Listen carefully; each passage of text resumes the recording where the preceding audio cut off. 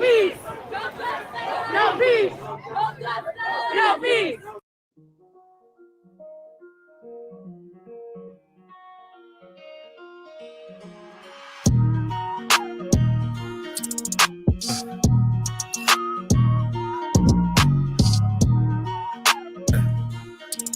Tell me gon' die every day.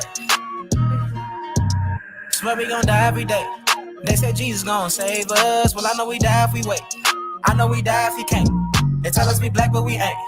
Aboriginal, native, yeah, we gon' die every day. Cause we don't know where we came. We been here, lived here, open borders, got deported, fought for rights. Kidnapped, bitch slapped, blacked out, covered up, washed white. Drugged up, slugged up, beat bread, left for dead, fuck your life. It's all a plan, kill your man, take your land, slave your kids, rape your wife. Why y'all look so mad if all this shit I say is true? Why y'all look so mad if all this shit happened to you? White man quick to tell you was a slave, nothing before. But he himself only been free since 1840. On recording, I'm an ancient Egyptian from Atlantis, headed straight for Canada, that's Israel. Nothing fake about me, no capping rapping, I just fed the ink and I'm digital. No caveman, I'm original. Kentucky fried, extra crispy, wear a lot of gold cause my family history. I'm the guy to know, I bring death to history. Swear we gon' die every day. They said Jesus gon' save us. Well, I know we die if we wait. I know we die if he can't. They tell us we black, but we ain't. Aboriginal, native, yeah, we gon' die every day. Cause we don't know where we came. Swear we gon' die every day. They said Jesus gon' save us. Well, I know we die if we wait. I know we die if he can't. They tell us we black, but we ain't. Aboriginal, native, yeah, we gon' die every day. Cause we don't know where we came. Power, only respect power. Respect power. What's been said can't be said no louder. Stand for something, or you die a coward. They bombed our churches, set our kids on fire. Police keep erasing cause they backed up by the nation. Nation ain't complaining cause the Indians still hanging. Comanche, Sioux, Apache, ain't no history in blackness. No reason for that chatting if you bitch up when it's action. AR on my body, tell the bro to grab the shot. He loading up that new edition, finna hit him with this bobby. I can't shoot the shit, but 30 shouldn't miss. 54 races, 100 for his click. Anytime in prison, they don't want the shit. They don't want the problems. Snitches get the stick. Talking all that hatred, end up running like a bitch. Quick to call the laws, quick to play the bitch. Swear we gon' die every day. They said Jesus gon' save us. Well, I know we die if we wait. I know we die if he can't. They tell us we black, but we ain't. Aboriginal, native, yeah, we gon' die every day. Cause we don't know where we came. Swear we gon' die every day. They said Jesus gon' save us. Well, I know we die if we wait. I know we die if he can't. They tell us we black, but we ain't. Aboriginal, native, yeah, we gon' die every day. Cause we don't know where we came.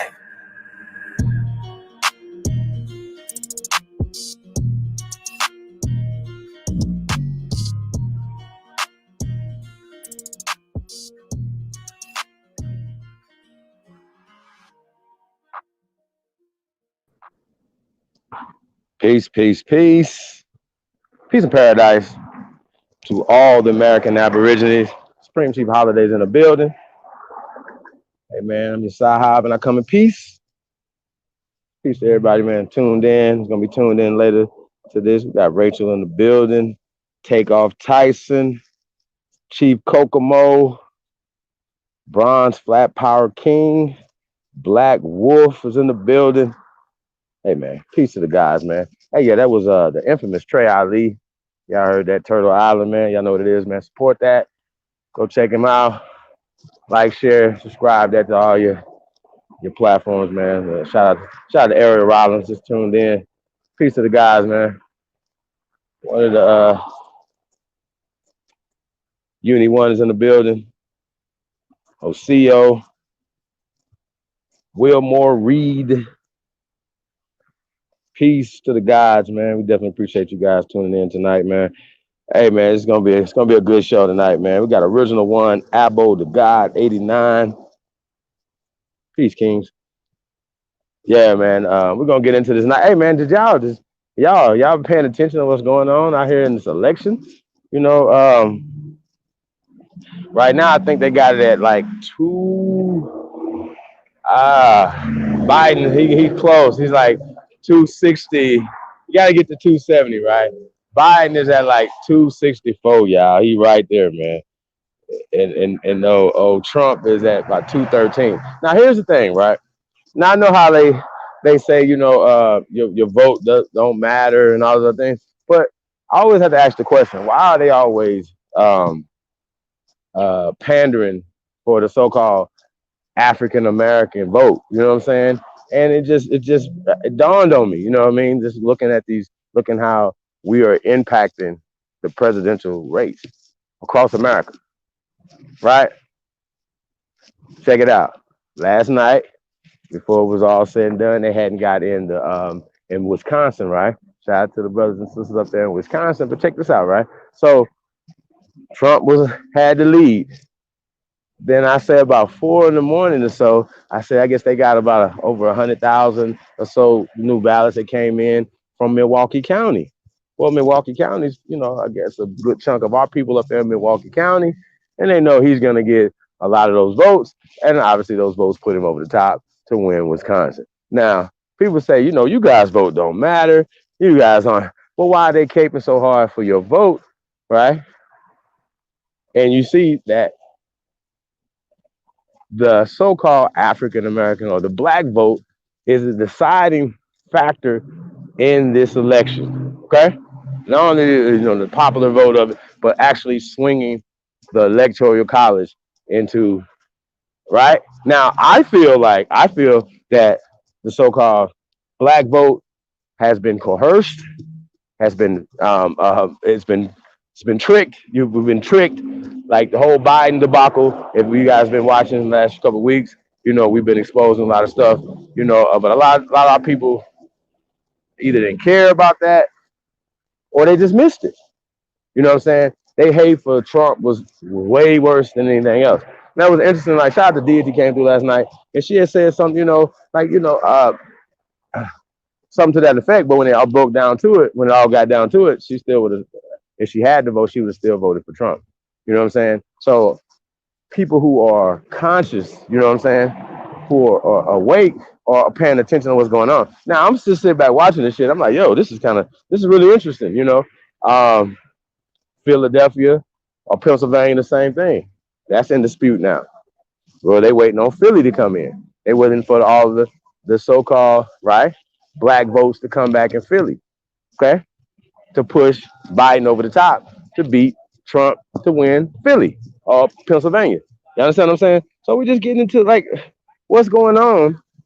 If the vote doesn't count, then I'm seeing not only the vote counting, but the so-called African American vote is determining whether who is the president or not. You understand? So this is what we're saying. Shout out to Black Indian in the building, Dopey Snow, the chosen one. Peace to the guys, man. It's 253 to 213 right now. Okay, so he got. Nah, I thought I could have seen. I think he got one more after that. I think he picked up Arizona, bro. He picked him up. Yeah, I think he picked up Arizona. But once again, different news agencies are called certain states and other ones won't. So you might be right on that. But I think they called Arizona for him. Got those votes. This shit's sad, son. Yeah. You say you voted for nothing? I don't know. I mean, like I said, they went out their way, bro, to put us in a certain mind frame against Trump, right? And to vote strictly, at a high level, at a high clip. It'd be interesting to see, what would be the turnout, what would be the percentages. But they said that Biden, right, got the most votes in history. He beat Barack Obama's thing. Now, all I'm gonna say about that is this right here, y'all. When they say stuff like that, right, you gotta understand. In the past 4 years, right, more people have became eligible to vote. Okay, so when they say stuff like that or whatever, it's kind of disingenuous. But we'll let him have that, because he did break records as far as that's concerned or whatever. So we'll let him have that. Black Hawk is in the building. OCO, piece of the guy, said hundreds of thousands of votes, and it's all for one candidate. Yeah, I don't know that, but they said it's a high percentage of those um ballots that come in, through the mail and stuff like that or whatever. So Trump and them is fighting tooth and nail, man. But what you gotta understand though, you gotta look at it from their perspective. The media has been lying and cheating the whole time, and now you're getting these ghosts where they saying that you were winning, and next thing you know, these mail-in ballots are putting Joe Biden over the top of you. Yeah, I'll be kind of worried about that too, y'all. Shout out to James Williams is in the building. Peace of the guy, man. Yeah, man, we're gonna have a throwback tonight, y'all. Before we get into that, let's pull up American Aboriginal Shoes. Keith Graham is in the building. OCO. Captain America. Peace of the guys, man. Definitely appreciate you guys coming through. Yeah, man, we're gonna get into this thing. Mama Bear. Peace, Empress. Yeah, cheating, even though, that's a fact. That's a fact. That's what we're dealing with. We're dealing with, just a whole rigged election, and we're talking about just the electoral debacle. You know what I'm saying? This is what we're dealing with. We're dealing with, not only, the debacle of it, but the manipulation that the media was pushing this whole time. They pushed a manipulation campaign. They pushed a propaganda campaign, and we understand that when the whole Black Lives Matter stuff. So we talked about open society, George Soros, and all these people affecting not only the elections here in America, but globally. This is a global thing that these people are doing. And for Joe Biden to be one of the worst politicians ever in American history, for all the money that he raised, and all the things that they've done, you know what I'm saying? You can't look back and say that's right and exact. That wouldn't be cheating. You know what I'm saying? So just a bunch of bullshit, y'all. Peace of the guys, man. Hey, man, walk like a god, y'all. Y'all haven't checked out AmericanAboriginalShoes.com. Check us out, man. AmericanAboriginalShoes.com, man. Walk like a god. Let's get it.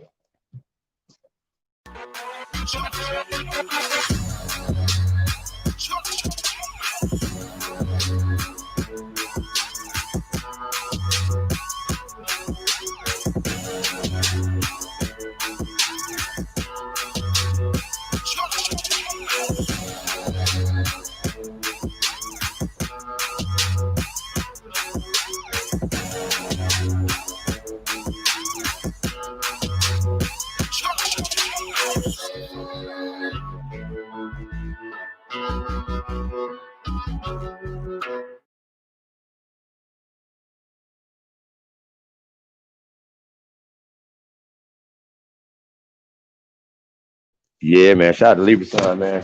Walk like a god, man. Original tribal wear.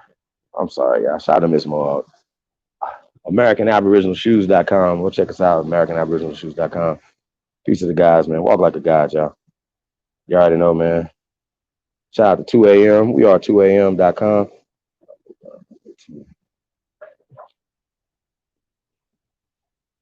Shout out to Miss Sylvia Williams is in the building. Peace, Empress. Eagle Hawk Condor. Peace to the guys, man. Thank you guys for coming through tonight. We definitely appreciate you guys, man. Just want to get you guys' reaction to this election debacle that's going on, man. What do y'all think about this? What do you guys think about Kamala Harris being in there? I don't know. And like I said, we got a throwback tonight, y'all. We got the Ballot or the Bullet speech by Malcolm X, y'all. So we're gonna be playing that tonight, man. Just a throwback, man, to see, because a lot of stuff that was already said, so a lot of things that a lot of lessons that we need to have taken in the past. So, we're gonna be getting into that tonight, y'all. So peace of the tribe, man. We are 2am.com. 2 a.m. 2 a.m. It's 2 a.m. Wake up. It's time. It's 2 a.m., y'all. Hey, y'all already know, man. Show love, show support to the real. Hit us up at weare2am.com, man. We're gonna put the links and stuff in the chat room, man. Y'all already know what it is, man. Support the real, man. Like I said, we over here working, y'all. Definitely appreciate everybody. We got the chosen one. Sent to the building. Peace to the God, man. What's up, brother? How you feeling?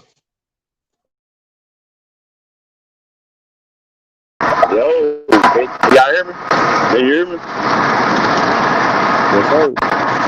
Oh my God! I had to get on tonight, man. My mind is going a million miles an hour. It just amazes me how people vote and not get nothing out of the deal. They'd rather vote for Joe. They'd rather vote and not get nothing. They're just not gonna get nothing. No opportunity zones or anything.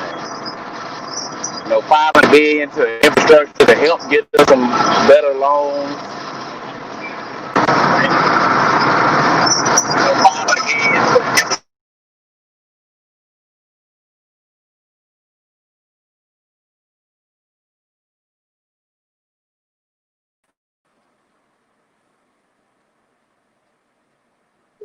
billion. The back, peace, bro. What's cracking? Man, How you feeling? open borders. Open borders. Yeah, open borders. They don't open the borders up. So what does open borders, forced vaccines, gun confiscations, and high taxes, what does that mix lead to?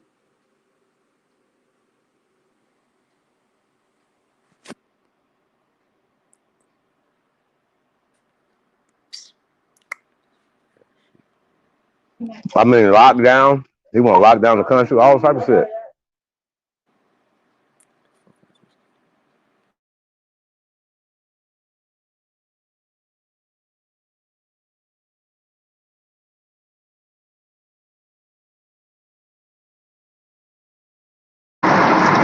Yeah, they through with us. They finna let the Mexicans come in now. We finna be overwhelmed by the Mongoloids. They coming in. They finna probably dismantle the wall. These damn bitches. Abortion finna go up. Hey. I mean, y'all gotta understand, man. Now you know it's like niggas always need something to motherfucking to complain about. You know what I'm saying? But guess what? They're gonna be complaining the first 10 days of Kamala and what they call it, Jim Crow Joe. Y'all, you niggas gonna be crying. Y'all gonna be crying the whole fucking 4 years. Watch. I already told you. Watch. You ain't get nothing out the deal. Ain't gonna be no conversations. There ain't gonna be no conversations about no black contract for America. Ain't no conversation. And not only they gonna stop, And not only they gonna stop releasing niggas out of prison, they gonna start locking niggas back up. And the police gonna start acting even more of a fool because these fools right here, the Democrats, push them and they don't care about anything that they're doing to our people. So let's just keep it real. And like I said, man, you know, one thing about us, we're gonna be here still fighting, no matter who in office. You understand what I'm saying? And we're gonna have to maneuver regardless. And so that's just what we at, regardless of who's in their office, who's their president, that has anything to do with us and how we're gonna move. But we have to support each other. We have to start building our own shit, or we wouldn't have to have this old ass cracker representing us. Y'all understand what I'm saying? Remember, he said you're not black if you don't vote for him. Okay? The fuck? Come on, y'all. He had 60-something death penalties on his crime bill. He had 60-something statutes of code that if you sold drugs, it was the death penalty. He gave you the death penalty. It's crazy. Then Kamala, she's sitting there talking about, no, I'm not gonna just give black people anything. When you give black people, everyone should get. Man, we ain't finna get nothing, bro. People vote for nothing. I don't understand that. It blows my mind. It blows my mind. 70 million people voted against their interests. Think about that. It's just crazy. The back, what it do, brother? Man, sitting back, taking the gut analysis of everything. Mm-hmm. But most definitely, though, it's about to be contested in the Supreme Court, and then once The other side offers the appeal, whoever the other side might be, is going to be in the Supreme Court for months. So I don't see a January inauguration. Mm.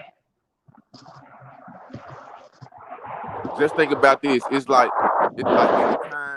anytime it's a famous melody.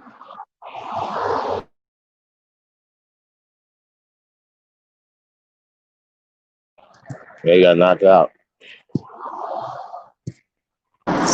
They got all them undocuments in here. Back in the 80s, we had 40 million of us, 40 million Mexicans. 40 years later, we got 44 million, so we went up 4. They have 62 million people now, the Mexicans do. And these Democrats over here talking about sanctuary cities. They talking about open borders. And black folks over here, or black Indians over here talking about saving these motherfuckers. These the motherfuckers that's gonna take your job. They not gonna pay you $20, $30 an hour and go get 2 Mexicans for $8.50. Fuck out of here. This shit is crazy. It's really Hey, bro, you sad. got Yeah, cut bro. off. Go ahead. No, it's really sad. It's just sad that people don't just, they don't rationalize. They just go with it over emotion. They just go with emotion. I mean, to vote away from your interest just over emotions, though, right? Because every time I talk to somebody, they always say, well, Trump's racist, right? And I'm like, well, he said he wasn't racist, right? I have never heard Joe Biden say he wasn't. Even when they accused him of it, he never denied the shit. He just said it was a mistake and that he's going to do better. He's going to apologize. He's not going to get in there and do shit. Biden Nothing. looks Absolutely like the nothing. Green Reaper that they used to portray to us as children. That's what he looks like today. He kind of looks like the Green Reaper, minus the road. Minus the road. He definitely. That's crazy, yo. I mean, but yo, I didn't think the people, right? Like they pushed the propaganda machine so good. I didn't think the people. Huh? I didn't think we was that as a people that gullible, yo. You know what I mean? Like we fell for that. Wow. Nah, he Yeah. said that you could be 8 or 9, 10 years old and you could change your sex, dog. So Creepy Joe, I got a daughter. I got plenty of daughters. I got 3 daughters. You're not finna let no little boy go in the bathroom with my daughter, dog. Like, we're gonna have problems. We're gonna have problems. And he said that an 8 or 10-year-old, just like Boosie said, 8 or 10-year-old don't know where they getting dinner at, let alone if they want to be a boy or a girl. He said if it didn't make life easier, then he gonna do away with all the regulations. Like Joe Biden ain't got no spine. Like he ain't got. He can be sold to the highest bidder. Well, the positive thing is that it's a mix between the Senate and the lower house, so that is a positive outlook. But their plan is similar to how whenever it's a melanated person, whether they're an athlete or an entertainer, and they have a big court case, whether they are the victim and they're whether they're the prosecutor or whether they are on the defense side. Whenever it's going against that person's favor or that culture's favor, they always delay the outcome. They always delay the verdict. If it's something that people are protesting and may potentially riot about, they always delay the verdict. So the longer that they delay this, then the more it's in Joe's favor. Because had they announced that last night, man, we'd be sitting up having a totally different conversation right now. And I'm taking all the emotions out of it, but also knowing and being forefront about what we're up against and how the dynamics the dynamics evolve every few years. So what are the dynamics of these next few years that we have to still mingle through?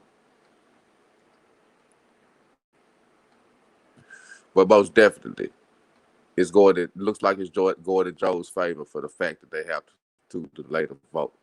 But what I see is that Trump is going to go to the Supreme Court.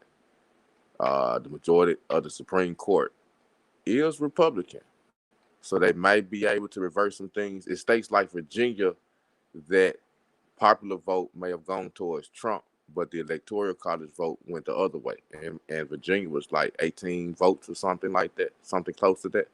And so, if Trump Open up goes the mic. and Open appeals up to the the mic. Supreme Court, Open up the mic. yeah, he's gonna be there.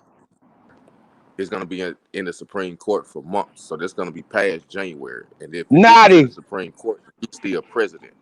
And so now we may hear about Yo, yo. 13603, the executive order 13603. Open up the mic. Put me on the front screen there. Truth, Naughty, what it do? What's up? What's up? Put me What's on the up, front brother screen. Naughty? Put me on the front screen there. You gotta holler at me when you come back to Dallas, Naughty. I'm looking for you, man. Who that? Who that? That's the chosen one. So Yeah. Put me I see on in the the dick, front man. screen. Put me on the front screen, yo. Got we all on. Try it.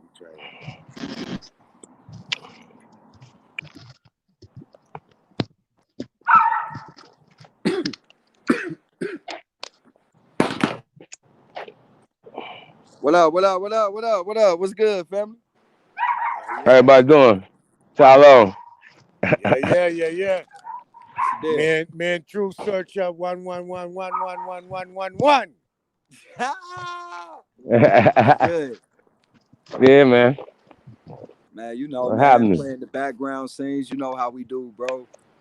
Really connecting this shit, you know how it is. I'm gonna be down there to see you in a few days too, bro. That's what's up. You feel me? I might come up here too. But Let me see that hat, man. What you got going on? What is that? A straw hat? Naughty. that's Indian indigenous hip hat. That's what that That's is. what's up. That's what I'm smoking on. This is the Aboriginal hat. The Aboriginal. I smoking on a hemp leaf out of a hemp tobacco. Who all on the panel there? The black, The chosen one. chosen one, brave. What that say? Braveheart. Man, you gotta get a bigger phone. Oh, I need a. That's an iPhone 12. Oh, okay. The chosen. Okay, the chosen. Yeah. Big up, I. And Yeah, man. Yeah, I get every time from Dallas, dog. I got you, man, but I need to holler at you. oh yeah. Hit my email, Dallas. I might stop back there on my way from where I'm here Okay. right now. Stop through, bro. Stop through. What's good? Hey, y'all believe in death row? Then believe in death row West, nigga. Hey, like Chief been saying, AP, AB, A1, a lot of people in this chat. You know, man, we've been building with the information for years. Now it's time to start building on some real shit, man. We got to start getting out, meeting the family. We got to start connecting, start getting these business plans going. You know, fuck whoever in office. Them niggas ain't got no jurisdiction over me. They can suck a dick. You feel me? All I care about is me and get my people straight. You feel me? And there's a lot of brothers and sisters that care about the same shit, and you can tell because there's a lot of shit going on in the background, you know, and the real ones know. You feel me? And the ones that don't know, you know, either ain't they time to know, or it just ain't the place for them to ever know. But the real gonna get together, fam. We gonna get this family shit going. because we got to look out for each other, stay strong, and we got to be there for each other. Fuck all that snake sucker shit that we done vibe with in our life. We done came up into this consciousness. We waking up. We understanding what it is. It's each other. It's time we start living like it. We all need each other. We need each other. Stop the bickering. I represent him. When you see me, he represent me. When you see him, you understand that's two peas in one pod. Even though we separate pea, we in the same pod. He ain't arguing about the left side, me ain't arguing about the right side. We looking at each other and say, yo, we need to bust this pod open together. So the people them need to just come together, man. It ain't that hard. Stop using your money to go buy some fingernail polish. Stop using your money to go buy a pair of Nikes for 1 month. Use your money to come see me, to come be around me, to come vibes with me so we can make something happen. But yeah, big up to Black Wolf and all the family them out there, man. I ain't gonna sit there and ring out your ear long. And just, give it to you. Rah.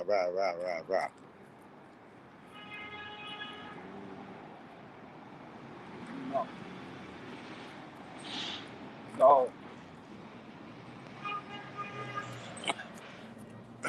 What happened? They still talk. Oh, they still on? Oh, yeah. Yeah, we just want to say what's up, family. Man, bless the stage and shit. The bro Chief, he always throwing fire bills just like the rest of the family. But, I feel like a visual is more important than words. We could have told you about this, but we'd rather show you just to show. Like, man, it's real out here, man. If y'all ain't paying attention, shit getting real crazy out here. If there ain't no better sign than to tell you we got to start sticking together, looking for each other, looking out for each other, it ain't no better time than the present. Let's get it together, family. And, I'm with y'all, all of y'all. Just reach out. This is all love. Big up to the sister Firewater over there on the East Coast, holding it down strong. She hold your lion there in a gracious synchronicity. So me appreciate that there. Now me there on the West Coast, west side of town, you understand? Now me have to represent West Side. West Side.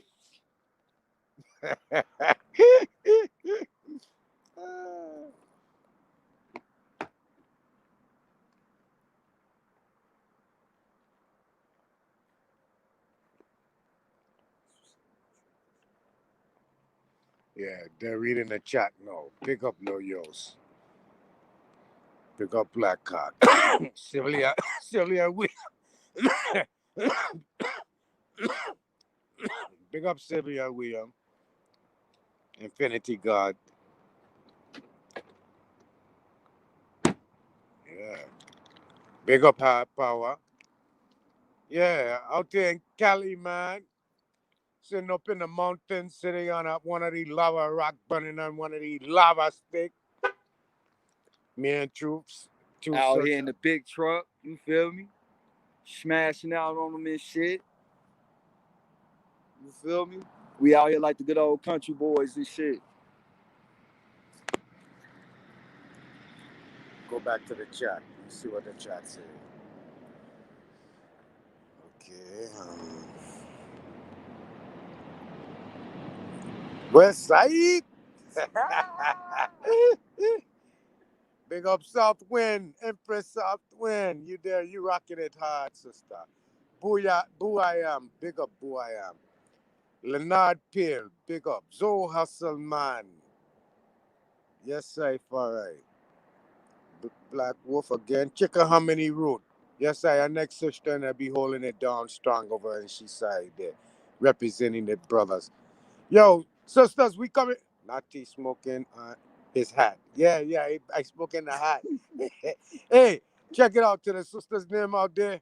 Man, give you a strong message you can go to bed on and rest easy. And when you rise up in the morning and arising, you have a big smile upon your face. Brethren's out here really trying to link something together to make you comfortable now. Real talk.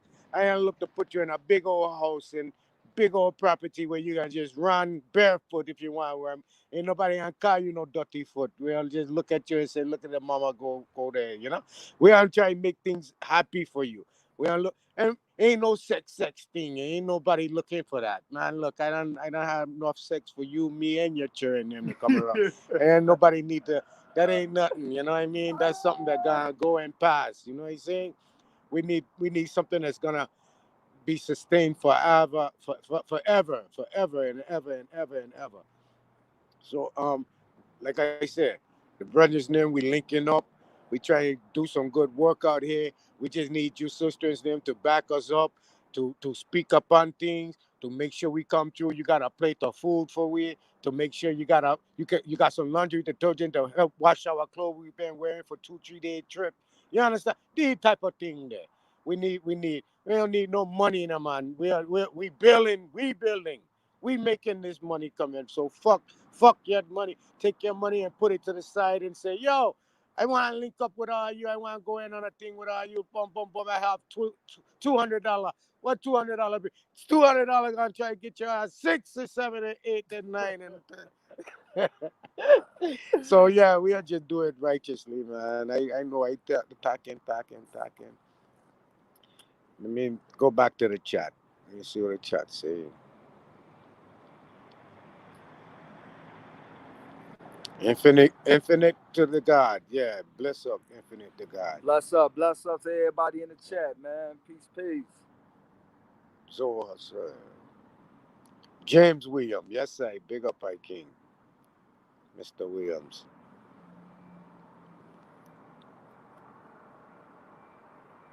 We ain't done enough yet, Mama Bell. Yeah. We just getting started. Yeah. We doing the most. We just getting started. You should have saved us earlier. Working. So I called the SOS and I'm gonna get up with you. Say less, family. Say less. Yeah. Take off Tyson. Big up Take off Tyson. Hey, I hope this get what we doing, what me and this man here doing, right? And what me and some other brethren done do, and what we continue on doing, right? We hope we giving ambition to the people to try to do better, to try to come together.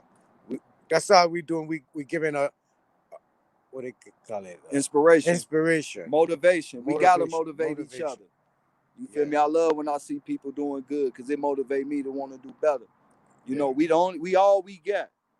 Yeah. At the end of the day, we all we get. Nobody else got us, but we don't even got us. It's time that we gotta start having us. Cause we all we got. These motherfuckers out here don't like us, and hey, the feeling is fucking mutual. But when we individualize, it's easy for us to get picked off and targeted. But the stronger we stand, this shit, a motherfucker gonna think twice before they come through that blood. Like, nah, you know, I don't think we can move on them like that because we gotta be prepared for that. So, you know, man, that's all it is, man. We just trying to stay blessed, stay humble, stay grounded, keep that spirit in us. You feel me? Let the ancestors speak to us. Let's take off from where the ancestors left at. Because it's been a big gap since the last real warriors of the ancestors stepped foot on this soil. Now it's time for us to we the cleanup crew. We come through this bitch like waste management, nigga. We taking out all the trash. You feel me? And we gotta have each other, man, no matter what. No matter what. It's time that we gotta start calling out our own and stop letting people be the face for us. Cause one motherfucker do something ignorant, we don't handle that shit. And now they looking at us all like we condoning that shit. Like, nah, not only we not condoning that, but we don't condone you either, nigga. And we quicker to bomb on you first. But it's time, man. You know, man, it's time. The talking is over with. It's time for action. We gotta let these words start being actions. And you know, man, like I say, I'm with whatever. And that's not no, I'm talking about some positive shit. I'm with whatever. If it's positive, I'm with you. I support. In any way I can be a part of it, let me know. Put me in the game, coach. Too many chiefs, not enough Indians. Yes, we can be a chief, but sometimes we got to be an Indian. And I ain't talking about Indian, and let's not play semantic with words. Basically, what I'm saying is, even a teacher is still a student. So know how to be a teacher, but also remember you always a student. And that's going to humble you down, and you can be able to move however you want to move. You feel me? And it's all love, baby. We going to get at it. We going to get at it, family. It's just the beginning, man. It's just the beginning. I'll look at the chat, see what the chat says. Can I hear we good? Can I get a 1 if you can hear us good? Let me go back up.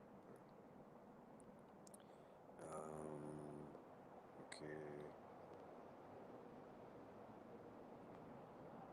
So to keep the pocket laid. Nah, I got these shells for that ass.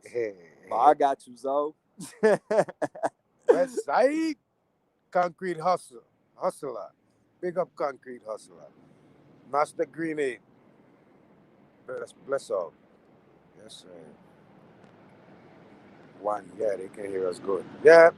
That sounds like you're having fun, but didn't get invited. Oh, 56 56. Boy, I did pass by your house, man. I sat outside your house for 30 minutes blowing the horn. But your wifey come say you was drunk. So I kept going, man.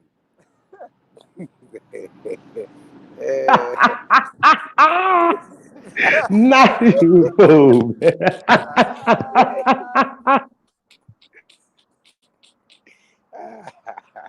Man, peace to the guys, man. Y'all wild, man. Hey, man. So I definitely want to do this. I want to put this video on though, man. Throwback Malcolm X, y'all. Um, but I just want to, talk to you gentlemen about what's going on with the election. What do you guys think about the They turn of cheated, events that's bro. going on? Looking like Joe They Biden might cheated. be the next president. What do you guys think about that? They cheated. They cheated, bro, That's because what we was Trump is watching it saying. last night. They said like 90-some% was in Wisconsin, and Trump was up 56 to 47, 43. Matter of fact, how the fuck Mm-hmm. he beat him by 200 fucking votes and 90% was in, and he was down by damn near 11 to 13 percentage points. In Michigan, he was down by 7 to 8 percentage point with 80, 90% in. Like, bro, that shit bullshit, man. You know what time it is? Like, they called Arizona for Biden, then had to take it away. But here it is. You had 90% in Michigan, Wisconsin, Pennsylvania, North Carolina, and shit. And they said, oh, it's still a chance. It's still a chance. Like, come on, how the fuck you call for Biden with 60% in, but 90% in, and you don't call that for Trump? Like, bro, they cheated, bro. They trying to start a civil war. And that's why I say, man, we got to come together, because they go automatically label us with the Democrats because niggas went out there and voted for a fucking racist because it was anybody but Trump. So we got to look out for each other. I say fuck them all, nigga. You feel me? Fuck the white Democrats. Fuck the white Republicans. If they cool with me, I'm cool with them. But they coming with that smoke, they ass gonna get fired. But it's all about us, man. We need to form our own political party. Point blank, period, and stand on our own shit, because they cheating like a motherfucker, bro. I ain't gonna stunt. I don't fuck with no politics and shit, but Trump won that shit, bro. And he doing right by going to the Supreme Court about that shit. And but you know how that shit gonna play out, bro. They gonna try to snake him, and it's gonna go down and shit. So I just say, man, be careful, protect yourself.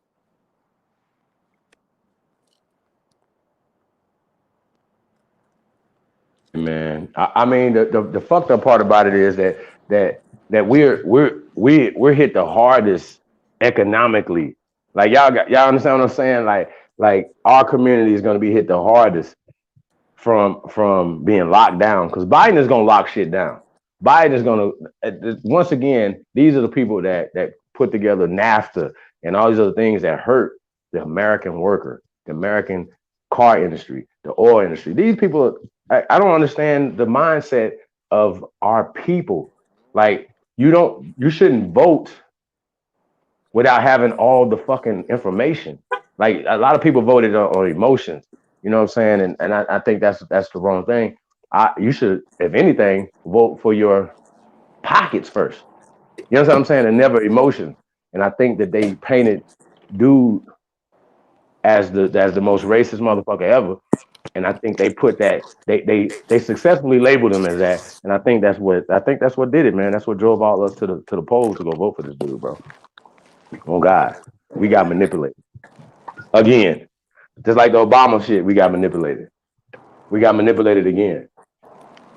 And that's some bullshit, because once again, when it's all smoke, it's clear, they don't have any programs. They don't have anything. They're not even talking to us after the election. They're not going to start talking until it's time to get elected again. and we gotta make them pay.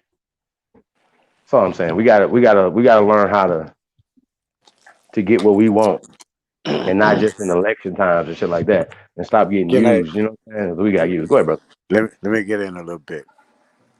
So, if anyone noticed when they watched the election, when Biden spoke and Trump spoke, and none of the flags was any fringes. Did anyone notice that? When have you seen a presidential Nah, race with no fringes on the flags? There's a new representation and going on. People catch on. Don't allow Nati to see everything, man. Some of y'all got to stop burning me out around this camp, man. Like, y'all can't do me like that. Don't do me like that. I can see it all. Nah. But okay, let me come again now. If anyone else noticed, they said they ain't gonna have a real count for the president until next Friday, not this coming Friday, but next Friday. Wouldn't have that ever happened. That's not constitutional. Um, done. That's illegally. That's an illegal thing. That's an illegal act. That's a new government. See what's going on. And people are gonna be volunteering for this fictitious new government, thinking it's the same, and it's not. They just showed it to you on TV. No fringes on them flag. They ain't even in that representation of maritime no more. Come on, man. It's a whole new. It's the United States of the Americas. Go read it up. See what it say. But big up to y'all smart people out there, you know? Not to just dumb. Let me see. Let me see if anyone got something smart to say. yeah, man.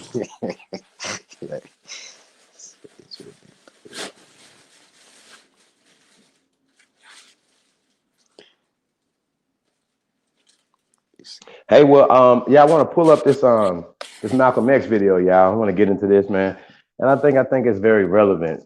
You know, if you haven't heard this before, it's gonna be a treat. And if you heard it before, like I have a few times, then go back and take notes and listen to something that the brother's saying. We're gonna have to get our minds right. You know what I'm saying? And I don't think that we're not we're being reactive as a people as opposed to being actors. We're reactors, and we need to start being producers and producing um, um, our own will and our own. You know what I'm saying? This Black Lives Matters is a problem, y'all. How they have just taken over our whole political struggle. You know what I'm saying? Like I heard my son say that it was a new civil rights movement. I'm like, new civil rights movement. I didn't know our struggle stopped. And they, you know what I'm saying? Like, what are you talking about? Well, what he's talking about is the Boehner Rustin ass nigga took over the so-called civil rights. This is what he's talking about. So we're gonna get into this ballot or the bullet by Malcolm X. Y'all. So hold on a second. We're gonna get into this. Nadi, what y'all on, man?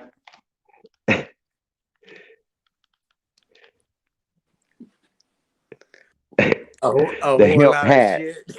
The I hemp gotta look up. hat.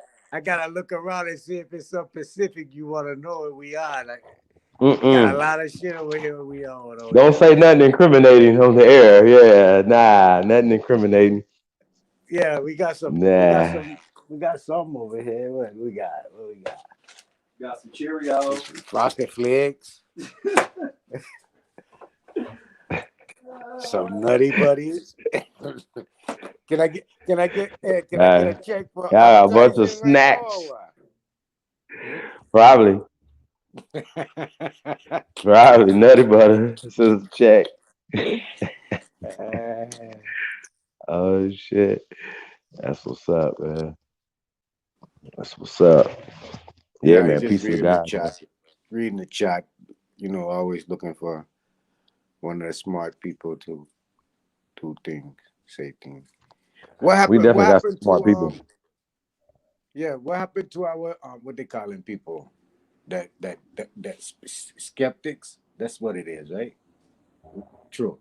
What you mean? Like people, every time you say something, someone got something negative to say against what you say. Oh yes, shit. A pessimist, Ass people. Not a opposite of hater fan. ass nigga, Opposite of fans. Being a fan. A hater. No, a professional hater. name. Yeah, professional name, man. We got a Probably professional. a critic. Critic. Yeah. There you Critic, go. yeah. I got Nigga, that one. Siskel and Ebert ass niggas. Yeah, what happened to we critics, man? I like our critics to come over and give us some problems, some hassles, something. Me too.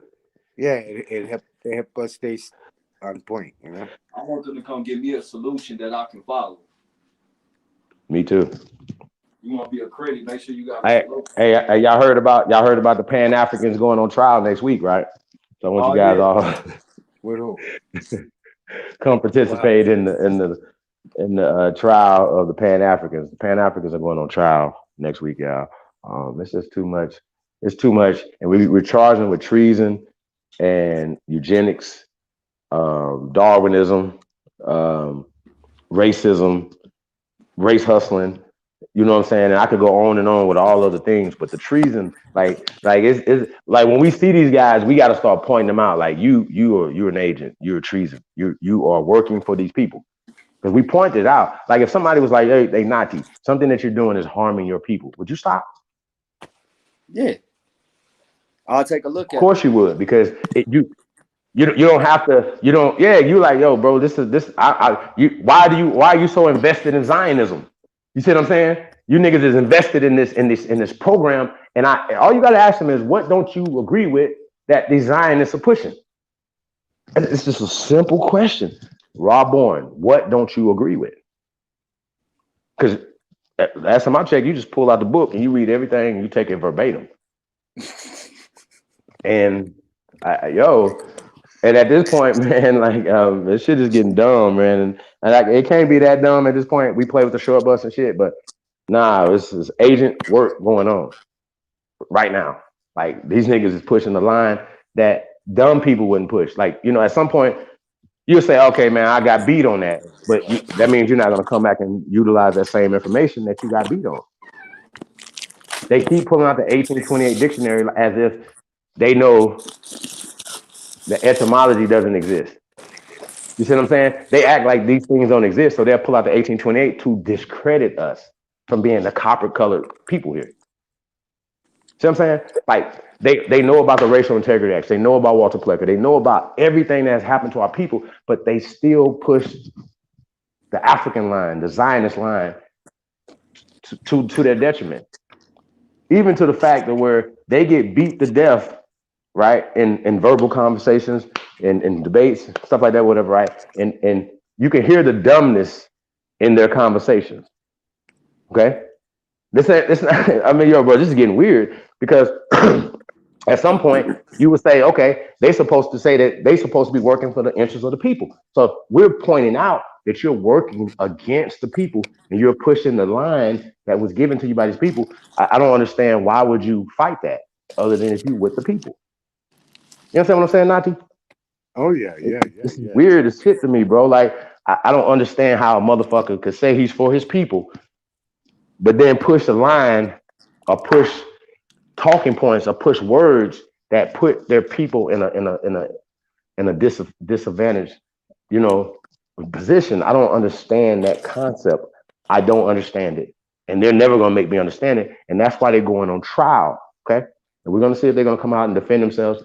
The last trial we had last week, niggas didn't come out and defend themselves, so that's why we're gonna see if they're gonna come out and defend themselves. We're gonna charge them with pushing racism, pushing sexism, pushing every ism that you can ever think of, but they're pushing Zionism. Okay, they're pushing a Zionist agenda. Darwinism, Zionism, this is all their scientific bullshit that they're pushing is pseudo. Everything that's attached to the theory of evolution and the out of Africa hypotheses. No, it shouldn't even talk about it because it comes from this. And if you swab your cheek and that makes you be African and stuff, that is a part of the out of Africa hypotheses that's attached to the theory of evolution. Okay? That has been debunked. So whenever they pulling out some DNA samples and all this other dumbass shit that they don't know nothing about, y'all, okay? They don't know anything about this.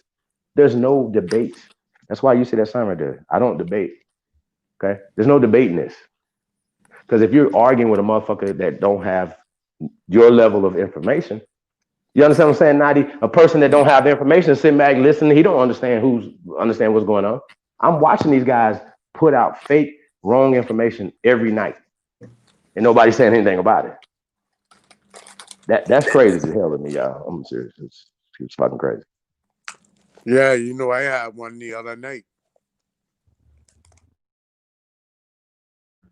Say that again. I had one of those experiences the other night on your channel. Mm-hmm. Well, the other night when Someone knowing too much but don't know enough. You know what I'm saying? Yeah, I heard that was an interesting conversation the other night. And what care? I love women, right? I love them so much that I would die for them. But they don't seem to understand that.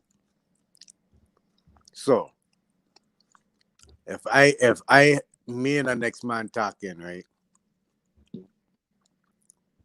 Whatever me and this man talking about, Mm-hmm. she supposed to hold her mouth, not jumping, not saying do what I say do. Blah, blah, blah, blah. There's a reason behind it.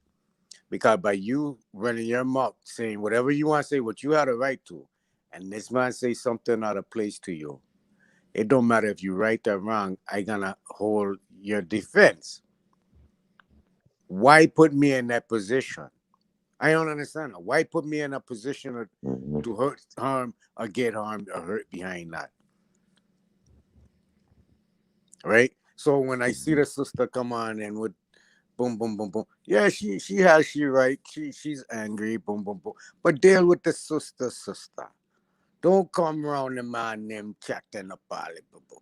It's only one, maybe two women around we could do that. That's I say what it is Empress or what. You check and she crew.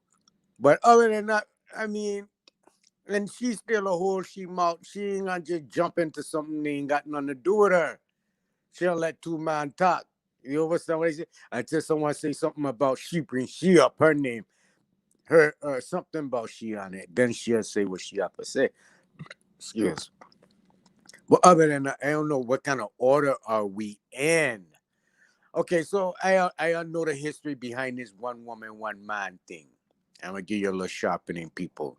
We as a nation of people, we would have more than one woman. Man would, because he needed that structure. He needed that structure to start his own tribe. Not Terry Sue, Tom Jones, and his partner name was part of the tribe. It was me, my wives, my children. My children's was the tribe. That's what was the tribe, right? So I would have to have a multitude of women to have a multitude of children. Maybe at them time you might have had one woman maybe having um of 10 to 20 children back in them time, all the way up to maybe um to maybe 50, 60 years ago. 70 years ago they started having multiple limited the children. But beforehand, one woman have 10, 20 children. You have 100 grandchildren of them, 20 children. This your tribe. So one man have two, three wives. It was built, they structured like that. But look, when they come in about this one woman, one man talk, this come from the Anglo of Rome when they went in and destroyed Cleopatra and Mark Antony. Do the study, do the research. Look, Cleopatra already had children from Caesar. Then Mark Antony come in and breed right behind. Look, even in their culture, one woman had more than one man. Even in we culture, one woman have more than one man. The elder of the tribe. right? It usually be matriarchal, a woman.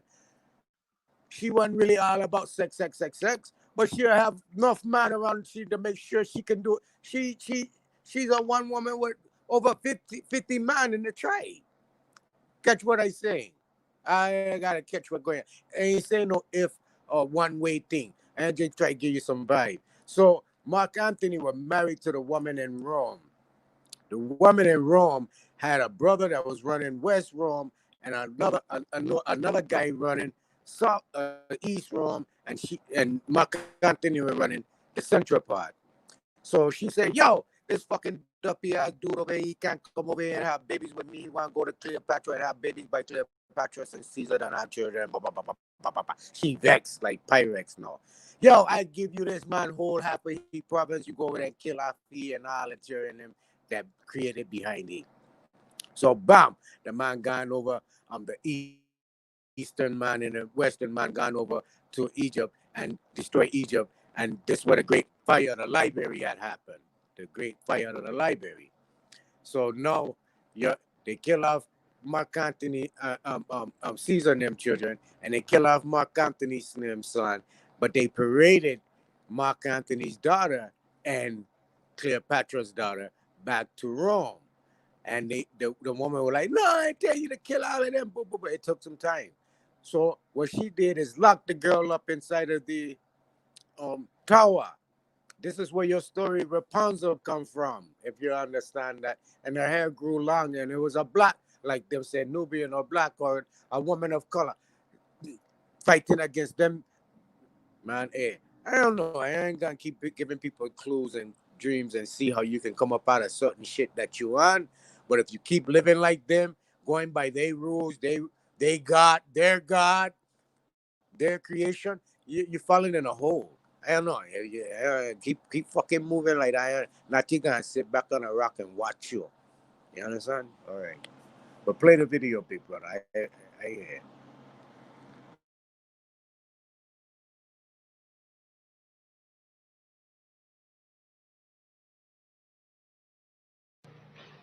Reverend Cleave, brothers and sisters, and friends, and I see some enemies.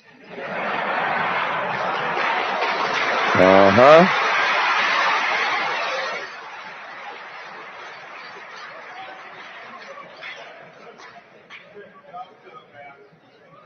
In fact, I think we'd be fooling ourselves if we had an audience this large and didn't realize that there were some enemies present. This afternoon, we want to talk about the ballot or the bullet. The ballot or the bullet explains itself. But before we get into it, since this is the year of the ballot or the bullet, I would like to clarify some things that refer to me personally concerning my own personal position. I'm still a Muslim. That is, my religion is still Islam.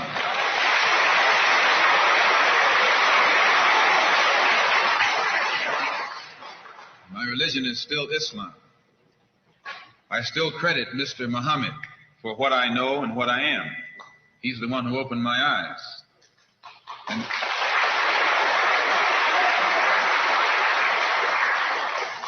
at present, I'm the minister of the newly founded Muslim Mosque Incorporated, which has its offices in the Teresa Hotel right in the heart of Harlem. That's the Black Belt in New York City. And when we realize that Adam Clayton Powell is a Christian minister, he has the Abyssinia Baptist Church, but at the same time, he's more famous for his political struggling. And Dr. King is a Christian minister from Atlanta, Georgia, or in Atlanta, Georgia, but he's become more famous for being involved in the civil rights struggle. There's another in New York, Reverend Galamison. I don't know if you've heard of him out here. He's a Christian minister from Brooklyn, but has become famous for his fight against the segregated school system in Brooklyn. Reverend Cleave, right here, is a Christian minister here in Detroit. He's the head of the Freedom Now Party. All of these are Christian ministers.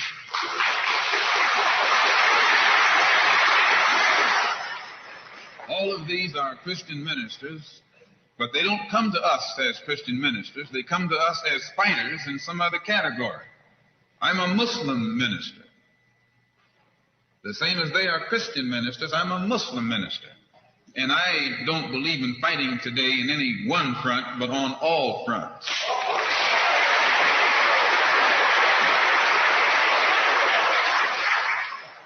In fact, I'm a black nationalist freedom fighter.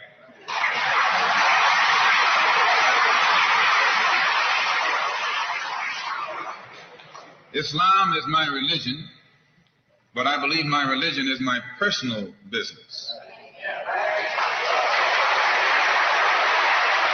You heard what he said? He said his religion is his personal business. My personal business. Morals. And my religious philosophy is personal between me and the God in whom I believe.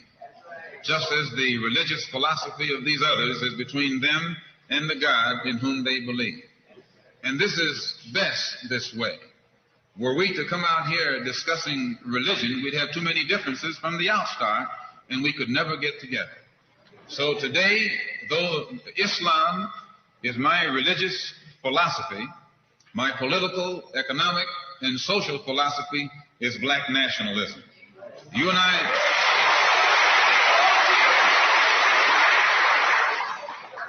As I say, if we bring up religion, we'll have differences, we'll have arguments, we'll never be able to get together. But if we keep our religion at home, keep our religion in the closet, keep our religion between ourselves and our God, but when we come out here, we have a fight that's common to all of us against the enemy who is common to all of us.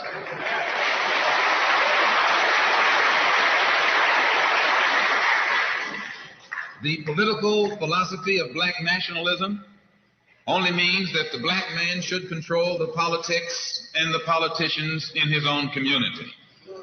The time when white people can come in our community and get us to vote for them so that they can be our political leaders and tell us what to do and what not to do is long gone.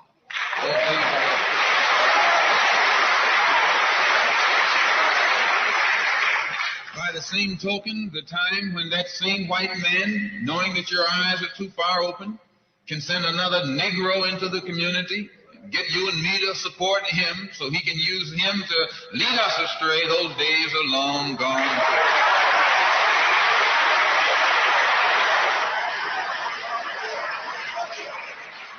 The political philosophy of black nationalism only means that if you and I are going to live in a black community, and that's where we're going to live, because as soon as you move into as soon as you move out of the black community into their community, it's mixed for a period of time, but they are gone, and you're right there all by yourself.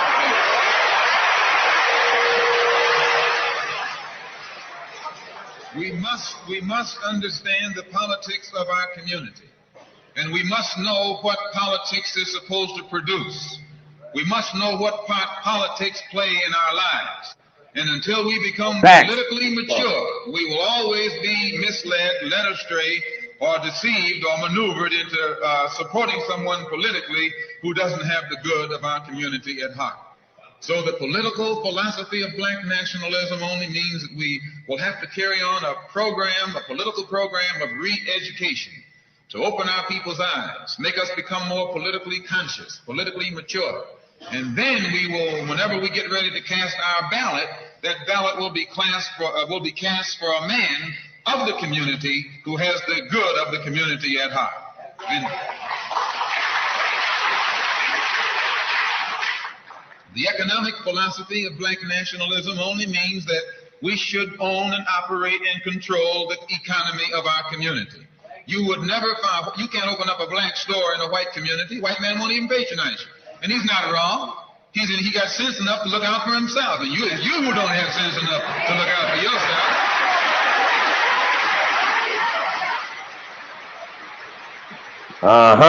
This is 1964.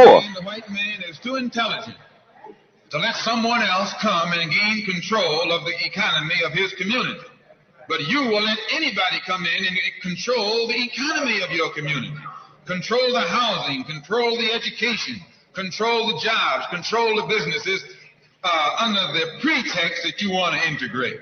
No, you're out of your mind.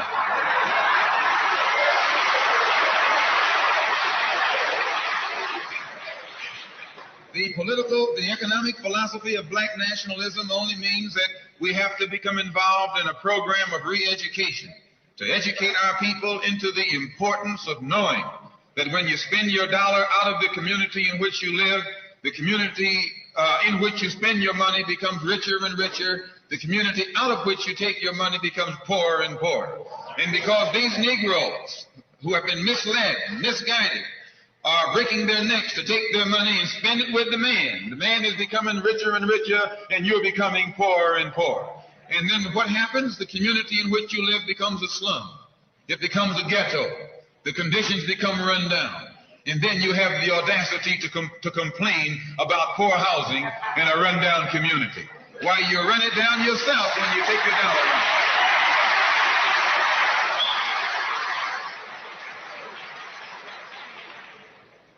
And you and I are in a double trap, because not only do we lose by taking our money someplace else and spending it, when we try and spend it in our own community, we're trapped because we haven't had sense enough to set up stores and control the businesses of our community. The man who's controlling the stores in our community is a man who doesn't look like we do. He's a man who doesn't even live in the community. So you and I, even when we try and spend our money in the block where we live or the area where we live, we're spending it with a man who, when the sun goes down, takes that basket full of money in another part of the town.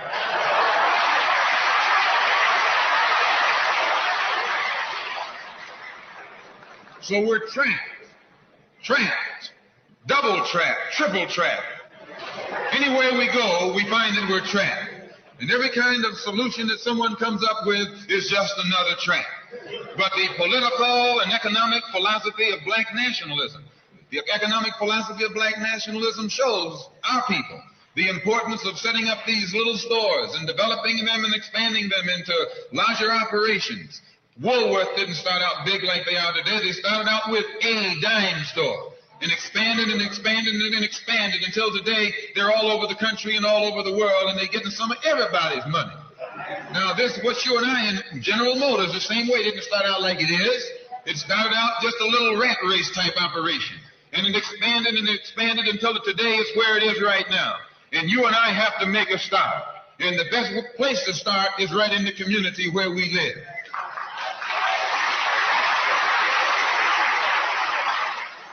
So our people not only have to be re-educated to the importance of supporting black business, but the black man has to be made aware of the importance of going into business. And once you and I go into business, we own and operate at least the businesses in our community.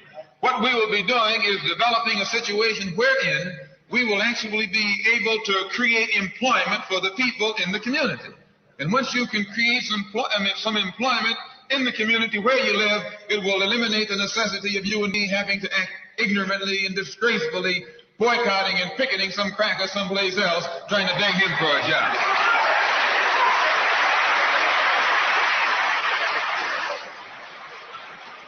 Anytime you have to rely upon your enemy for a job, you're in bad shape. He is your enemy. Anytime, you wouldn't be in this country if some enemy hadn't kidnapped you and brought you here.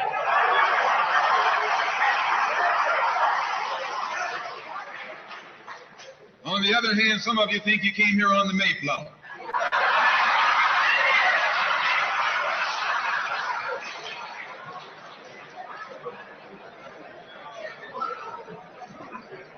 So as you can see, brothers and sisters, today, this afternoon, it's not our intention to discuss religion.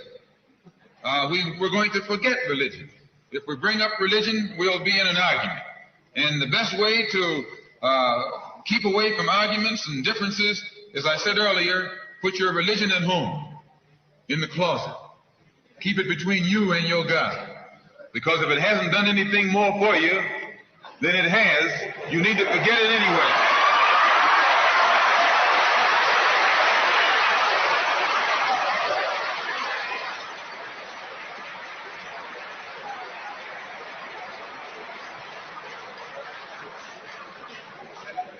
Whether you are a Christian or a Muslim or a nationalist, we all have the same problem. They don't hang you because you're a Baptist, they hang you because you're black.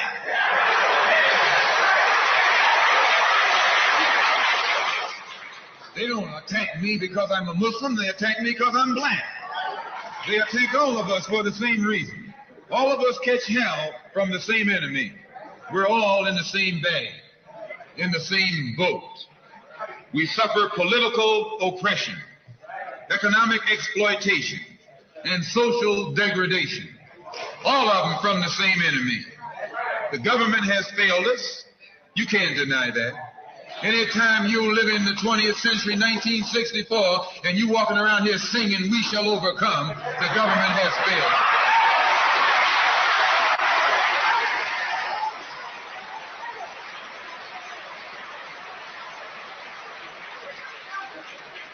This is part of what's wrong with you. You do too much singing.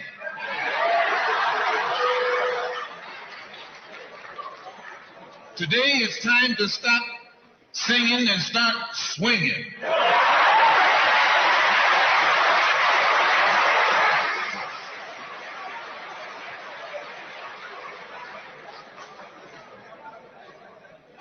You can't sing up on freedom, but you can swing up on some freedom.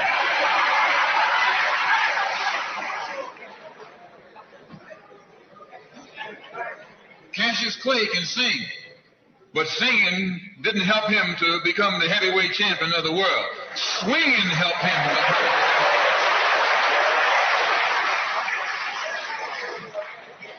So this government has failed us. The government itself has failed us. And the white liberals who have been posing as our friends have failed us.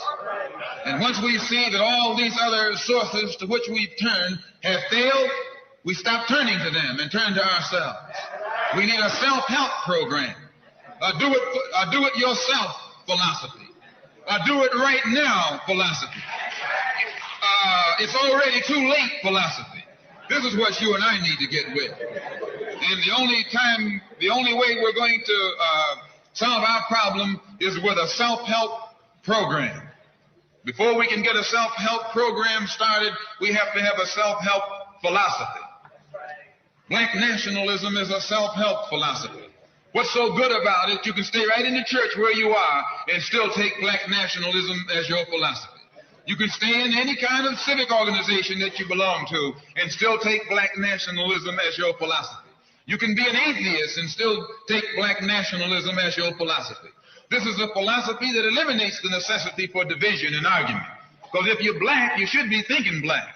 And if you're black and you're not thinking black at this late date, well, I'm sorry for you.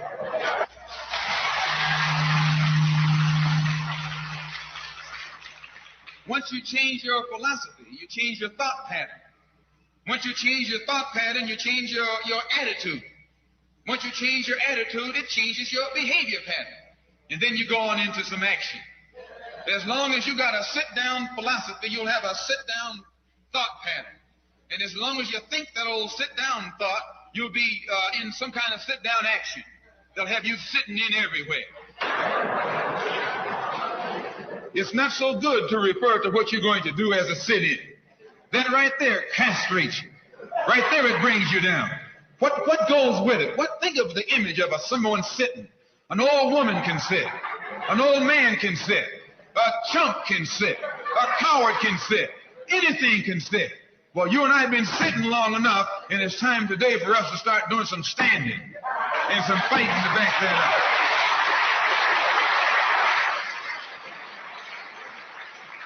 When we look at other parts of this earth upon which we live, we find that black, brown, red, and yellow people in Africa and Asia are getting their independence.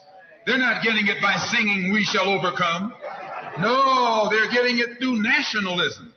It is nationalism that brought about the independence of the people in Asia. Every nation in Asia gained its independence through the philosophy of nationalism.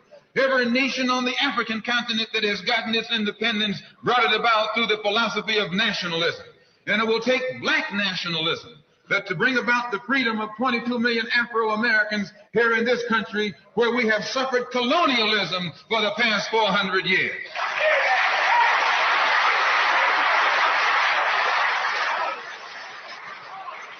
America is just as much a colonial power as England ever was. America is just as much a colonial power as France ever was. In fact, America is more so a colonial power than they, because she's a hypocritical colonial power behind it.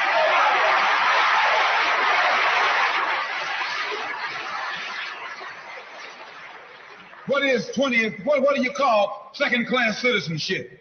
Why, that's colonization. Second-class citizenship is nothing but 20th century slavery. How are you going to tell me you're a second-class citizen? They don't have second-class citizenship in any other government on this earth. They just have slaves and people who are free. Well, this country is a hypocrite. They try and make you think they set you free by calling you a second-class citizen. No, you're nothing but a 20th century slave.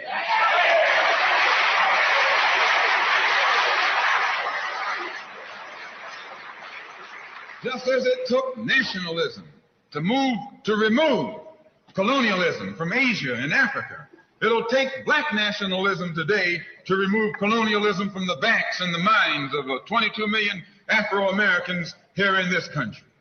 And 1964 looks like it might be the year of the ballot or the bullet.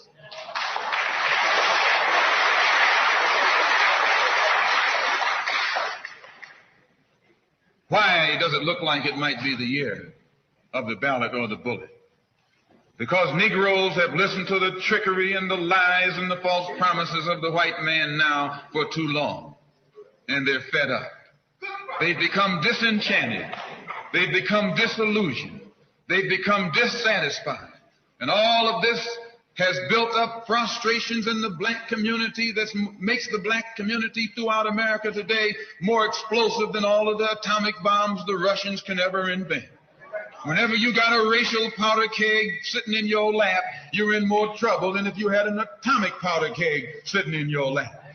When a racial powder keg goes off, it doesn't care who it knocks out the way. Understand this, it's dangerous. And in 1964, this seems to be the year. Because what can the white man use now to fool us? After he put down that march on Washington, and you see all through that now, he tricked you, had you marching down to Washington. Yes, had you marching back and forth between the feet of a dead man named Lincoln and another dead man named George Washington, singing "We Shall Overcome."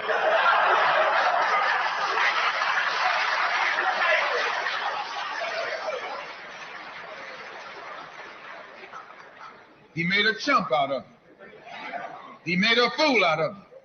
He made you think you were going somewhere, and you end up going nowhere but between Lincoln and Washington. So today our people are disillusioned. They've become disenchanted. They've become dissatisfied. And in their frustrations, they want action. You'll see this young black man, this new generation, asking for the ballot or the vote. That old Uncle Tom action is outdated. The young generation don't want to hear anything about the odds are against us. What do we care about odds?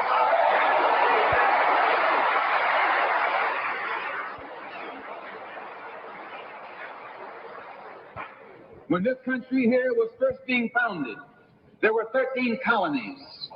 The whites were colonized. They were fed up with this taxation without representation. So some of them stood up and said, liberty or death. Though I went to a white school over here in Mason, Michigan. The white man made the mistake of letting me read his history books.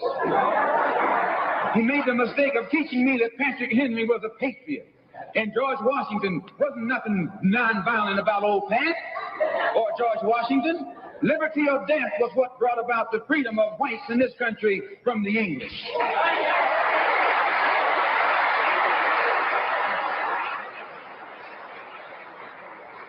They didn't care about the odds. Why, they faced the wrath of the entire British Empire. And in those days, they used to say that the British Empire was so vast and so powerful when the sun would never set on it. This is how big it was. Yet these 13 little scrawny states, tired of taxation without representation, tired of being exploited and oppressed and degraded, told that big British Empire, liberty or death. And here you have 22 million Afro-Americans, black people today, catching more hell than Patrick Henry ever saw.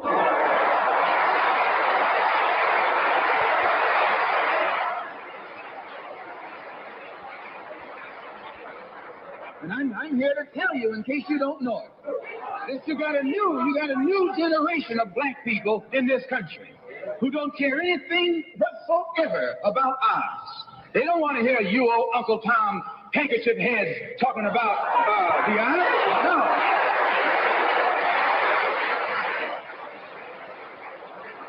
No. This is a new generation. If they're going to draft these young black men and send them over to Korea or South Vietnam to face 800 million Chinese.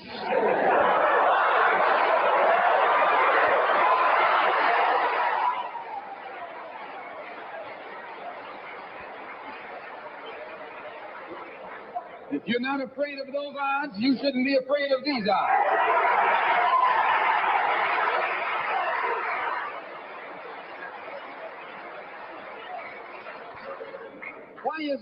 Why does this loom to be such an explosive political year? Because this is the year of politics. This is the year when all of the white politicians are going to come into the Negro community. You never see them until election time. You can't find them until election time. They're going to come in with false promises. And as they make these false promises, they're going to feed our frustrations. And this will only serve to make matters worse. I'm no politician. I'm not even a student of politics.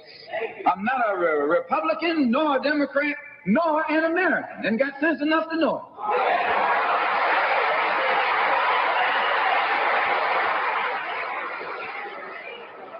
I'm one of the 22 million black victims of the Democrats. One of the 22 million black victims of the Republicans, and one of the 22 million black victims of Americanism.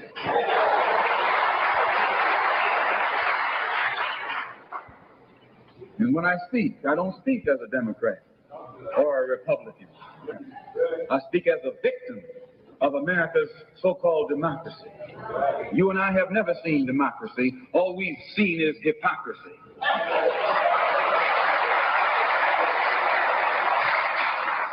When we open our eyes today and look around America, we see America not through the eyes of someone who has enjoyed the fruits of Americanism. We see America through the eyes of someone who has been the victim of Americanism. We don't see any American dream. We've experienced only the American nightmare. We haven't benefited from America's democracy. We've only suffered from America's hypocrisy. And the generation that's coming up now can see it and are not afraid to say it. If you go to jail, so what? If you're black, you were born in jail.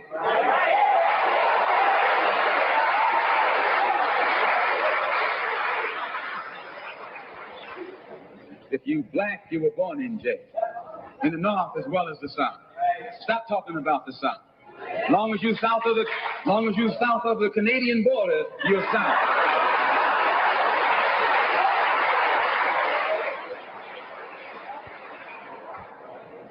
Don't call Governor Wallace a Dixie governor. Romney is a Dixie governor.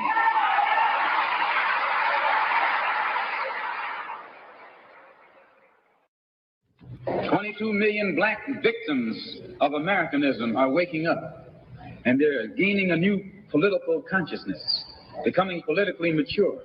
And as they develop this political maturity, they're able to see the recent trends in these political elections. They see that the whites are so evenly divided that every time they vote, the race is so close, they have to go back and count the votes all over again. And which means that any block, any minority that has a block of votes that stick together is in a strategic position. Either way you go, that's who gets it. You're in a position to determine who go to the White House and who stay in the doghouse. You're the one who has that power. You can keep Johnson in Washington, D.C., or you can send him back to his Texas cotton patch.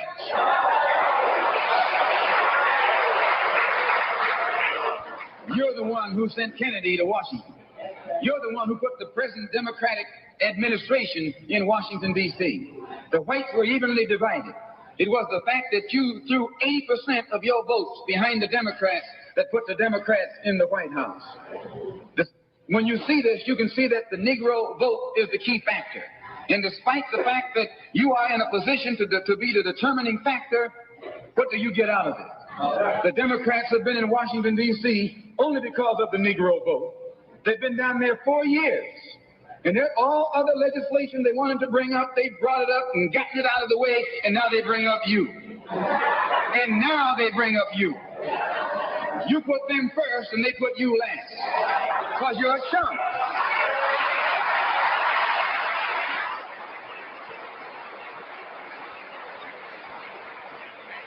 A political chump. In Washington, D.C., in the House of Representatives, there are 257 who are Democrats. Only 177 are Republicans. In the Senate, there are 67 Democrats. Only 33 are Republicans. The party that you back controls 2/3 of the House of Representatives and the Senate, and still they can't keep their promise to you because you're a chump.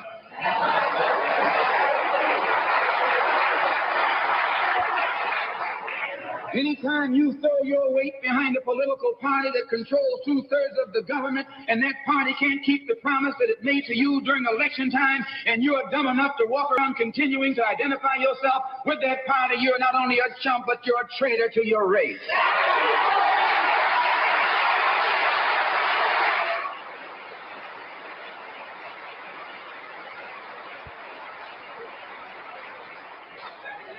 And what kind of alibi do they come up with?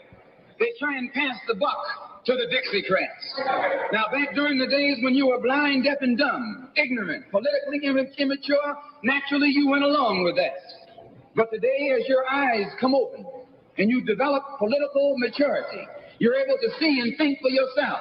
And you can see that a Dixiecrat is nothing but a Democrat in disguise. You look at the structure of the government that controls this country. It's controlled by 16 senatorial committees and 20 congressional committees. Of the 16 senatorial committees that run the government, 10 of them are in the hands of Southern segregationists. Of the 20 congressional committees that run the government, 12 of them are in the hands of Southern segregationists. And they're going to tell you and me that the South lost the war.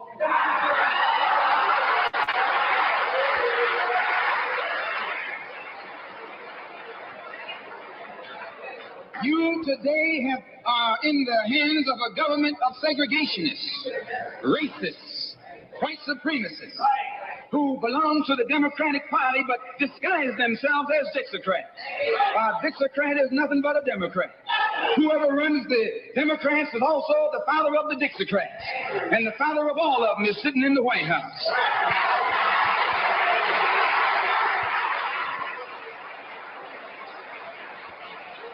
I say and I say it again. You got a president who's nothing but a Southern segregationist.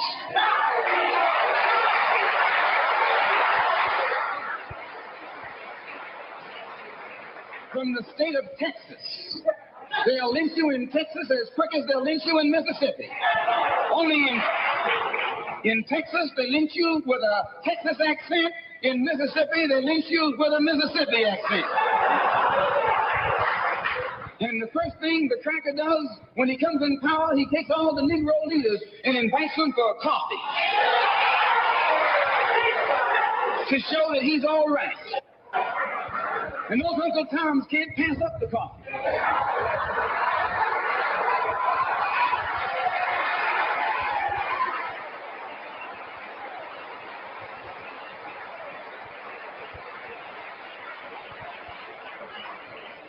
They come away from the coffee table telling you and me that this man is all right.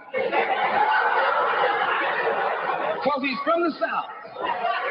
And since he's from the South, he can deal with the South. And look at the logic that they're using. What about Eastland, he's from the South. Make him the president.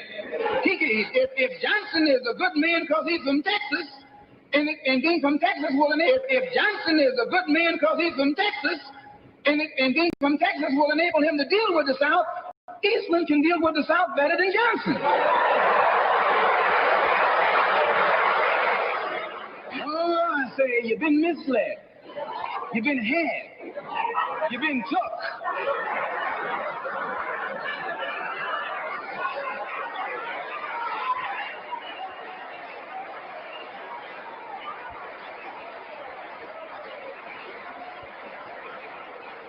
I was in Washington a couple of weeks ago while the senators were filibustering. And I noticed in the back of the Senate a huge map. And on this map, it showed the distribution of Negroes in America. And surprisingly, the same senators that were involved in the filibuster were from the states where there were the most Negroes. Why were they filibustering the civil rights legislation? Because the civil rights legislation is supposed to guarantee voting rights to Negroes in those states.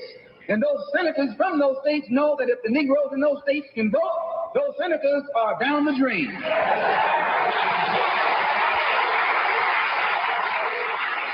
The representatives of those states go down the drain.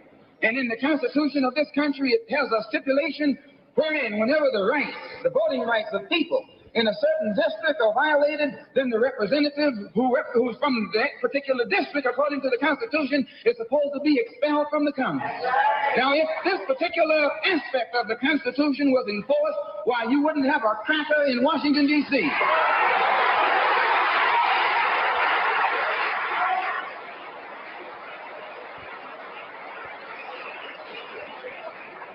But what would happen when you expel the Dixiecrat? You're expelling the Democrat. When you destroy the power of the Dixiecrat, you're destroying the power of the Democratic Party. So how in the world can the Democratic Party in the South actually side with you in sincerity when all of its power is based in the South?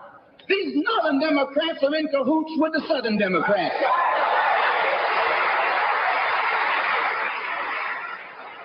They're playing a giant con game, a political con game. You know how it goes. One of them comes to you and make believe he's for you. And he's in cahoots with the other one that's not for you. Why? Because neither one of them is for you. But they got to make you go with one of them or the other. So this is a con game. And this is what they've been doing with you and me all these years. First thing Johnson got off the plane, when he became president, he asked, "Where's Dickie?" You know who Dickie is? Dickie is old Southern cracker Richard Russell. Look here. Yes. Lyndon D. Johnson's best friend is the one who is who's heading the forces that are filibustering civil rights legislation. You tell me, how in the hell is he going to be Johnson's best friend?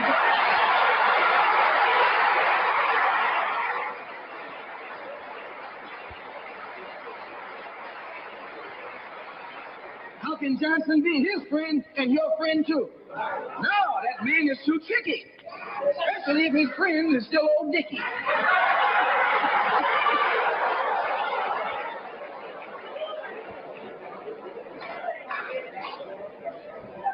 Whenever the Negroes keep the Democrats in power, they're keeping the Dixiecrats in power. This is true. A vote for a Democrat is nothing but a vote for a Dixiecrat. I know you don't like me saying that, but I'm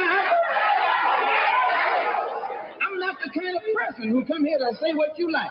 I'm going to tell you the truth whether you like it or not.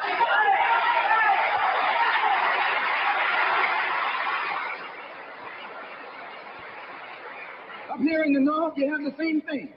The Democratic Party don't do it. They don't do it that way. They got a thing that they call gerrymandering. They maneuver you out of power. Even though you can vote, they fix it so you're voting for nobody. They got you going and coming.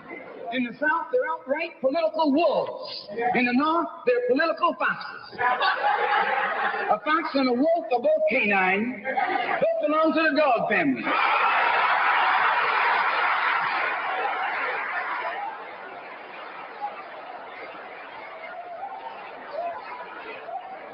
Now, you take your choice.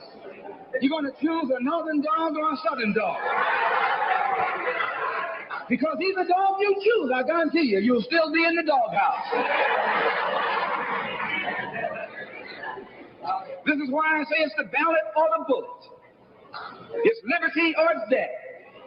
It's freedom for everybody or freedom for nobody.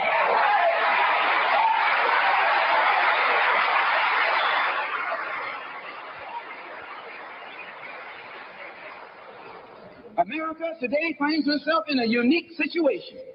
Historically, revolutions are bloody. Oh, yes, they are.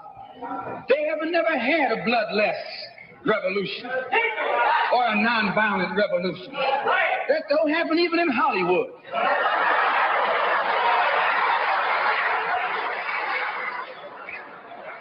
You don't have a revolution in which you love your enemy. And you don't have a revolution in which you are begging the system of exploitation to integrate you into it. Revolutions overturn systems. Revolutions destroy systems. A revolution is bloody. But America is in a unique position. She's the only country in history in a position actually to become involved in a bloodless revolution. The Russian Revolution was bloody. Chinese Revolution was bloody. French Revolution was bloody. Cuban Revolution was bloody. And there was nothing more bloody than the American Revolution. But today, this country can become involved in a revolution that won't take bloodshed. All she's got to do is give the black man in this country everything that's doing. Everything.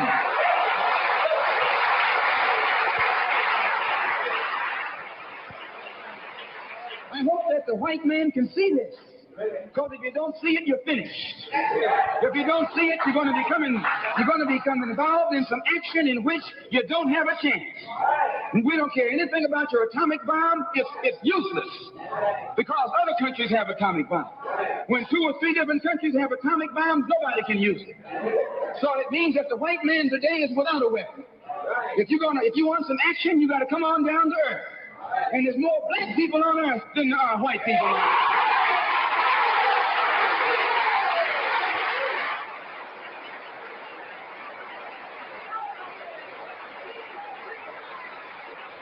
I only got a couple more minutes. The white man can never win another war on the ground. His days of war victory, his days of background victory are over. Can I prove it? Yes. Take all the action that's going on this earth right now that he's involved in. Tell me where he's winning. Nowhere. Why, some rice farmers, some rice eaters ran him out of Korea. Yes, they ran him out of Korea.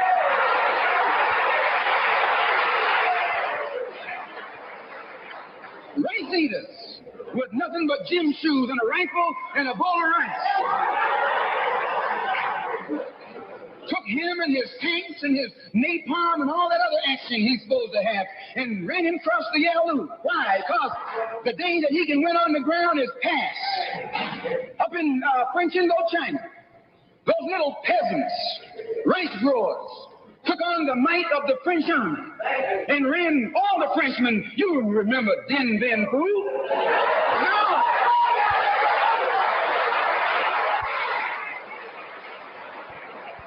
The same thing happened in Algeria, in Africa. They didn't have anything but a rifle. The French had all these highly mechanized instruments of warfare, but they put some guerrilla action on. And a white man can't fight a guerrilla warfare. Guerrilla action takes heart, takes nerve, and he doesn't have that.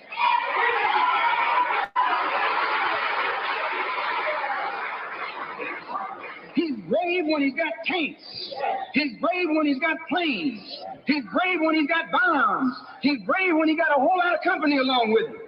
But you take that little man from Africa and Asia, turn him loose in the woods with a blade.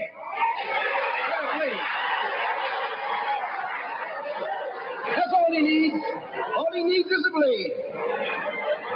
And when the sun comes down, goes down, it's dark, it's even Steven.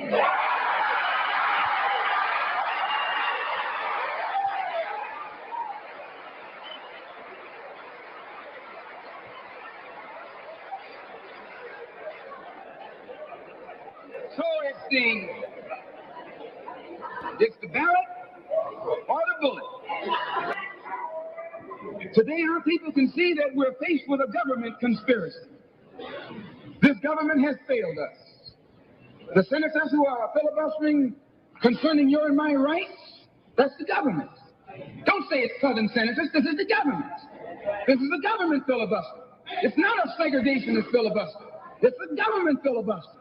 Any kind of activity that takes place on the floor of the Congress or the Senate, that's the government. Any kind of dilly-dallying, that's the government. Any kind of pussyfooting, that's the government. Any kind of act that's designed to delay or deprive you and me right now of getting full rights, that's the government that's responsible. And anytime you find the government involved in a conspiracy to violate the citizenship or the civil rights of a people, then you are wasting your time going to that government expecting redress. Instead, you have to take that government to the world court and accuse it of genocide and all of the other crimes that it is guilty of today.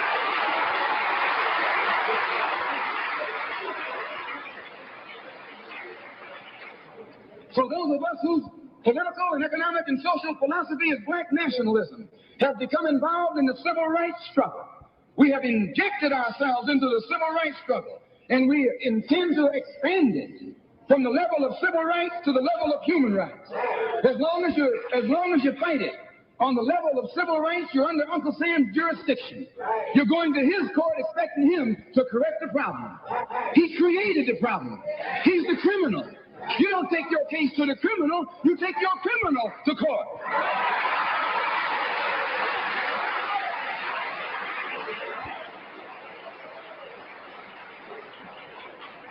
When the government of South Africa began to trample upon the human rights of the people of South Africa, they were taken to the UN.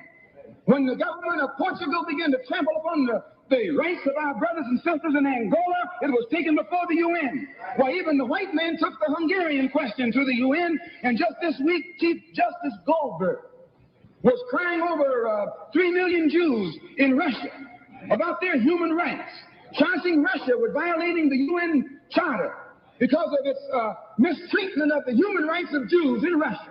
Now you tell me, how can the plight of everybody on this earth reach the halls of the United Nations, and you have 22 million Afro-Americans whose churches are being bombed, whose little girls are being murdered, whose leaders are being shot down in broad daylight?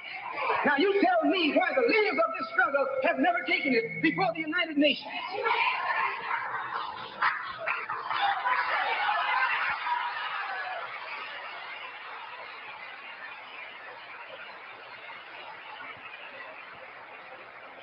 So our next move is to take the entire civil rights struggle problem into the United Nations.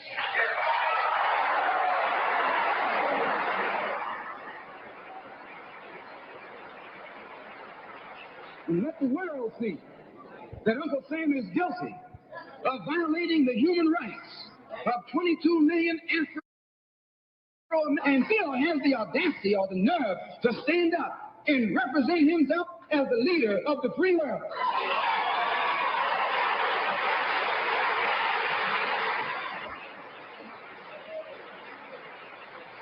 Not only is he a crook, he's a hypocrite. Here he is standing up in front of other people, Uncle Sam, with the blood of your and my mothers and fathers on his hands, with the blood dripping down his jaws like a bloody-jawed wolf, and still got the nerve to point his finger at other countries. You can't even get civil rights legislation. And this man has got the nerve to stand up and talk about South Africa, or talk about Nazi Germany, or talk about Portugal. No more days like those.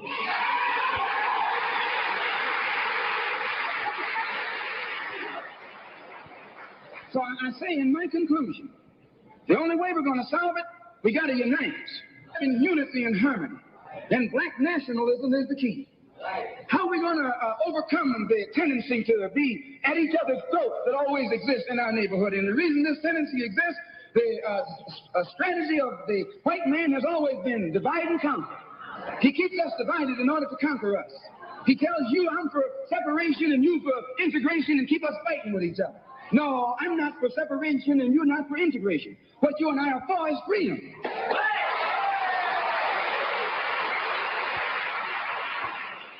Only you think that integration will get you freedom. I think separation will get me freedom. We both got the same objective. We just got different ways of getting at it. So I studied this man, Billy Graham, who preaches white nationalism. That's what he preaches.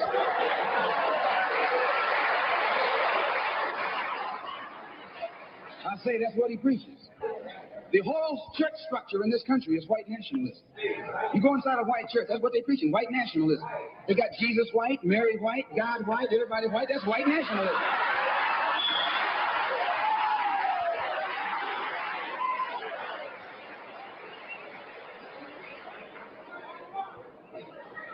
So what he does, the way he circumvents the jealousy and envy that he ordinarily would incur among the, if you go into an area where the church already is, you're going to run into trouble. Because they got that thing, what you call it, syndicated. So they got a syndicate, just like the racketeers have. I'm going to say what's on my mind, because the preachers already proved to you that they got a syndicate.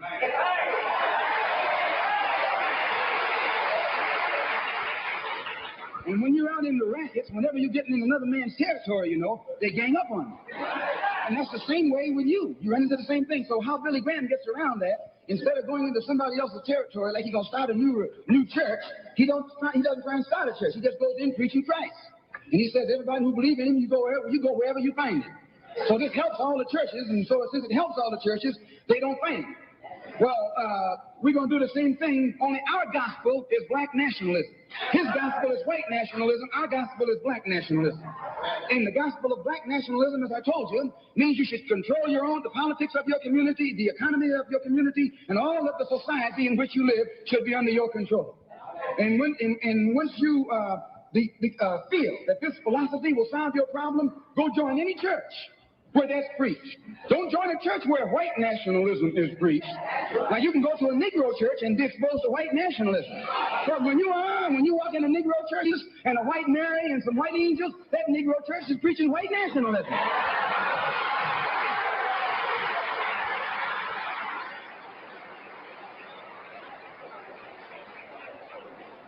But when you go to a church and you see the pastor of that church with a philosophy and a program that's designed to bring black people together and elevate black people, join that church. Join that church. If you see where the NAACP is preaching and practicing that which is designed to make black nationalism materialize, join NAACP. Join any kind of organization, civic, religious, fraternal, political, or otherwise, that's based on lifting the black man up and making him master of his own community.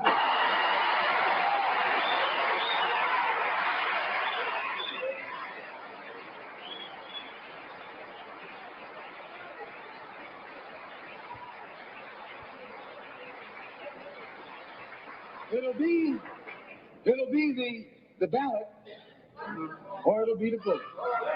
It'll be liberty, or it'll be death. And if you're not ready to pay that price, don't use the word freedom in your vocabulary. One more thing. I was on a program in Illinois recently with Senator Paul Douglas, the so-called liberal, so-called Democrat, so-called white man. At which time he told me that our African brothers were not interested in us in Africa. He says the Africans aren't interested in the American Negro. I knew he was lying. But during the next 2 or 3 weeks, it's my intention and plan to make a tour of our African homeland. And I hope that when I come back, I'll be able to come back and let you know how our African brothers and sisters feel toward us.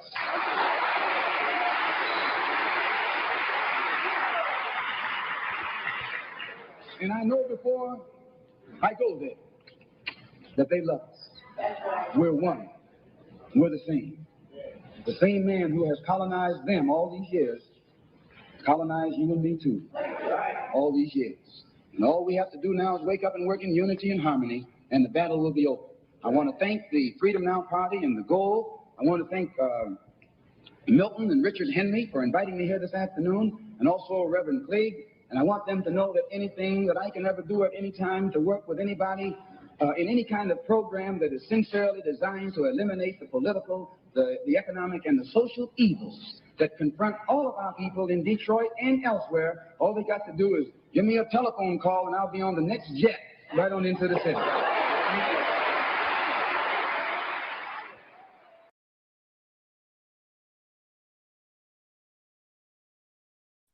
There you have it. The great, the immortal Malcolm X, El Malik Haj. Sheesh. Hey, man. Meticulous. You catch that, brother? Peace to the tribe, man. Peace to the gods, man. Y'all. Did I catch it? Did I catch it? Talk about it. Hey,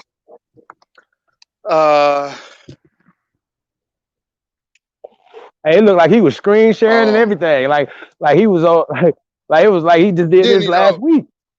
Nigga. Sneaking The Ballot of the Bullet was stuff last in. week. It's like he just did that last week, yo. Salute to the immortal. Hey, Malcolm X, bro. Like I said, man, that right there, classic build, Joe. We talk about the Ballot of the Bullet, and I was saying y'all almost got the bullet of the bullet. It was almost to college, but we're going. I had I had to go with the classic, the Ballad of the Bullet. You know, and so it said some key stuff in there, y'all. Like, come on, yo, like what the fuck is going on? But we know what he was dealing with. Even the pastors and stuff that he was dealing with, that invite him to the church and all this other stuff or whatever. At the end of the day, we know that they have that there are people who have created. I'm not saying created, that they have signed oaths and to protect the system, right? That's what the 5 O's is about. That's what all the other situation is. These guys are part of the system. So that would be the first thing I would say, you know, that know your surroundings. You understand what I'm saying? These would be the niggas that set him up. These have been niggas that, and a lot of times your enemy will invite you in. Just to know all your shit, know what you're doing, know what's happening. So we had to learn from the mistakes that the ancestors made before us. So that would be the first mistake I see right there. You know what I'm saying? And y'all already know, man, the black man. We're not black. And you already know Malcolm X wasn't black, but we understand what he was talking about. We're talking about he said Afro-American, right? And like I said, I don't have to tell you guys, Afro doesn't mean African American. It means natural American. You know what I'm saying? As Afro means natural, like the Afro in your head. You know what I'm saying? So, yo, Meticulous, you got anything to say? Well, I know I'm going in. I got a lot to say about this bill right there, as it pertains to today. Like it was just like somebody was telling us that information today. Hey, it really just sound like it really sound like it was created for this time. You know what I mean? Like even in today's time, almost 60 years later, you know, it almost feel like it was made for this time. So that's the feeling I get. Like when he says stuff, it resonates with me on different levels. So I don't know. That's it's a lot. I mean, he covered a lot, and really, it was just what I get out of it is a wake up. He's like, shoot, when you wake up and just start harmonizing together, then to the fight will be over. And you know what I'm saying? He said it so simply. The answer. Yeah. Now, Did you hear? if people understand the history of Malcolm X, you know, that would have been after he had left the Nation of Islam, this speech, right? And when he had started out, he said that Mr. Muhammad, he called him Mr. Muhammad. He was talking about the Honorable Elijah Muhammad was still the one who woke him up. Y'all get what I'm saying? So he was still respectful of his teacher. And I know that y'all know the history of everything that would happen or whatever. Unfortunately, it went the way it went, you know. But could you guys imagine if Malcolm X, as well as Dr. Martin Luther King, would have still been alive right now today, to be able to see, okay, well, we know we have the Ballot of the Bullet and all the other speeches that he has given, right? We're talking about Malcolm X, as well as I Have a Dream speech and all those other speeches that inspired our people then, right? And that we still can listen to today and then get inspiration from, right? However, if they were still living, they would be able to see the the the destruction since these speeches. I Have a Dream, Ballot of the Bullet, so on and so forth. You understand what I'm saying, brother? So Like the degradation, like how it was degraded or where it went from, and it didn't no, move they death forward didn't at move all. forward or nothing. So They you death talking didn't about didn't martyr they martyred them didn't inspire us to do what they said at all. It actually went in the opposite direction. It was used as a deterrent to speak out. Because I said something in the chat room. I said, yo, we need more men like this on the scene today. You don't think that they read the autobiography of Malcolm X? You don't think that they heard the Battle of the Bullet? But it's still, they still pushing, right?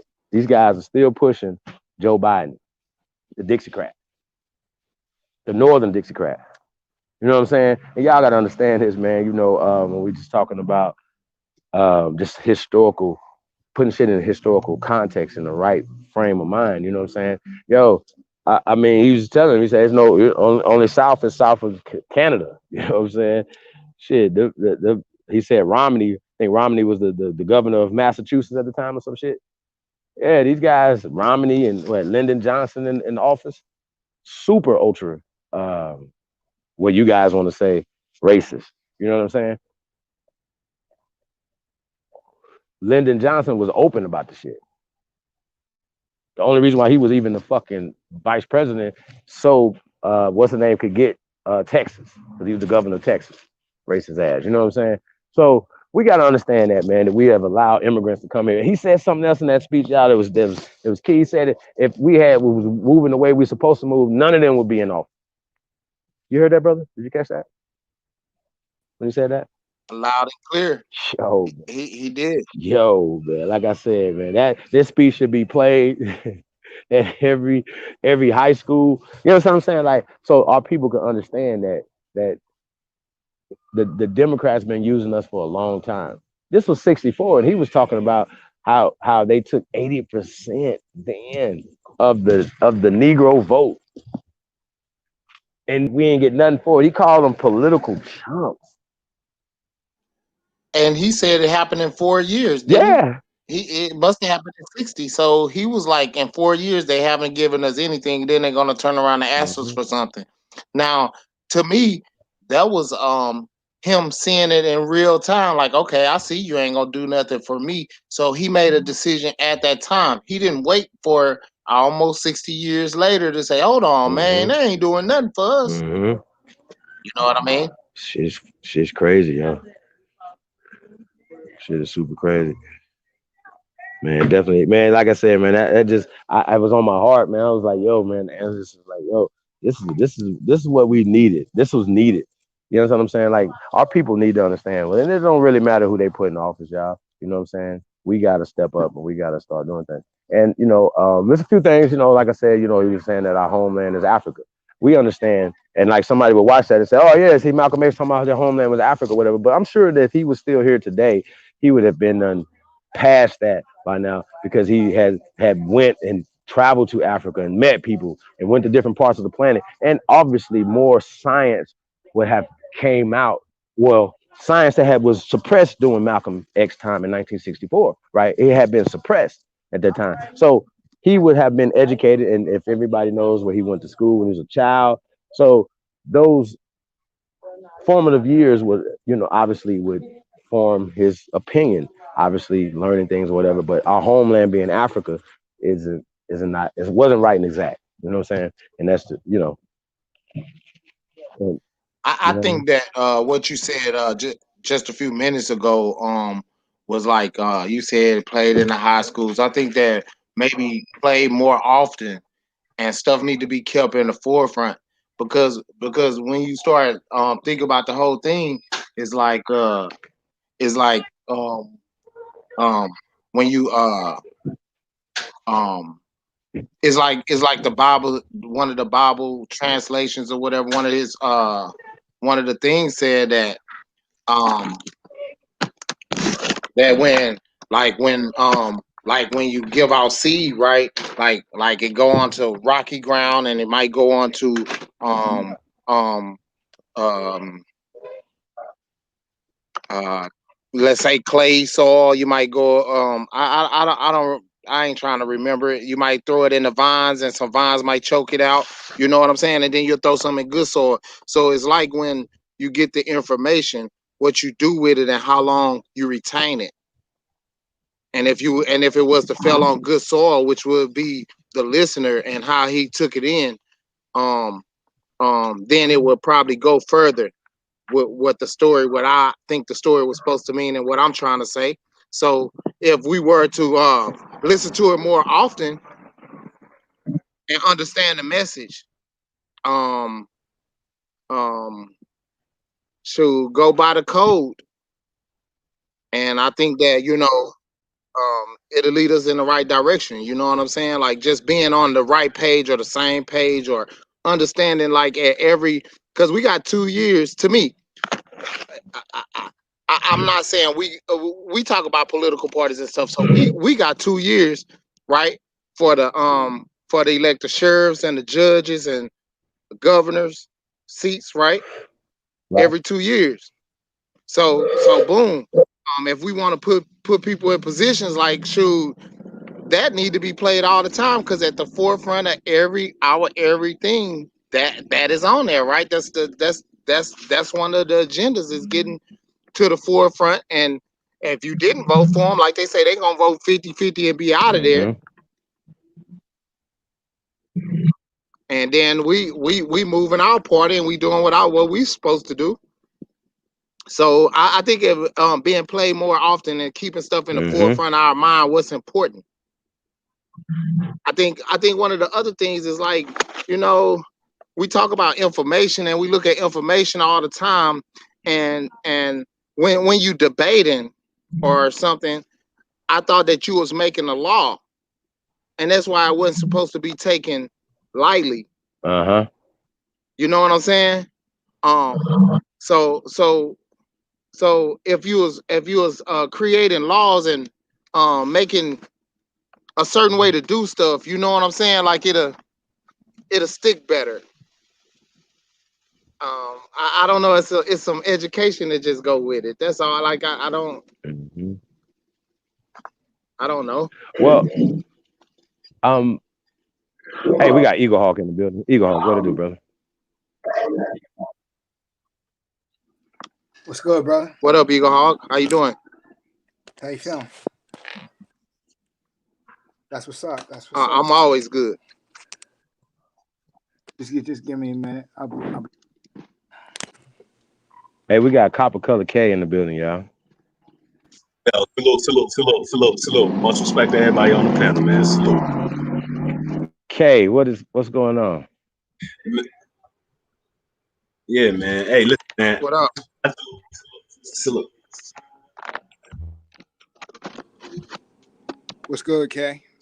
Hey, everything good, man. You know what I'm saying? I just somebody got somebody background doing a little extra. I'm not sure where it's coming from. I'm hearing, but maybe it's me. All right. Yeah, no, I'm just tapping in, man. I hear it sounds like some warrior talk, man. So I'm just tapping in, man.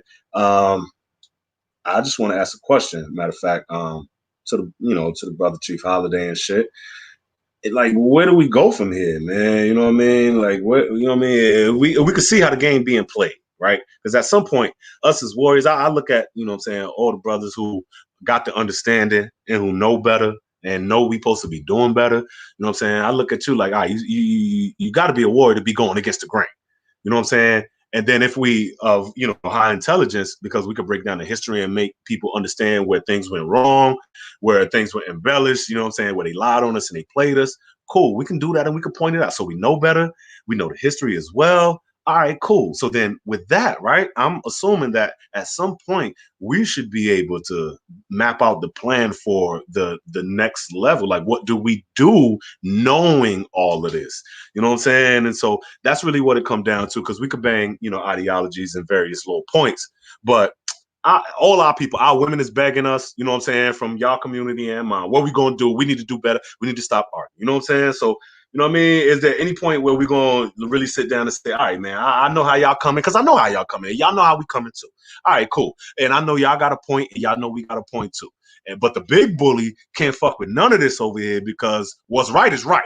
And if we organize properly, then I'm sure we can handle that. So my brother, you know what I'm saying, Holiday, like, bro, where do we go from here? Like, what happens knowing all of this, man? What do we do?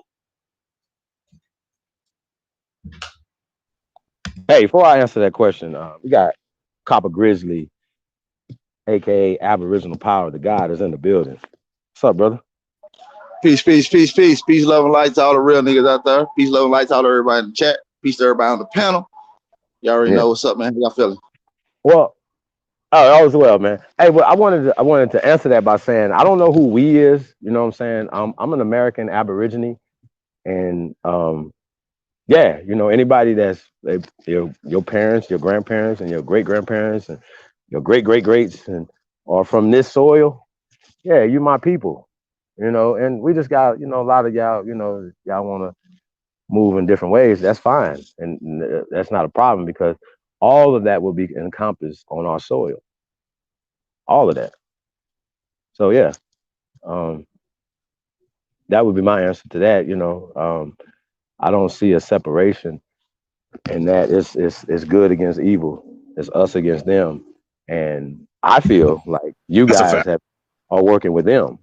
So, and a lot of people are working with them, and you might not know it. Some people might not know it, and some people know it, but some people might not know it. So I'm gonna ask you a question, because you asked me a question. I'm gonna ask you a question.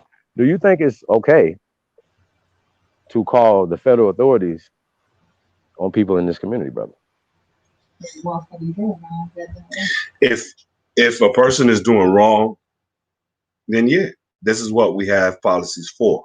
You know what I'm saying? So we should, as warriors, we shouldn't handle these things ourselves. Can I finish? Hold on, I want to interject that as warriors. Can I finish? Okay, go ahead. Hold on, because can I answer the way I want to answer? Just let me finish, bro, and I'm gonna let you. You know what I'm saying? Get in it. All right. So this is the reason, because when we talk about government, did they? Well, no. This is a rhetorical question. I'm gonna say it that way. Did they teach us government, or did we teach them? Did we civilize them, or did they civilize us? So when it comes to policies and enforcements of rules, we've been doing this for time immemorial. There is no disputing this. There's no way we had tribes and clans and nations, and there were not rules and people who enforced those rules. So with that in mind, I ain't got nothing to, hey, if I'm on the side of right, I ain't got no fucking problem. And you know what I'm saying? Anything outside of that, it ain't my fucking business, because you ain't did it to me. I ain't did it to you. Shit, I don't know nothing about it. But the question is, because we should know that we're all, even though we choose our lane in this argument, it is, like you said, us versus them. So, we can stick our chests out and say, man, I want to ignore the big bully and fight with the little one. We could fight with the little bullies, and all of us, you're my little bully, I'm your little bully. We are all these various little groups, the Moors, the Hebrews, them little bullies, them little niggas. The big bully over there in the corner with the belt on, and we are like, we scared to go lace up and get it in. And so the question is, where do we begin? No. But the big bully is the guys that y'all call the people. Those are the people that you're saying. Okay, so you're assisting the big bully, sir. That's what we're talking about. They the lapdog of the big bully. That's not even a big bully, bro. That's just a little militia they sent. That ain't no big bully. That is not the big bully, bro. So that wouldn't. So the policy enforcers are not a part of the problem, sir. And working as an army for these people. They are the guard dog. That's not the big bully, though. Right. That's level one. Why would you be giving them intel? I got you. Well, so why would we give them intel on our community? We handle our community ourselves.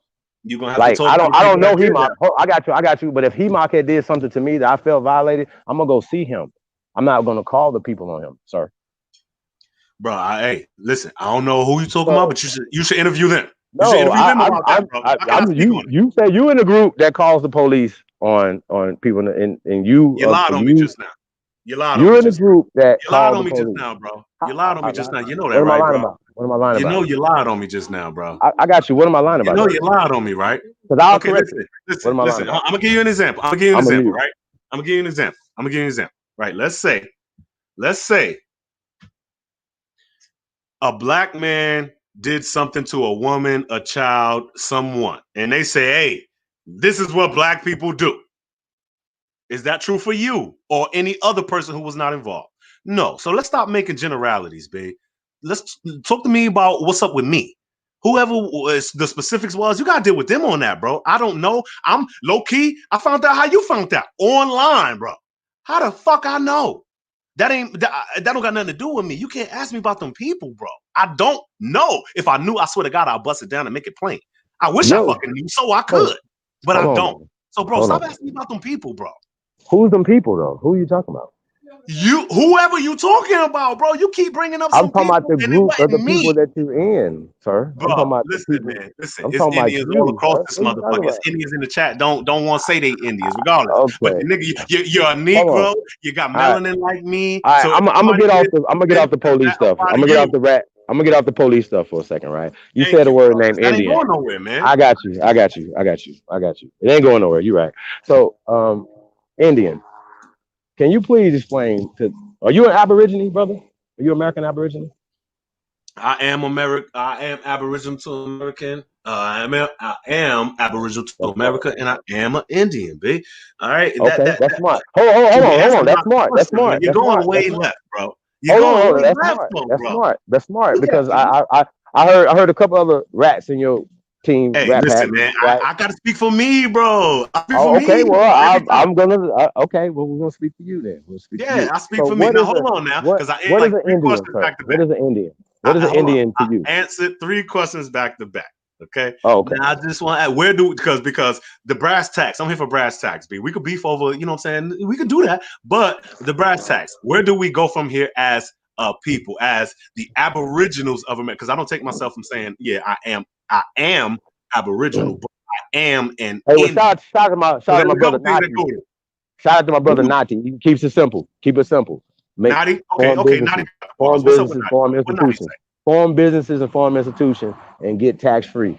That's freedom, brother. And grab as many people as possible. Create our own everything, brother. Without giving away Okay. everything, but You know what? Now I we can have respect formed that. our own. That I part got you. We have formed I our can own respect political that. party.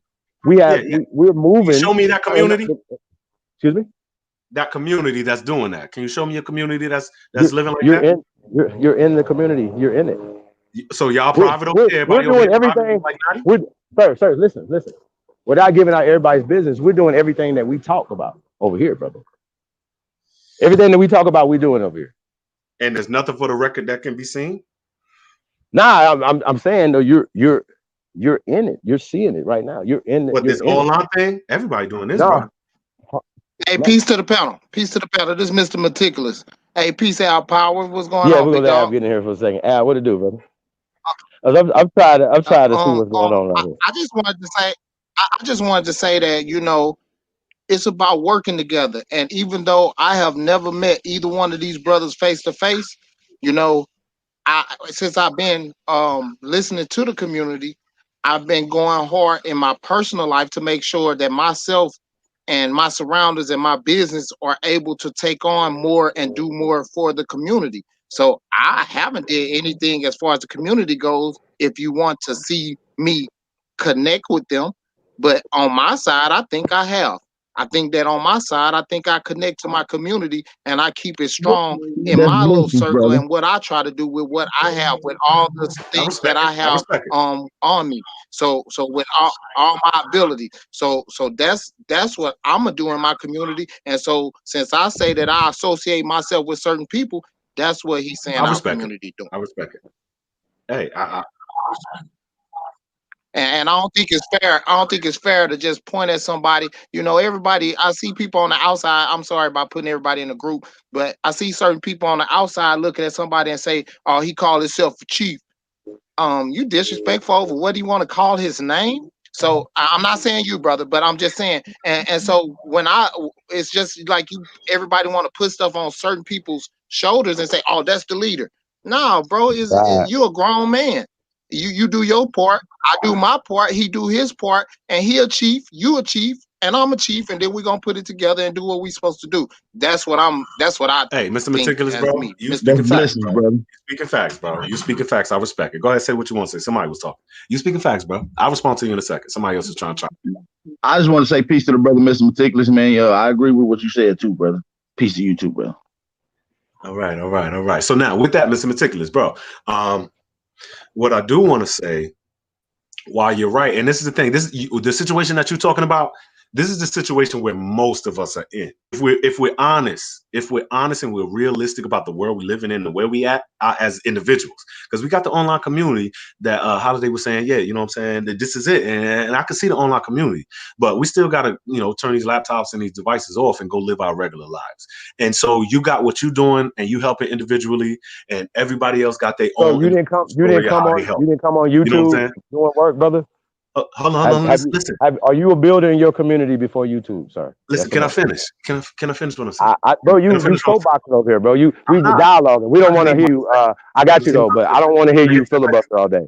You I don't gotta want to get hear 10 this seconds. bullshit. I'm gonna wrap it I up in know, 10 but seconds. let's get back to Malcolm X. Yeah. Okay, let's get Oh, back we to were that. never talking Get about back to the Malcolm bill. X, bro. Whoa. I don't know what just happened. But I I don't want know to what the you were brother. Can I doing. respond to the brother? Can I respond to the brother? Can I finish Okay, responding to the please, brother? All there right. we go. So with that in mind, right? While you got your thing and everybody got their thing, and to say we don't need leaders, I disagree strongly. I disagree strongly with that we don't need leaders. And I also disagree with the mindset that everybody just does their own thing. That's chaos. There needs to be organization. There needs to be leadership. There's leadership in the family structure. How could you be family oriented and against leadership? I digress. So who would the leader be? Hold on, can I answer Oh, Igor, please? Oh, go ahead. I'm sorry. But so I never said, I didn't hear no one said that there aren't leaders. And for me to say that I do what I do, I would say that someone would consider me a leader in my community, even though I don't. Um um um and as far as connecting together, one of the things I get to see on this computer is who I want to connect with and who I don't, because a lot of hands are being shown and they think they're going to connect with me, and I get to choose and see and vet people before it even happens. I don't have to wait and let somebody slide up on me and we work for 2 years and then they working with the ops and I didn't know how to vet them. I get a chance to see you, brother. Like, I get to see every word that come out of your mouth. Like, I get to read you, you know what I'm saying, a certain kind of way. And if you ain't coming correct, then I don't have to be a part of you. So I think it depends on what you're using it for. And it's not an online community. It's some people on here. We just talking. And then if we happen to slide up on each other, that's what it is. So everybody have to be doing their Right. part regardless wherever they're at. And when you connect with another group, then that just will make you stronger, where y'all could trade and do other business with each other. And I don't know how to say anything other than, you know what I'm saying? Like, I could respect individuality when someone has actually, when a group of people, or whatever we want to call it, has taken a whole group of people and changed them and put them against each other, like, or put us in a situation where we got to fight up out of it. Well, the only thing I see right now, because sometimes I can't even talk to my own brother about certain things to build on in my own family. So I build my own thing by myself, and then we'll agree later, and we agree on other things, and that's how it is. what you got going on, bro? Man, I'm sitting here chilling, man. I'm hearing the conversation. I think all of it's gonna be based off of what end goals you're looking for, and the people, that the energies that you coming around. At the end of the day, we do need to come together, but we got to be real with ourselves. Some people we are not going to come together with, and some people ain't gonna want to come together with you.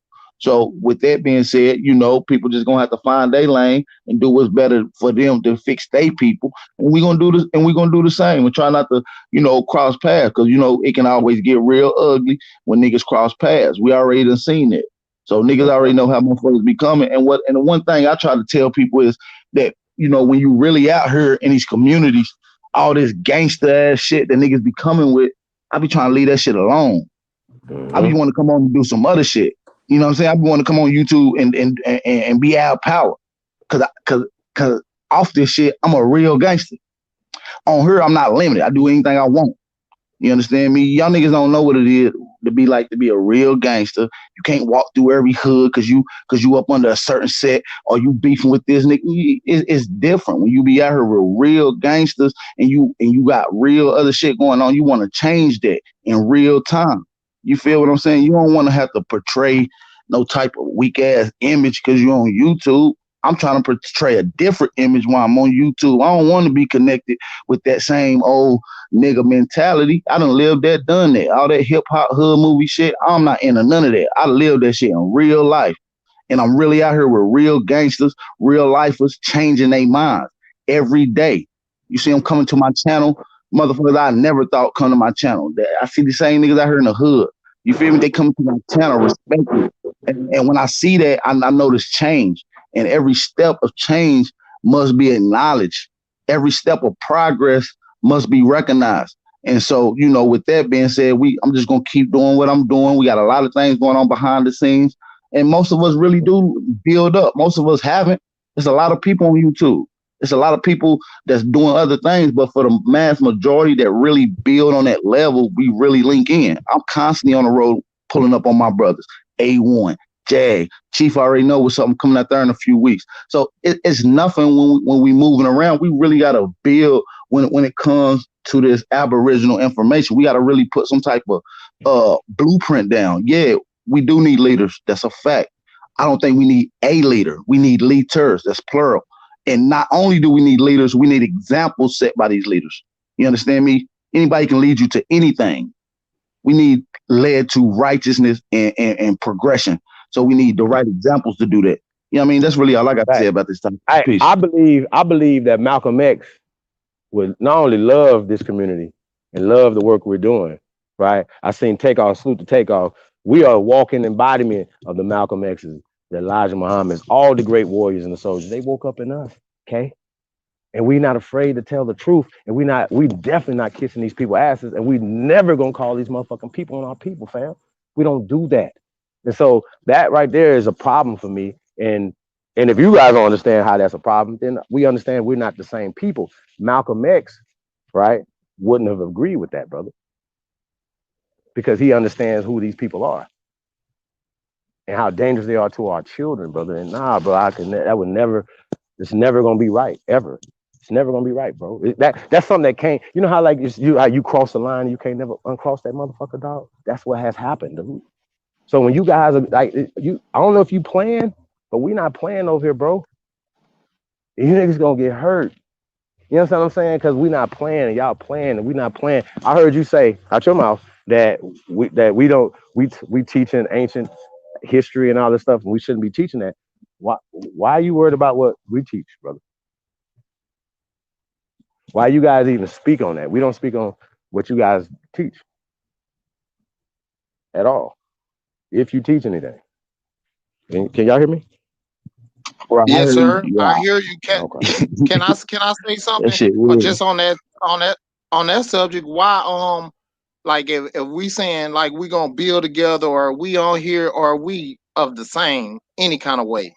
I don't care if we different religion. If we of the same, I shouldn't be speaking negatively of you and what you're doing anyway. And we need to correct that. Starting in our house, start with your friend, your close friend that you might say something slick to and all of that, man. Stop talking to them like that. Just talk to me with some respect. I don't know nobody that talk to me like that, but I see other people like talk to each other sometimes disrespectful. Hey, man, knock it off, man.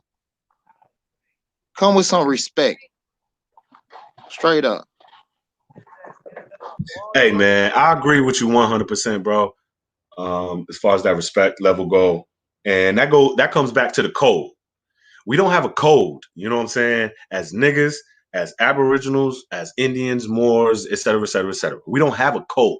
Everybody, you know what I'm saying, got their own hood rules that they play by. Either you're with me or you're not type shit. And, you know what I mean, that ain't progressive in the grand scheme of things. Because if you're really thinking about this war that's going on, you know what I mean, if you know, then you know, while we fighting against ourselves, you know what I'm saying, they kicking our ass and this is a simple concept. This don't need much explanation.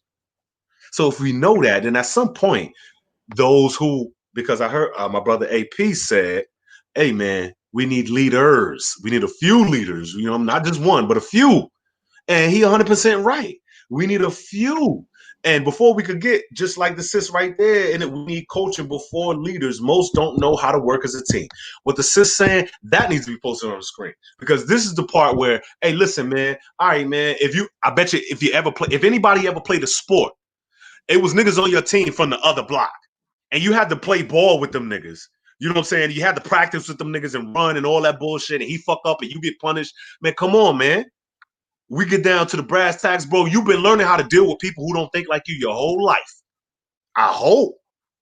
Now that we in this community and we go in a certain direction and everybody say, hey, man, you got your lane and I got my lane. All right, well, but goddamn, ain't we going the same? They got to be something, you know what I'm saying, that we can lay down as the groundwork, the basic level code, the basic level understanding between us all that say, hey, man, we ain't gonna cross these fucking lines. All right, we got to practice together, my nigga. We out here, we on the court. Hey, once this shit is over, if I see you in the hood, it might go down. But right here, it's cool right now, bro. But hey, don't say this. Don't, you know what I mean? Whoa. You know what I mean? Hey, all of that. There has to be a code amongst us, and we don't have one because we want to pick at the little things just to get our point, just to put a couple points on the scoreboard for our team in this little game. But there's a bigger game, and we ignoring the bigger game.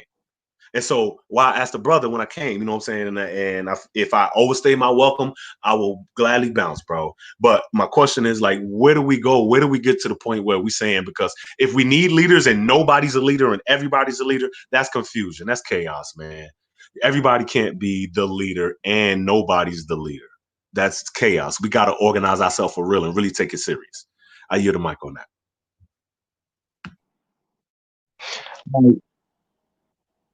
I would reiterate to you that that you should be connecting with like-minded people in your community and making them strong and getting the people strong and with great understanding around you.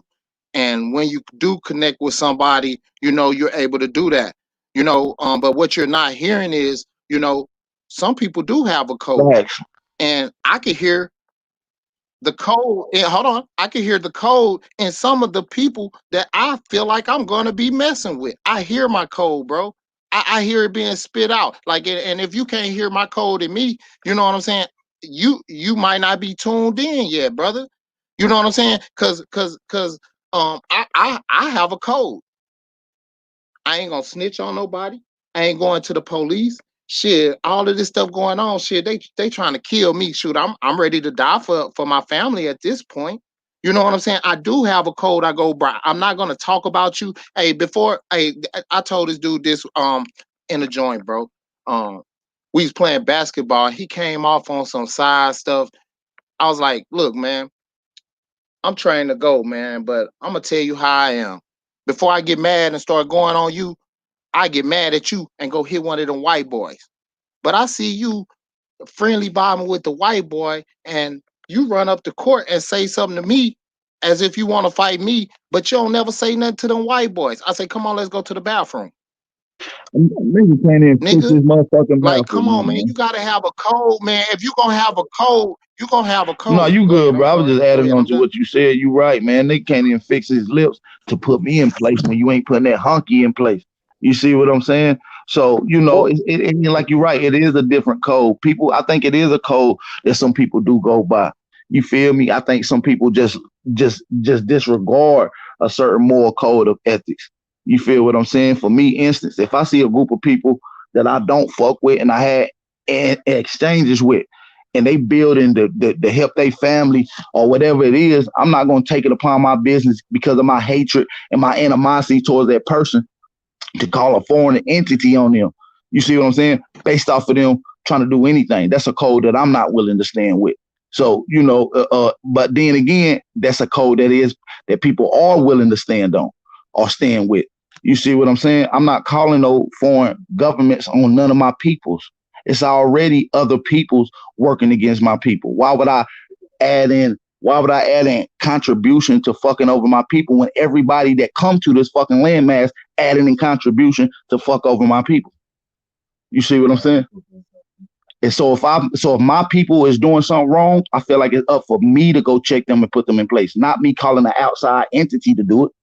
You see what I'm saying? So, calling the police on shit like that, I believe that it's a time and a place for certain things, but I believe certain shit must be dealt with in-house. And that's a part of code that we're going to have to get on.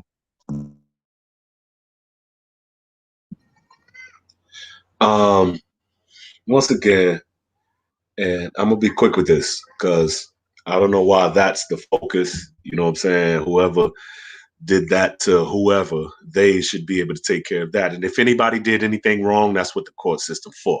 I don't have nothing to do with that. If a motherfucker was wrong, the court is there for everybody. So if somebody made false accusations, goddammit, the court is there for everybody. I don't have nothing to do with none of that. Okay, I ain't in it. I learned of it like everybody else, and goddammit, I'm just looking like everybody else. I can't even comment. I wish I knew more, but I don't. Okay, but Can I ask you a question though? Like I don't know nothing about what you're talking about either. So what I'm gonna ask you is, so it is a code that certain people live by that they don't mess with people associated which is what I wanted rap. to get to. And so so I don't know nothing about it. So I'm not talking about nobody or nothing either. Right. This is not my issue. So I don't know anything about it. I just know I'm always running in the right place, so I don't have to worry about anything. So when you talking about connecting with people, why the conversation end back over here is when you talk about connecting with people, or is your circle is your circle tight because some people are being associated a certain kind of way. Now I don't know what names and who or what, I don't know who you are, brother, or anything. So this is somebody in a neutral party trying to say that if you're associated that way, that's probably why people not connecting with you, because they not sure of where your credence lie at, like what side you on. Some people try to straddle the fence and think it's cool. Right. All right. So one, hey, like you said, I don't know you and you don't know me. So I don't know your background and you don't know my background. Also, you don't know the people in question. So there's quite a bit in this conversation that you don't know. So with that in mind, like I already said, I don't know the inner workings of what they're talking about. So you don't know me, you don't know them, you don't know the details. How could you have such a strong opinion? Because if your grandma get her purse snatched, is she not supposed to grab her phone and do what she do? We're talking about a woman issue. All of this happened amongst women. This is women, dude. I'm not in the women conversation of things, and I'm not even I ain't got nothing to do with why y'all want to bang that. Can I get an example of the community that's living like y'all talking about, that's winning, so we can learn from them? That's basically what I'm looking for. Who, you know what I'm saying? Where is the community that is following what you are kicking? The code that you say, although none of y'all would have the same code, y'all code ain't the same. Who's on code with everybody? Who is we? Who is y'all we? None of y'all together. Nobody's a leader. Everybody's their own leader. Who's the code? There will be no code. You know what I'm saying? It ain't none of that. So can we get an example of what we're supposed to be doing, since everybody's doing it wrong outside of you, right? And if we're this, that, and the third, cool. Well, outside of this online community, can you show me a community that's living like what y'all talking about? Whoa. Okay. So what you're doing is, right? What you're doing is, right? You want to come check what we're doing. But what you should be doing is coming here and letting us know what you're doing, sir.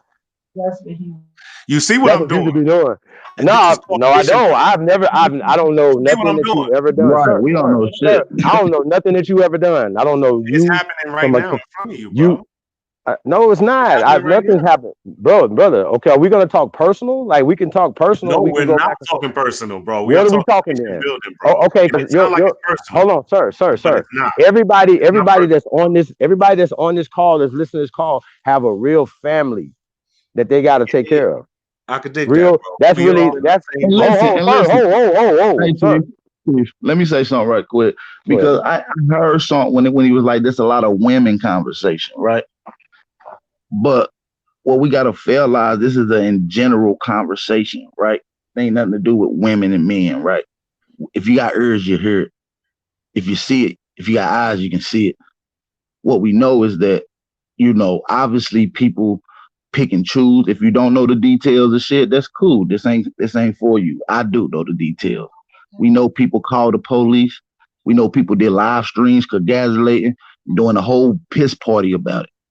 We know people's families was put outside and cold for no reason. So what I'm saying is it's a certain code of unwritten law amongst our people. And it's certain shit that fuck niggas gonna do regardless. And what they'll do is make any excuse why it's accepted, why it's acceptable. What's also misleading is when someone say, well, what if grandma purse get took? Nigga, what grandma got her purse took? You see what I'm saying? That's conjecture. What it's called is a projection. You understand? So what we're dealing with is a real life scenario. Nobody was robbed that had the police called on them and had their family put outside in this particular case. So what grandma got robbed? So in response, once again, man, I don't know why y'all want to vote, and I just want a little 30 seconds and I'm gonna pass it again. It seems like when the real questions come up, y'all throw a straw man argument up in the air. I ask a simple question and y'all throw this argument. I ask a question and you bring up this argument. This is, as you say, deflecting at its finest, as you just said. Goddamn, we're not even because I didn't say I blame you for what Dave Calloway did. Hey, let's get off that subject. Let's get on information. Hold on. Let's get back to I have a information. question. Can I blame y'all for what Dane Calloway did? Anything? Can I blame y'all for him? No. So why y'all keep calling that? If we were still hanging around him, condoning what you said he did, if we were still hanging around him, condoning what you said he did, if it was that what bad. you do, listen, what you can do, Copper K, you can blame you can blame shit on certain people if they agreeing with it, if they in compliance with it. What you mean certain shit? Now you making up rules. Can I blame you for Dane Calloway plagiarizing? Can I blame you for that? If you're in agreement with his plagiarizing, then yes, you can say you're a part of that too. What are you talking about? You know the answer is no. Are you using it as a source? You know the answer is no, bro. You know the simple answer. Or are you using it as a source? I know the answer. Bro, if somebody is on some fuck shit, and then the next person is agreeing and adding on and nagging on and encouraging the fuck shit, they both accountable. What are you talking about? I was there, and you was there, and you were supporting them. All of y'all. You was there. I was there. We was on the panel together when I called it out. And all brother.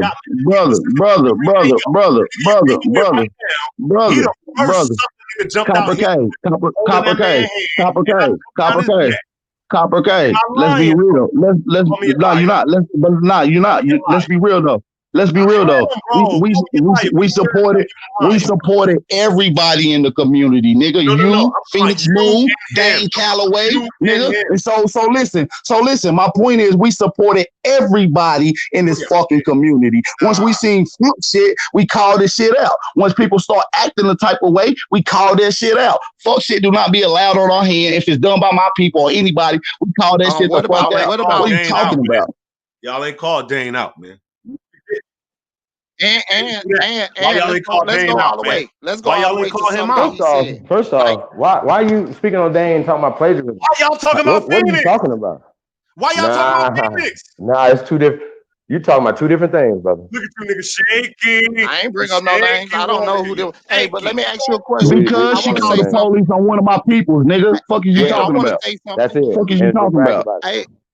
Hey, You let with me. her. Hey, I got you, Al.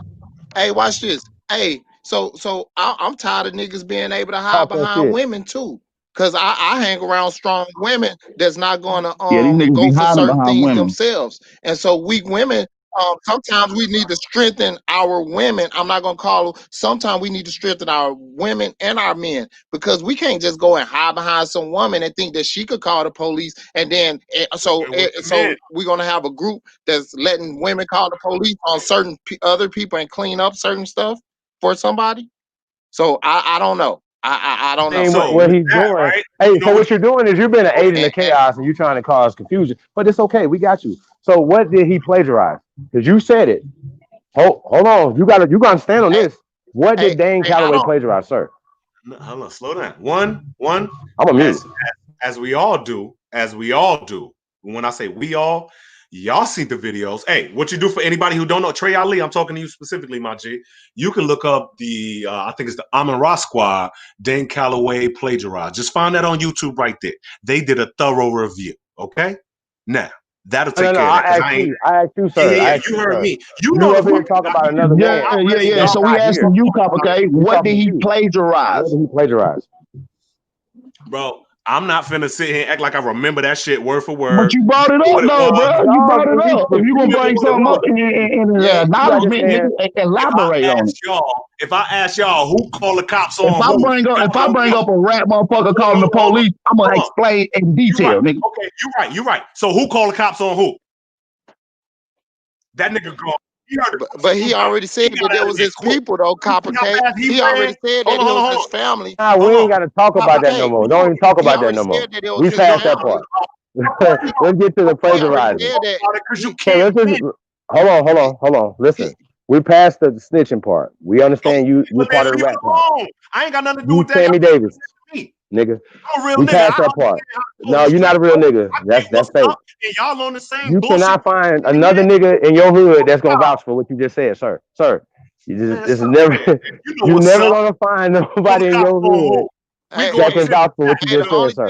Man, you threw yours in the air. Now, okay, well, we talking. Okay, but we talking about you right now and speaking on this man plagiarizing. Don't talk about nothing else.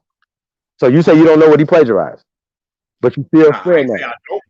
Okay. So if I brought a subject up, about somebody, so you can't do that over here because we're gonna fact check anything you that over here, could sir. be slanderous. Man, you scared to fact check yourself. Anything that's slanderous against somebody.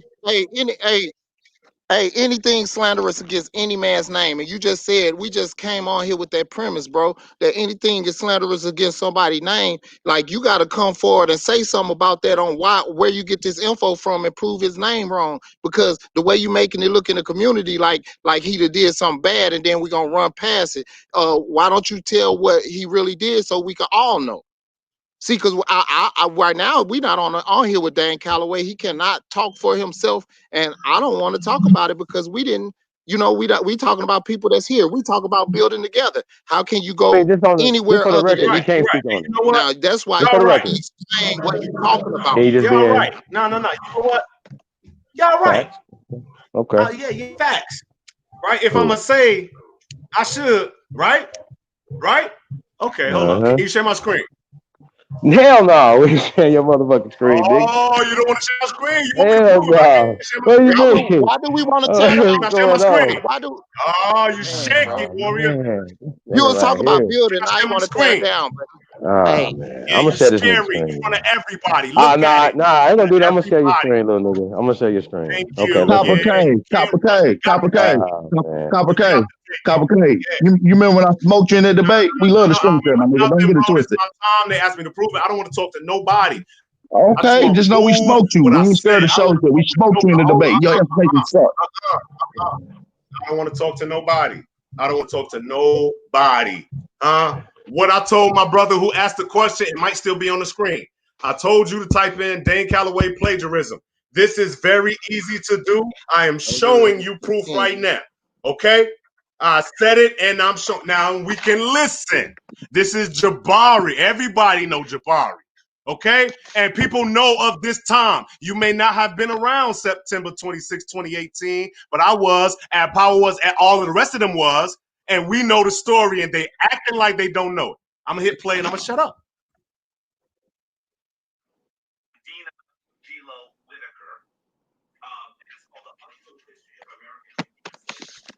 Hold on. Can you hear my mic? Can you hear me? Does my mic sound nice? Is my shit working?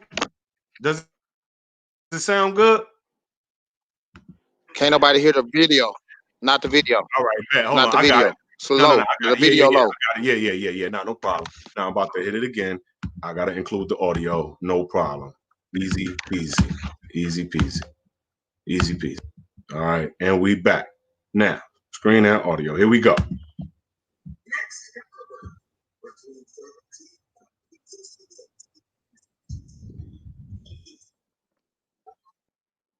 It's low still.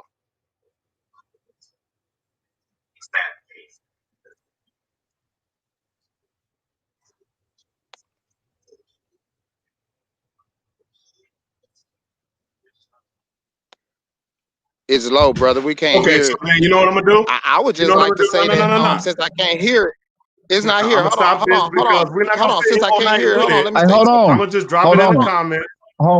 Hold on, y'all. Hey, Hey, everybody. He about to drop it in the comments. Hey, brother Chief Holiday, Yeah, pull up a video. Pull up the video of Phoenix Moon and Chief Warhorse clapping, telling everybody that should they call the FBI and shit. Pull it up for me.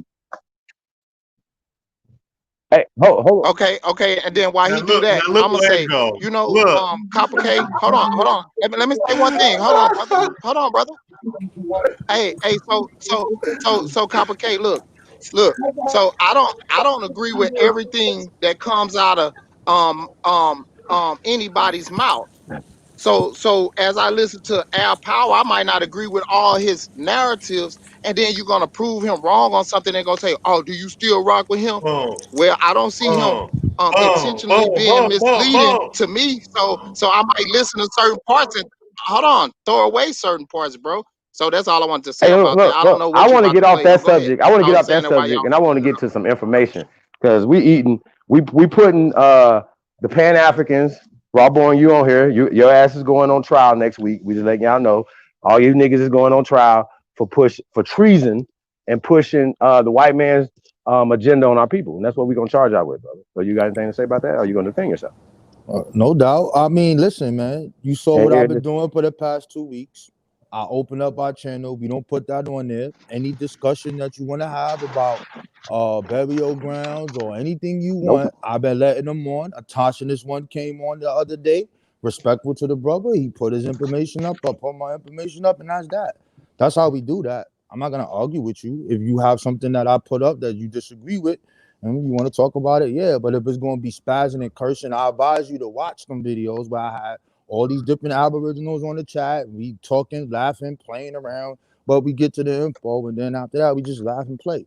Because really, that's what it's about, right? It's about the information. So watch Atasha in this one. Watch the other brother, Kiowa. He came on. He wanted to talk about Paul Cuffey. We did that, and we talked about the Gullah and all that other stuff. You have a problem with it, so you can't put somebody on trial if the person is not there, right? So when you do that, when you do that, fine. Just make sure that the guard is there, and I'll make sure I'm by my computer. See, I don't like to talk to you if I ain't by my computer. There's and I nothing that can't you're show gonna be my able to pull screen. up, brother. You see, like nothing what the you're gonna be brother able to just pull up, did. brother. I don't want to cut your wisdom, but the brother just pulled the video, and everybody saw this video. He called Jabari called the author of the book on that video says like, yo, he did do that, but he's black, and I don't want to do that. That's in the video, bro. The author of the book who wrote the book and said he did not give him permission. But see, that's what I mean by like showing information. And I mean, I don't really care about that. I'm not here to do none of that. I'm just checking in to say what's up. You the first one I said peace to. Can I ask you when Chief say fuck fair use, do we Fuck charge fair him with use? What plagiarizing do you No, right I mean? now came or up with what? for fair use. No, I came up with for fair use. Yeah, because people Sorry. did a lot of stuff in our people say a lot of stuff and done a lot of stuff on our land in our name and took us away from a lot of stuff.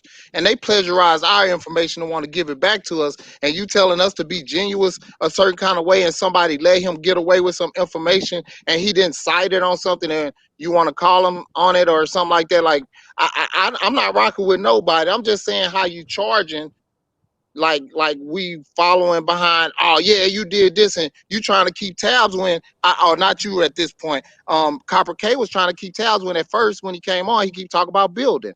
I don't No, understand that. we're gonna talk about that. We're gonna talk solutions and what's been built and what's not been built. You know what I mean? So that's just what we're going on. But we're addressing the information right now. Yeah. Right. So Peace Rob to the Bourne. panel. Peace Aboriginal power. I ain't Rob say what's Bourne. up to you, and peace to everybody else on the chat. Here's the thing, right? Peace You to you, said the Rob. other day. Peace to You Rob. said the other day that a theory, the outer Africa hypothesis and the theory of evolution, Never right, which said is that. Darwinism. Never said that. Never said Hold that. on. What did you never You say? saying somebody asked me a question about science and DNA, and he said that it's a theory, and I said there's a difference between a scientific theory and a philosophical theory. You want to share your screen and show me a I scientific can't. theory? I'm outside Okay. right now. Oh, okay. But we did hold that on, other day because I know you were gonna say hold this. on, brother, just Okay. relax. Okay. Anybody that's by their computer right now, put scientific theory up and put it on there, and put it on the screen. So I mean, I Let's just for do the that. record, No, hold on, brother. Just for the record, are you saying that a scientific theory is a fact? Yes, and I'm Okay. Can you please put the definition of scientific theory on the screen? Can we please pull it up? And I'm going to tell you what it is. A scientific theory is based off of testing, which first is a hypothesis stage, and then there's testing that make that come to the conclusion. A theory would be like me saying, why is Joe Biden and Donald Trump so close? And I give my own little what's the name of what I think it is. A scientific theory is based off of testing, a test that deals with this hypothesis, and that's what it's called. It's based off of evidence. It's not based off of thought or belief. So can you please put the definition of scientific theory on the screen, please? Because you're by your computer. Somebody do. Well, I just want you to know we just did this the other day, right? Can somebody put the definition of and I also want scientific you to theory know on the that screen? scientific and theory are two different words, so they don't go together. Yes, they do go together. That's why it's a definition called science. Why are you scared to put information on the screen? I'm about to, bro. Like we're gonna put it up. Just pull up scientific theory. That is the word. Scientific theory, not theory. The word is scientific theory. Put the It's definition. not a compound word. Hey, yo, family. Listen. Hey, can we say this before we do this? Before I embarrass this guy. Oh my God, yo. Can we do this? Can we break that down first before we do this? Yo, fam, I just gave you the definition of it. Can you please put the word scientific theory on the screen so that people can see? Hold on, brother. Hold on. I'm trying to share the screen. Hold on. Mic check. Hold on. Can y'all hear me? Peace. Peace to the fam. Who's that? Hey, so why we doing that? Why we getting this together? Share the screen, my brother. Aboriginal TV. What up? Peace. Peace, hey, Ab, is scientific theory a compound word, brother? Yo, fam, can you just put why are you stalling? Hey, bro, I'm not stalling. Calm down, bro. I don't have the ability to do that. I'm not stalling. You want to see the definition, my brother? Hey, look, you about to get smoked again. Hey, brother, I'm not stalling. You was able to give your brother. You was able to give your. Hey, let me say something real quick. Hold on, I'll be right back. I'm about to put this up. You better get over here. I'm about to put this Hey, up. Rob. What's up, brother? Who's that? So I know who I'm talking to. Hey, Rob. Who's that? Okay, so who's this? This Aboriginal TV. This the young phenom Aboriginal TV. Peace, brother. How you doing? I'm good, brother. So you said theory, right, is a let's just say an idea that somebody comes up with in their head, right? But basically doesn't have any evidence to support it. Basically, right? And you said that could be like me. That would be like, why do people like? Yeah, it's based off of evidence. It's based off of testing. We could solve this by putting it on the screen. Why nobody's putting it on the screen? There's no need to talk about it if the definition can be put on the screen. There's a lot Hold of on, hold trolling on, over hold here. on, Put the hold on. definition of scientific on the screen. I just wanna understand what you said logically while he's doing that. I just want to make sure that I got the proper understanding of what you're saying. So you're saying a scientific Yes, theory, right? it's Means that based off someone of has created testing. a hypothesis and Uh-huh. has They, done some tests to supplement the theory, correct? yes, a hypothesis, the scientific theory and the model of it, a hypothesis is first made, meaning there was an observation made or whatever the person is studying, and then they put the hypothesis out there. Then they test it. Right. Now the hypothesis is based off of evidence until more evidence comes up to change it, because science can change. If something new comes up So and disvalidates that, Hold then on, that hold on. changes So everything. I just want to point this out. Uh-huh. I agree So with you, right? I agree with yeah, you on the methodology of how they come up with a scientific fact. But this is the fallacy within that, right?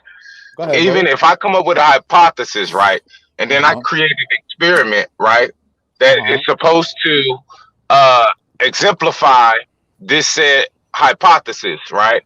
Uh-huh. That is still, even if I find a piece of evidence that suggests Uh-huh. that my hypothesis, right, is valid or is in truth, right, does Uh-huh. not, in fact, give us an actual account of whether it is or true, because you actually did one or two Right. experiments, Now, right? and I'm So glad one or two experiments doesn't necessarily turn a hypothesis into a scientific Go ahead and finish up, into a brother fact. LTV.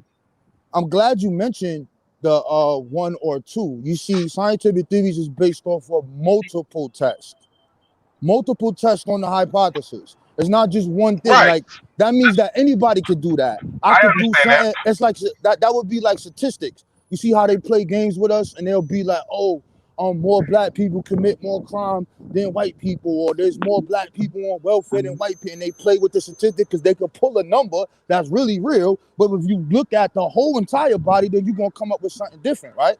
That's what that is. But now with science, it is a tried thing that gives the same. If it gives the same result over and over and over again, then that's what the scientific theory is. Now, in order to debunk that scientific theory, you have to perform an experiment to show that is wrong, not your philosophy or what you think it should be. You have to perform a scientific study or experiment to I show agree why with this you, is Ross. not true. That's all it is. It's not that serious. I mean, it's simple. Now let me say this. You basically just explained exactly what we're saying to you. You just said Uh-huh. that they can take statistics, right? Which and do a methodology and show how they came up with, well, black people come kill more black people than this, or they came up with the Right. hypothesis, Facts. right? And then they Facts. found different different exponents and things of that nature, right, to supplement their hypothesis. This is not a true scientific methodology to coming to a fact, right? Because it's jaded, right? Just like you just acknowledged in the statistics. So when we're saying that the scientific theories that they have perpetuated, like the Darwin theory, like DNA and set forth, these things is a fallacy, just as you said when you said that statistics could be a fallacy, depending Right. Now on you how gotta they right. scope it and depending I on get what what different I get variables they add to it. right. I get what you're saying, and when you do that, what I just described is not the scientific theory. That's not how that's done. That's just me. Like if I tell you, like, yo, son, Aboriginal Power used to live on 147th Street. Look, I got a picture of Aboriginal Power right here coming out this building, and we like, okay, and you just said that and showed the fact that he came out this building. But now when we investigate the fact, there's no mailbox, there's no nothing, he has no lease, he has nothing, right? So the scientific theory deals with that. So if you're dealing with, if we say that X and Y, X produced Y, how did X produce Y? This is the evidence that we have. Here's what we found, and here's how we tested it, and we did it with multiple variables to see if anything else comes up different. Thus, we come up with our what's the name? Okay, I see it on the screen. With the Somebody beat it. So Go let me ahead. ask you a question real quick, Rob. Hold on. Let me ask you a question. Real quick. So can you Oh, go test? ahead. Go ahead. Can you Go ahead. reproduce and test evolution, sir? Human evolution. Can you make a monkey turn into a human, sir? Evolution doesn't say a monkey turns into a human. You can show Sir, me that on the script. You show me where it says that a monkey how are you turns into a retesting? human. I got you. How are you retesting evolution, sir? Don't play How do games. you test evolution? How you retesting How do you evolution? test evolution is to something else called the scientific method. I hope you know the definition of that as well. Well, let's get through this first. I'm gonna let you read this and then we'll come I back. can't Go ahead. see it, bro. I can't see that Okay. shit because it's too Well, I small. got Read you. it. I got you. So it's Read a it out scientific loud. theory, right? Okay. I think this is dictionary.com. Is Uh-huh. that okay? I don't care. Read it out All right. loud. Read it. All right. I got you. Scientific theory, right? It says noun, a coherent group of propositions formulated to explain a group of facts or phenomena in the natural world and repeatedly confirmed through experiment or observation. Okay, that's what I told you what it was. Next The scientific question. theory of evolution. Oh So no, you adding how can evolution to it, fam. Don't you? add No, anything it's But to right you it. there. I'm looking, but reading it. I'm Add reading it. scientific theory, bro. I'm it reading says it. That's what we talking proposition. about. It says propositions though. Yo, you I gotta mean, he read. don't. You gotta read the whole It says sentence, propositions though. I It read the fam. says whole thing, brother. Fam, what is the last sentence? Like when we go to school, right? In grade school, when they give you that test of reading and they tell you fill in the word, you read the first Hold paragraph and you on. read the two. Let's Yo, get back to it though. Before we get look, to that, hold on, brother. because Wait a we already minute. know you can't experiment. There's no way you're going to be able to experiment on human evolution. So All don't say right, that. fine, bro. In order for you to So do hold that, on. So the people yo, that wrote this right here, sir, the people that wrote this go are a ahead. part of the eugenic scientific community. Do you Okay, agree? they are part of the eugenic Sir, sir, scientific sir, community, whatever you sir, say. and you are too if you're not understanding and reading through between the lines. So let's get back to Okay, propositions, fam. This is why I'm okay, saying that we're charging you guys with treason, fam, because okay. you keep That's pushing. fine. Listen, sir, Yo, you're pushing their Chief agenda. Holiday, Chief Holiday. What does Yeah, the last sentence say? I What does wanted it to break say? the whole sentence down. What I does the wanted to break the last whole sentence sentence down, say? all What right. does it say? Let me attack it this way brother. real quick, G.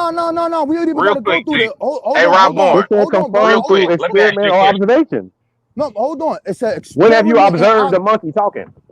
Listen, we not talking, Huh? yo, fam. Listen, we talking about what a scientific theory is. You the one that proposes that a theory is just some shit somebody made up and they just saying the shit. I told Okay, you it's well, based. Hold on, bro. I told you it's based off of experimentation and okay, observation of the same okay. thing going on and on. It is a part of the scientific method. So now, Chief Holiday, what video on my channel talks about evolution? But we talking about evolution right now. I'm not talking about that. All right. The You reason want to why talk about I'm getting, evolution? sir, That's the fine. reason why I'm getting I'm just because, gonna ask you. sir, You you said call you put, everybody black that you find on the man. planet I don't know what you're talking African, about. No, I don't. sir. No, I Yeah, don't. No, I don't. sir. Okay, we can pull up your videos right now, Good. and you Pull talk about it everybody, up. Pull it up sir. where I said that Oh, every okay, look, you gonna let person me talk? every person is black and every person is I from didn't say Africa. that. I didn't, bro. Pull up where I What you, said every black person on the sir? planet is from No. Africa. We're dealing with the scientific theory first, okay? We're gonna get to something else, right? All Is there right. And scientific? Is there? I got you. Is there scientific laws? yes, look up Oh, scientific method. whoa, sir. Okay, so that means that the experiment that they can reproduce it and they can reproduce it and it's a law now, correct?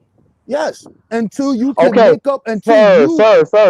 Yo, man, this is Let's get back to like a proposition. child, Let's get brother. back to This the is like proposition. Bram, This is a family. This is like a listen. I'm proposition. gonna let you, Chief. Just let me just say this one thing, bro. This is like a Uh-huh. childish conversation. If you talking It in the is.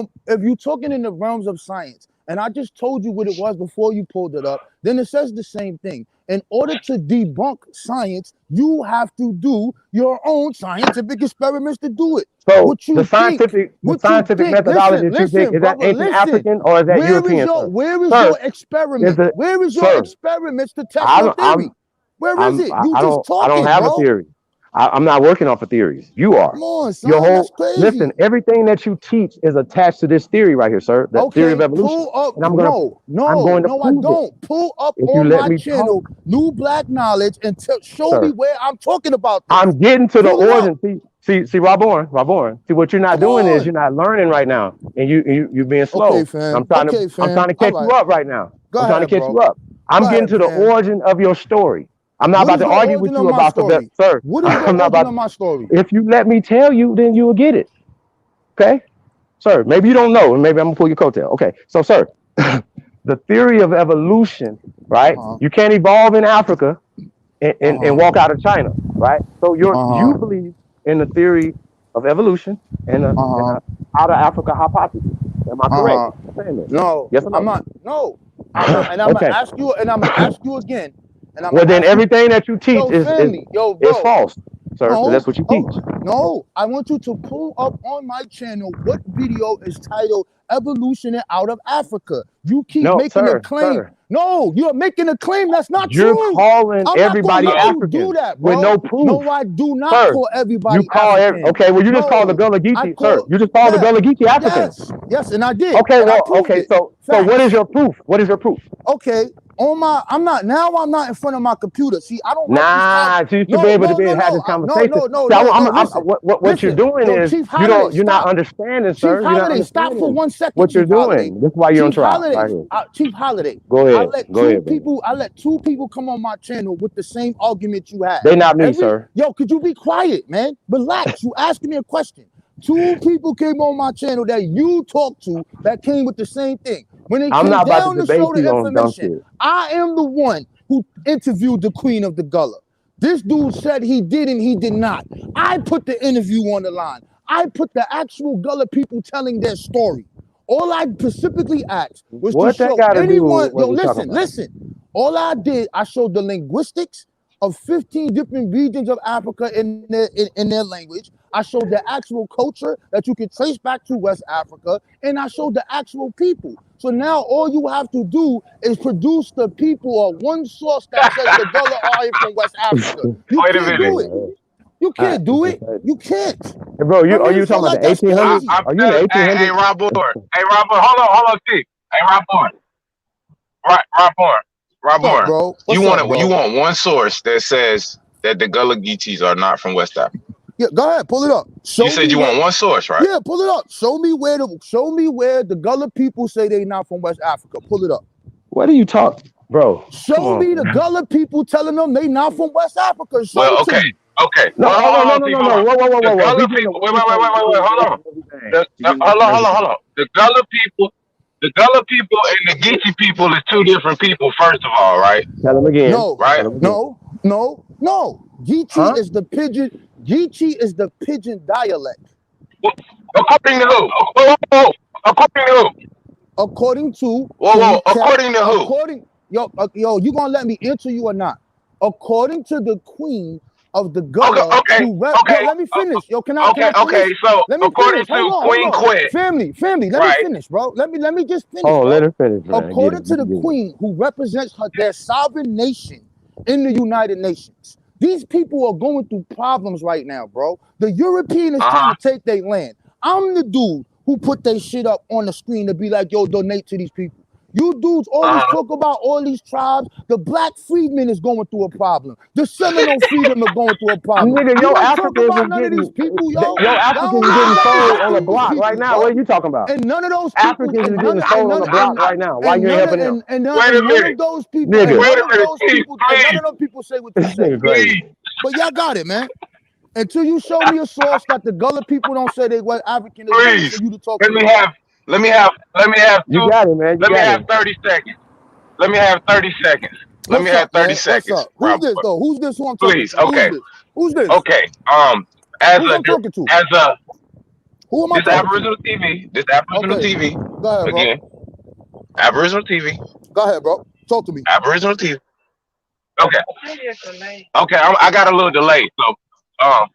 So as a direct descendant, right? Tell him. As a person who not only descends from the people who comes from the Sea Islands of South Carolina, but a person who currently has lands in what is known as the Gullah Geechee corridor. Okay, a person that has a lineage that's probably longer than Queen Quet is telling you that the Gullah and the Geechees are not the same people. Okay? Tell him again. Tell him again. Check it out. All right, check it out. All right, check it out. Tell him again. Okay, all right, champ. Yo, fam, check it out, right? When I interviewed her, right, this is what she told me, right, and I'm giving that. The question remains, my brother. Can you show me? Can you show me a Gullah community that says that they are not from West Africa? Not you want. Now check it out. Now check it out. Like me. Now check it out. Right. Check it out. My great grand. Listen. My great grand. Listen to me. My great grand. Listen to me. My great grandmother. My great grandmother is Gullah. Right. My grandfather. Yeah. Hold on. She's not Gullah and Geechee? No. Relax, bro. My great grandmother is Gullah. I met her when I was real little. I ain't understand the goddamn words she was saying. I met my grandfather is from Florida, from the Sea Island. He is that, right? But I'm from the north. I grew up over here. Nobody in New York taught this Indian shit. This is some new shit to me. This is some internet shit. But if y'all from the south, y'all have those relationships in a different history than we have over here. So I was like, okay, and that's really what it is. So what I'm saying is this, right? All you gotta do is, you're saying this online. That's fine. I want you to show me the community where you at, where you said you live. I want you to put those people on the screen, and when they talk about their origins, telling the people that they not from West Africa. You can't do that. Okay. You just saying this online. You can't prove that. There's no community. Okay, so Rob, there's no Gullah community. Hold on, real quick. Were there melanated, were there carbonated? Oh, go ahead, brother. Go ahead, brother. I think your mic is mute. So real quick, so Queen Quet, okay, is the chiefess. Nah, I just got a little delay. Queen Quet is the chiefess, right, of a tribe that is internationally recognized, known as the Gullah Geechee Nations, right?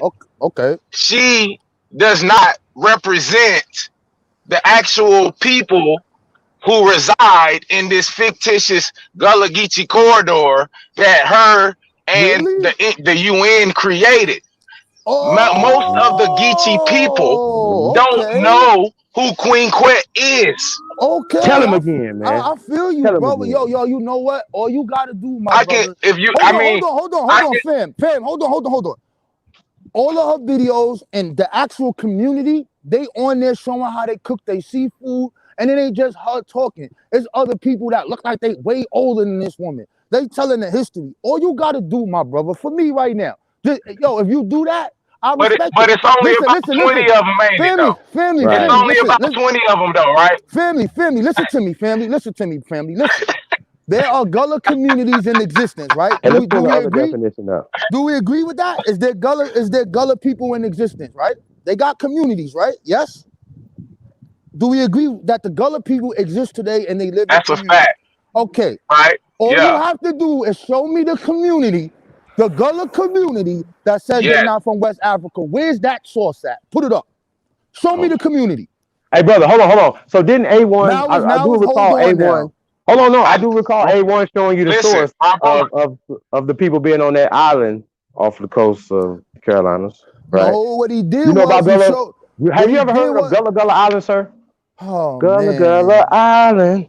Gullah. That wasn't. What was our discussion? What was our discussion, Chief? Hold on. Sir. What was our discussion, Chief? Remember, I said who you working for? Remember, I said who you working for?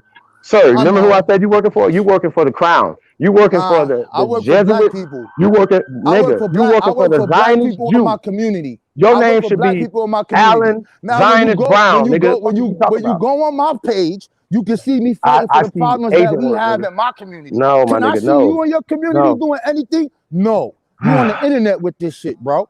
You an internet Indian. That's what you are. You're not in the community doing nothing for nobody. brother. You not helping with the prisoners like I So am. let me Me and You you not shouldn't even helping have this people let me get holler shot. at conversation, You you not bro. real doing quick Me and while you I'm nothing. shouldn't on. even have this Internet. Let me conversation. holler You at I'm in not this even about to community, even if you in your embarrass you. community, I'm not even about to embarrass you, sir. Internet. Okay. I'm just I'm fucking with not you, even. Chief. I'm I not even gotta about get to you hype. embarrass you on that. I mean, I that's like not to getting get you you hype. hype, man. I like I'm to not get gonna. you hype, I man. Turn came up. on Turn up, YouTube. Chief. No, Yo, no, no, Chief, no. Let's turn get up. back to the Talk your shit. information. Turn up, We're baby. gonna get Turn back to up. your information, Turn dude. up, Let's get back Chief. to your Turn up, information. Chief. I'm not turned up at all. Nah, I I'm want here you for to the turn up. information Turn up. because I want to So expose hey you to what you're Ramon, doing, right? hey, Hold on, hold on. let me I want to hey expose Chief, him what he's doing, let me get and like then if you still one doing people. it, you going on trial. If you That's still, fine. if you That's still pushing fine. these people's agenda, sir. Okay, That's so let me ask you a fine. question. What is the ancient term for Africa, sir? Let's get there. The ancient I'm term about for to shut you Africa, down. I'm about to shut this shit down there today, is right no now. ancient term for Africa. Okay, so do you have any documentation of people coming here from a place called Africa, sir? Can you show us that documentation? Yes. Last night on my channel, the same person asked you the I'm gonna same embarrass you, question. dog. Yo, listen to me. Last night, Okay. a person came on my channel and asked the same question. I pulled up the manifesto of the people, the Europeans, from actually the British, with the trademark, going there, where he got them from Gambia, and it says Africa, and bringing them to South Carolina. I put What it year on the was this, sir? screen. What year was this, sir? That I'm was just in the asking a question. the document I showed, because I was asked about the 1700s. I showed it. And then my brother Seneb showed it. And then my brother True Story showed it. So when you really want that smoke, because I'm calling out all I do. aboriginals. When you No, I'm about really to want embarrass that you right smoke, now. when you really want that smoke, when we You ain't gotta got no put these smoke. sources up, You ain't got no I have no smoke. problem whipping you. I have no You don't have no problem doing smoke, it. sir. I Sir, know. Gambia. When was Gambia created? When was Gambia created? Gambia is an old nation with different people that live there, with Sir, different sir. tribes. When was it called Gambia? Fam, For the people. listen to me. I know. No, Gambia is a corruption of a I know. word, son. Gambia is a corruption of a word, son. That's translated in English. The same way how you talk about the Congo, your man came over there and did that and got mollywopped, got destroyed. Once you Well, put the source on the I'm here screen, right now. once I put I'm the here right you're now. not here right No, now. no, We no, no, just no. We're not talking. getting past. Listen, sir. We just Listen. talking. We just I don't playing, man. That's debate what we doing. pseudo. You Sir, are a I don't debate pseudo. Your pseudo. whole goddamn move, you a pseudo. Sir, You're sir. pseudo. We're home. We're home. Our bones are in the ground. Our ancestors are here in the ground, brother. What did you show? What did you, man? Come That's on. fine. Our That's documentation, fine. everything Yeah, is That's fine. It's okay we're here because home. So That's fine. you're saying you're from That's fine. Africa, sir. Hold on. You're saying That's you're from fine, Africa. bro. That's You know fine, West bro. Africa, sir. West Africa wasn't called West Africa in the Yeah, you right, 16, bro. 17, You right, 1800s, brother. brother. You So when right. you say, You right. hold on, You sir. right. Go ahead. So couldn't is it possible? Is it possible that when people from here, that the tribe people from here, the Yamasis, the Gullas, or the Geechees, when they went over there, did they mix with the people over there when they was over there, sir? No. Did they bring our Okay. American? Did we Okay. bring our So, all American right. culture, sir? Okay. Check it out. Hold I'm gonna on, answer wait. you. Did we Go bring ahead. American culture to Africa? Yes or no? Okay. You ready for? Are you ready for my answer? No, Are it's you just a ready yes for or my no answer? question because I'm building right now. I'm building. Are you ready? Let me Are you build. ready? Are you ready for my answer, It's a Chief? yes or no question, brother. Are you ready for my answer, Chief? Yes, I Are am. you ready? Okay. Yes. The Okay. Yoruba people in the kingdom of Benin who deal with the Orishas, did the American people from America go to the kingdom of Benin? Yes or no? I asked you a question. What are you talking about? Yes, people came, Americans came from Sierra Leone, right? So let's start naming these people. They went to Liberia and stuff for that. So let's name the people. Let's just get this over with. Who was the person who took the people to No, see Liberia? what you took off my bill, Who brother. is the I understand American everything. black? You're Listen, not who teaching us is nothing over here, no, sir. Yeah, relax, bro. Don't cut my wisdom. Who is You the got mine. American black? Who is the American black that took the people to Liberia? Who did that? Bro, I don't care about that. We're not talking about that. You No, getting you're off the saying that those are the original Aboriginal people. This is what I'm you're not. saying. No, Yo, that's not what son, I you don't said. even You know the cut me off. history. You didn't hear what I said.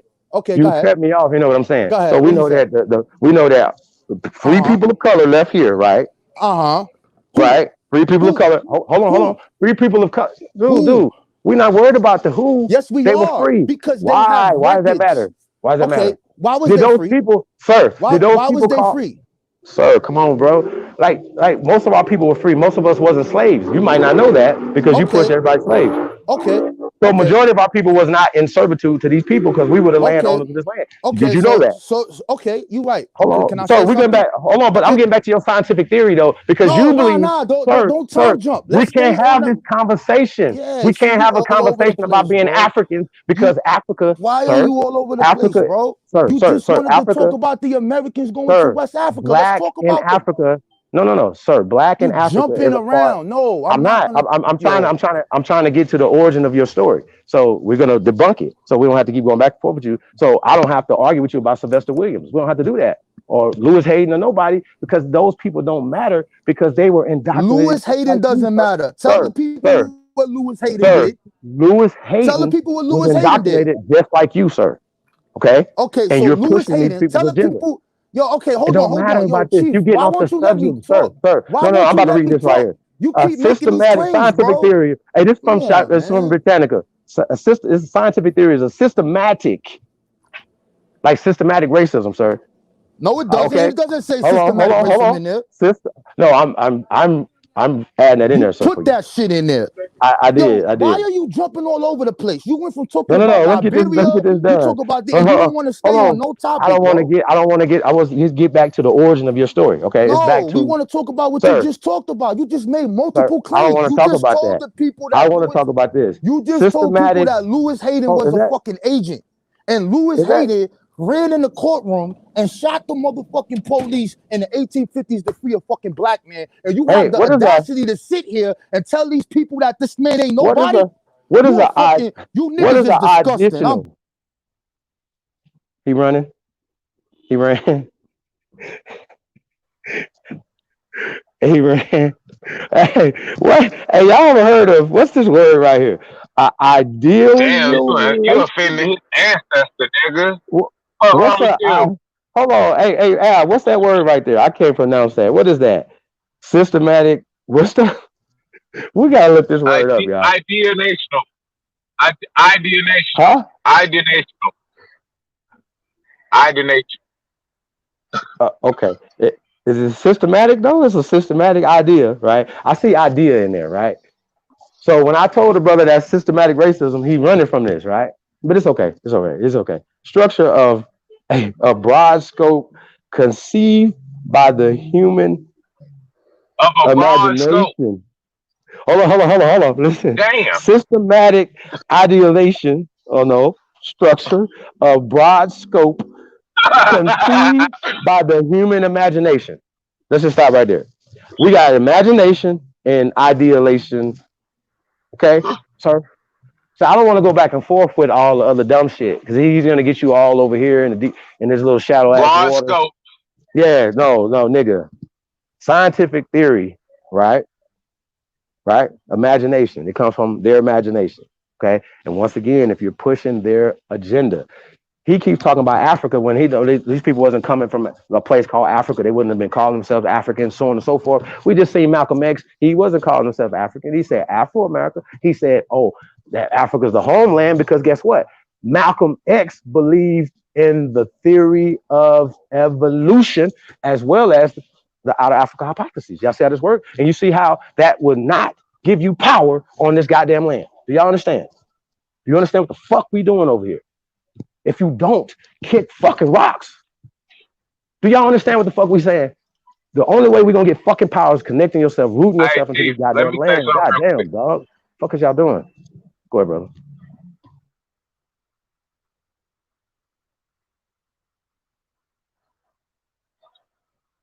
Yeah, so I just want to say real quick that I'm so tired of you niggas hollering Gullah and Geechee every time you want to try to prove your little hypothesis and shit, right? So for once and for all, we're gonna just make this clear for all you guys in the back of the short bus, okay? Queen Quet is the chiefess of a tribe, okay? Of an internationally recognized nation, right? That encompasses a fictitious borderline from Jacksonville, North Carolina to Jacksonville, Florida, 30 miles inland from the sea. Now, Ryborn said he did an interview with the Queen, which I find ironic because anytime I go down there, I can't seem to get no interview. I can't seem to get no messages. Only thing I can seem to get is just show up to an event, right?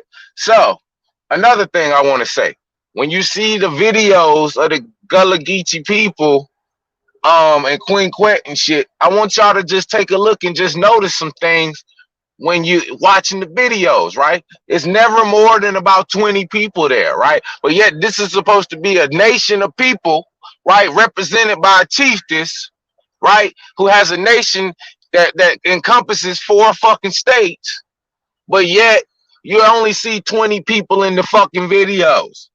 It just don't add up. So Who is just this pay woman? attention and make sure that every time y'all niggas call Queen Quet, we about this we about to figure out what Queen Quet got going on, because I need to know who her ancestors is, who bestowed the chiefess upon her, upon the so-called Gullah and the so-called Geechee people. I done heard a lot of bullshit come out of her mouth. I done heard Geechee is a pidgin dialect from Gullah that came from Africans, and ain't no Geechee people in South Carolina believe that shit. Don't know Geechee people ain't never heard of that shit in their life. They've been Geechee their whole life, goddamn it, and they've been speaking the same way they've been speaking their whole life. And ain't nobody never told them they was fucking Africa until they went to school. And I'm gonna do an interview with my pops. He in town. I'm gonna do an interview with my pops, who's a direct descendant of the Geechee people, and he gonna fucking tell you niggas the same thing. So y'all niggas can keep pulling out Queen Quet and pulling out the poster child for government money, or you can talk to the real motherfucking Geechee.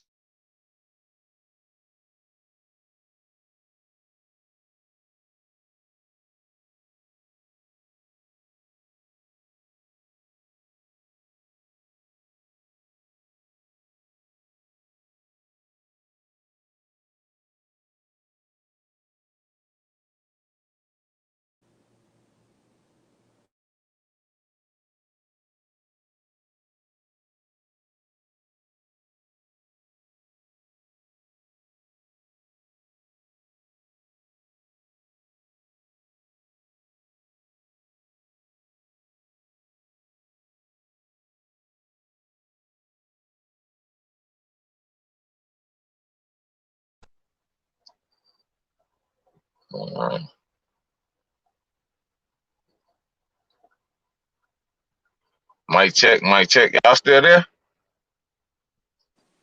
Yeah, what's good, brother?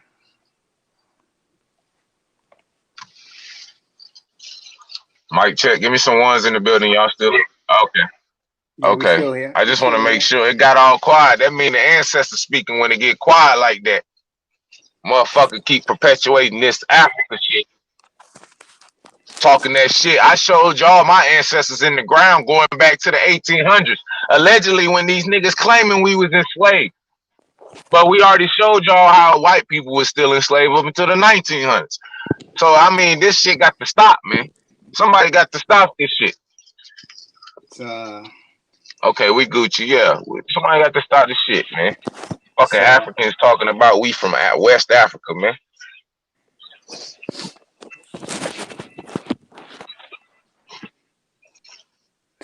there's the brother before was talking about code and stuff like that. So there's always going to be some stuff that's just for us in the community. There's going to be some stuff that's out there. So Doc in the chat was mentioning some stuff that the people in the audience can't see.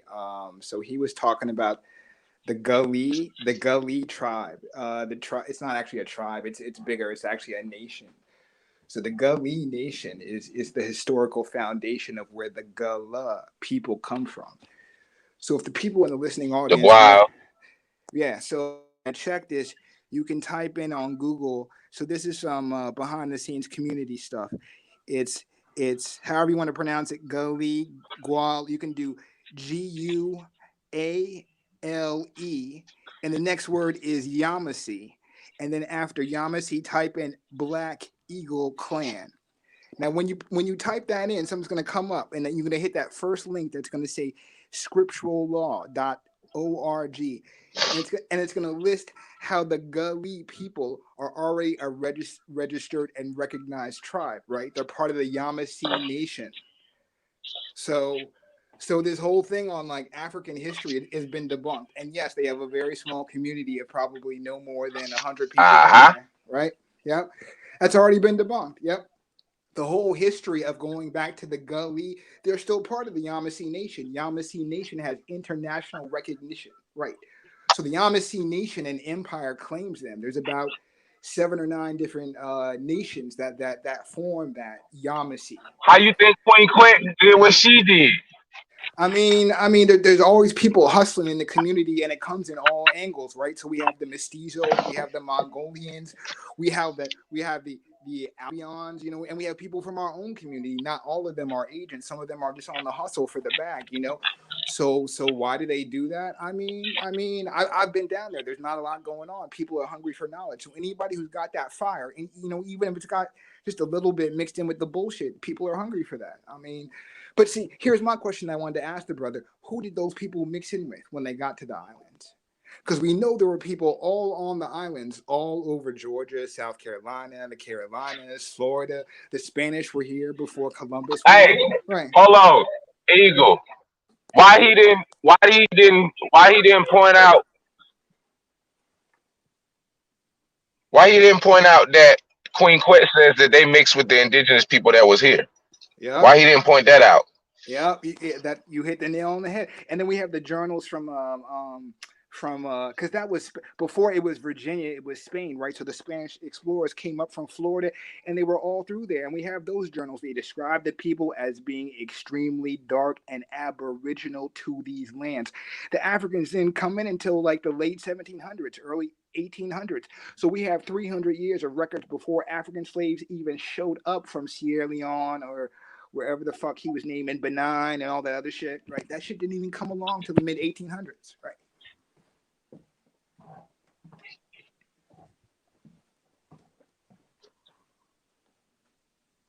No, you good, bro. I just wanted to throw that in. So so I mean, for the people Googling, you see the clan. Nigga done ran Rob Bourne the fuck off. You see the clan there on the PDF, right? So that's the Black Eagle clan, and that's not some pseudo shit. That's tied to the history going back hundreds of years, registered international, right?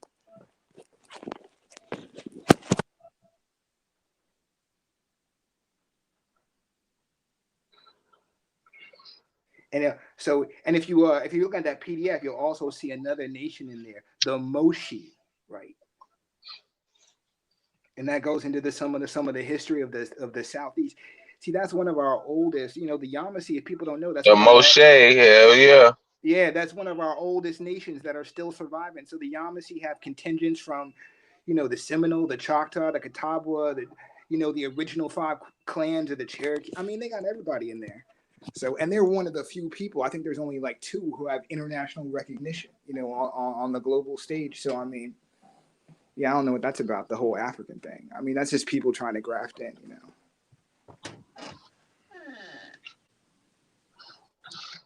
Somebody says they got people in Andrews, South Carolina, all those islands, all the way up to North Sounds Carolina. like it's a goddamn setup to me.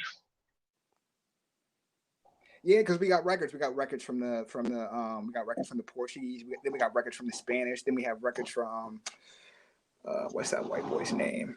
From John Smith, who came and he set up the first corporation in England in the 1600s.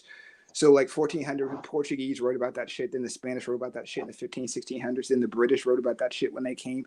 So when they called all the old Spanish and Portuguese colony Virginia, you know, and that was some big shit where Virginia went all the way down to Georgia. Right. So when we're talking about Virginia and when we're talking about old Spain, it's the same colony with 2 different names. We got tons of records on that shit. Right. We were the majority. We took in some Africans, you know what I mean? Like little drips over a period of 200-300 years. But yeah, I guess that's what we get for, you know, for taking in foreigners. Shit. I don't know. Hey, why Rob Bourne goddamn act like he was astonished when I said Queen Quet was the chiefess of a internationally. My man ran fast as shit on that. That goddamn light bulb went right on. Oh Oh shit! yeah. Shit was over. Shout out to all my goddamn Geechee gang in the building. I don't really know too many people who say they Gullah, so shout out to y'all, I guess, if y'all really exist. I don't know if y'all just on James Island or whatever island that the Gullah Geechee call their home, but I don't really catch too many people saying they Gullah when I go home. But I do have a whole lot of people telling me they Geechee. So it's kind of it's kind of ironic, you know, because we know about the river, right? Yeah. But then they try to give us a story that we Gullah because of Angola. Like what? What? Wait a minute, nigga, it's a river. It's a river right here, nigga. It tells me who the fuck I am, but you want me to be some shit you tell me to be. I don't know, man. Like I said, we're gonna do some investigating. I've been trying to reach out to Queen Quet for a while so we can clear this thing up. But now her little cronies got her in the crosshairs. There's too many people being misled using that shit. That's right, Geechee, Choctaw, Tuskegee, Chickasaw. That's right, they're all Yamasee. Somebody was saying that in the chat. Yeah. And AP had a source that said the goddamn Geechee, the Yamasees, and all them is the Mayans and the descendants of the Olmecs and the Mayans. Yep. They got the history of what was it, a couple days back? Akeem was on the panel and he was trying to talk about like island history and all that stuff. So that's the crossover. So they're the main empire that has all that history of the crossover, because Texas used to be part of old Spain, right? So before that, it was part of the Mayan culture, the Mayan civilization. So I mean, you're talking about Louisiana, Alabama, and Georgia. So the people in that mountain range right there were the main contact for the seven rivers and the transportation and the commerce and all that shit. They were dealing with the Mayans for hundreds of years, thousands. I mean, I think it goes back to the Olmecs. You know, Olmecs were time of Yahshua. I mean, they ended 100 BC. I mean, we got 2,000 years of records with the Mayan civilization, the Olmec, Aztec, Toltec, all that.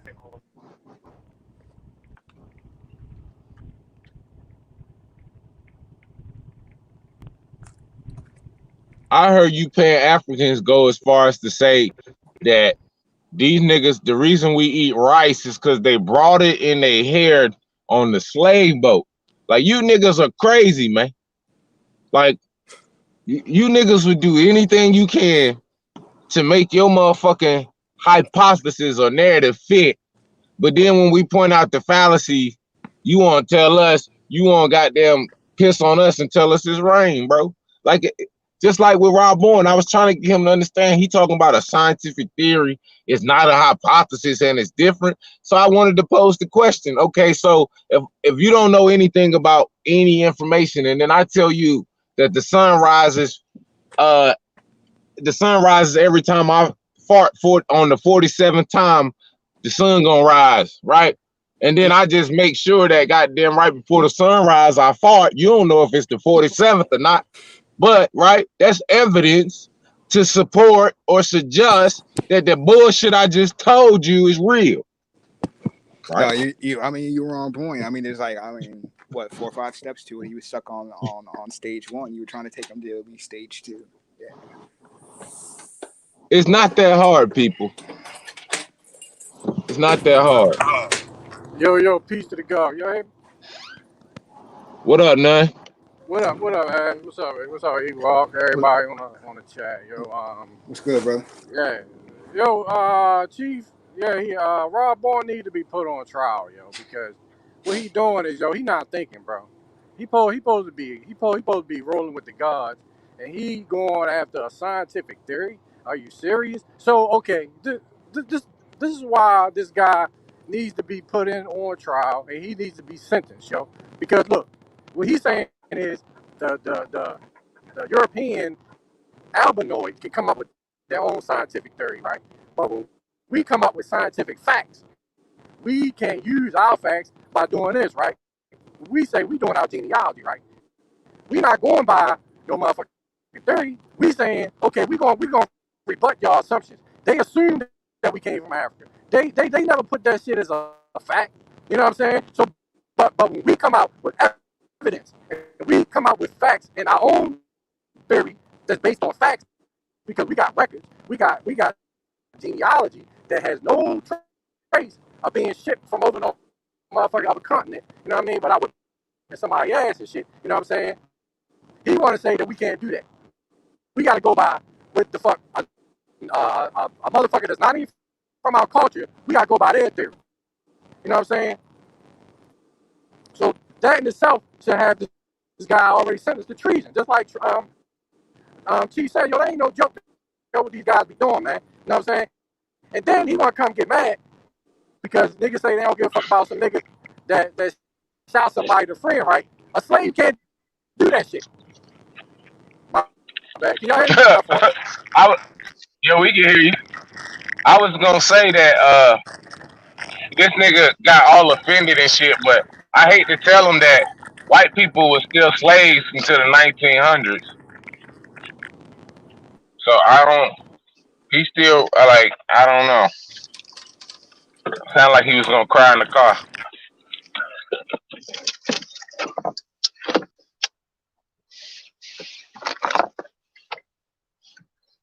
That nigga was appalled. You ain't Paul. You a nigga that steal.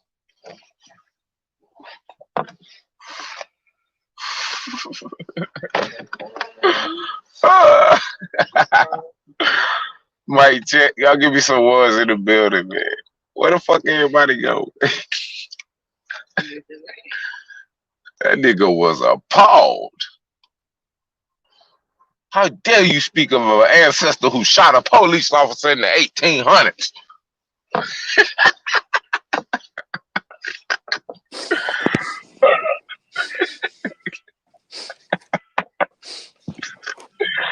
Yo, you couldn't get no better motherfucking goddamn exit than that, Ra. Come on, Ra.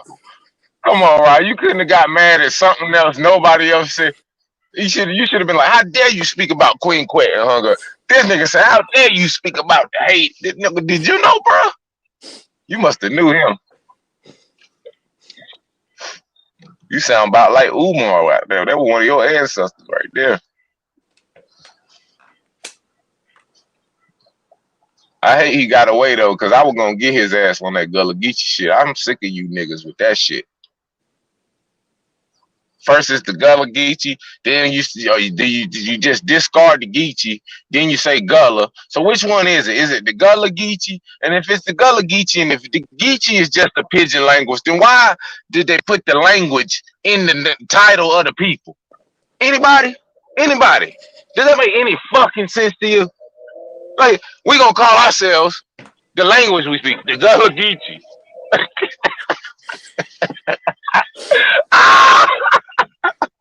Does that make any fucking sense to anybody? I mean, maybe it's me. I'm tripping. My bad. I'm tripping. Y'all right. That's like us calling ourselves the motherfucking black English. Cause we speak English, nigga. Like what? Wait a minute, nigga. That ain't what we do. It's a lot of black people that speak English. That don't denote who the fuck you really is.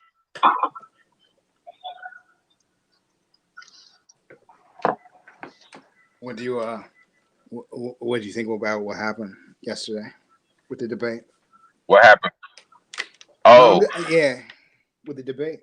Oh, with the debate, I think my honest opinion. I think that it was a frivolous debate, and AP just.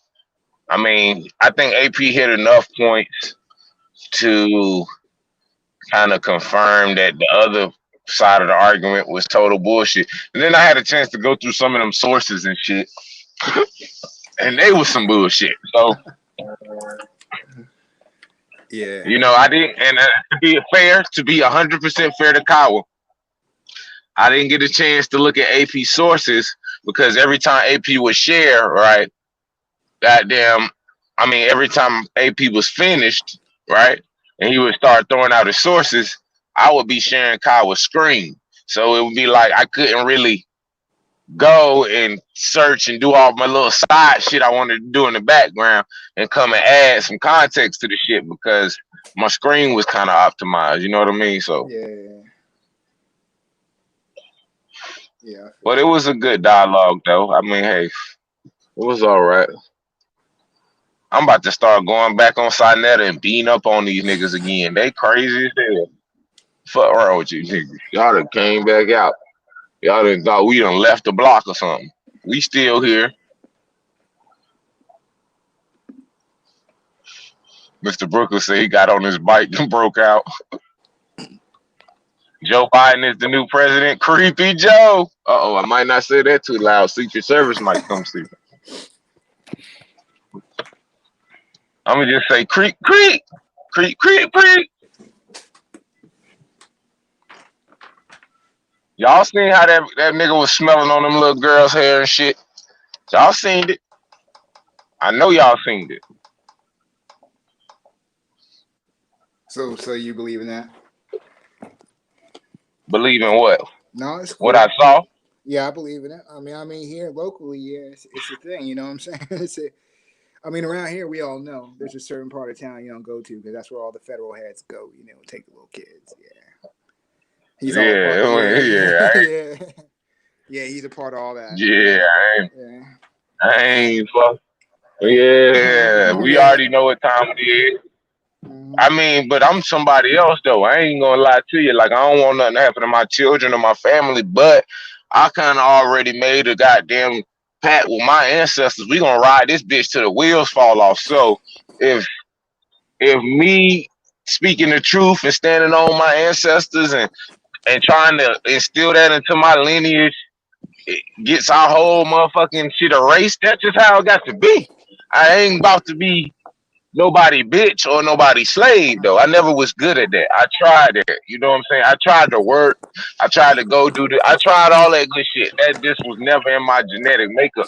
You know what I'm saying? It didn't fit. The programming didn't fit with my motherfucking hardware. So, goddamn it, we rocking.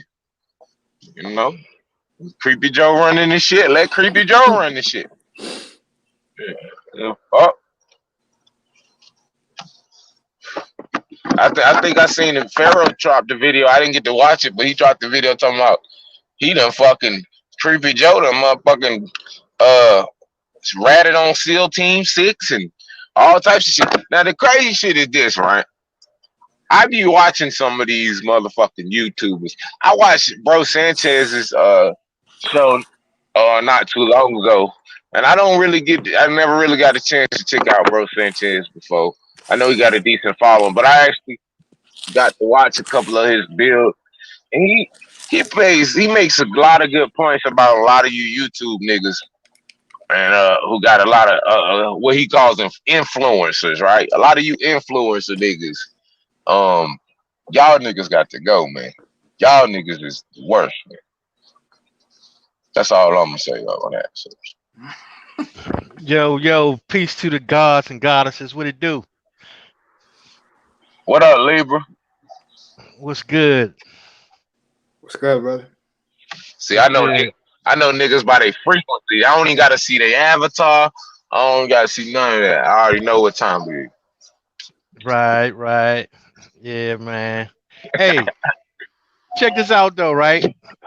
I'm listening to this Malcolm X, right? And man, I swear, man, I can't see the difference in what the fuck they be talking about and what's going on right today. Like, there's hardly no difference. It's the same shit. The same shit. It's hey, Libra. I know you up in there in age, but you know my pops. He about to be 68, right? So he lived through this shit, man. And like I told you, I'm gonna do the interview this week for sure. I know I've been saying I'm gonna do the interview with my old man and shit, but I got the nigga in town and shit. I'm gonna do the shit for sure this week. But like, he be telling me like some of the shit he lived through, bro. It ain't nothing changed, bro. Nothing. That's a fact, bro. Nothing. I mean, let's say that I come from the 60s through the 70s, through the 80s, through the 90s. You know what I'm saying? Like, man, it's the same shit, man. Like, The things that they were talking about in the turn of the century is the same shit they still talking about now, verbatim. It's just replaying itself It's over and replaying over. itself. It's like we in a damn what's one of them shows where nigga be living all day? What is that? Click with Adam Sandler. The nigga be doing shit all day, then he wake up and the shit. Like one Yeah, Groundhog of them movies. Day. Groundhog Day. Groundhog Groundhog Day. Day. Yeah. Yeah, wake up and keep doing the same shit over and over. Infinite loop. Damn, we repeat as hell. We in a damn But time warp. nah, but you know what's Hey, funny, right? What's funny is that it's the same shit that we always say. We always talking about the same Yeah. shit. You know what I mean? The same shit he was talking about, that's the same shit we talk about. But nobody fucking That's pays a fact. attention. And then, Hey, but swearing it like, hey, down like leave they never heard it before. 25 years later, just look at it like this. 25 years from now, somebody will be playing our videos and say, damn, them niggas knew what the fuck they was talking about. Yeah. Damn, the shit's still going on. Yeah, that would be crazy, man. I hope that don't happen. You know what I mean? Like, I hope that shit don't happen, bro. Because the only difference I see is that they had almost everything right back in the '60s. I mean, they was getting it right, but it was still some shit that they still had wrong. You know what I'm saying? And I think the difference is that the shit that they got wrong, we're getting right. You know what I mean? So, you know, hey, peace to the God. peace. Miss, it's Mr. Meticulous. Mr. Meticulous, what it I, do, God? I, I think they actually didn't have all the evidence, and since we were able to sit down and let it mature a little bit, I think that we were able to get a little bit more understanding on the broader scope of things, and then like we got a better Oh understanding. yeah. That's a I mean, fact. That's the Because time I'm not. I can see that because in the 60s we was like a lot of our people were active, right? We was out Yeah, no doubt. moving, trying to make it happen, right? Then we went to sleep after they killed, you know, the leaders and shit, right? Then niggas went to sleep. So like you said, it kind of allowed for the information, for the history, for everything to kind of just marinate a little bit. And it also allowed for us as a people to kind of catch up in the information race to be able to put it in a different perspective now. Well, yeah. I mean, the thing is that information did not travel the same way it travels now. That's for sure. Actually, too, and like you said about being active, a lot of time people didn't have time to spend analyzing the situation. You know what I'm saying?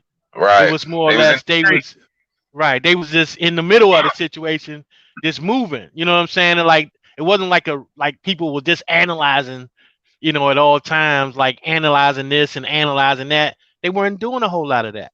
You know what I'm saying? They was living in the moment. It wasn't a unified front or it wasn't organized. It was a bunch of us saying, hey man, we about to go roll up on this motherfucking goddamn lunch counter, nigga. We about to go shut down, da da da. But it was nothing done systematically to achieve a goal. Facts.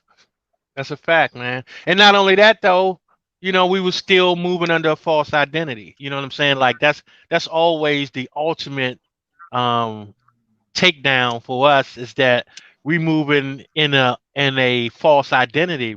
And just think about it, man. You coming into somebody and you not even who you claim to be and shit. And they know it. And they know you don't know who you are. You know what I'm saying? Uh-huh. It's like what kind of respect do you think that you're gonna get from that? No, I respect you, black man, even though we made that term up.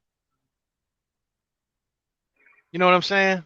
We gave you that. We gave you your history. We gave you your culture. We gave you how you talk. We gave you Well, everything. well, Let them tell it. the one thing I will say about culture is concerned, I don't believe that they gave us their culture, to be honest, because they didn't know how to do shit. So if you don't know how to do shit, you don't have much of a culture, as far as I'm concerned. So I don't know how that plays out with anybody else. But if you don't know how to do shit, then you don't have no culture. You know what I'm saying? Well, yeah, we know they I think if you, we I know think they if you can't. wanted to, Go ahead, bro. Go ahead. go ahead, Fino. I was just gonna say we know that Go ahead. I'm cool. Go ahead. they when they came off of boats and things of that nature, a lot of them, like you said, they didn't have a certain type of culture yet, but that's a part of the process of, socializing and acculturating and watching our culture and being around it enough and practicing the things and learning just enough. They goddamn take control whilst holding on to your barbaric Neanderthalic ways. You know what I mean? I mean, just think about it, man. They came over here looking like clowns and shit, and we was like, damn, that's some funny shit. You know what I'm saying? They ain't take it to, saying, damn, these some clown motherfuckers for real. But the thing is that, and they Hey, adapted our culture. You know what I'm saying? Like they start being more relaxed, dressed, and all that kind of shit. They came from our culture, not theirs. They was wearing clown shit after clown shit. You know what I'm saying? Like, and comes down to food. They didn't know shit about food. They can't cook without a goddamn recipe book. Like they can't even cook regular shit without a recipe book. You know what I'm saying? Like, damn, what the fuck you need a recipe book for? we don't roll like that. We would just know how to cook the shit. Oh, that's how, yeah. Oh yeah, this how grandma used to do it. All right, yeah. Boom. You know what I'm saying? I'm a It would mama. I be just cooking shit. I don't know how to cook. make that shit taste to I be, perfection, I bro. cook. I be throwing. Hey, bro. I be throwing shit together. I don't know how to do it.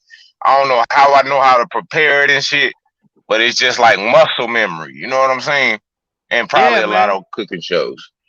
Nah, but I'm saying that's what I'm talking about.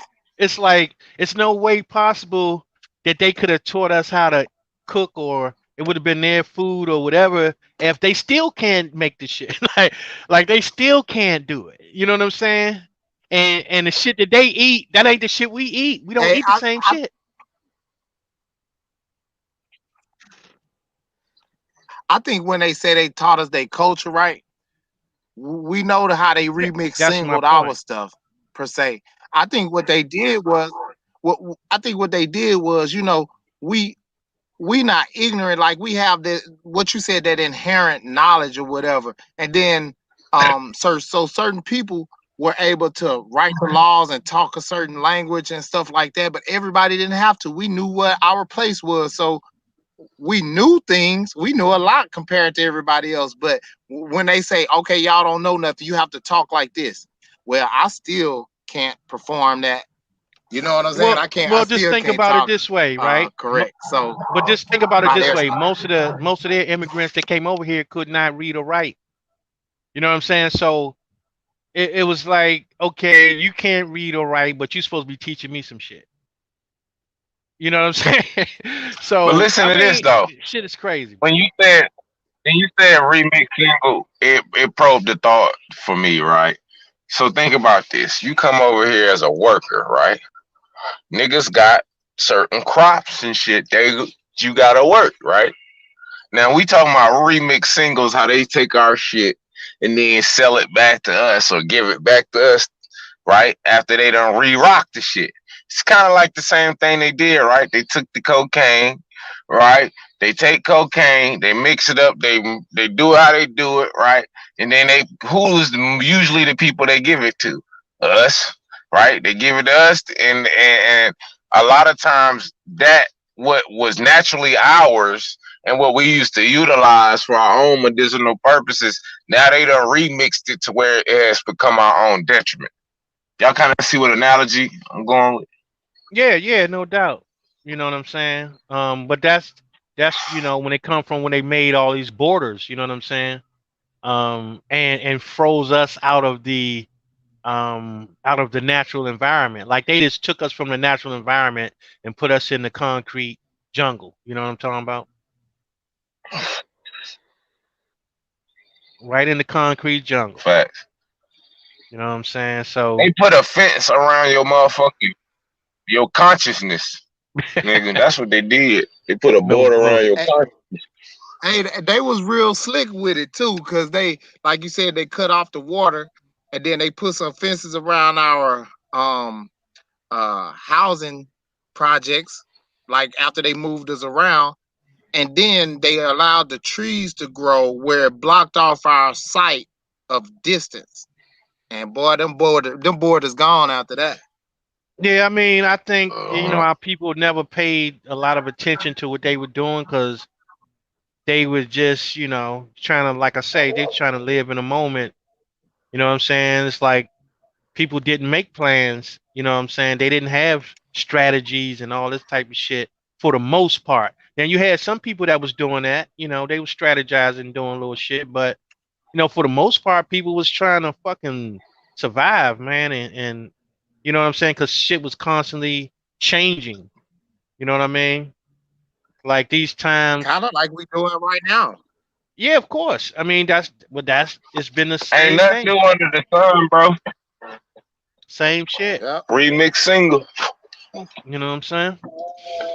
So that's what we're going through now. But it's just amazing though, because, I mean, how many ways can you tell people?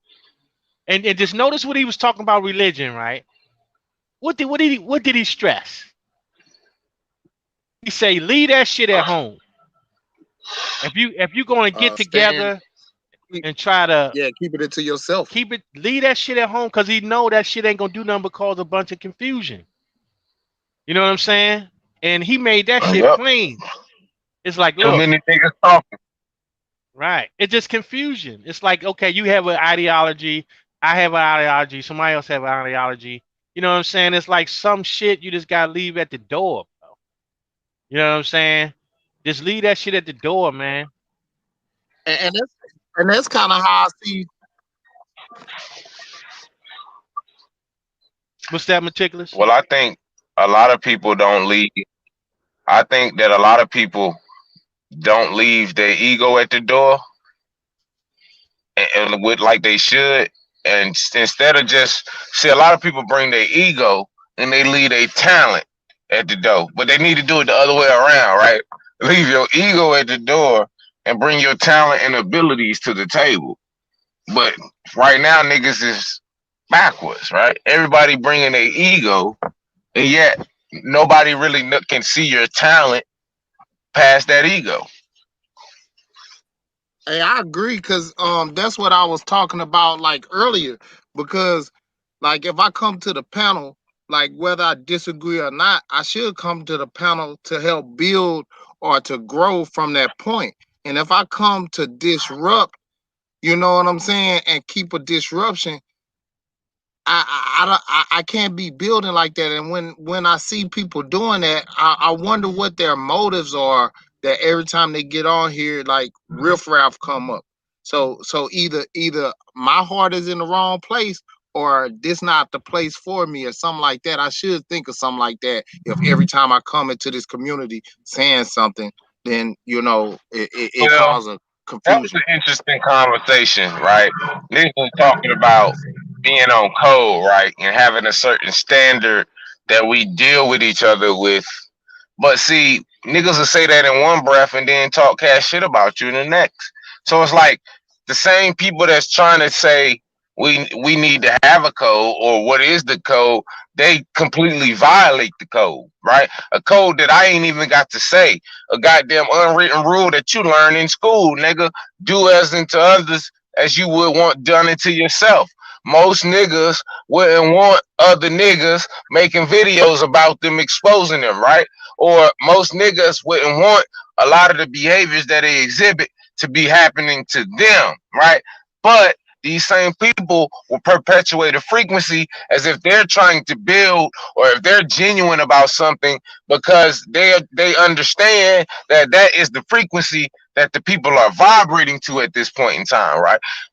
Before they was vibrating to that fuck nigga shit and the drama and shit, right? But eventually cooler heads will prevail, and eventually most people are going to vibrate to the frequency they initially vibrate at, right? Even if they get distracted by some rah-rah every now and then, right? So what I saw from that whole situation was niggas was talking about we need to be on code and and we need to have a certain like culture of how we deal with each other. But then niggas will completely disregard that when they doing their own thing, or when they went they niggas and everybody laughing and chopping it up. So it's like you gotta, like I always tell people, man, you just gotta really watch people and how they move, and they gonna tell you everything that you want to know. Now it's up to you to decide to take that for what it is and accept that person for who they are, right?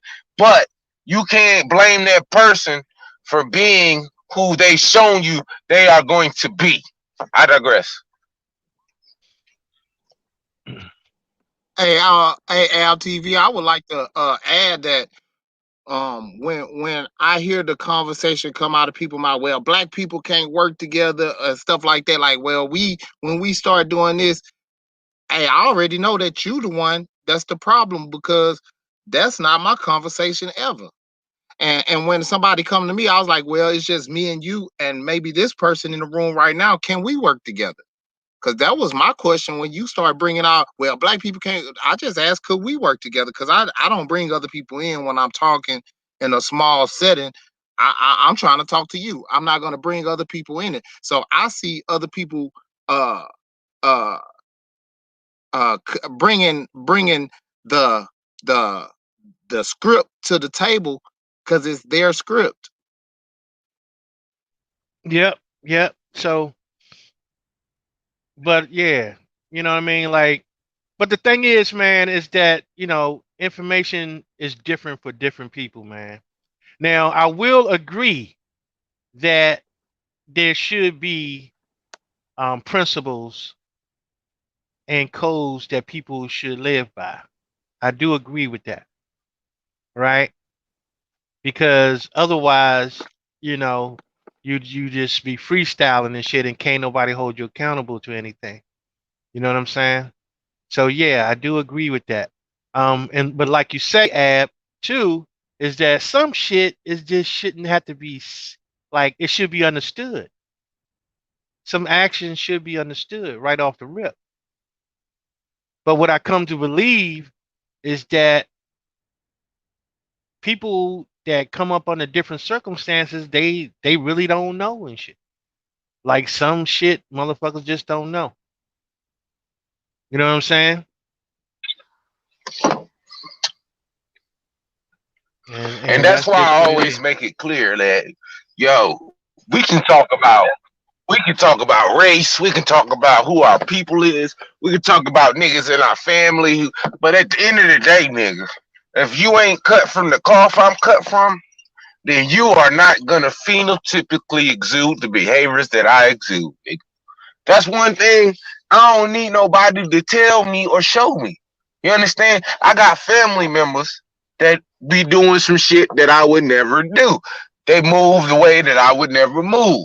You know what I'm saying? Yeah, they my blood. Yeah, they was born from the same people I was born from. But I look at them niggas the same way as I look at any other nigga that I don't know or I don't fuck with like that. Because at the end of the day, I understand that if if you are a part of me, then you gonna vibrate the way I vibrate.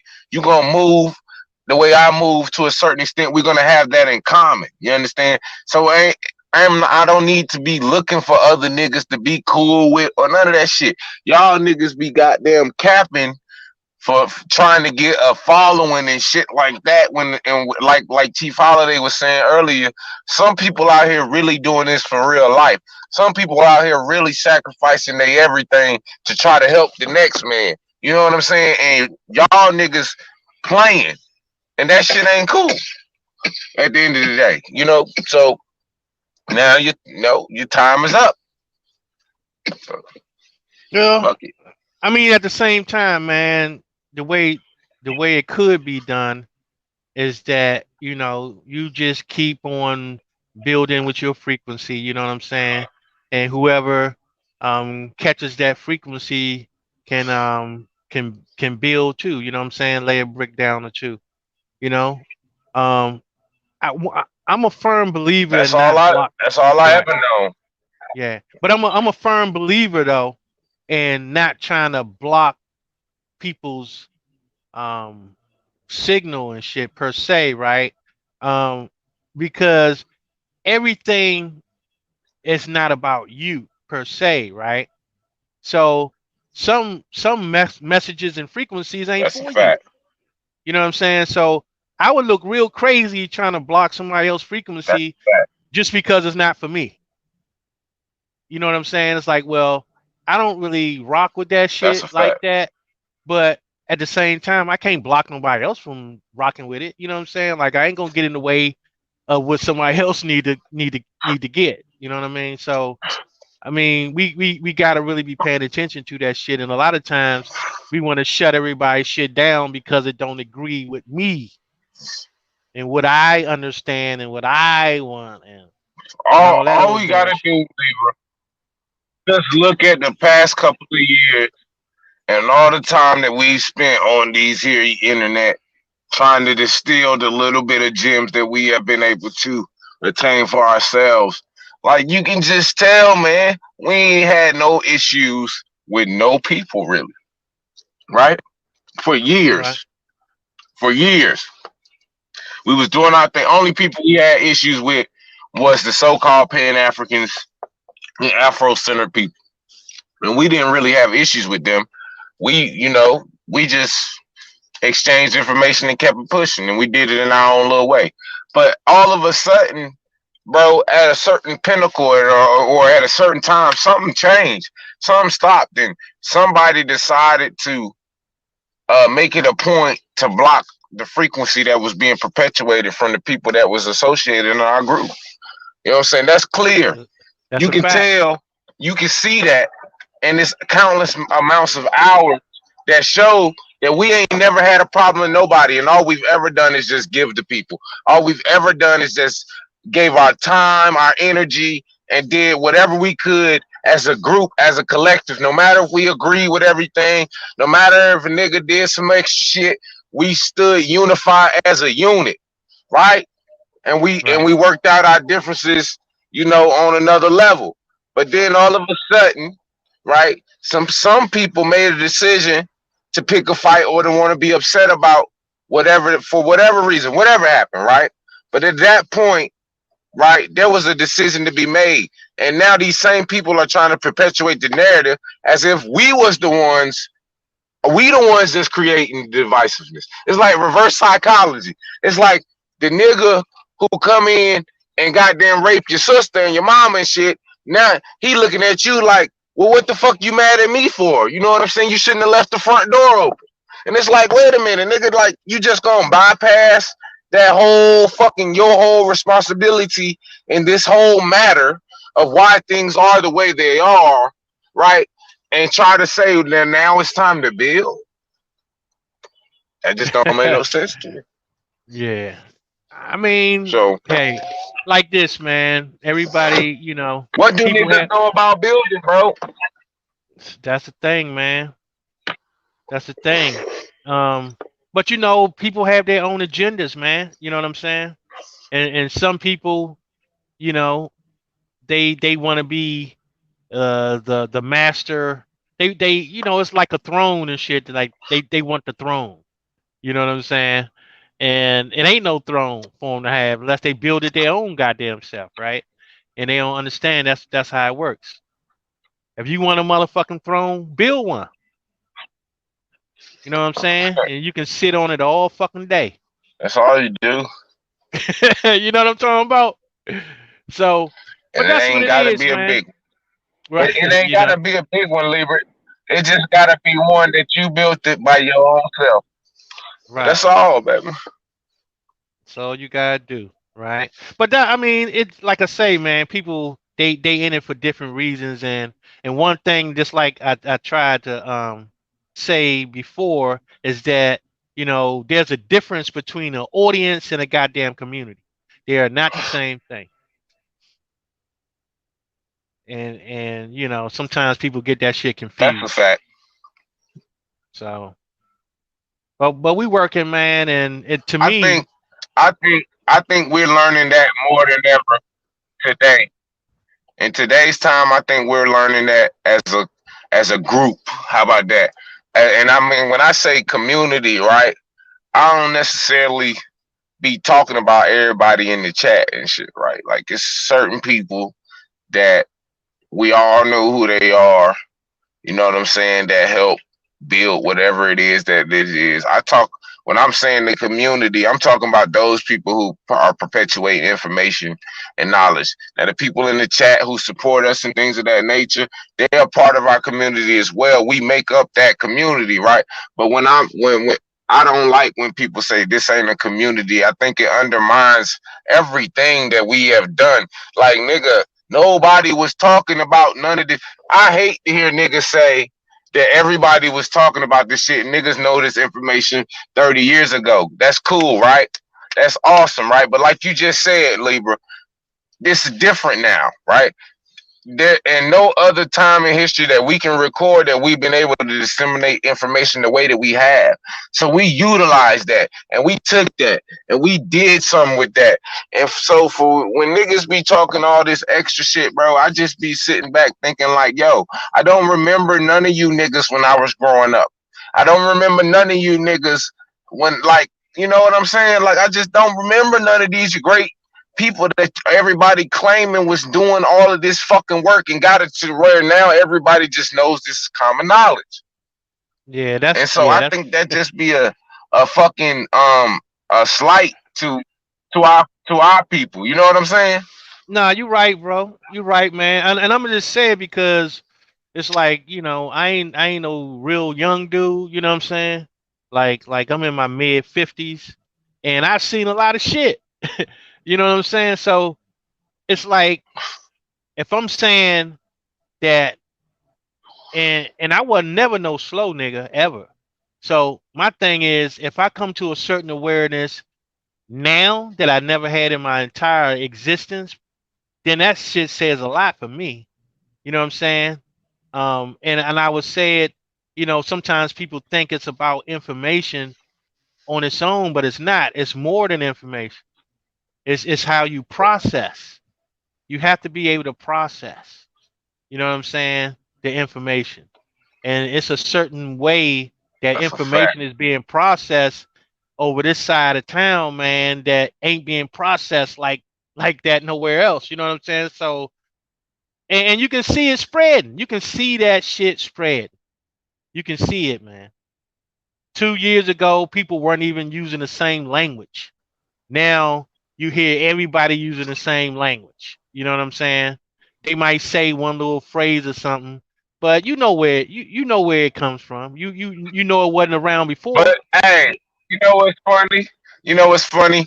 Copper Color K pulled up a video from 2018 talking about Jabari calling the author and showing this about Dan Calloway and shit. You know what he didn't show in 2018 when we was on their motherfucking ass all year, tearing their asses loose every motherfucking chance we got. Then niggas act like they don't even know you no more. Niggas act like they ain't never spoke to you before or they ain't never heard your voice pattern before, right? That's all good. Yeah, I mean, We got man. Well, but you know what was so funny though, man, is that what was it Professor Smalls? One thing he did, one thing he said that just kind of fucked the Pan Africans all up and shit. He said at the end of it, he was like, "Y'all on the right track. Keep going, keep doing what you're doing." And I don't know if hey, anybody even paid attention to that shit. You know what I'm saying? But something in him said, "Y'all on the right track. Keep doing what you're doing."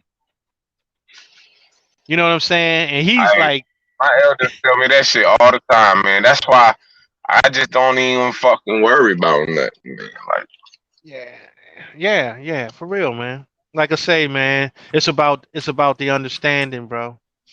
It's about having a proper mindset to be able to make certain moves, man. When it gets down to it, you gotta have the right mindset in order to move. You know what I'm saying?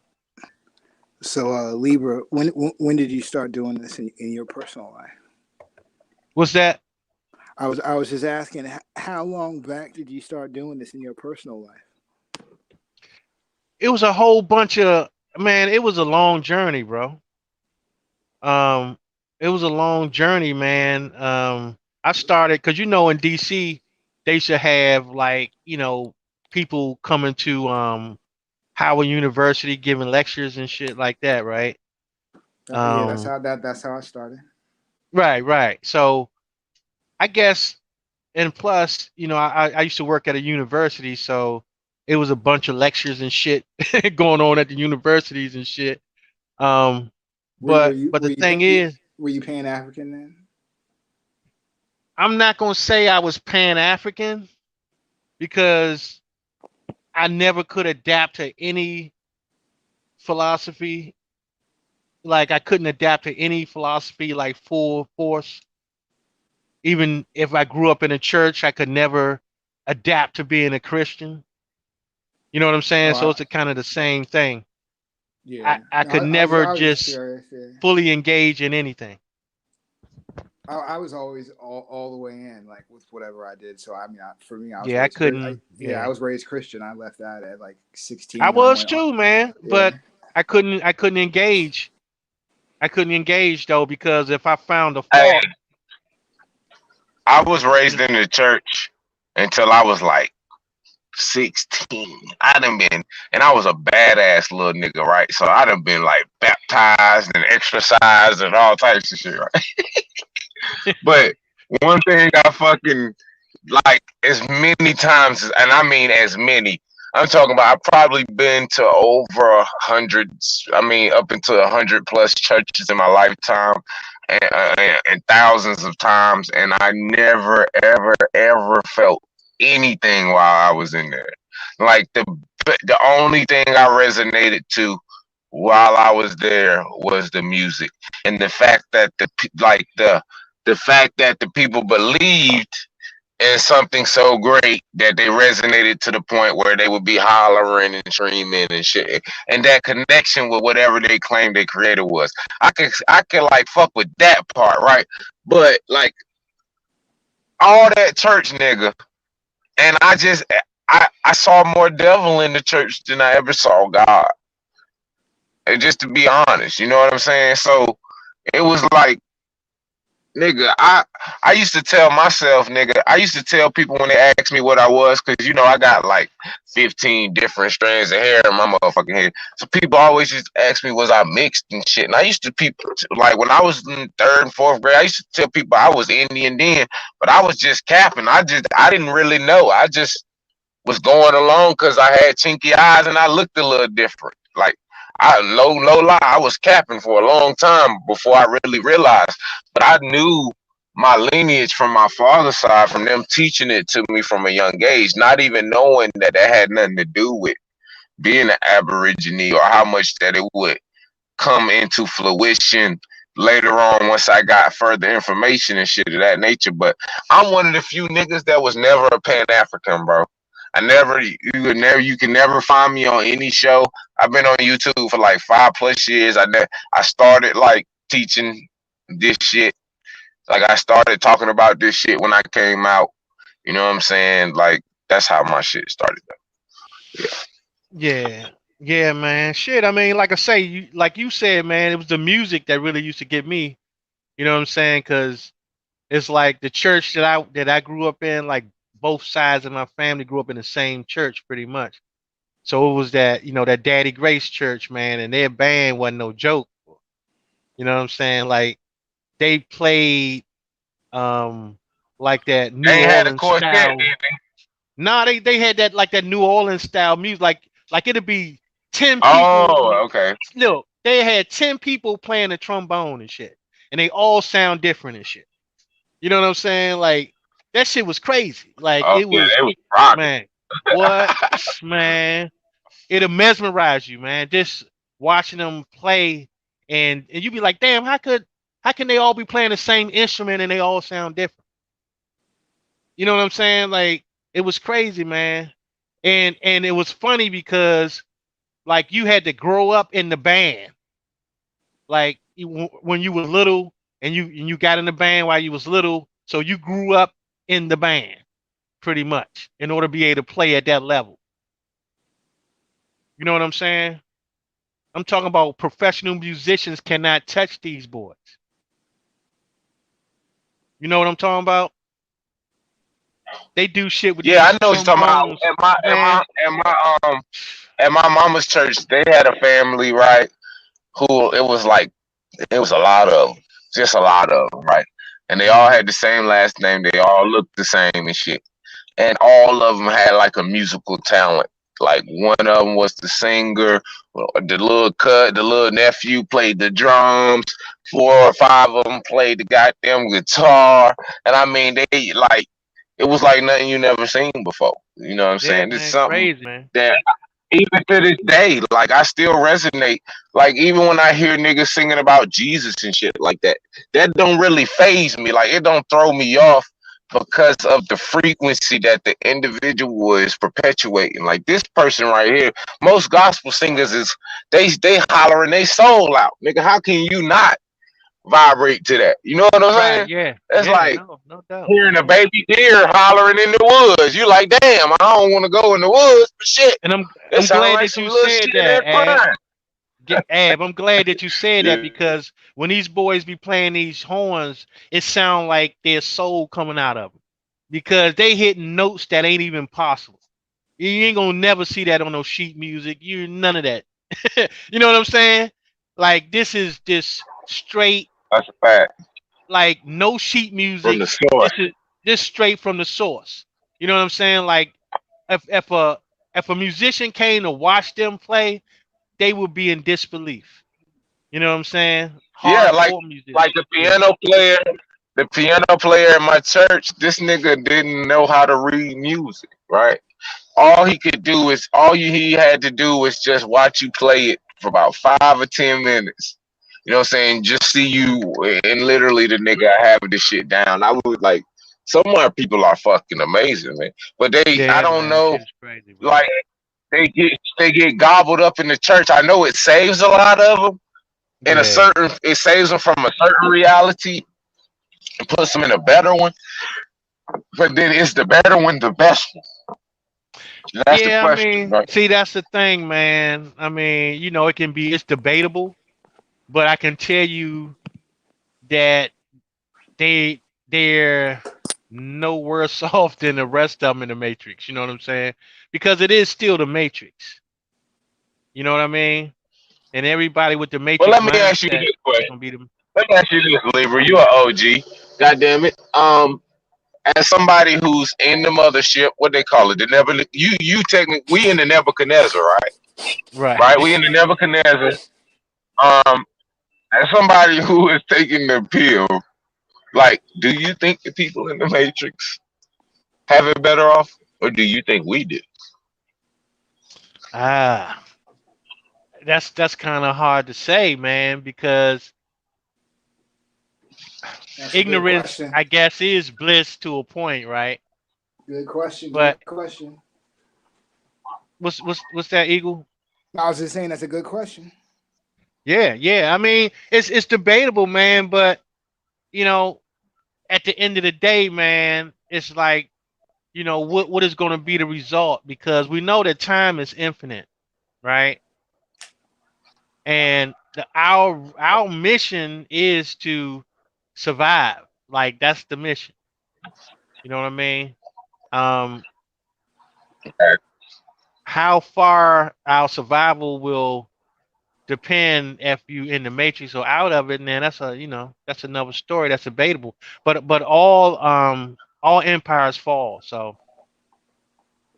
at Well, the end of the I day. think I think it's a natural response as the individual who feels like he's outside the matrix to feel some type of justification, right, of not being in the matrix, even though we are the ones who carry the burden and are on the lower status, or the or lower rungs of societies and things of that nature, right?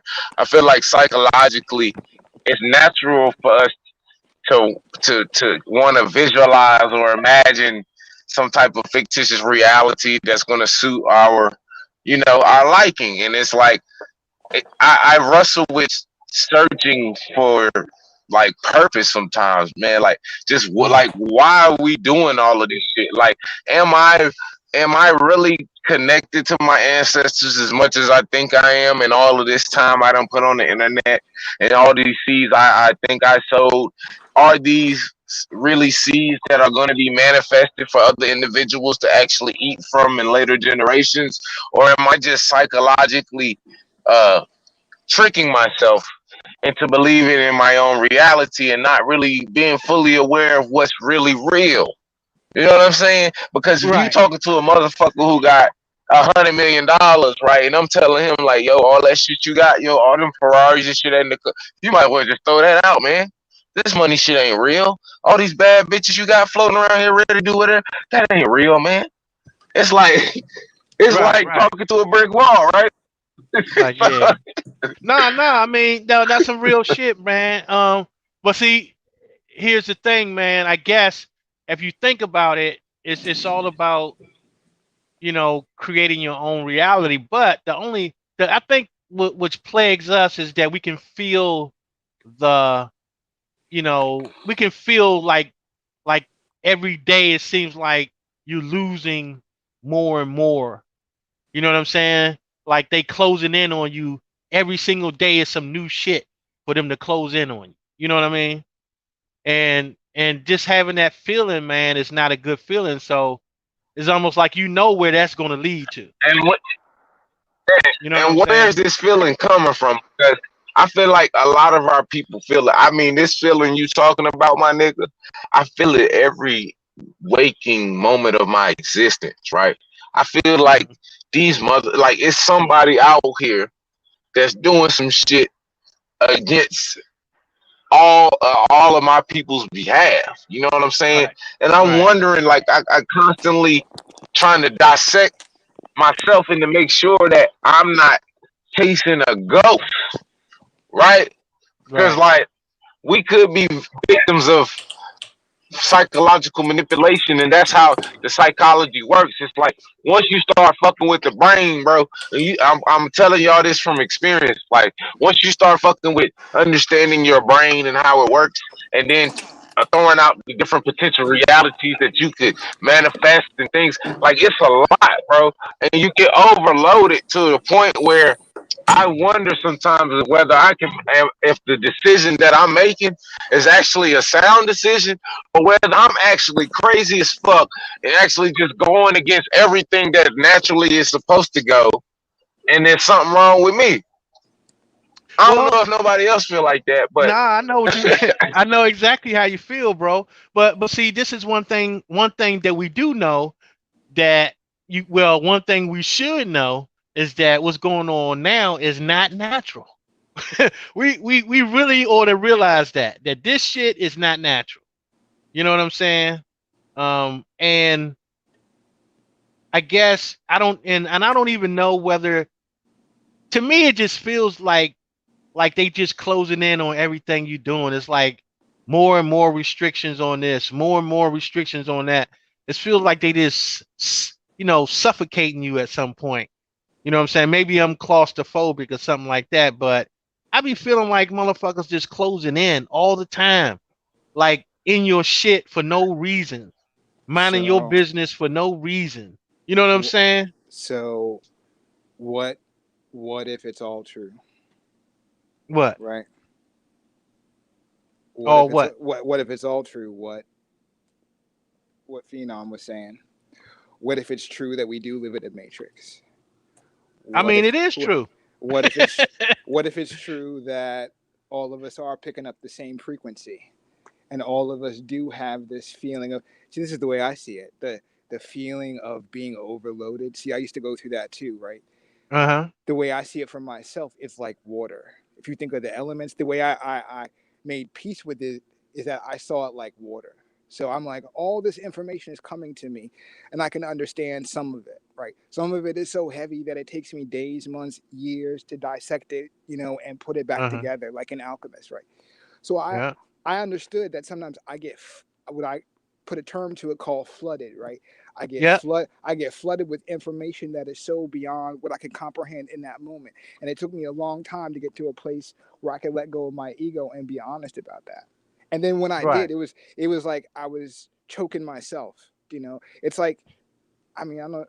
It's like imagine choking yourself physically, but I was doing that mentally. Right. Right. I Right. know exactly what you mean, man. Right.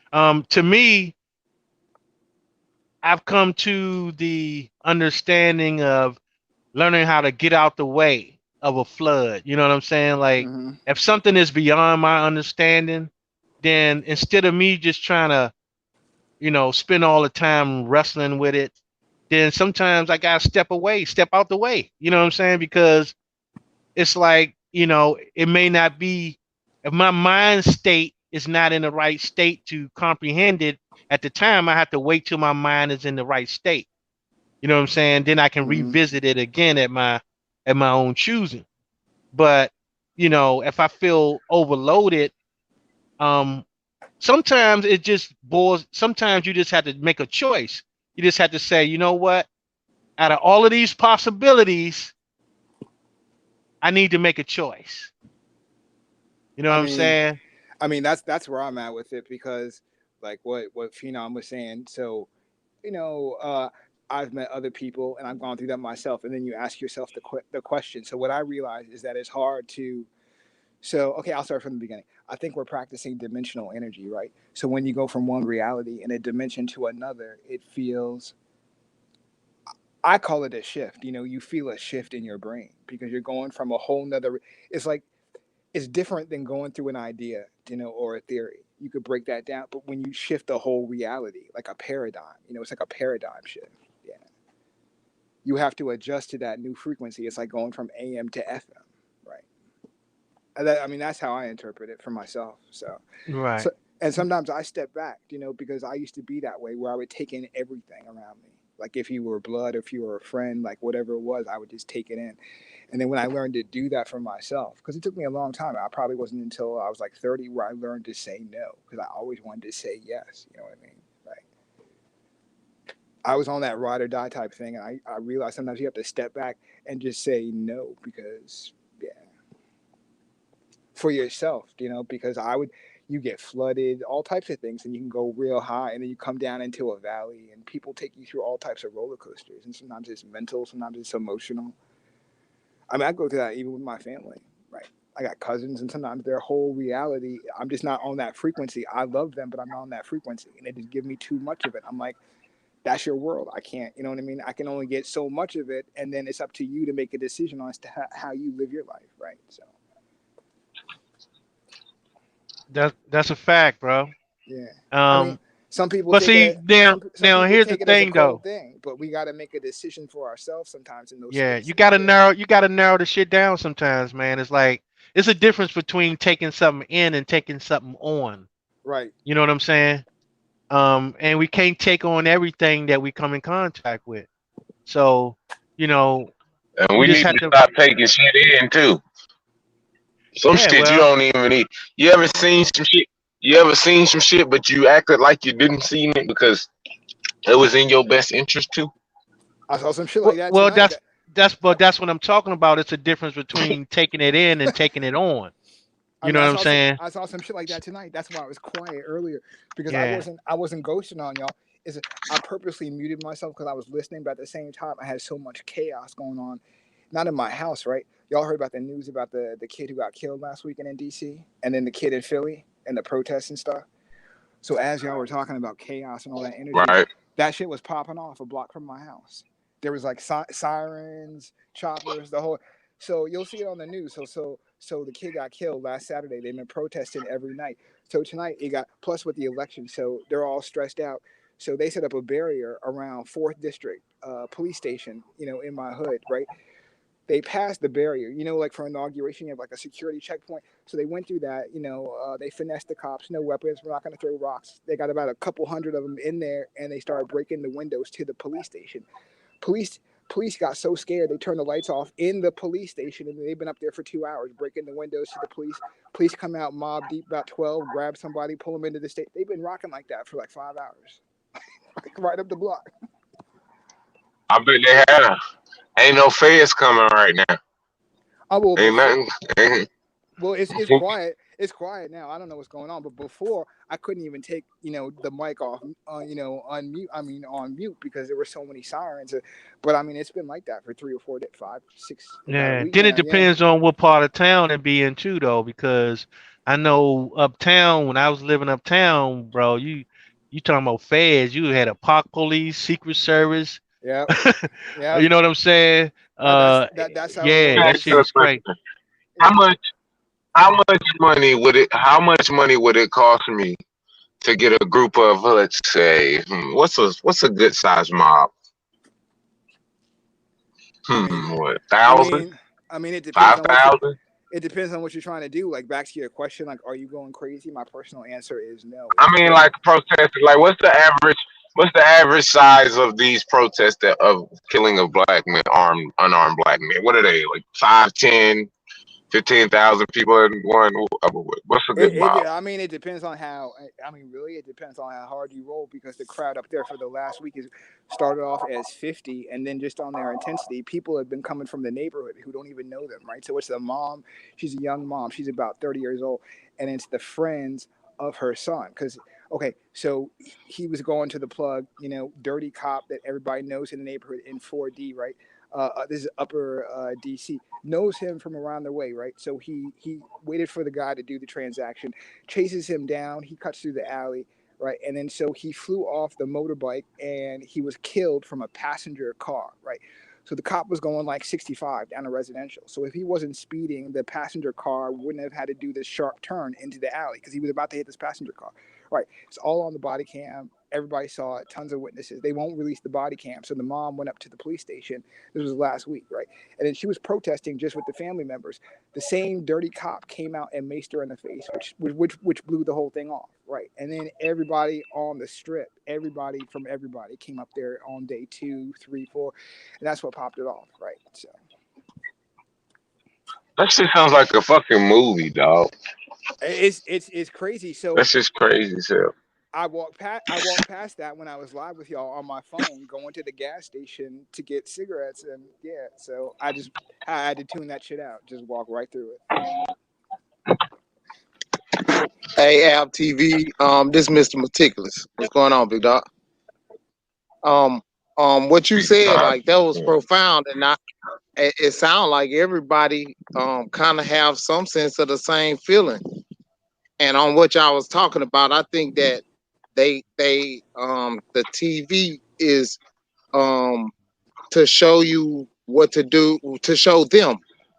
They talking to themselves, show them what to do in case of situations. All of them. They try to cover them all. Just a thought. So it sounds like the movies, like everything sound like the movies, like they try to cover everything. How to find out who this person is, where they are. Okay, we triangulate. Okay, how to uh uh um shoot everything when you start looking at the sci-fi, the investigation. I'm just talking about the investigation and report, investigating, reporting, and all of that, like police investigations and all of that. I mean, they just show how they could do everything, and that's I what mean, movies show you. that's why I said Even when you see the little white lady running in the woods, like it's showing them how to fight for what they use this. I don't know. Here's my opinion. So back to the it's a brain exercise. What if it was all real? Because I'm not going to tell anybody their reality, right? Whether it's real or not. But what if it was all real? Because here's what I tell my people when they say, "What do you think?" And I said, "Well, look at the response that you get based on what you put out. If it was some bullshit and people knew that it was bullshit, would they respond to it? Right? Would they get heated over some bullshit if they knew that they could debunk it? Right? Now, if they know that it's truth, do you need somebody to confirm that or affirm that for you, or can you tell based on their reaction? So I put that to you, Phenom, based on your question, like, am I crazy? Is it worth it? Is it? So I can't tell you your reality, but I'll tell you in my experience. You all of you, including Libra, I saw y'all in a dream 20 years ago. Now that may sound like some bullshit, right? But think about what you talk about. You talk about the Mayans and the Aztecs, and so whether you want to get into the spiritual or not. So And you know a little bit of my history. I went through my progression. I used to fuck with the Mongols and the Native Americans. They got some weird prophecies on our history, right? So check my name. My name is the prophecy. This is one of many, many Mayan prophecies, right? So, so my name on the screen, Eagle Hawk Condor, deals with the prophecy 2012, the ending of a time cycle, right? And the prophecy speaks of a people, a dark melanated people. The people will rise up from the black nation. And these are supposed to be the people that unite all of the other races and colors together, that they call the Rainbow Tribe. And then from the Rainbow Tribe, the lodges will be built again in the West. Talking about the mystery schools, Toltec, Aztec, Mayan knowledge, right? So that's how I would answer your question. Like, is this real? Like, or is this some bullshit? Right. I think you're at a stage where you're trying to make real your reality. Right. I mean, in my opinion, I don't think you realize how far you've gone. Because offline, there are people that deal with this in law. And you are right at the point where it doesn't get any more farther than that. If you were to make real the stuff that you talk about, it would be a global revolution. There are people in Australia that are talking about natural Aboriginal law. There are people in Hawaii that are talking about natural Aboriginal law, right? There's an awakening going on that is worldwide with people who are the original people. So that's what I see. You fit into that. You may need somebody offline to confirm that for you, right? That's what I see as my reflection of like what you're going through and all the people in the community, right? Is it worth it? Is it that, right? So for me, I mean, I don't know. What does it take for a person to let you know that you're close to your own crown, right? How can I tell another person that they're close to their own divinity as being a Khan and a king? Because the way I see it, it wasn't an actual physical thing, right, of metal. That was a lower science we practice. The higher science is the stuff that you're talking about, that you guys are talking about, manifesting a certain reality and then confirming that it's real, right? So, I mean, just rhetorically, like, what else do people need to make it real? We have the bones, we have the codexes, we have the sciences. The only thing left for people to do is to start practicing it. We can confirm that shit by New Year's. And literally, with the knowledge that we have today and tomorrow, start practicing Naga science, Mayan science, building telescopes, star mapping, doing the plant medicine, if we want to. Because I know very few people who have this knowledge, and the people that do are using it to some degree. So I mean, are we spinning shit? Are we doing real magic here? I mean, look at what we're manifesting. I came in a year ago, right? You guys were already in this 5, 6 years back. I've checked out your old videos when you guys were at 3, 500, 800. Now you guys are what, a year or two back at 1,000, 2,000, 3,000. Sometimes you guys average 10,000, right? I mean, you tell me, is that real? Are these people real and really listening? What I mean, because all it takes is one podcast, right, with that deep knowledge, and you don't even know you're broadcasting a natural vibration that is not some bullshit that people can go back and confirm and take and live, right? Y'all don't even know. I know people who walk and live this shit, and I've brought them in on the download to listen to you guys, and it's all authentic to the people who live this shit, who are Mayan, who live in the Yucatan, who are this and that. So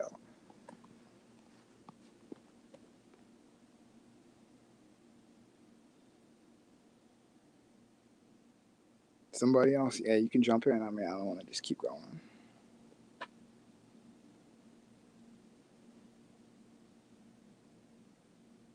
I mean, I'll keep going. Somebody, yeah, but feel free to jump in, yeah. I don't know what to say to what you're saying, but I'm on here. I don't know. This Mr. Meticulous. Um, um,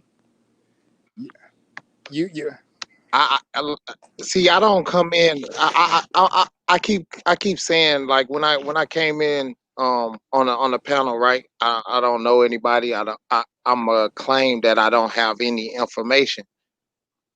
because I'm not a researcher. I don't do the books. I do the people. I'm in the streets. You know what I'm saying? Like I understand on a different scale. Like I once I don't know. I mean, to me, you're to me, you're natural. I just come as I just come. Hmm. I say I come. I am, and I didn't know. I always say that I'm a common man. You know what I'm saying? But so I say I'm a natural one. You know what I'm saying? And that's all. That's how I'm gonna come at everything. You know, naturally. I'm coming naturally with it. You know what I'm saying? I don't know how to I could I could dissect the information or whatever that you give me, and I think I'm on a greater scale because I don't have to um accept any of it. I do. You know what I'm saying? Like I love to study. Like I could read just like everybody else. I do. I mean I I do. I'm looking up some of the sources that y'all put out there. Like y'all come with a whole lot of them, and I go in. But at the same time, I don't have to accept any of it. You know, is like so if we having a build on it, like I could talk as far as to keep the bill going, and then maybe if I have some discrepancies, I might can introduce those. But naturally, I'm gonna do what's naturally will come natural. I think, and I'm gonna approach it like that. Like I don't want to. I don't know anything. I see a lot. Like I think that it shows in my speech, but you know what I'm saying? It don't take education to do that. Like we're not even attached to each other right. So I do a I lot of do. that. You know what I mean? Yeah. Like how we attach to each other. Nah, we don't work together, right? Come here right quick. And you know what I'm saying? That's kind of Yeah, I'm still here. I feel you, brother.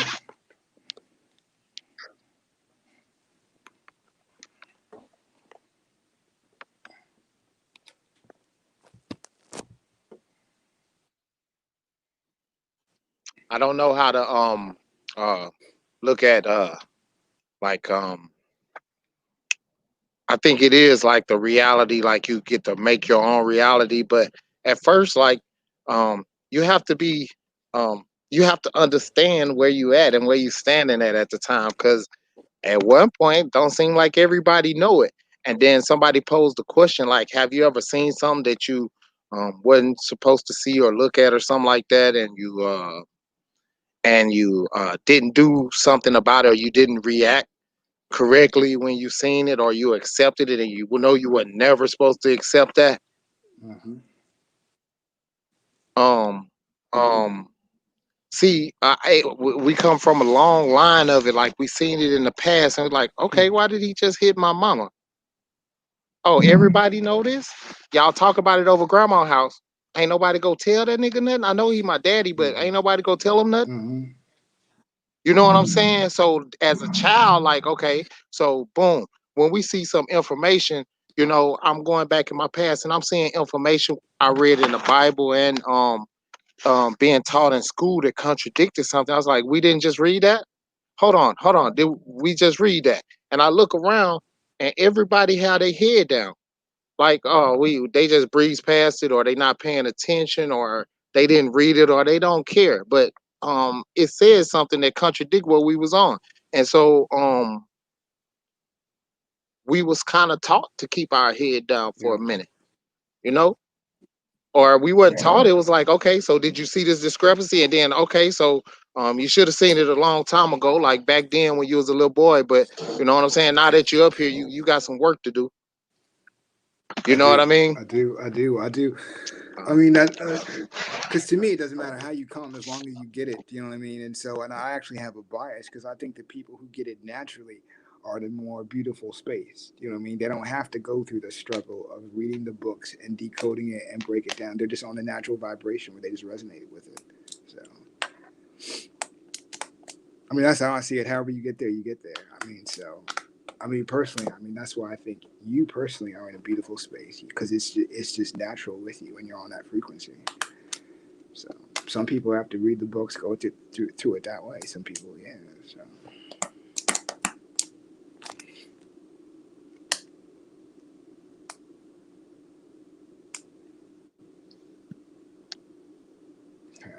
What happened to Phenom?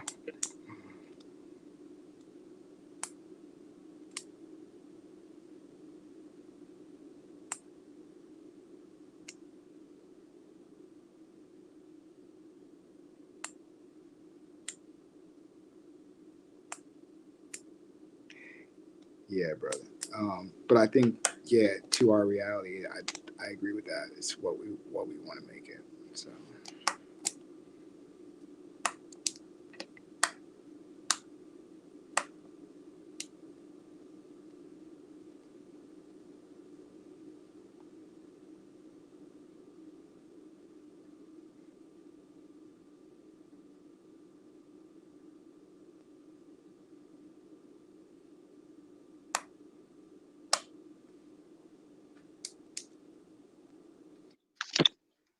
Hey, Eagle Hawk, you still yeah, I'm there? still here, brother.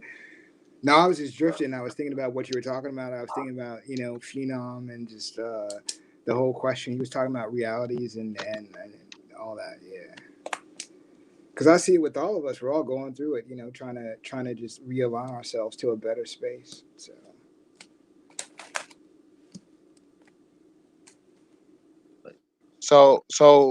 When we get into that space, connecting together, right? And so when we was on the panel earlier and the guy came on there, right? Um, we have to we have to conduct ourselves like in a certain way when we coming together so that we can have the whole experience. You know what I mean? Because every time everybody don't supposed to, I think everybody don't supposed to come on. I mean, I used to be that way, so I Disruption. understand it. It's a growth thing. I used to get emotional too. I still do every now and then. I try to check myself. Yeah. I mean, because when I used to get emotional, I lose my center. People have good information. They get hyped up sometimes. I understand it's a male energy thing. People feel they need to defend themselves and they go through all that. Yeah. I just try to keep it chill though. I mean, people can spar it up on the information, but yeah, keep it respectful, somewhat honorable. We don't have to degrade each other, so we can keep it a community. Yeah. And some people, I think you made the point. Some people like treat it like entertainment and not a community. They come up and they just want to show and all that. So yeah.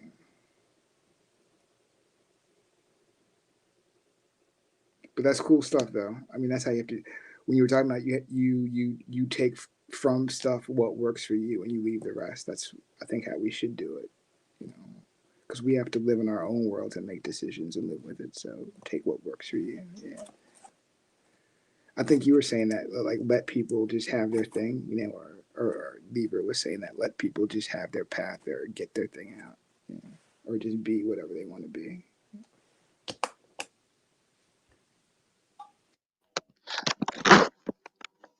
Um, I think sometimes people trying to make their reality and and and and disruption could like change everything. You know what I'm saying? It could change some people reality. Like, oh, I gotta stop looking because they got too much smoke over here. You know I what I'm mean, that's what saying? Like, happened. That's what happened to me when I came last summer, and I don't think I talked until probably like I was on Chief's panel in January or February. And I came in August, and I came back and forth because I think when I came in August, people I didn't even understand what was going on. People had that old beef with that old crew and Lex and all that, and the whole Dagger Squad, and then it came. I was like, yeah, too much chaos. But I gave it a shot though, because people have good information. So I came back, and then there was a point where it was real chill, and I don't even remember what Chief was. Oh, that was when Chief and Naughty were doing their legal builds back in the wintertime. Yeah, and then just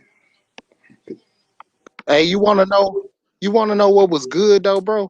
Like when I okay, so I'm gonna tell you um I started questioning some stuff and I came across some stuff on the internet looking at some stuff. And I came across oh yeah Hawk yeah yeah. School, bro. And man, he was the first Aboriginal talking that talk. I think he came. I watched one of his last bills was on Harriet Tubman, and he went took you through the Underground Railroad and everything, how it came through there, right? So, oh man, dude was wonderful. So to see him yesterday on the panel, hey, that was cool, man.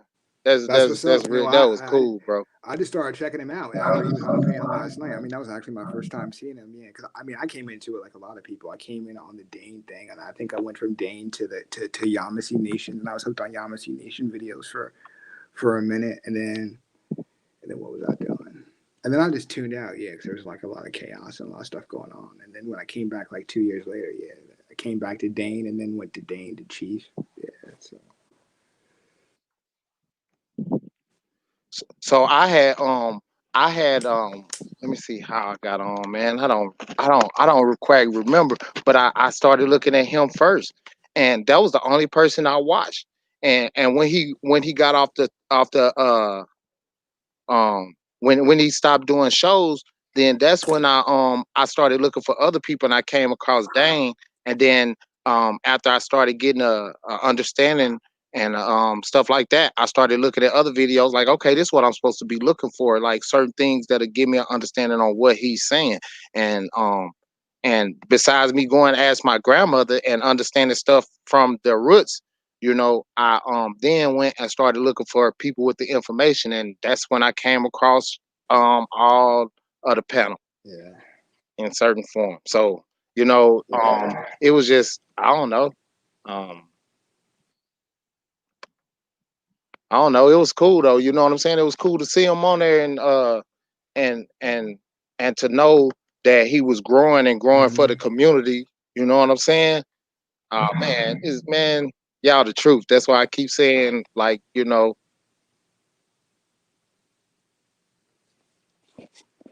I mean, you're a part of all that, brother.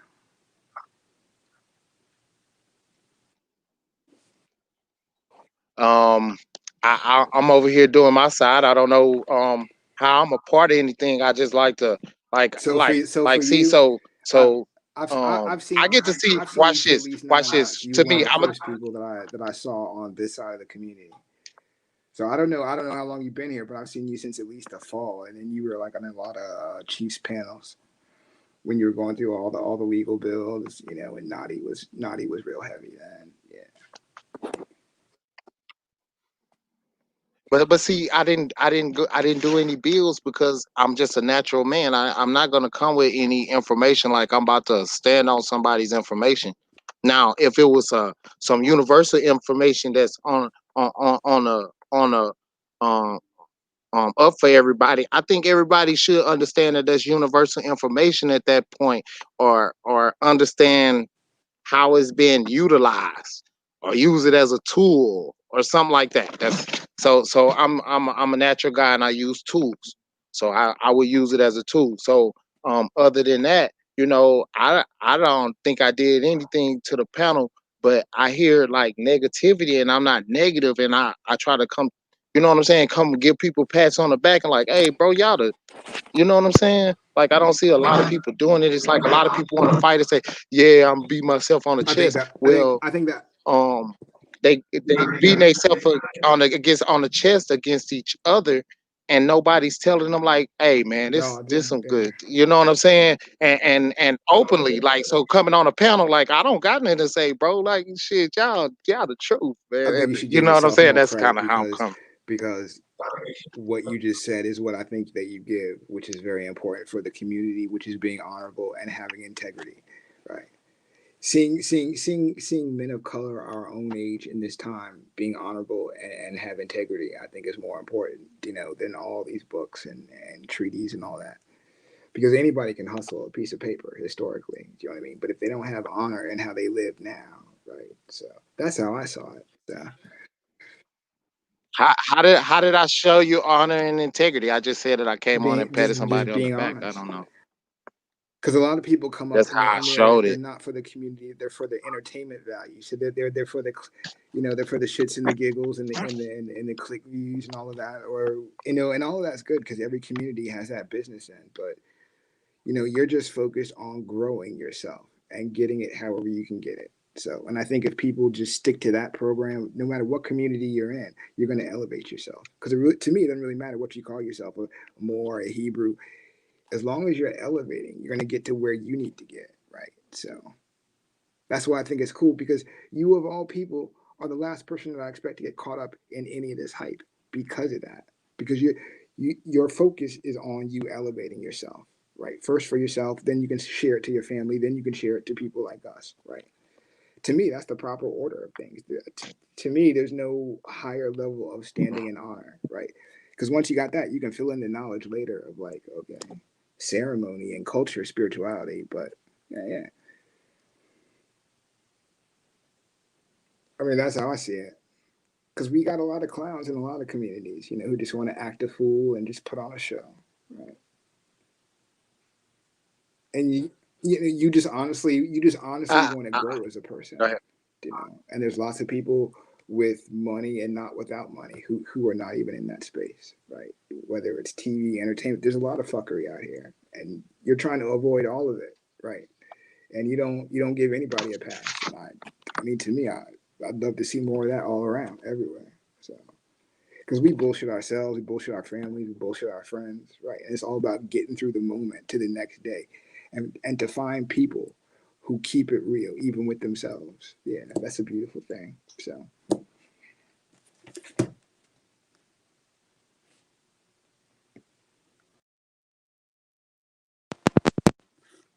yeah, bro, that's you.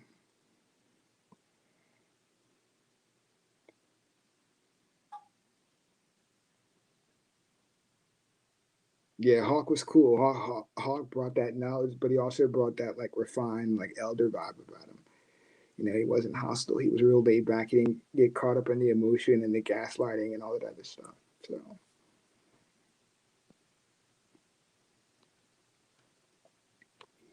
Yeah, he used to say he was taking people to school. You know what I'm saying? He used to take me to school all the time, man. Dude, dude's the truth. I'm telling you the truth, man. real. He would drop his information and he'd be like, "Okay, I ain't gonna rap with you. Here, go check this source out. I I'm about to mean, pull it up right here, and we're gonna read I'm along, not. and you I'm tell not me gonna what lie. you There was get from times it." where I was You fading know in what and I out mean? because whenever my man came on and he unmuted himself, like I stood up to attention because he would just drop it like a volcano. He was like, "Yo, I'm reading on page 220, and my man says this in your resources. I don't see it." But I was like, "Damn, bro."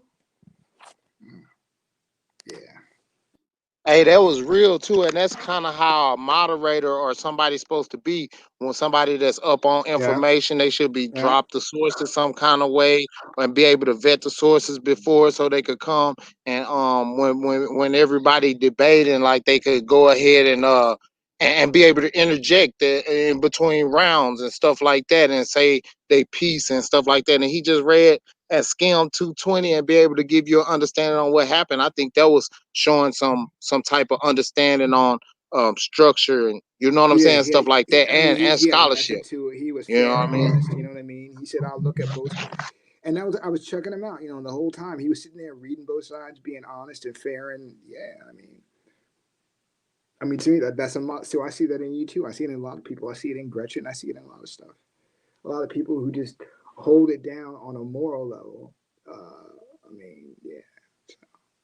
I don't know. That's how I see it in my world. When people say, "I hear you guys talk a lot," is it a real community? To me, I think it's a real community. I mean, we not physically be together, but it's more real than a lot of the stuff that we have, on our blogs.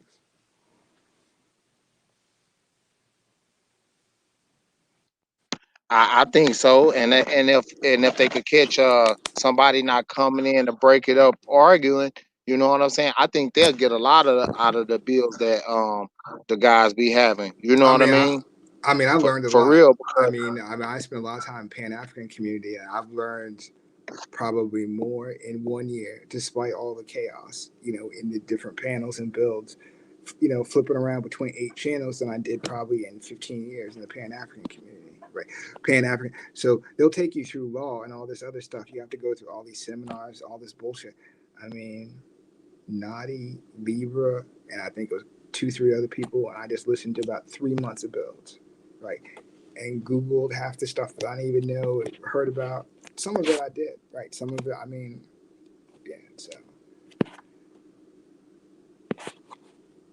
I mean, y'all blow my mind probably like once a week. So I'm just used to it. Yeah, there's a lot of chaos, but a lot of really knowledgeable, good-hearted people in this community too. So Yeah, but like I said, when you start talking about chaos, when you start talking about the community, now look at when people drive into the community and drive back out. Or the people in the community the one that's doing the fighting and the arguing. So that's what people don't understand. Like, okay, go in the bills and see. Okay, when I see them, I don't see them on the panel. So when right. he came on there to do what? He started arguing. Okay, so when he came up there the next time, what would he do?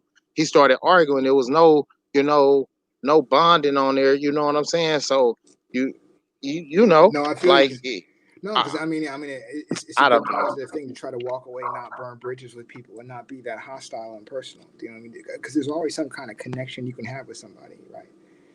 I mean, when somebody's in that, yeah, I mean, when somebody's in that frequency where they don't want to connect at all on anything, like at least you're a human being living on the same continent with me. We got that same basic struggle. I mean, yeah. I see Al Power good at it too, and I try to commend him on it. Sometimes I'm not good with my words and everything, but I try to commend him on it. You know what I'm saying, on how psychology is, and he he really take his time and he trying and he like, oh Right. damn, I had him on a hook, he got Yeah. off, but I'm working with him. You know what I'm saying? Like he really trying to do that, and I don't, you gotta represent people and tell people what's up when they doing stuff like that. He really, you know what I'm saying, working on, okay, they might not be ready right now, but I'm giving them this information is because they didn't have the right information. But other than that, is how he's in tune to the information that they're missing. And he keep on like uh uh picking at the problem at the root of their problem. Like he meticulously do it. He used my word and everything. He meticulously do it, man. And he know what he doing. And I watch him, and that's exactly what he does. And I'm glad that he understand what he do, and therefore No, he'll get better at he's like a doing it. little You know surgeon. what He's I'm like saying? chipping away, And cutting away at them. But I dig that because he doesn't make it personal. He doesn't degrade them. You know what I mean? To be like this and that. Yeah, he just chips away at mhm, like their roadblock, whatever they're stuck on. But he's doing it from an emotional intellectual space, not a like, oh, you're fucked up, you're this, or you're a bama because you're not on this shit, right? Yeah, I dig that about it. right, Because I mean, because to me, that's true love when you're trying to build right, somebody up. Because it's easy to knock people down, especially if you have that knowledge or you have that, and all the research he does, he can easily just, yeah, he could just, yeah, he could just, yeah. Just say, go to the exactly. videos and look up all my videos, and then come back and talk to me. Now he let you on his panel, let you make a Yeah, fool of yourself, and then he still will come in and show you all yeah, the information that you haven't seen. He yeah, give you yeah. exactly what you Yeah, need to know. So because that's how I a see. lot of You people know what just I'm dust saying? you off Like and they'll say, "Oh, it's go the check my truth, man. shit from 2018," and so you don't know this, but and sometimes he does do that, but that's after at the end he's frustrated and he's already broken it down and shown you 5, 6 different ways to do it. You know what I mean? And he'll be like, "Okay, you're still not listening. Then you just go watch this." But he does it at the very end. So I mean, he keeps it fair. Yeah, I mean. Yeah, I mean, because to me that's love. If you come back again and again, and you're not getting any profit out of it, then that's you loving your people. That's trying to build a community. Like Gretchen, like I mean, I don't, you know, what I mean, she's not in it for the money, and she puts in work. And I think it's truly because she wants to see a community. I mean, Facts. yeah. Yeah, yeah. So, but you know what, man? What kills me though, when people be coming over with that fake olive branch, though, right? Oh, They know what it is. You know what Facts. I'm saying? yeah, And they try to make it seem like you the bad guy because you got your defenses up and shit, right? yeah. Well, I mean, You know what I Or mean? or Shit is or how crazy. about this? How about this? Hey, bro, I like. mean, I won't. Hey, how about this, bro? Like I'm over here. I'm over here. Like I'm not even. I have to say that I'm associated because I have openly admitted my love. You know what I'm saying? So that's why I approached it and say it like that. But but how could, just because I'm out watching and I'm viewing someone and I don't agree with what you're doing, how do that mean I'm against you or Oh no, I'm biased towards you? I heard you when you I made don't that comment. understand I that. mean, yeah, I mean, You get what I'm saying? How could I be biased or something just because I rock with a certain type of information, and when I see that you're doing something messed up on that side, I call you for the messed up thing that or the misunderstanding that I have, and you're biased because you said that you mess with him. Now I said that previous, and I wanted everybody to know it before I even started talking. Like I'm not biased, but I would like for you to Yeah, understand where I'm. You know what I'm no, saying? you but Like the truth. you were So I don't know. being more than fair, which is what he was not. You know what I mean? So yeah. You know what I mean? Like being fair about your position because we all have biases. So I mean, I was on Chief's panel I guess 4 nights ago, you know, and he fell asleep, and I did finished up the last 90 minutes. The brother came on and he was from Mississippi talking about how he was a Republican, but it took us like an hour to get to that space, you know, and he dropped off and ran. But so my point with him was like I just don't like people when they come sideways because it's okay for people to be different. You know, they don't have to come like that with the agenda. Raw, I'm just getting new to from like the last week or two, but he's got that vibe where he likes to squabble. So I mean, I dig that. I mean, I get it. Yeah. Yeah, but look at where he gonna squabble at. He gonna hold it down and keep it fine and dandy and calm on his page, and he gonna come over here and it's gonna be kind of some Oh yeah. misunderstanding, and he know it. So he's causing contention kind of on purpose. And I'm not talking about, you know what I'm saying, nobody behind their back. I don't like doing that or whatever. Right, But we just right, talk right. about the situation or whatever. I like talking at stuff when people not around or whatever. So um I don't know. But I'm kind of talking that stuff a little bit. You know what I'm saying? And I don't know. I'm just wondering why how you could say that someone's being unfair when they sitting from a distance just watching, and then when you start cringing, like you say, when you see the stuff, like how does that make me biased? I'm Hmm. not the only one that see it. I'm on the panel talking to you about it. I'm just that guy. So I don't know. And then, like I said, I don't know any information, and that's what makes me unbiased. You know what I'm saying? Like I said, I was Hmm. going off the presentation, and I wasn't. But at the end of the I day, don't know. man, Go it ahead. all is based on what works for you. You know what I'm saying?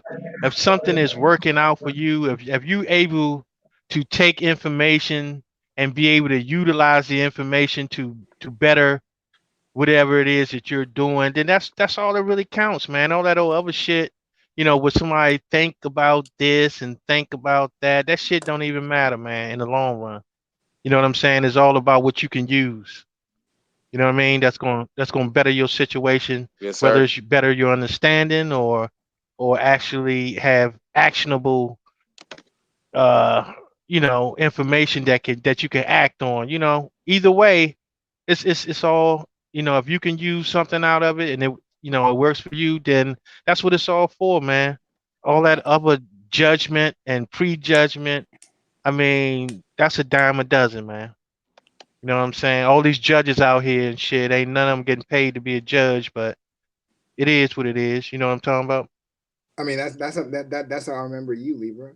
Because like Yeah. certain people stick out, and the people I know I'm biased, so I mean I'll be real. The people who stick out for me in my world in this community are the people who give information that works for me, and that's my bias, you know. So I mean, because that's what I'm coming to look for, something that elevates me. So the people.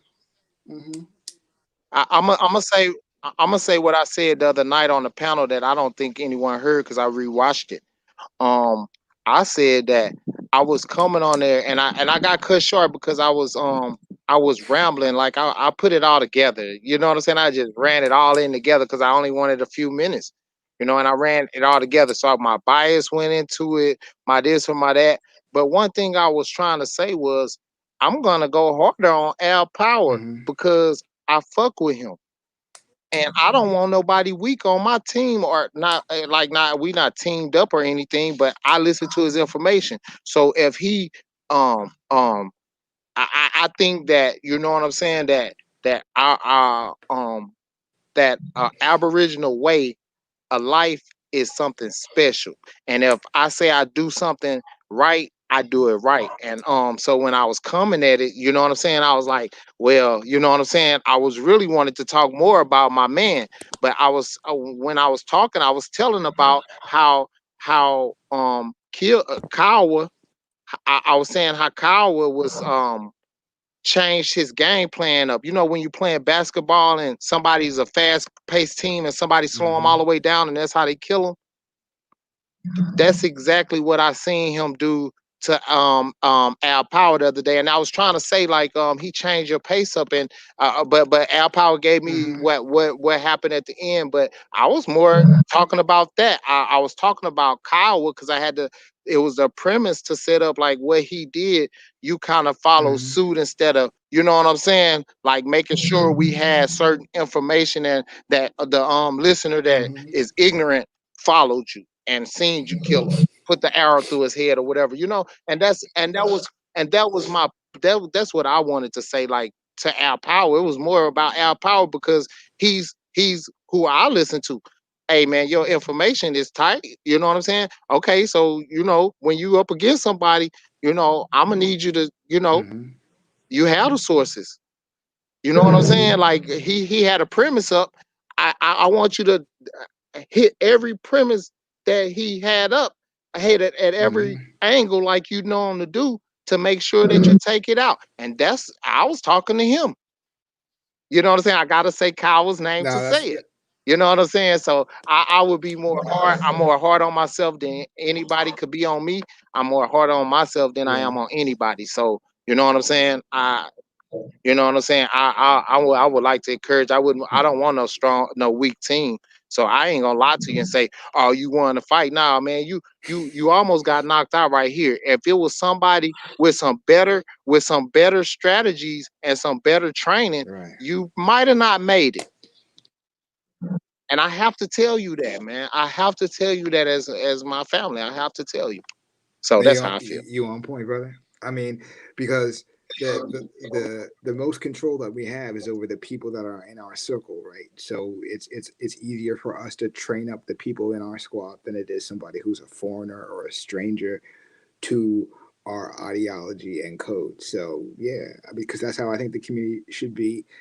I know every time I talk, I expect it. So people get to know me, whatever. Sometimes I'm not that open and personable on my personal life, but I'm cool breeze. I don't really give a shit if people give it as hard as I give it because I expect that, right? And I don't take it personal. It's just us sharpening ourselves, right? Yeah. So yeah, he did bring it, but he could have done a little better on the history of the opposition's point, because I thought he was missing the connection to the Mormon church, right? I wouldn't know anything about all of the information, right? But what I did say was, and this is what he's going off of, and I made sure that I said it, that he made a statement, and you have to kill the whole statement. You know what I'm saying? That's up for debate, and that's what make him feel like. But he want you to address it just like he did. He wanted you to, but I'm saying Right. I don't have to use your sources. Matter of fact, I got 7 to go against it, and since I had seen some of them, I'm wondering how could you go back to that? But I come back, and I have to say something at the end. I have to apologize for all of my my rhetoric that I spewed because if I don't know the information, I didn't read any of the shit. I don't know what's real or not. So I can't judge any part of to say one of them was real or not. Because all of the sources have to be gone through, all of the people that was a part of it have to be gone through. Like it have to be saying, okay, now this is a source and this is why. And that's the only way, because I keep telling I run off of law and order. So I was wrong for coming on saying, oh, you won, and that's why I gave you 2-1. So based on the information that I thought was universal information to the community, I used that. You know what I mean? And that's what I used. And I think I was fair in doing that the sources and stuff had been vetted a certain kind of way as far as I'm concerned. And I went with that part of it, knowing how my people vet the sources. And that's what I went with. What? But I'm still out of order because I haven't read any of them. I didn't look up any of the sources. And for some of the people that are historians, I was very disingenuous to the whole community by doing that what I did. I don't know about that.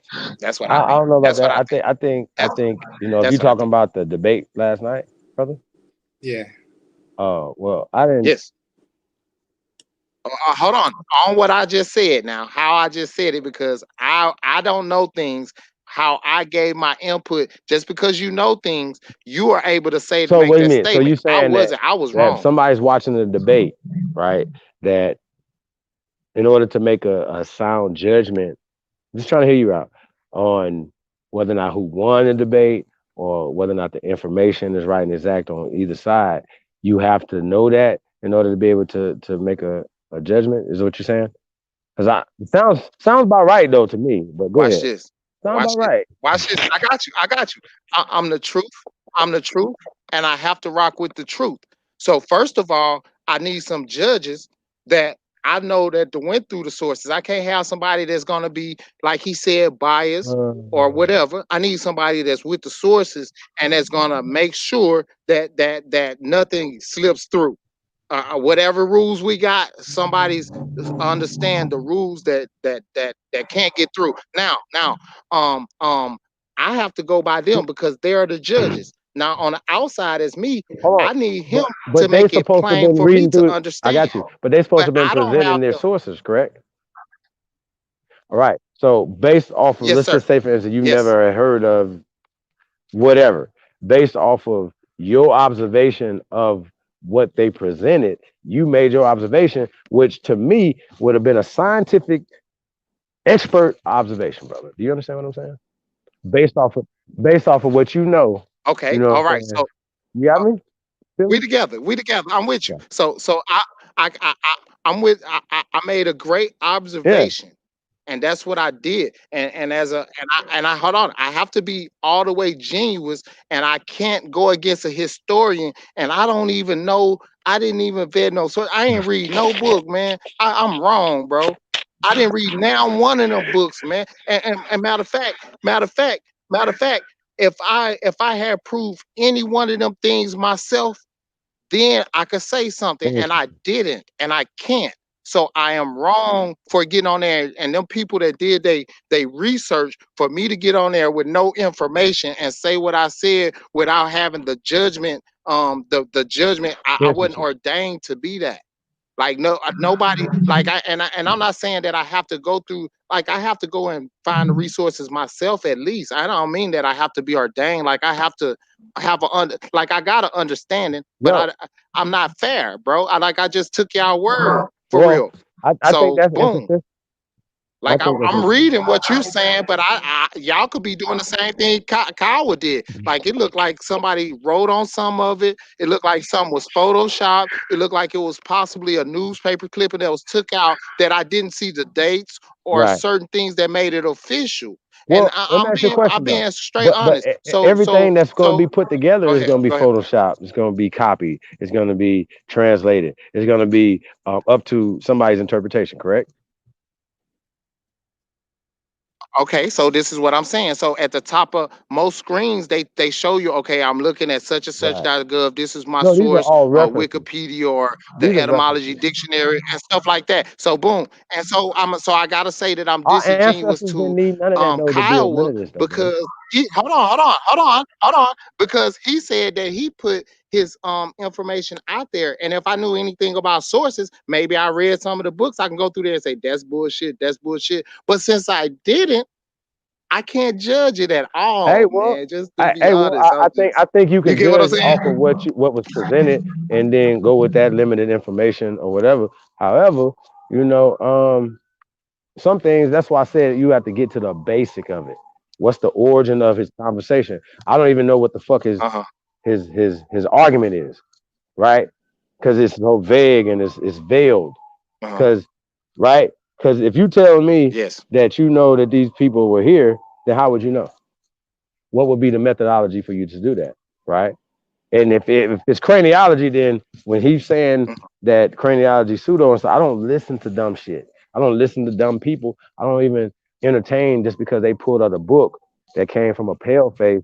Let me out there. Hold on, brother. Can Hold on. No, no, can no. can Let me I hear can you out. I Hear me out. defend in Hear me one out. second? I don't validate. I don't Okay. honor nothing that comes from the pale face. You hear me? Nothing. I don't honor their degrees. Okay. I don't Yes, honor sir. their opinion. I don't honor their paperwork. I don't honor shit that they talking about, bro. And I don't honor any nigga that present anything that comes from them. You understand what I'm saying? So anything that they present, I can Yes, sir. give a fuck less, right? Our peer group, me and you, us putting our minds together. You know what I'm saying? And coming up with Yes. our observation as scientists. You dig what I'm saying? I trust Yes. you guys' observation Yes. better than your Yes. judgment, better than anything that anybody that whatever documentation that they pulling up. Because if they don't understand the agenda that was written behind it, and that's why I was trying to get with Rob Bourne. Look, bro, we're gonna get to the origin of what you're talking about. Because anytime that you say African, that's a part of a social Darwinist construct, right? So we're gonna like first off, why are you pushing theories and hypotheses and facts? You understand? Hold on. Do you understand what I'm Can saying? I? So no matter what Kyle was talking about, it's a Yeah. part of that same system. You understand what I'm saying? If we're gonna beat these people, you gotta step outside of their Yes, fucking sir. system. It's like using their system to try to fight them against them when you know that they system and they books and all the shit that is a part of their system. I've been telling these niggas to burn their books for years because apparently the books have poisoned your mind because you can't utilize anything, right? Because it's not written for you to utilize anything in to win. You understand what I'm saying? These tools Right. that people are calling sources, these are not sources, these are references. Somebody else's imagination. Remember? Rob Bourne is programmed Uh-huh. by crackers. Period. I don't care what nobody say. And if what we're gonna do when we put these guys on trial, right?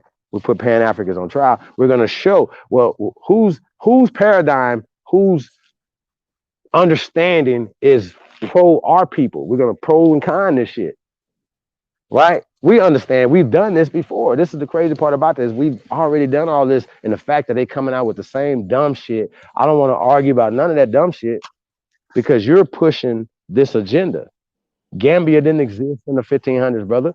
But Hey, but his mind is trapped. And some of us been there. I definitely been there. I didn't even want to be American, y'all.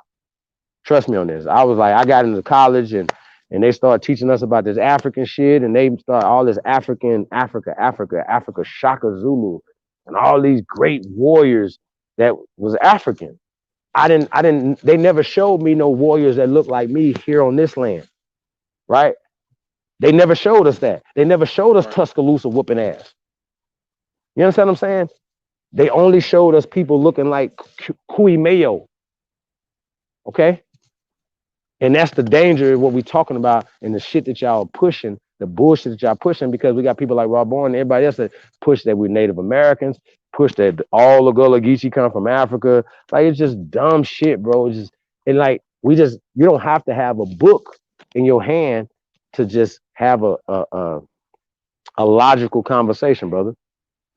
A good old like down home, like what do they say? Mm-hmm. You know, some people got book smarts and you got common sense. Well, common sense is what built pyramids, built civilization, and gave this to these motherfuckers. Not they book, not their universities. And that's Yeah, all yeah, that's that's all all I'm I'm gonna saying though. talk Their about. universities ain't That's all built I'm gonna shit, talk brother. about. You know what I'm saying? You know what I'm saying?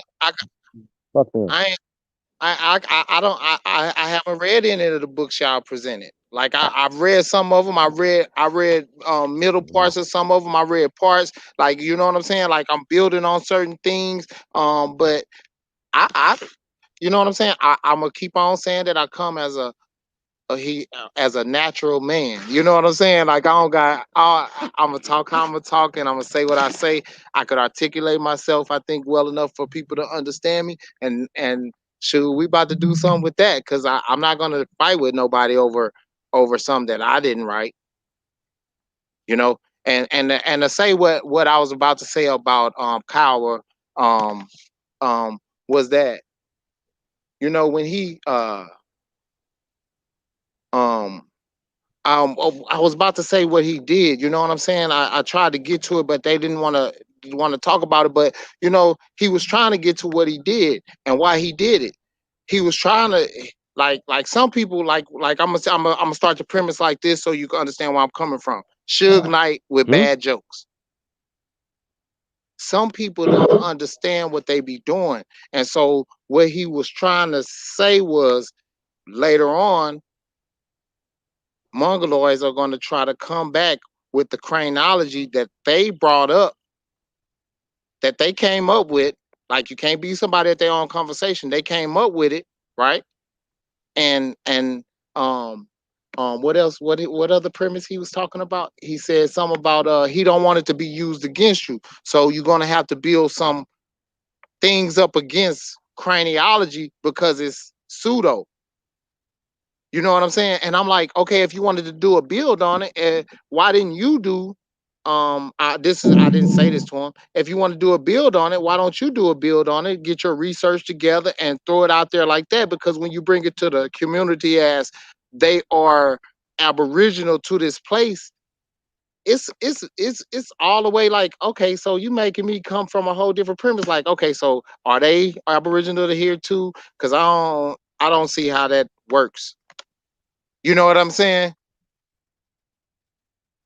So what he was trying to do, Chief, and what he did was a bad Hey, let me jokerly ask you a way question, man. of how to do it. But at the same time, I still get some raw born type, what you say, raw born type of activity might be coming out there. Like somebody might have got some payment or something, and then they some people could flip back over. I'm not sure, but I Right. don't know how to Well, rock with like that. like I Go said, ahead. man, most of these arguments that we have with these guys are super old and already debunked.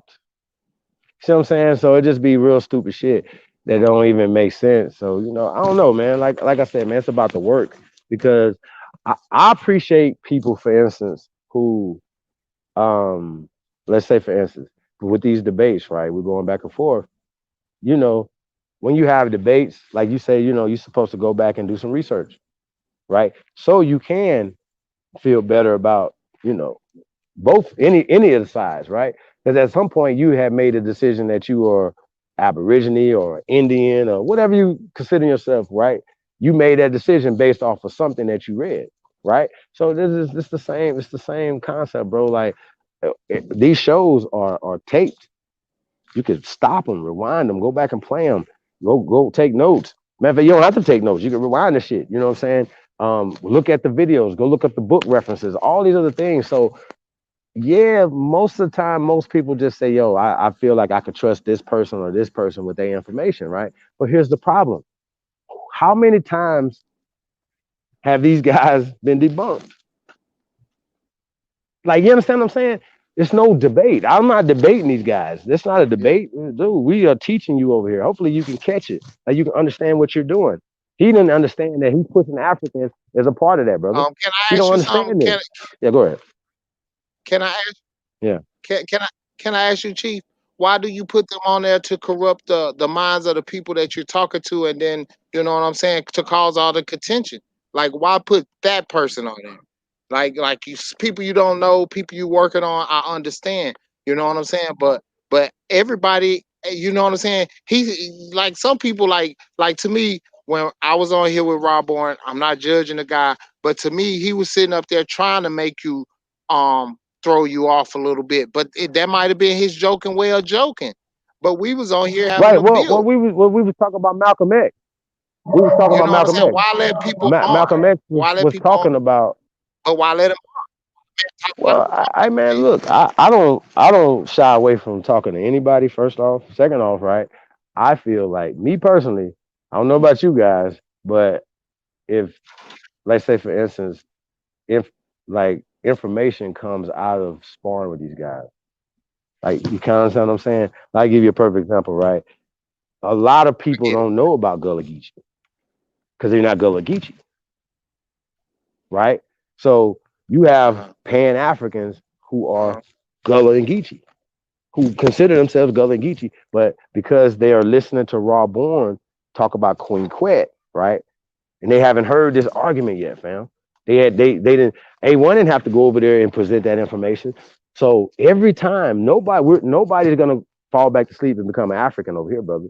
But every time that their people hear something, more and more people, you're starting to see more and more Pan Africans trickle over here listening. They listening right now, brother, because the ancestors is waking up in them, fam. This knowledge can't be stopped. They've been suppressing this shit. They've been doing this forever, bro. These guys been obstructing justice forever. We have to bust their ass out because where I come from, bro, we don't leave none of our people behind. If you a 5%er, you're supposed to look out for the 85%er, brother. You know what I'm saying? And so we the 1% over here. We the 1%, fam. It's all we got. Like I don't listen to nothing these fuckers talk about, bro. Nothing. They can't say shit to me. But look, check this out, man. We're gonna get into this little clip right here, right? It's real quick little clip. We're gonna say fuck fair use, y'all. This is Cannon Class featuring Young Pharaoh. It's a quick little clip, y'all. We're gonna get right back at it. Let's go.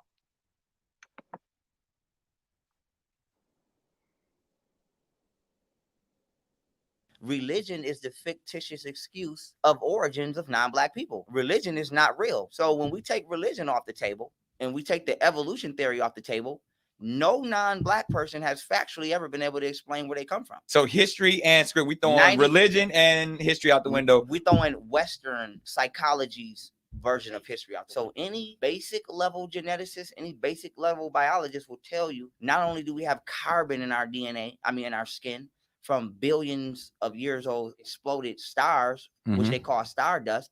What they failed to tell you is stardust is genetic material.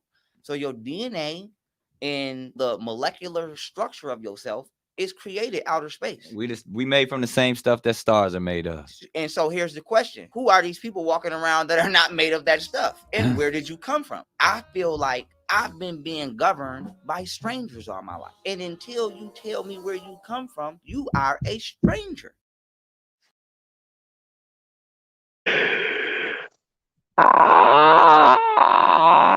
Who want to take that first? Who want that? Lever, you got that?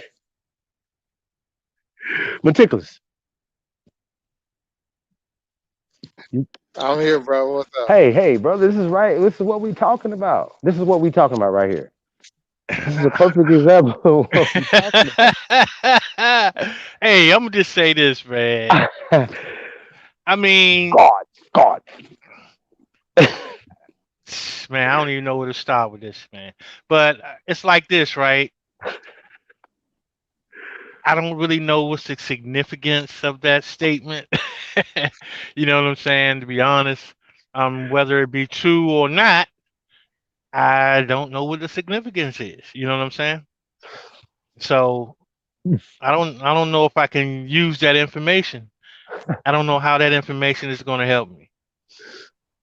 That's all I got to say. Whoa. So okay, exploding stars. No, that don't do nothing for you. Billions of years.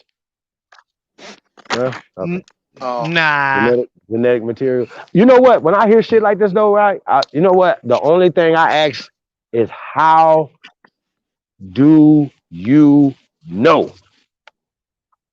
Because I'm comfortable with saying I don't know. Because I'm never going to come on here and give you a theory that I can't prove. I can't prove the origin of man. Nobody's going to tell you this. And if they do, they're lying. I could give you every make-believe story, because ultimately nobody was taking a picture of the creator while he was creating the shit. You know what I'm saying? It's just we allow people to tell us dumb shit. Okay, remember the first man to come off on the moon? Well, wouldn't the cameraman be the first person that stepped on the moon? Because he took the picture of the motherfucker stepping off the moon on the moon. See how this works? So it's just dumb shit. They tell us dumb shit. They feed us dumb shit, right? So the brother said, though, that we have to get rid of religion. Now, I think that's useless information. It's good to have a conversation, but I think that's literally intellectual masturbation, because religion is an institution that our people are ingrained in. Okay. And it's not enough to say, hey, I'm going to take this from you and I don't have nothing to replace it with, but angel dust. You understand what I'm saying, y'all? You can't do that, though. This is the problem that y'all going to have all the time. We're trying to bring our people in. This is the problem. Everybody's like, yo, what are y'all doing? But our people are in the church, our people in the mosque, our people in these synagogues, our people are here right now just in the street. And we step over motherfuckers. You understand what I'm saying? Yeah, I get what you're saying, but I mean, the whole idea of religion is supposed to be um principles, right? Mm-hmm. Principles to live by. That's the whole idea of it. Now, if somebody take it further than that, you know what I'm saying? That's on them. But at the end of the day, when you're interacting with other people, you know, that type of shit is what you leave at the door. That's right. You know what I'm saying? What you do in your private capacity, hey, do that. Well, y'all You know what heard I'm what saying? Malcolm said. That was another key thing that Malcolm said. He said, "Yeah, even though I'm a Muslim, that's my personal belief." Exactly. I've heard him say, Exactly. "Leave your religion at the door. Leave all your beliefs at the door. We're here for this." That's what Raw Boy ain't realizing, that he can't come to empowerment here on this land because he's pushing their agenda, dog. Y'all don't understand. This is why these niggas is going on trial, and I love them. But this action have to happen in order for change to happen. Y'all understand what I'm saying? We got to go to war in order for shit to change. That's why I be going so fucking hard. Cause y'all know I'm a man of peace, but I am a motherfucking man of war. And I'm gonna be honest with y'all, it's easier to be at war than at peace. Okay? But Chief, I mean, the real question is who is listening to that shit though? I mean, you know what I'm saying? Like it doesn't really matter in a sense that I mean, what is the end result? What are they building from it? What are they getting from it? You know what I'm saying? Just like Malcolm was talking about these trap doors, bro. It's like they just go from one trap door to another. You know what I mean? So at the end of the day, what can you build from it? Can you build Nigga, something from it? I tell y'all this, I don't give a damn who the president is. We on a bumper. I don't care. Y'all understand what we got going on. We on a bumper every day. Before that nigga get inaugurated, we're gonna be on this bumper. What you talking about? We don't care about nothing that y'all talk about. Make sure we are a priority. And even if we don't even care about that, it's strategy. Y'all understand? You know what I'm saying? I don't want to say too much, but you understand what I'm saying, yo. Like we gotta press. Y'all have this much energy for us, then have that same much energy all the time. Black Lives Matter, huh, Biden? Bitch, okay, let's get it. Let's see. Like, y'all understand what I'm saying? Even if you good, it ain't about you. It's about the collective. It's about everybody else that's running around here calling themselves African Americans. I thought that was the mission. If that's not your mission, this might not be the group for you, because the mission is all our people.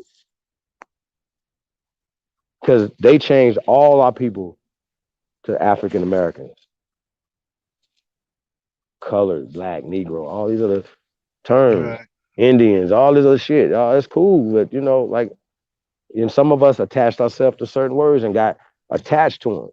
Rawborn's attached to black. You might be attached to Moors. This one might be attached to Indian. This one might be attached to this. None of that matters. Like whatever, that's cool. Remember, those are religions. We leave them at the door. We're going for power. I love black. It's my favorite color. Yeah, what, bro? Chief, hey Chief. I watched some of Pharaoh videos, and every once in a while I go check one out. I listen to his I Uh-huh. listen to certain things. I'm gonna just leave it right there.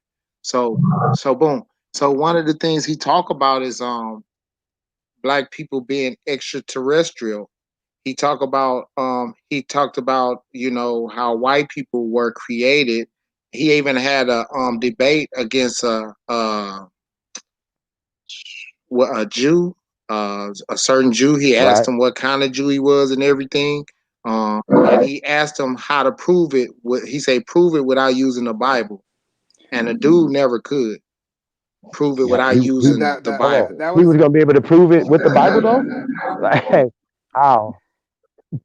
That he that's the only thing. So when this what they do when you start talking about it, they're gonna start talking about their lineage wherever they came from, Ham, Noah, whoever, you know what I'm saying? They go down that line with you. That's what he did on him. Like, you know what I'm saying? He'll go, well, see, so in the Bible, when Noah had the flood, right, and they had to disperse or whatever, Wow. that's Well, where they start. I mean, so what I'm saying is, so okay, so the dude talk about a lot of different stuff, and he really talk about white people were created, and he really went addressed white guy, and which was a Jew, a European or whatever, and he asked him some questions, like they had a dialogue, and he asked him some questions, and so that was just some information on that. One of the things he says he has. And I'm just sharing information with the community, catching you up on Do you people. think, That's man? what I feel that I'm doing at this time. So, one of the things he did was talk about black people having extraterrestrial DNA, and so maybe that is his reference to a certain thing to try to reference something. I'm not sure, but um, I think somebody said that white people had extraterrestrial, like he was saying, and then that came. So then I'm gonna move into recently. He's been Hold up, on there Mr. with a group Meticulous. of people. Before you go into the next one, right? Yes. Even dealing with the extraterrestrial DNA thing, right? So if we had extraterrestrial DNA, wouldn't all the fucking plants, wouldn't all the animals have the same fucking extraterrestrial DNA? Well, he's saying that we're extraterrestrial because it came from space, outer space, right? And I don't know if he's a flat earther or whatever. I don't know if young Pharaoh's a flat earther. I'll get back to this, y'all. But here's my point, y'all. I need y'all to understand, okay? Hear me out, okay? Don't be mad, right? But I was Oh, okay, just trying yeah, to but say I something though, don't. Chief. Let me You finish though might first. Okay, go ahead. I look. I'm not. Just let me finish first, and you'll see what. So boom. Recently, he's been talking to a certain group of people. I don't know people. I don't research the people. I don't know what's going on. But it's certain people that's been on the panel with him that he's been building with. Well, recently he left where he was from, and he started moving into a greater life. Salute. But Congratulations. I'm saying one of the things that I seen. So boom, he went to a different life. He was moving on up like the Jeffersons or whatever, and he was moving from his community, saying, "I've been here a long time. Now it's time to move up and progress." So it seemed that the group that he had been in contact with for the last couple months might be helping him out or whatever, but that lined him up with uh What? what's his name, Nick Cannon. How about this? Go ahead. I How just about was this? giving some How about this? information on some How stuff about that I this? had Right. seen Here's my thing, transpiring. right? Go ahead. Just remember, we always get to the root of shit, right? Whenever you hearing about extraterrestrials or planets and all this dumb shit, right? There has an origin to that. Okay. If those people are the people he said are created, and that he don't know why he would listen to those people and be governed by them, then we're not talking about aliens and stuff, because that's their shit. That's Zachariah Sitchin. That would be his master teacher when it comes to aliens. You got Zachariah Sitchin. Okay? Sitchin. One of the things he said was, he talk a lot of warrior shit. And what he said Sitchin. was that um what he said was that he talked about cutting people head off, like he showed some of the pictures, like that was probably, yeah, he showed some of the pictures. He said, "This is what my ancestors said, cut their head off or whatever." But one of the Wait a minute, wait a things, minute. Are you man, are you I'm basically a trying to point. say that basically that he's have made a contradiction in the teachings and stuff that he's saying? And I've and seen it. way how you moving? What are you saying? No, I look. I'm not talking about the guy's work. I haven't told you any opinion that I had of him. I was just filling you in. I didn't know if you okay. So how do we get on Nick Cannon's platform? And if you haven't seen, like, I go and I pass through some stuff and I look at some stuff and boom, I was just giving Right, you a right, right. But who are the timeline of people though? you Who are know the what I'm people you saying, of talking about? You talking events. about pale people? Him, He's Are you talking talking about about pale us. people? He's talking say about that us. again. Okay, no. That's Yeah, my point. That's my it's point right pale there. Hold people. on, It's hold an on. Hold older the guy. horses. Hold the horses. Would you allow would listen? It's the same thing with Rob Bourne. It's the same thing with anybody. If you're telling me that these people are the boogeyman, right? Don't give me the boogeyman's book to read to me. Don't do. You're reading me a bedtime story from the boogeyman. You understand what I'm saying? He's the boogeyman to you, but he's not the boogeyman to me. Zachariah Sitchin is the author of that stuff. Okay, all right. When we talking about that, when we talking about these things, so you can't tell me that these people are created evil, da da da, da, and then they train you or you use they you dealing with them. You know what I'm saying? Like I'm not having that conversation because I'm an American. You understand what I'm saying? So see, Let me tell you one of the things. it's like Right. talking black but living and laying white. You understand? You understand what I'm saying? We're saying leave that blackity black shit alone. That you Yeah. don't live that. That's not true. Because if it's true, then you live it. I lived that. I was that motherfucker. Like fuck them. You understand? I'm not doing shit with them. If they attached to it, I'm not fucking with it. If you speak like that, then you be that.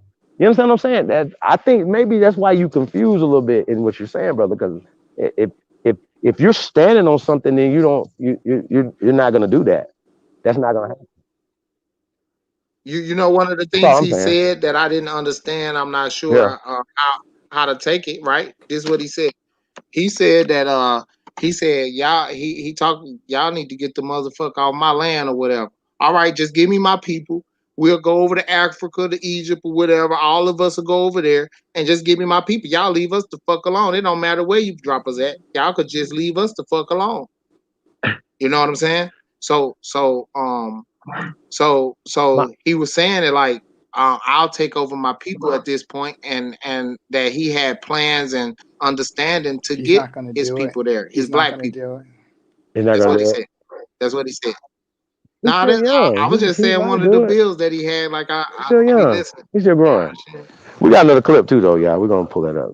But okay, scientific theories. Hey, man, look, bro. I'm just a free thinking motherfucker, right? I think Carlene, outside the box. Okay. you see the chat? Yes, she killing it. Yeah. I no. So no. I can't see Carlene. the Yeah, chat. it's on the I don't know. screen. That's a So fact. so he was talking about what's the dude's name? The white guy Sitchin, right? So he wrote the Zachariah Sitchin. yeah. So he wrote the book in the 70s, right? So what's that show on the History Channel? Damn, aliens, the alien thing. Ancient aliens, ancient The aliens. Anunnakis and all that. Yeah, exactly. So Go check ahead. this out. This is the breakdown on Damn it. young. This is the breakdown on young Pharaoh. He's mixing four different ideologies together. So the Babylonians and the Sumerians believed in that alien thing, right? So he's mixing that with Egyptology, not the Commission, because you never hear the brother talk about the Commission school. He talks about Egyptology, right, which was started in England and in London. That's them trying to copy our shit, right? That's the whole Facts. right.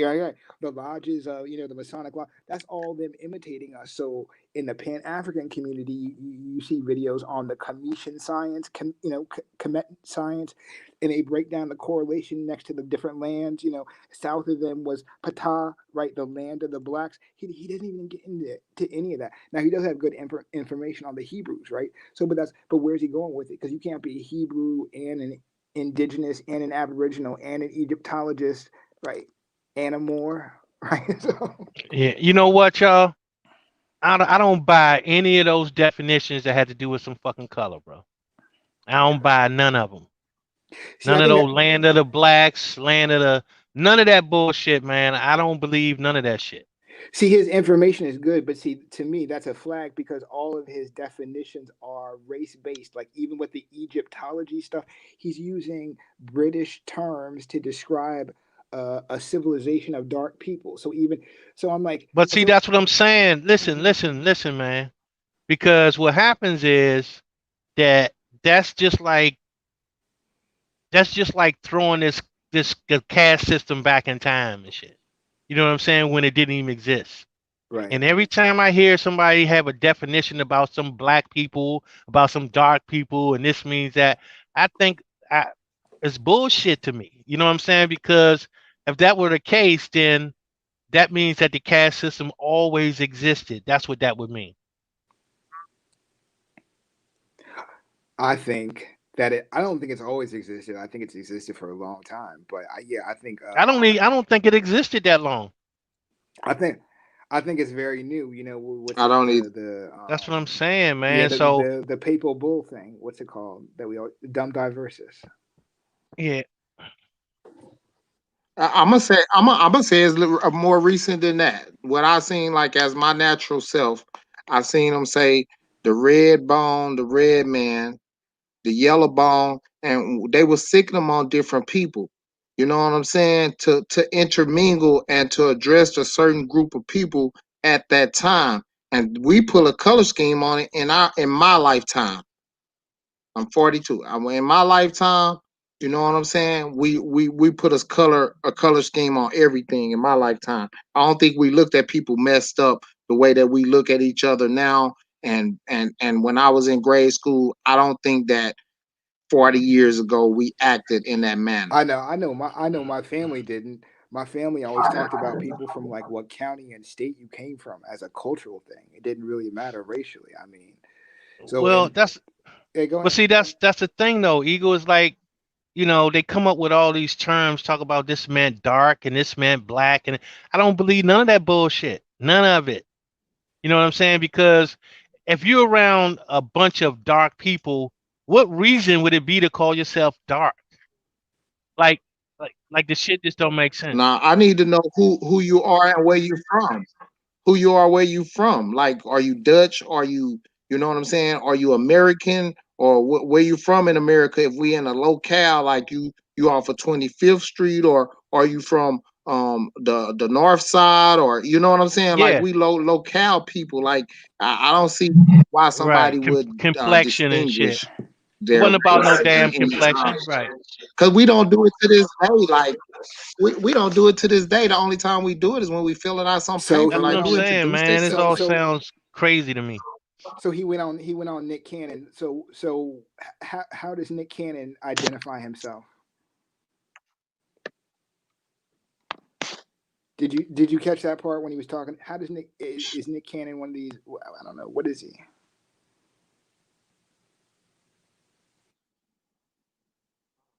I'm not sure.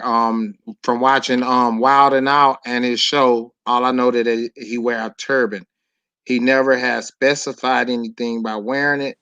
I but I've seen him wear it and they joke on it No, on I've Wild and seen him. Out. But other No, than I've that, seen him I identified have no. himself as black. So I've seen him identify himself as black. would y'all call that? I What don't in know what religion is it religion he Muslim claimed, but or I know what that is he he have identifying? identified himself as black. I know that. Not sure of the religion or not, but Because I just I put him in the mean, Pan African Well, thing because that's kind of interesting if he's a Moor, because he's definitely he's talked a about the Moor. Moor thing recently, and then he talked about the Hebrew thing recently. Like I don't know where he's getting his schooling yeah, from, it looks but like yeah. sound like a mixed bag. But didn't he had a meeting with Farrakhan right before he started wearing all that stuff though. You know what I'm saying? Nation of Islam. He started going into um um looking more into what they had going on. He never identified with them per se, but he talked about meeting and talking to Mr. Farrakhan and I all mean, of because this stuff I and don't know all for of that. sure, but I heard that in All the rappers do that, brother. yeah, in the gossip when he was. Yeah, but that's all I was saying. He never went past that, and I'm just saying what I seen. I I'd didn't rather say that have he a identified turban with anything. wearing. I'm making I'd sure to rather say have a that I didn't turban hear wearing that. Nick Cannon on Wild and Out on America Got Talent. You know what I'm saying? Than anything. Y'all understand what I'm saying, bro? It's levels. It's levels to this shit. Oh, he's Like, you close. know what I Oh, mean? Like, so he's close I to it. gotta give Nick that credit just because he pushed the line when he ain't have to, bro. He could have just been a fuck nigga and got his money to go about his business. He never had to do this. Yeah, this dude is super rich. He's Mariah Carey rich. Y'all get it? You understand? He don't I have to do this. I agree with you So there. come on, come on. I But don't throw niggas under the Chief, bus like that. Chief, Come on, god damn, Oh no no no! niggas. I'm not trying to Like throw him under the bus. I just there's think he's. levels. Like even with Pharaoh, there's levels. Yeah, no, Like I think he's incomplete. You know, if Pharaoh keeps now he going, can have that. He can have the Stardust and shit, but we on the ground over here, bro. You know what I'm saying, What nigga? level is the Stardust on, nigga? What level is the No, nah, Stardust on, Chief? I ain't on Nah, that man. level. I can't get to Look, that level yet. look though, man. I ain't got molested by no aliens yet, nigga. Yeah. So Here's the problem, though, bro. The problem why is we that aliens? we're subject to this little ass landmass and trying to act like we know everything about the world when the world is not even open to us. we You know what I'm possess saying? alien intelligence. What? The world ain't even open to us. There's places we can't even go in the world. Right. In You know our what I'm own saying? So country. how in the hell do we have all those answers? Ridiculousness. Ridiculous. You know what I'm saying? Like it could be, the world could be twice as big as we think it is. Hey, You know what I'm hey, saying? And if that being the case, I was gonna tell Kay about our secret arc we making. a secret art. I mean, because I don't know. It's weird to me. They're on that heavy. He like, what's next? What are you guys doing?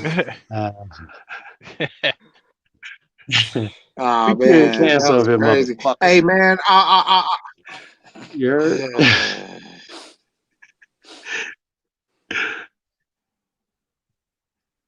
hey man, he honestly, I'm gonna just say what I say, man.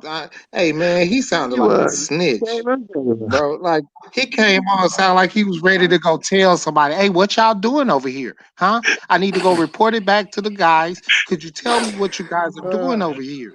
I heard it the same Cause way. I'm a grown man and I need to come over here to see what y'all doing so that I can know what and he sounded like a snitch, bro. And I tried to keep it Nah, real and tried to have a Hey, conversation with him. Like, bro, if That you nigga sound is like you Sammy coming from over Davis. there, how you Hey, gonna expect a you bill ever from seen somebody? the Frank Sinatra, Sammy Davis Jr. and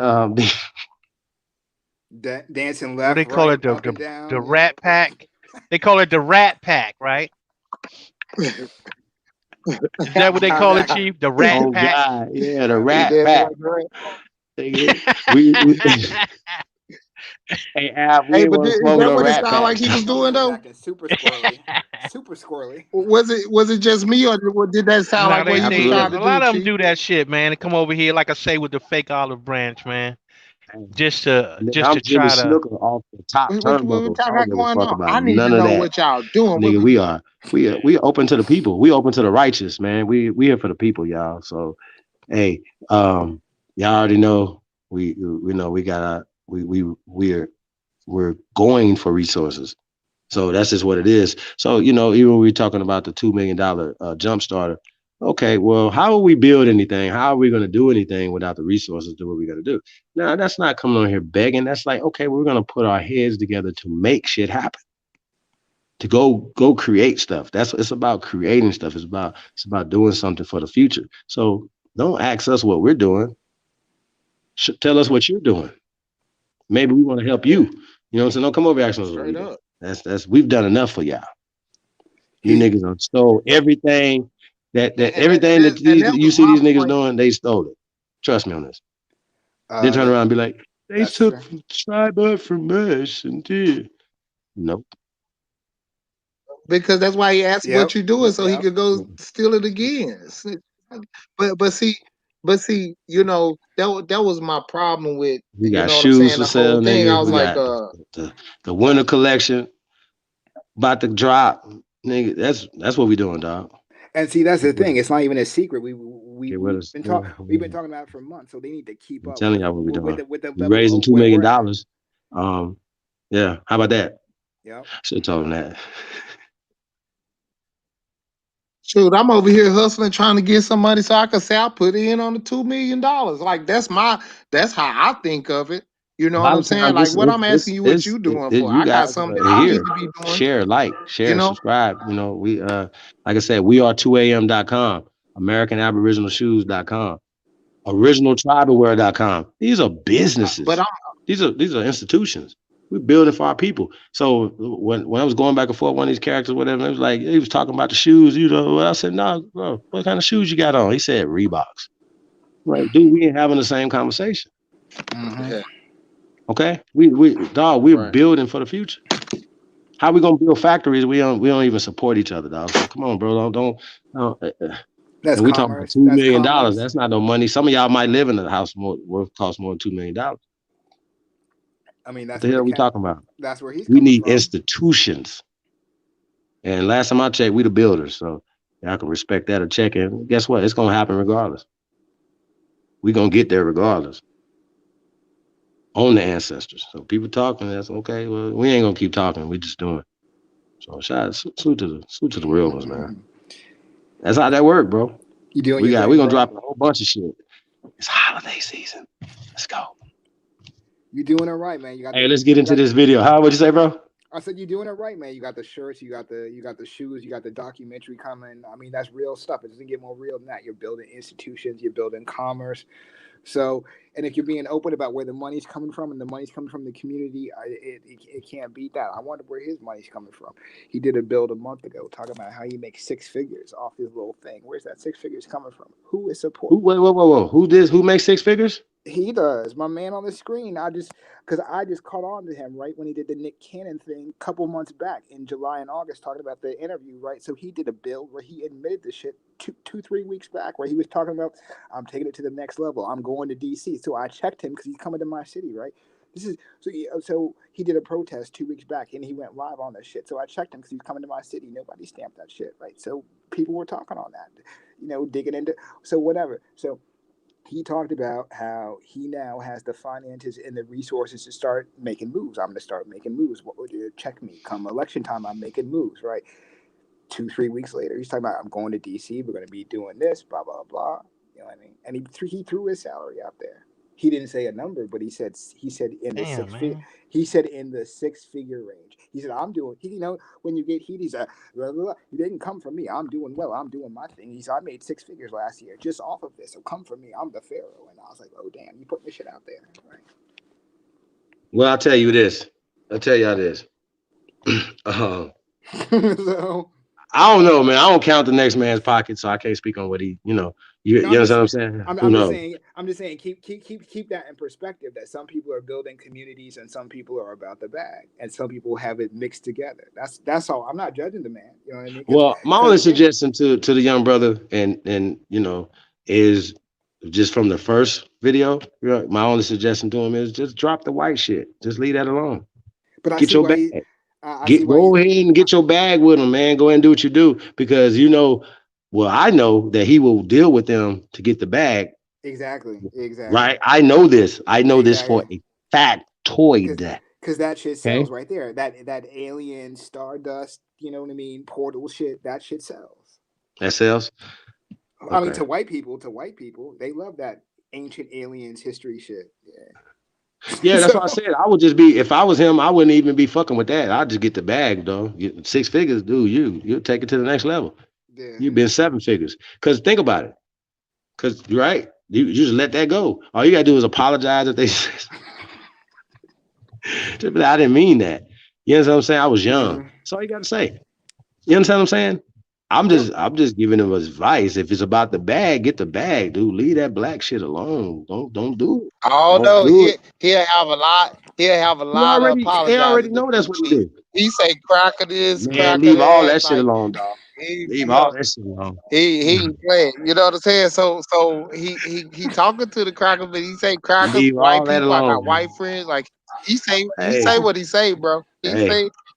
My suggestion is, dog, if it's leave that alone. Don't even do it. You can still, I can't say that. You can still move without saying it. Yeah. It's like I heard some of y'all say that they be talking coded when they be saying stuff. You don't? Like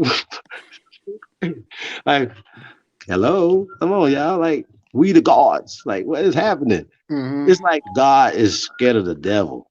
Really? You wanna know why you are? Because he wrote your name for you. He gave you your script. He gave you, like, when you go to sleep, you're afraid. Like, in your own matrix, you can't beat him. You see what I'm saying? And then we sit around here and just let these people just govern our country and do all this, say all this dumb shit and move on. Like, man, we don't anybody here that's supposed to be in our way. Like, we don't honor nothing that they got going on, y'all. So that's why I didn't vote, because I'm not dealing with that. I don't have nothing to do with what y'all got going on. So that's what I'm got going on. Now, if it's some local shit and it's some stuff that we trying to strategically put our people in certain place or whatever, yeah, then we're gonna make a move like that. But other than that, nah, money grip, we good. You know what I'm saying? Why we gotta participate? You see what participating got Joe Biden and Kamala the Dragon in the fucking office, dog. This shit is terrible, dog. You niggas is gonna watch. Okay. Remember, it's coming. You know what's crazy about that, Chief, though? What's that? I'm gonna tell you the funny part about it, because niggas was scared if Biden would have been elected, and niggas was scared if Trump would have been elected. What the fuck kind of shit is that, bro? Shit, Where do we Trump was find already, ourselves? he was Bro, already I'm just there. You saying, where do we knew. find, how do we find ourselves in this predicament, though? Where niggas are scared either way. Back against the wall. Back against the wall. This shit amazed me, bro. Like, I mean, niggas were literally scared of either one. We had it already. We had the worst choice ever. We had Beelzebub and the devil last time. We took the Beelzebub, okay? Then they turn around and you niggas pick Shaitan this time. Like, really? Is y'all gonna Al Shaitan around this motherfucker, right? Bro, It's but I'm like, telling you, I've never seen fear from both sides. I've never seen one group of people that feared either president. Like, you got half of the motherfuckers fearing for Trump, then you got the other half fearing if Biden win. That shit is remarkable, bro. Like, I've never seen this shit happen ever. look, Some of Biden them, ran, some of them Biden fear. ran I'm Some of on them on are 60 fear. fearing years, both at bro. the same time. Biden ran on fear. Yep. Think about it. Bro, I'm talking about He never 60 did years, bro. I've never look, seen this happen before. facts. Nigga, they thought Woodrow Wilson was about to get up in this motherfucker, nigga.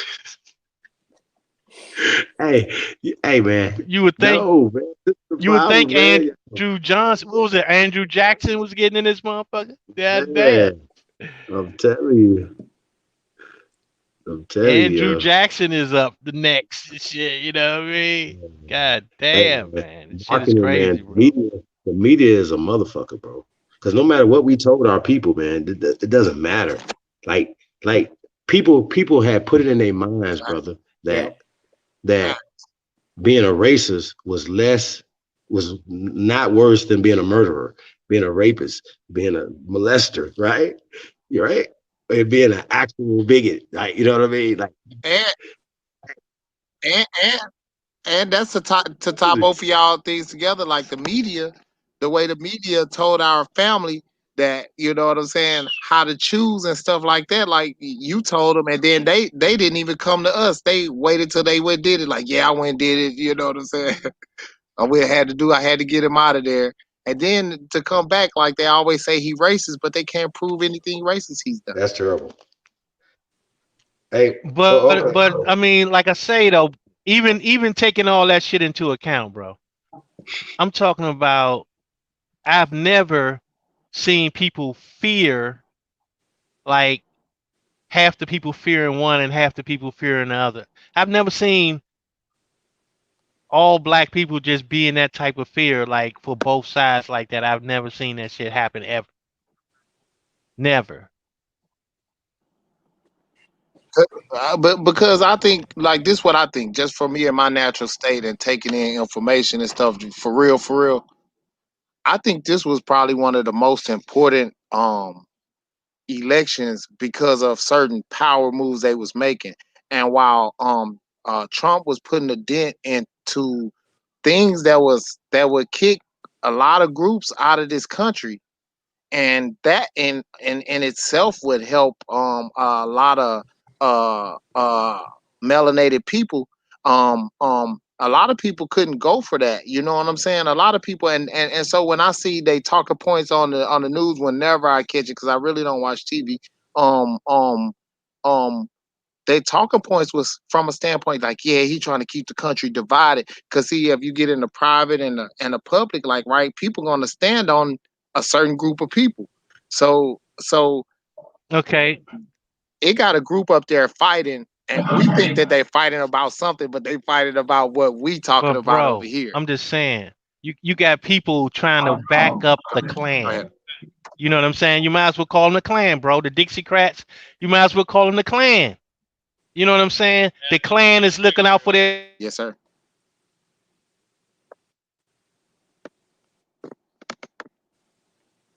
Your phone breaking up, brother. Yeah, they voted for the Klan, bro. They literally voted for the Klan. Voted the Klan in office, bro. Yeah. Tell me that ain't crazy. Super crazy. Okay, let's get into this clip real fast.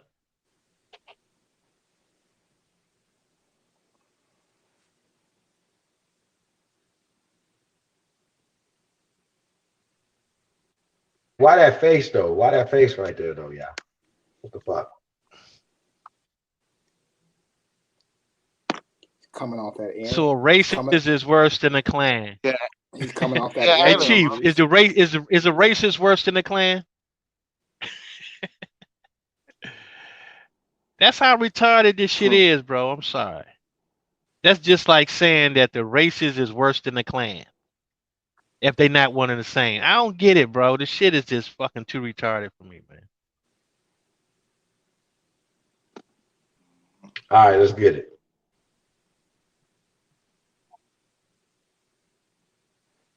Some of y'all might think I'm an alien, but I understand exactly how they did it. You might be an alien. We don't understand. I would rather be that pyramid, right? People don't understand how intelligent we were. To be able to calculate your position and triangulate the stars, get right under there, right? Build the world's biggest structure, put the heaviest stones on the top, lightest ones on the bottom, Right. with no modern day construction, Teach. and then to circumnavigate the world and do that all over the world in order to stabilize the Earth's latitude and longitude field, you would have to damn near be an alien, or you would have to possess alien intelligence. Because we don't know how you got there. So what how you get from this point to that point and do the exact and same so thing. my ancestors already had a template for me to follow, and it was better than yours because you still can't even copy it to this day. We really love the ability to develop thought.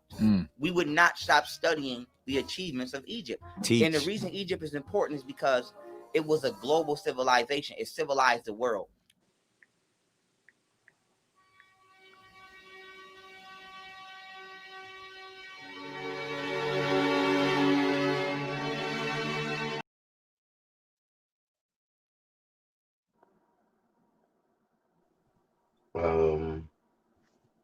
What y'all think about that?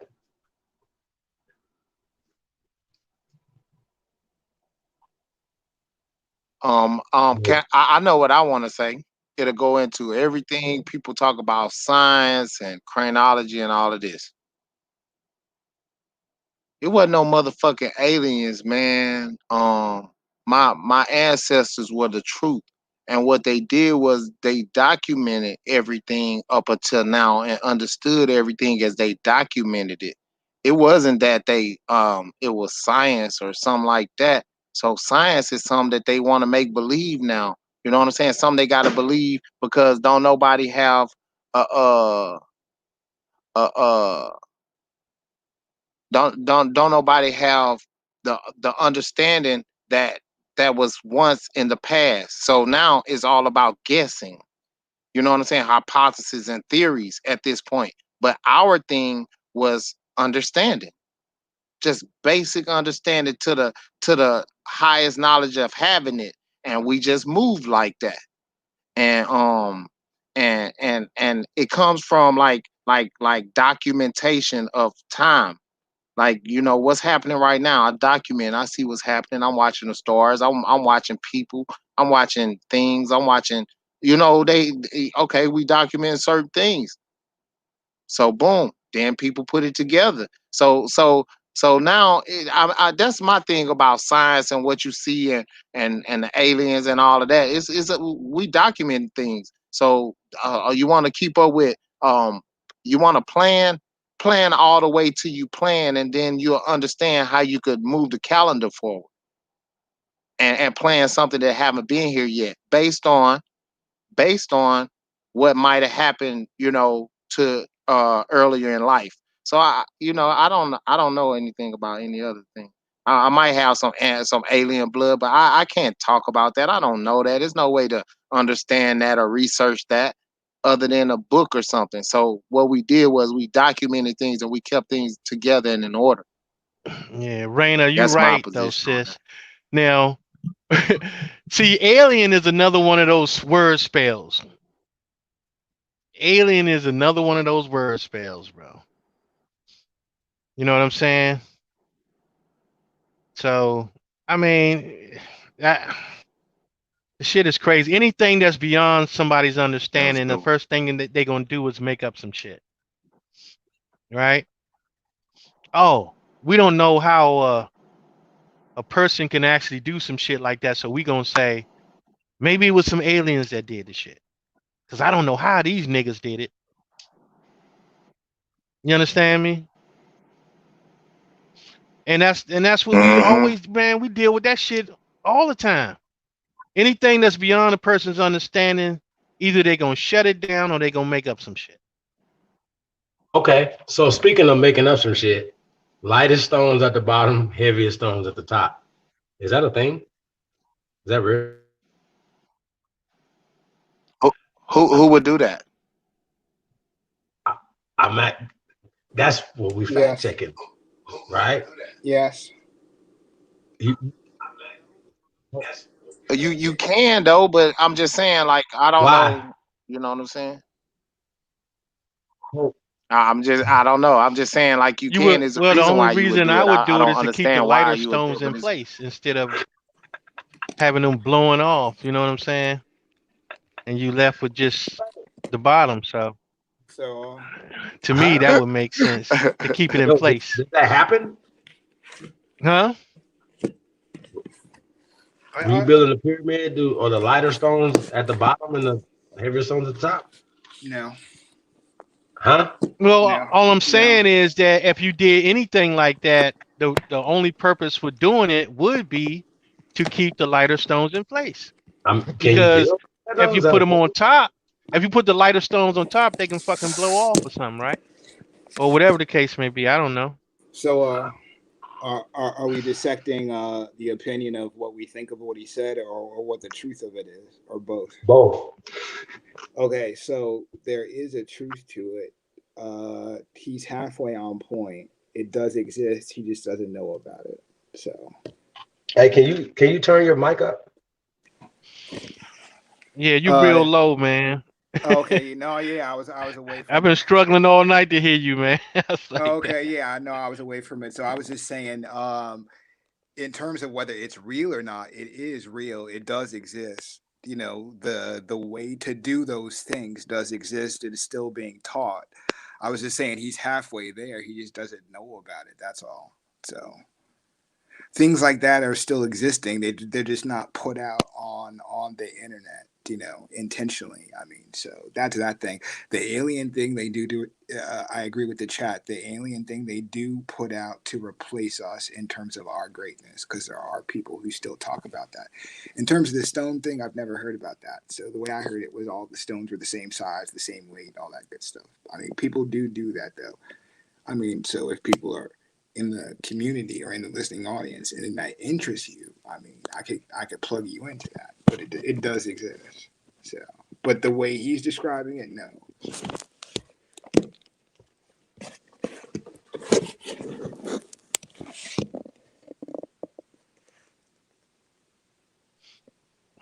I bet you when they found them artifacts and they found airplanes and all that kind of shit, they didn't know what to make of that shit, man. They didn't know what to make of that shit until that. They did, bro. They I tell you what they did. They had different engineers and scientists that was ready to break it down and reproduce it, and so they could patent it and say that they the Yeah, but the first only ones that ever problem, did it. but the only problem They is the do only problem exactly that they right. always Go ahead. have, bro. They always have a problem because they don't know how to do shit. Mm, Now, the same way is when it came right. down to medicine was no fucking different. You know what I'm saying? They couldn't even. I guess the only miracle they ever probably came up with was a fucking band-aid of that. You know what I'm saying? Otherwise, they didn't know shit. They didn't know how to. They didn't know how to do blood transfusion safely. All the way up to the 20th century, they didn't know how to do it. They didn't know how to do heart trans. They didn't know how to do anything with the heart. All the way up to what? Damn near the 60s. They didn't know how to do shit, bro. Like most of their shit is bullshit. I don't believe none of that shit because when it comes down to looking at what they actually was Um, able to do, you can see that they ain't know how to do shit. Took a veterinarian to teach him how to do open heart I would surgery add to that. from a person that wasn't even a damn doctor. Come on, man.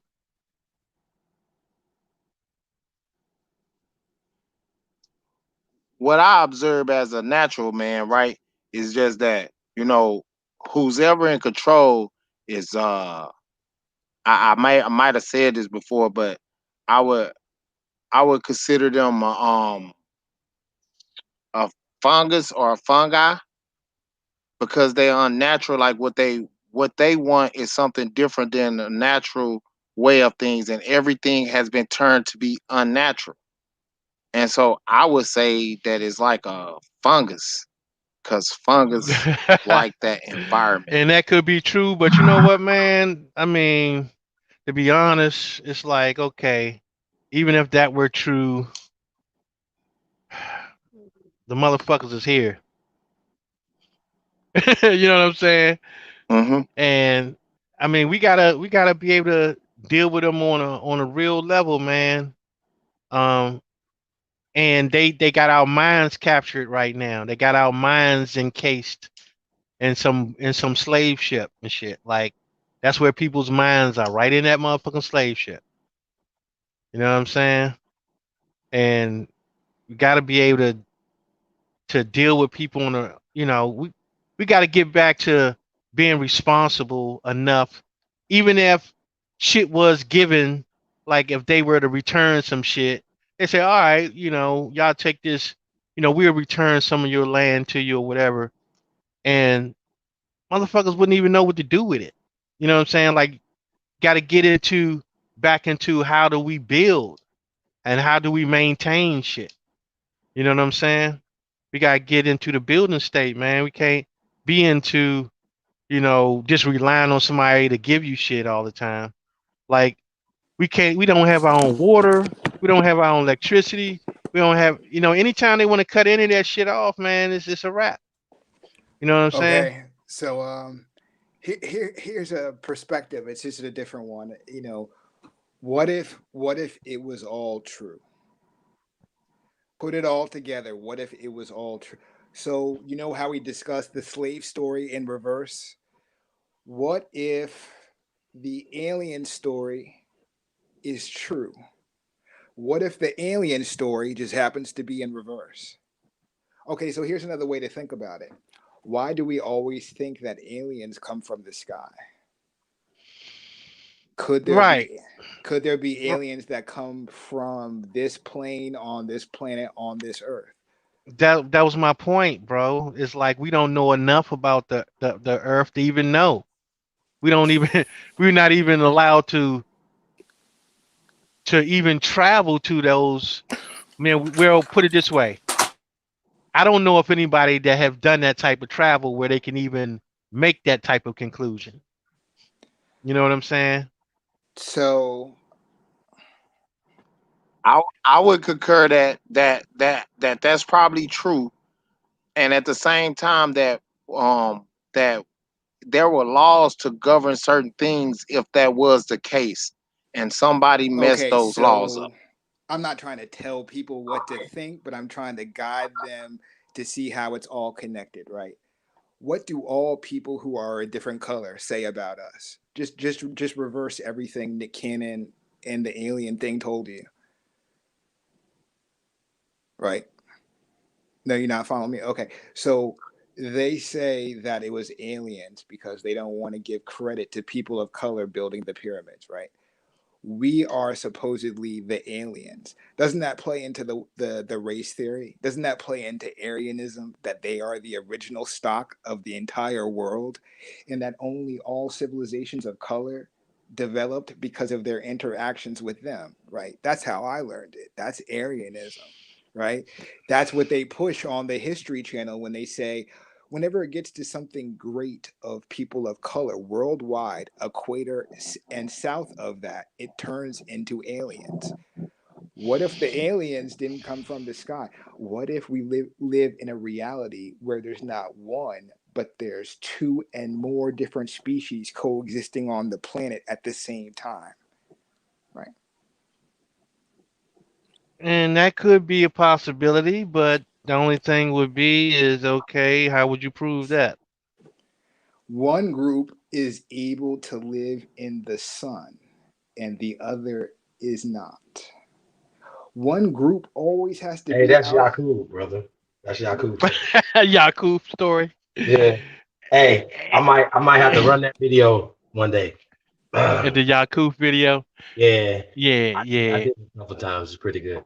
Hey, But we it- but got that we got the God Almighty Bay is in the building. Peace to the God, man. What's up, brother? peace to the God. Peace, Peace, brother. nobles. Peace, nobles. I have a couple of minutes here. Peace. I was listening to the video you shared of Pharaoh there, and I wanted to give my input. Now, Shoot. see.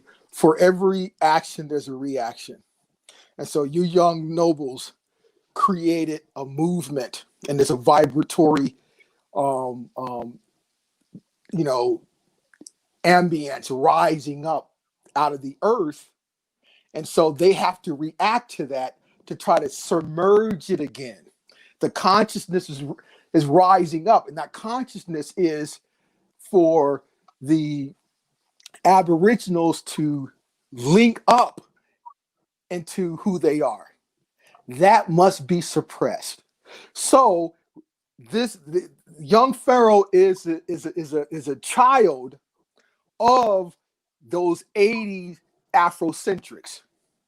And so they dominated in the 80s and 90s. So now, but you guys overtook them and countered all their sorcery and input into the people other possibilities. And then, the ancestors started speaking to them. They said, wait a minute, this is strange what they've been telling us. And so now they're trying to come back out of their hole and trying to suppress it now. See, so this Egypt stuff and all this crap, because wait a minute, he's talking Egypt pyramids and all this crap in one sentence, but didn't you just tell me 10 minutes ago that we came on ships from West Africa as slaves? Now, how the fuck we're going to jump from 200 years ago coming on ships from slaves, and you're going to all of a sudden jump the paradigm and a time shift like you're fucking Thanos 5,000 years ago, and we're fucking building pyramids. You see, so, and you can't even tell me who your great grandmother was. So basically, these are warlocks, sorcerers, funded. Yes, he's getting six figures because they're paying him six figures to counter what you guys been doing. That's the real deal. So, and I'm coming with this from this angle from experience. I went with Dr. Ben in 95 on his tour. I saw how they generated finance at that time. There was no YouTube, there was no internet, but they were generating millions and millions of dollars off the people's ignorance of self. And brother, just I don't want to stop you, but would you call that Egyptology? Well, yeah, they had their little branch shoot off of it, spin off of it, that they were funded and they could create their books and get their books published and to create these diversions. But yeah, now their form of it was different than what was being taught in the schools, the universities, right? But they were given permission to create their little deal there, right? All that stuff. But it was a little bit different than how they were teaching in universities, right? So in universities, they're pale, right? So it's that old theory of the pale man bringing civilization around the world and all that. So in universities, they would never admit openly that they were melanated, but they knew it. But they allowed them to do that, to create a diversion, to generate finance and basically feed two birds with one piece of bread. Well, we can create these diversions, we can generate finance, and they'll still be lost of who they really are. But you don't tell me I'm a slave off a ship 200 years ago, and then the next sentence tell me, oh, I'm a builder of a fucking pyramid. Way off. But the deal is to disconnect you from what's right up under your feet and place you somewhere. But now remember, they're not. What's the connection to them in Egypt? What's called Egypt now? There's no fucking connection. They're not going over there petitioning the modern current government for some recognition of their ancestral land to get some kind of political and social connection to that. They're not even doing that in West Africa, where they say they came from. So brother, you said they were looking for something. What do you think they're looking for in our community? Who, people like Young Pharaoh? Yes. Oh, well, they measure the temperature of consciousness of self. That's constantly measured on a daily basis, right? And so when it rises, when they lose control and power, and the people rise into self-knowledge, they come out with their agents to suppress it. See, and to create these diversions. Now that the social medium is the form of communication, right? So Young Pharaoh, if this was the 80s, he'd be giving tours to Egypt. He'd be the new guy. He'd be the present day Dr. Ben. Asa Hilliard giving these tours to Egypt every summer to generate finance. That's dead. So the social platforms is the replacement of how they used to do it in the 80s. Now, I appreciate that, brother, and I thank you for that contribution. I actually agree with you, and people can grow and they can feed off of it. So with that said, and you said it's right underneath our nose, can you go a little bit deeper into what you think is right underneath our nose, and then where we go with that? So, for example, 1905, the Arizona Gazette, published an article. A guy named Kincaid went down into the Grand Canyon, 1905. And you know what he saw?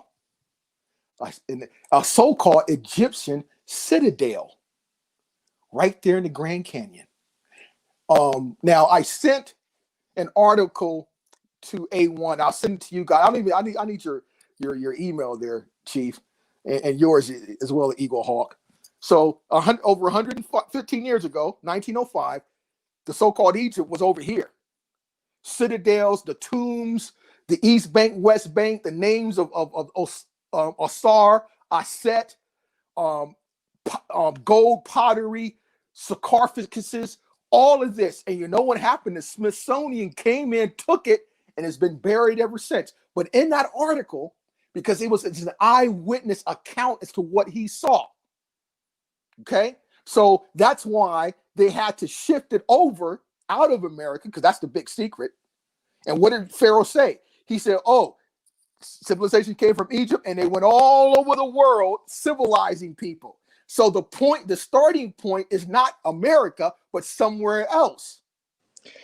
Now, I just want to add to that, and I again, thank you for your contribution on that. So let me ask you this.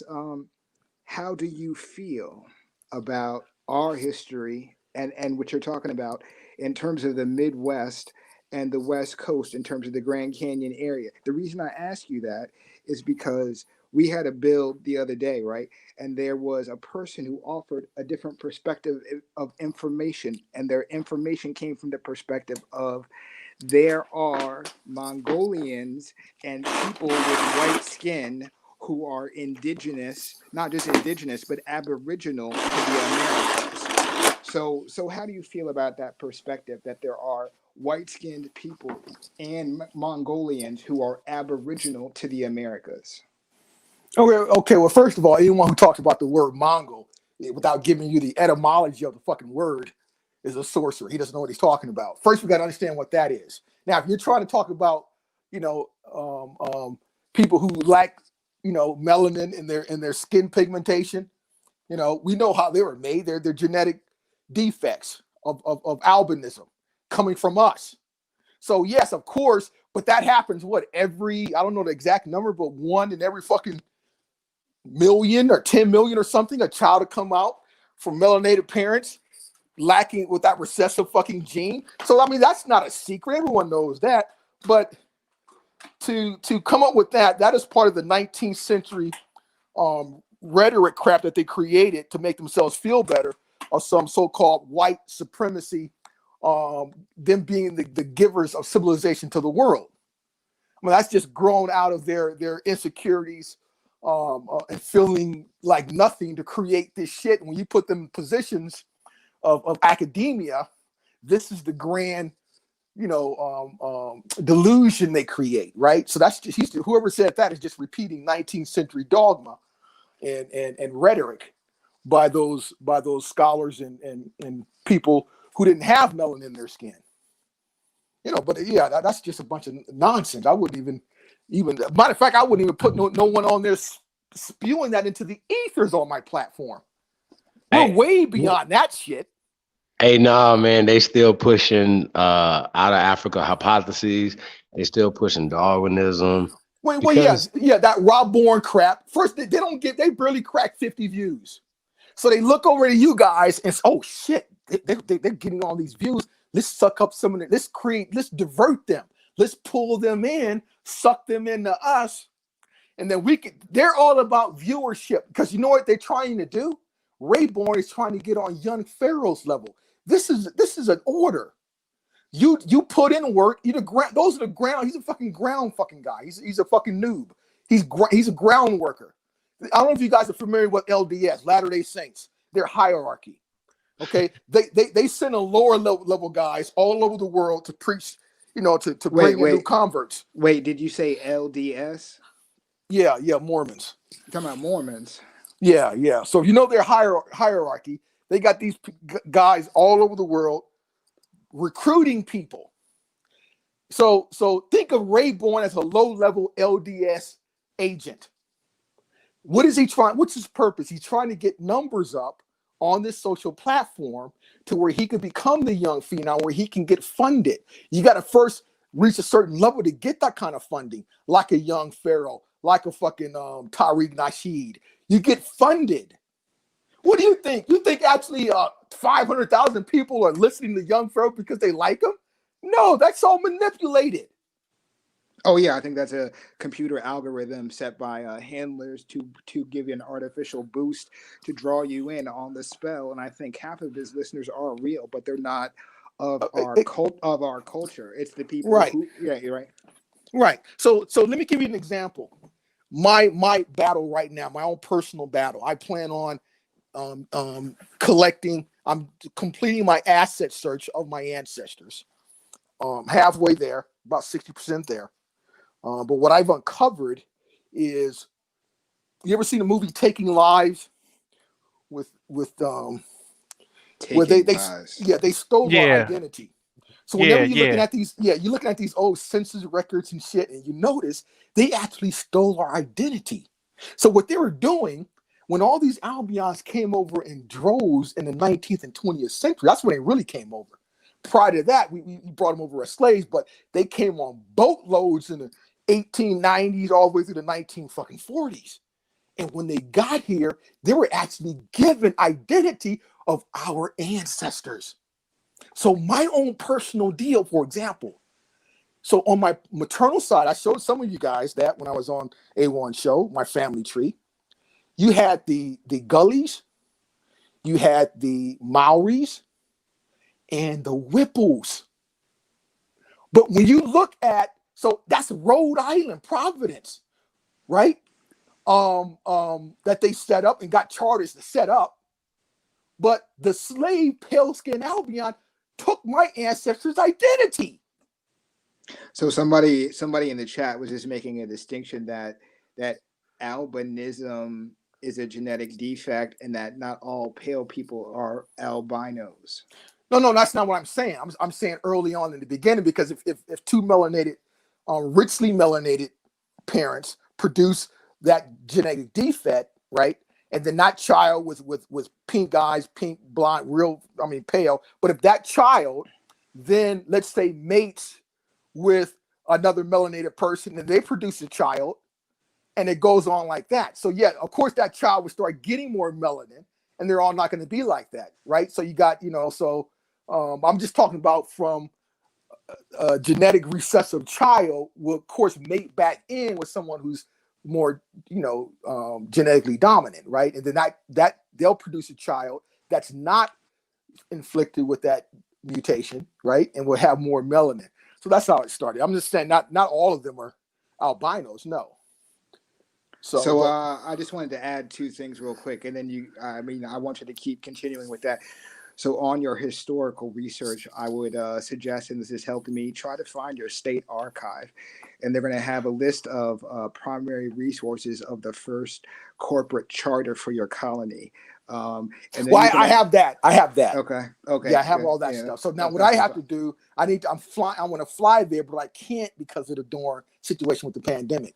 So I have to go to those places where? Physically. Well, Louisiana, Virginia, South Carolina, Rhode Island, to get the original records that I can authenticate legally and file and then move on to my legal lawsuit against all those entities that injured me. Okay, so real quick to help you, for people who are long distance, who are in the chat or listening, there's a way you could do that. You can hire an official records keeper who's licensed and bonded, and they can have it certified as an official document for you. It may cost a fee, I'm not doing that. Yeah, no one's getting hold of my records. You're gonna fuck yeah. You have to, No one's getting. Yeah, they're not getting on the inside of this stuff because that's the down end of it, that you're giving part of your privacy away, right? So, well, not only that, they doctored the books, they cooked the books. So once they know that somebody realized what happened, they're not helping. Yeah, that's the downside of it too. You don't know who is connected on the occult level to a lodge, and then and who's going to change what. So exactly. No, I feel you. So I wanted to get back to your thing with the Mormons. How do you feel about them being the keepers of some tribal and national empirical history of ours in the Midwest? In terms of the Grand Canyon people. Yeah, they have all those records. But one thing I can say about the Mormons, they don't destroy the records. The records are there. So right there in Provo, Utah, the main database, the records are there, and they will keep the records, securely locked. But when you go to these counties and courthouses, that's when shit gets doctored up. In Virginia, South Carolina, you have to be very, very careful. But yeah, the Mormons will keep the records, and they're not going to touch the records. Yeah. Now they're going to make money off of them. Yep. They're the ones creating all these, Ancestry.com and those are all Mormon-run companies. They're going to make money off of it. I'm glad you said that, because a lot of people don't realize, and maybe you know this as well. So a lot of people don't realize that the Mormons are heavily invested in the military and the intelligence community, and they're responsible for about 2/3 of these genetic DNA. You're right, testings and all of this. Yep. Yeah. But one of my best friends is a Mormon, and I'll take a bullet for him. So, we do. He also lives here in Japan, and we did a lot of business. We made a lot of money together. And then when I got into that legal battle with the United States government, when I sued the Pentagon, because they basically stole my business, and he financially helped me out. How many people is going to give you $65,000 cash? So here you are, Monty. Whenever you handle your business, you get your damages, just kick it back to me then. But stole your business, huh? Yeah. I told you, I had restaurants on 2010, a couple of restaurants inside one of the military bases. Right after the Lehman shock, I had to diversify my business, and I got the restaurants 3-year contract. 7 months into it, some of those government employees didn't like me and decided to conspire to kick me off, and they were successful. But they breached the contract, and they thought they were dealing with just a ignorant brother from Compton. No, I'm the law. No, I So feel you. Yeah, I feel you on that. You're talking about like procurement and contracts, stuff like that. yeah, So you said you're in Asia, so I wanted to ask you a question. Maybe this is the reason why you have detailed Japan. Yeah, Japan. Yeah. Japan. Yeah. So this is why you have detailed knowledge on the ethnicities. How do you feel about the Ainu of Japan, and do you feel that they were a dark melanated Melanesian ethnic group? Oh yeah, yeah. They're remember all up in that area, Russia, all those areas. Those people were all melanated. And Okay, so for the people in the listening audience, he's talking about Central and Northern Asia, and we're discussing the original indigenous people of Japan who are listed as the Ainu, A-I-N-U. And there's been a lot of discussion in the Afro-Asiatic community about how they are a darkly melanated people, right? yeah, they're up. Present day is called Hokkaido. That's up the northern island where it gets very, very cold and a lot of snow. But now you still have a few of them around, and they've been trying to fight for their indigenous rights for forever, and maintain their language. Now yes, they sir. look just like Samoans. Yes, sir. You That's know, right. yeah, Samoans, Australians. They look just like that. Now you Right? also mentioned that they that these melanated people lived in Tataria. I think you said the word Tataria, Yeah, Russia. yeah, Yes, sir. yeah, yeah. Now, see, remember the word Caucasian is misapplied in the States. Caucasian is a melanated person. So you go to Russia, you can't call a pale-skinned, blonde-haired Russian a Caucasian. He's ready to fight you. So in Russia, where the Caucasus Mountains are, the Caucasians are the melanated people. They're the ones getting treated bad. Tell them that again, because I have experience with traveling as well. I lived in the islands, and then when I went over there, I was very shocked to understand that. So most people think that because they're pale, right, and that because they come from that and they're in Russia, that if you call them white or you call them Caucasian, they're going to agree with that. No, sir. You're 100% on the money. They are disgusted by that, and they talk about that. They talk about how those so-called white Caucasians come from a land 3,000 miles to the west of them, and they are not those people. And I was shocked by that. I'm like, you're denying like the Caucasian like ethnicity, and they said, yes, sir, we are denying that. We are not those people. And I was like, whoa. Well, yeah, those are the ones that are getting attacked by the what they call white nationalists in Russia. They attack Caucasians because those are the dark people. Those are the people that look like Iraqis and Iranians, who a couple of generations, just a couple of generations removed from being melanin rich like we are right now. So no, Caucasians in Russia are melanated. That whole thing like messed my head up. Like, yeah, seriously, it messed my whole head up for like a minute, where I was like, you guys are about as pale as milk, and you're denying Caucasians. I got school like big time on that, like by them themselves in their own. See, that's how I learned about Tataria and all of that. I didn't know, and the Melanesian thing. When I was living in Hawaii, those people take that so seriously, bro. They don't like that Aryan talk of like, yeah. They know their history. They're like, we have been here for 4,000 years in these islands. We came from the original stock of the Australian Aboriginal who lived all over Southeast Asia. And, and they can name the colonies and the people down to the ethnicity. And I'm like, whoa. Yeah. But there with Dr. Ben, in '95, you said you get to really see You said you went to Egypt with Dr. Ben in '95. Yes. Okay, so how was that? So how long were you over there, brother? Those tours were 16 days. Okay. 16-day tour. So let me ask you this on that. How do you feel? Because I came into on a similar thing. I came into some experience with Dr. Hawass, who you're familiar with, about 12 years ago, where I was invited to a tour that I denied because they were run by people masquerading, but they came to be Egyptologists, just going through different layers of masking, blah, blah, blah. So anyway, I wanted to know how you felt about Dr. Hawass opening up, and I think it was 2007 or 8, the Egyptian tombs again. Oh, right. Yeah, well, a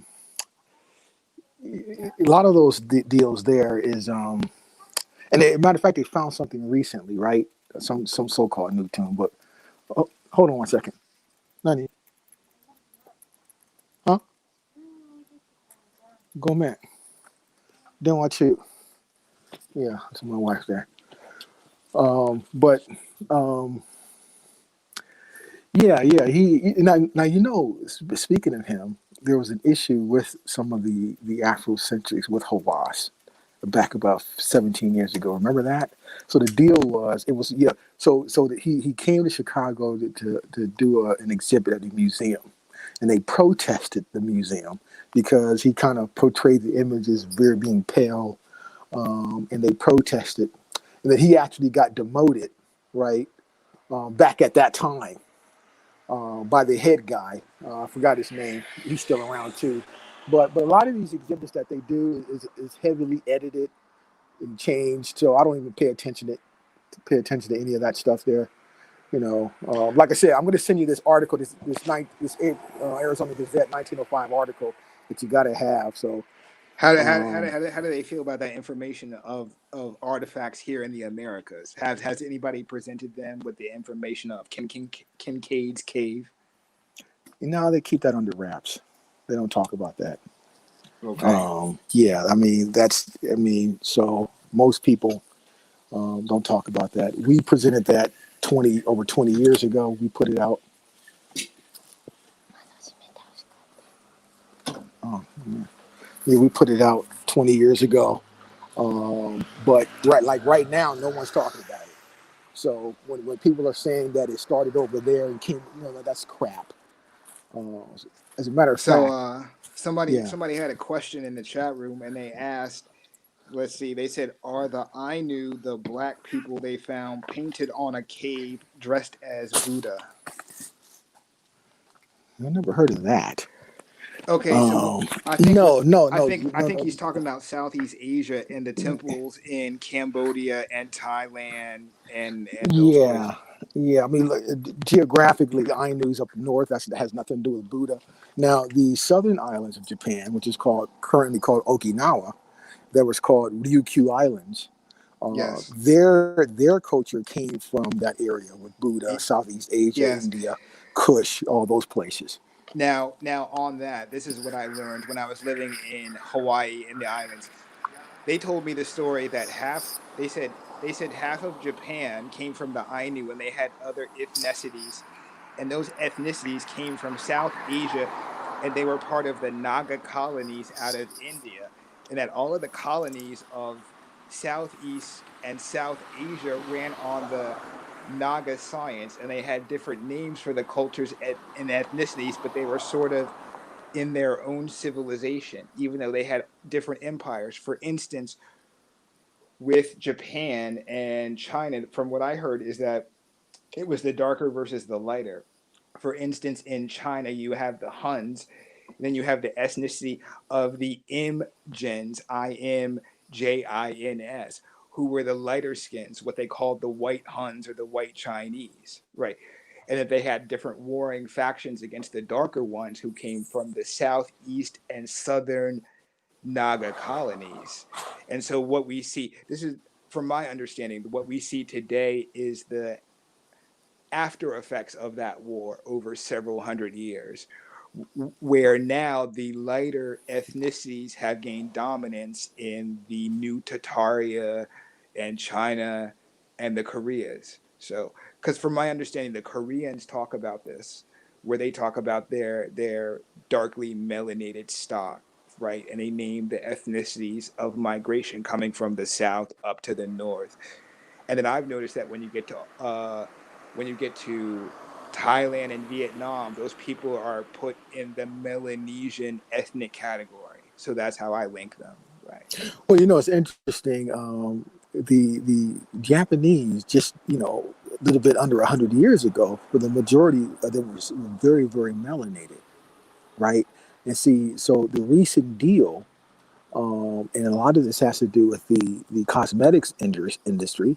It's $1 billion industry here of skin whitening. So it's not a phenomenon that's exclusive to the continent of Africa, the skin whitening. It's Yes, all sir. over Asia. So Yes, sir. Korea, China, Japan, and this is a Yeah, modern deal. But you look yeah. at photos in the 20s and the 30s, the Japanese are melanated. And you don't even think about going to the 1700s. You see, so this is a recent deal with the rise of the media, with the the pale skins that that many of the enemy brothers and sisters put in their seats. And then once they created that medium of television and movies that went on around the world, so people look at that as a standard of beauty, and everyone wants to be that. So yeah, the skin whitening is I mean they're not as sick as Koreans, because Koreans physically change their noses and mouth with the cosmetic surgeries. They're number one in the world for that. The Japanese don't do that, but a small segment of the population, is into skin whitening there. Oh, just hold on for a second. Yo, Chief, Phenom's in the back. He wants to go ahead. Okay, sorry. Go ahead, brother. Yeah, so it's a recent phenomenon here, right? So, but now, as far as wars, I don't think wars were mostly over land and dominance. I don't think it was a skin hue deal, because they were basically melanated, 200-300 years ago, right? All of them. Um, Now, how do you feel about the theory that that there was that there was contact between the people of Oceania, right? The Polynesians, Micronesians, Melanesians, and the people of the Western nations, like the Incans or the Aztecs or the Mayans or the Olmecs. Do you believe that there was contact between Oh, yeah, wait, Asia and the well, nations? yes, there was contact. Why is that? Because the old world maps. Remember, why would the British or the Britons have the map, and the Portuguese have the map to come over to this side of the world? Those were ancient maps that they got their hands on, right? So, um, yeah, so they went over to Australia, New Zealand, in Japan. The oldest treaty that's the still supreme law of the land here in Japan is that original treaty with the papacy, the priesthood, in 1565.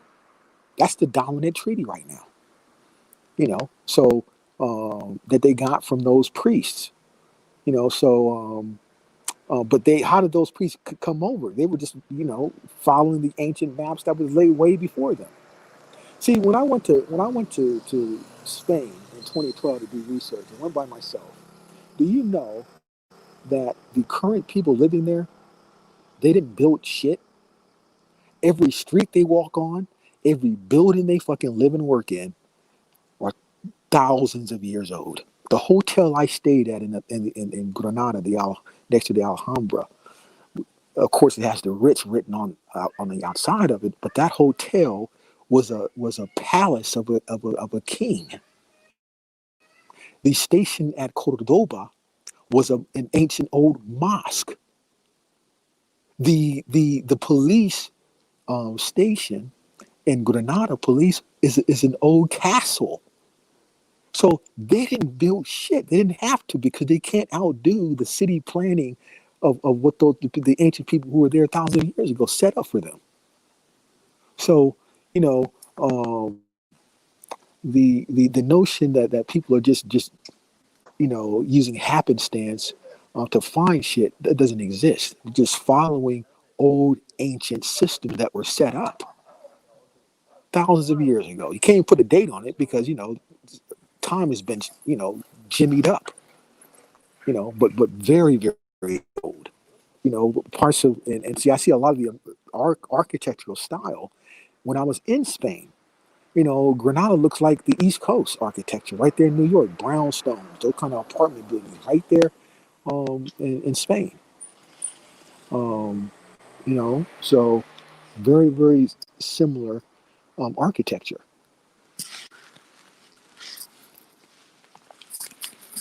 And if I can, I want to share a lot of that, you guys. Um, like the old photos I have in '95 in Egypt there.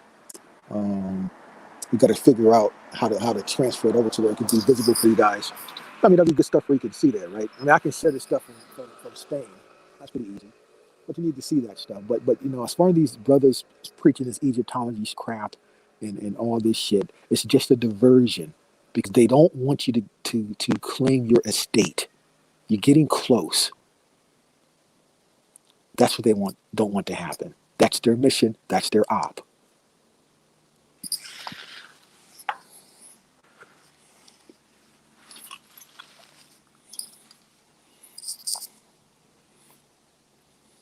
You don't have to struggle financially. I'm Top still priority is to claim and find out what assets your ancestors owned. You gotta know that before you leave this fucking plane. You gotta know it. I'm still with you, brother. I was just letting you do your thing, letting other people jump in. Yeah, yeah. So I get very, very passionate about this when I see these fucking warlocks coming out of the fucking holes. I get passionate about this. Hell, Runoko Rashidi reared his fucking head a month ago.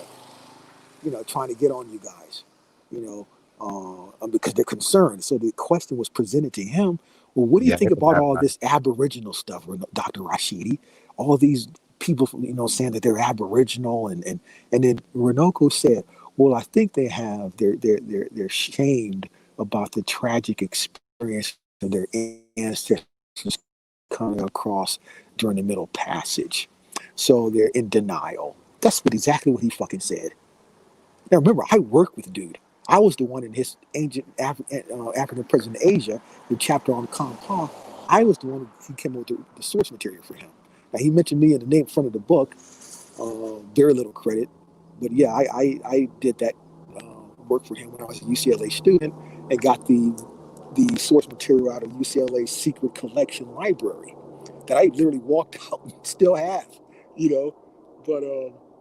But yeah, so he's saying that you guys are in denial and shamed about your ancestors coming over on a boat during the Middle Passage, and so that's why you're creating this grand delusional story about being Aboriginal. See, so they're coming out. They're concerned. So They are what? very, very concerned. So what do you think about this? Here's my idea. I think all of it's true, and I think that the people that we're talking about had a colony here in the Grand Canyon. I think the Grand Canyon was actually an ocean pre Ice Age. I think that we've had recorded history for at least 50,000 years. I think we've had civilizations for up to 150,000 years. I think that there's enough archaeology and evidence there to rewrite history. And there's a paradigm shift that's forming. And I think that they're nervous about it and they don't know what to do about it. Exactly. Exactly. So, yeah, and yeah, they're very, very nervous. But they're not going to be able to stop this here. Um, they're not going to be able to stop it. So Now, how do you feel about the mindset that some people have that America is actually older than Africa in terms of civilizations and in terms of the pyramids? well, when it comes to Africa, the word itself, I have information that the etymology of the word deals with the West. see, so that's a whole nother fucking story. And, Are you and talking about the etymology of the word Ethiop? no, not that one. It's Aper, Yes, where you Afro. say they certain sources say it's kind of unknown, but I got something Yes, from 200 years ago saying yes, it meant the Americas, the West. yes. So, and they recently shifted there to shift us mentally there. But it's Hmm. been up under your feet the entire fucking time. Hmm. You've been in Africa the entire fucking time. Hmm. well, yeah. See, I didn't want to say that before because I had got away from Africa. But when I came back to the etym of it, like you're saying, um, mm, it would be Yeah, we don't have to use that. I mean, their east. that's that. They would, Yeah, obviously, if they were over here, they wouldn't be they would be pointing west if you would be talking about across the way. You know what I'm saying? So he's absolutely right when they're talking about this would be the far land Ooh. yeah, to them. No, yeah. I mean no, that. yeah, no, yeah, yeah. So, have you all heard of that in terms of the maps of how they put the so they put the direction of east actually in the most northern section, that we think of as north. Have you all heard that before? Say that again. So I knew somebody, and I still know her, and she used to work in planetariums, and they put star maps together. Somebody in the chat had mentioned Batista, and that's how they came so-called over here. Now, she told me this 4 years ago. She told me that the older maps were different, where they put what is so-called in the east, they would put that in the North Pole. So she said, when you're looking at old maps from the 15 and 1600s, whatever is in the due north is what they would think of as the east. So she said, when you're looking at so-called Africa, you're looking at the lands of the West. And I said, okay, I don't get you. She said, think of the world now. What lands are in the West? I said, the Americas. And she just looked at me like, ding, ding, ding. Right. Yeah. So, And she works in the planetarium. That was her job. Her professional job was restoring maps, right? And so she would post these pictures every time that she restored a map in the planetarium. She would post it on Facebook. You know, here's a map of the 1500s, 1580s, 1650. So I would ask her these questions because she made it public. You know, like I'm proud, and she thought it was cool, like restoring old books and stuff. So all these things y'all talking about, I would ask her every couple of weeks, and she said, "This is my next project," right? She was the one who told me this. So I said, okay, I don't believe you. And she gave me all these primary resources and Batista and the maps of Batista and Cortez and Ponce de Leon. I said, what are you talking about? She said, you learned this shit in junior high school. You just forgot. They told you the original story. You just forgot. Right. I said, what? She said, that's why they went from north to south, because that was them going from east to west. Right. I said, I don't get you. She said the circumnavigation of Africa. That's why Ponce de Leon was famous, because he circumnavigated Africa. And she said, could that be Chile? Instead of it being the coast and Cape of Africa, could that be over here when they circumnavigated the Americas, right? And I was like, what are you talking about? She said they circumnavigated the Americas before Columbus in 1492, back in 1420, which is how the map in 1454 got made. I said, I said, right. So she took me through all that. She said the first time the Americas were on the map was before Columbus even landed. Right. So she said, how is that? She said, how is that possible that America is already mapped before Columbus even landed in Haiti? Right. She said, so who circumnavigated what? Did they go through the Gulf, or did they circumnavigate all the way around the Americas? Which means that the Spanish and the Portuguese had maps of these islands, and they were in the Pacific, which means Columbus could not have been the first to do a transatlantic, trade and land in Haiti for the first. Right. She said, how could the Spanish and the Portuguese be fighting the Aztecs in the 1480s, and then Columbus is the first one to land in Haiti, but he's sailing for Spain? She said, you see how the story doesn't make sense? And I was like, yeah. mhm. I want to relate a story when I was in Egypt with Dr. Ben that kind of perplexed me, because a lot of brothers and sisters from America, they are full of crap, and they want to talk this African stuff, but you notice none of them ever try to go there to reclaim a nationality. And when they're there on vacation, what I noticed was, so I was out hanging with the local people in the area. We were down in Aswan. In that area, they're all melanated, right? Brothers and sisters, and just like us. So You they said were Aslan. Aswan. Yes, so for people in the listening audience who are not familiar, it is a geographical area in the central south, I guess. Like, what would you put it? I put it like Texas, Four Yeah, Corners, New yeah, right in the Mexico, south. Arizona, down to the Yucatan, in the old parts of like Mexico that we think of as the states now. They called that Aslan, which would have No, been. Aswan. Yeah, in Egypt. Yeah, Oh, right down the sorry. Yeah. Nile. Yes. Yeah, I'm talking about my trip with Ben, and then we were down in Abu Simbel, which is place Aswan, Oh, yes, brother. near Elephantine Island, right? So we're there, So and tell them, then tell them where that is, because I think we're going past people. He's talking about the area of the Yucatan Peninsula that connects to our area of America, right on the border, connected to the Gulf area, all of that. Right. no, I'm talking about Egypt. My You talking tour about with where? Dr. Ben in Oh, I thought you were talking about '95. I thought you were talking about the Mayans. I thought you were talking about down in the No, Yucatan. no, no.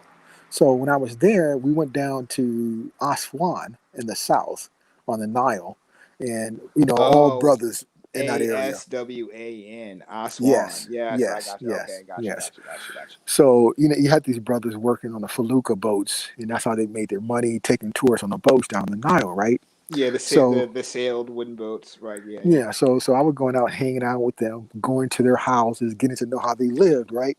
And so there was a brother named Barry from New York, never forget him. He said, Amani, what are you doing with those people? I said, what do you mean those people? He said, I wouldn't hang out with them. And so, so now, I just ignored him. And then they invited me to a wedding up in their area, and I went there, and that was a great experience. And so then the next morning, I'm out on the boat in the felucca, and Barry walked by. I said, "Come on over, brother. Barry, introduce yourself." And he came over. 2 seconds, he had to fucking leave. It's like he couldn't sit next to them. And then Dr. Ben invited us to, we had to pay $85 for this dinner, and we had to pay another $100 to wear this fucking costume. And so we went there, and I invited a couple of the brothers in the area to come eat.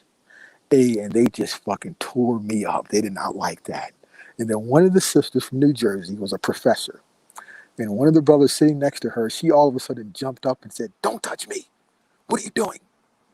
And he didn't do anything to her. And she literally accused him of rape. And she made that scene. And I just, I gave him some food to take home. But they were just treating those local people there like crap. And they want to talk all this African stuff. But when they go there, they detest and don't want to get anywhere near anyone on that fucking continent. Yeah, I've heard the same. Now, have you ever been on the west coast of Africa?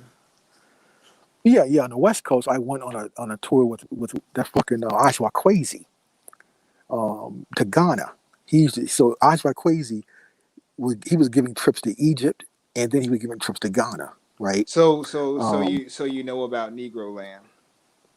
Ah, yeah, yeah, yeah. All right, yeah. No, Tropical go ahead. dependency. Yeah, You, yeah. you Go got ahead. that book? Yeah. Yeah, go ahead. Go ahead. Give it to him. But see, remember, I always knew who I was. I was actually, my whole experience with the Afrocentric movement was just getting close to them, seeing how they do shit, and gathering information, firsthand accounts of shit. Right now, Okay. you had another brother who you sound just like him. Do you know you sound just like Jose Pimenta Bay? Your voice sounds just like Jose Pimenta Bay. You know him? I know, familiar. Mm-hmm. He wrote Othello's Children in the New World. He was also part of ASCAC back then in the 80s. Yes. He's a professor. Yes. University there in Kentucky. Yes. Good friend of mine. And I He agree. was also in ASCAC. Now he's a straight Moor. He's a Science Temple Moor. Yes. Yeah. I mean, he from his family. So he was in there too. He was right there with me. The reason I asked you is because I went over on the west side. So I went west side across the north, across the Maghreb. And so, so I went from west to east, starting with Morocco. Then I went through Senegambia that way. Then I went back up and then over with my studies. Yeah. But, I mean, physically too. Yeah. Remember, the Ghanaians, the Nigerians are the biggest hustlers on the planet. Oh, I mean, man. you want to talk about scammers? They will make money. They'll find any way to make money. And then when they figured out in America, we're the easiest ones to make money off of. Oh, what do you think they're doing over there? Total fucking scam. Yeah. Total fucking scam. So and Ajwa Kwesi, this dude here. And first of all, he's a police officer, part of the Fraternal Order of Police. A lot of those Afrocentrics during that time came from the Fraternal Order of Police. Ajwa Kwesi was a sheriff, retired. Wait. Uh-oh. Wait. Shit. Wait a minute, brother. So you telling us that brother Ashwell Kwesi, the brother that was last week or whenever, 2 weeks ago when I played the immortal Steve Coakley, that's the police. Ashwell Kwesi was the member of Fraternal Order at the time. God damn it. But once you remember, you always remember. That's facts. That's shout out to brother James Rozelle. That's what he said. That you always under that oath or some shit. Yeah, him, Ray It's pretty Hagan's. Why do you think Ray Hagan's sour suit and Seti definitely can't fuck with went with Ajwa Quasi? Because they're Higgins. all part of the same order. Damn. So Man, the stop order. playing, bro. Like, I damn. mean, cause see now we're talking about stuff. I mean, yeah, it's there's a lot of stuff out there in the wind. You know what I That got mean? past me right there, There's Amani. Shit. I put it out into the ethers. I ain't no shame in my game. I should know where to find it. So I mean, I mean, I knew said he had took the oath because he's a correctional officer. well, you know, That nigga Ajwa Rick created Ross. that. He created the craft, with some kind of order there, the craft of Amon Ra. Ajwa Quasi created that. So he initiated. So when Ajwa Quasi was giving his tours, he kind of came up. He was trying to be creative, so he came up with something called the craft of Amon Ra, his own secret order. So when you go on the tours with Facts. Ajwa Quasi, he will initiate you into the craft of Amon Ra. Ray Hagan's went there with him. Cyrus Suit said he went there with him, and so they talked about, oh, I'm part of the craft of Amon Ra. Quasi created all that. Yeah, now see now, yeah, I know. So he upped his I'm with you. numbers. I'm with you. Now remember, Dr. Ben was first. Ajwa Quasi was a student of Dr. Ben. He used to help him out on those tours. So see, then, Dr. Ben. Okay, I'm not gonna. Okay, never mind. See, I'm biased because Dr. Ben was straight, and then that's where I think that the schism happened because people twisted the teachings. Dr. Ben gave it straight. They wanted to put a little magic on it. But see, because Dr. Ben was smart, he gave them enough, but he didn't give them everything because he knew in the martial arts sense you don't give them everything because your student will kill you. You can't give your student everything. Not at one time. But Ajwa took it to a whole nother level. Yes, See, he Dr. did. Ben Yes, he would did. average. He would average between 30 to 50 people. When Ajwa Quasi started doing that Amon Rogue initiation stuff, dude, his numbers were up to like 130 on a tour. Yes. I know. Yeah, I know. 3 times a summer. Yeah. See, I mean, because I was following all that. I was not deeply involved in that community, but see, I watch. You know, I mean, there's all types of watchers out here. You know, who watch all types of stuff in communities and blah blah blah with their own intentions.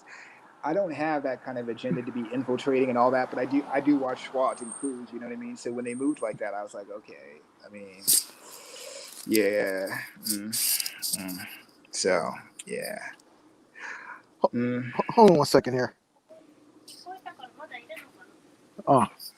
So all that there, and so it was all a diversion of financial. Oh, it was a cash fucking cow.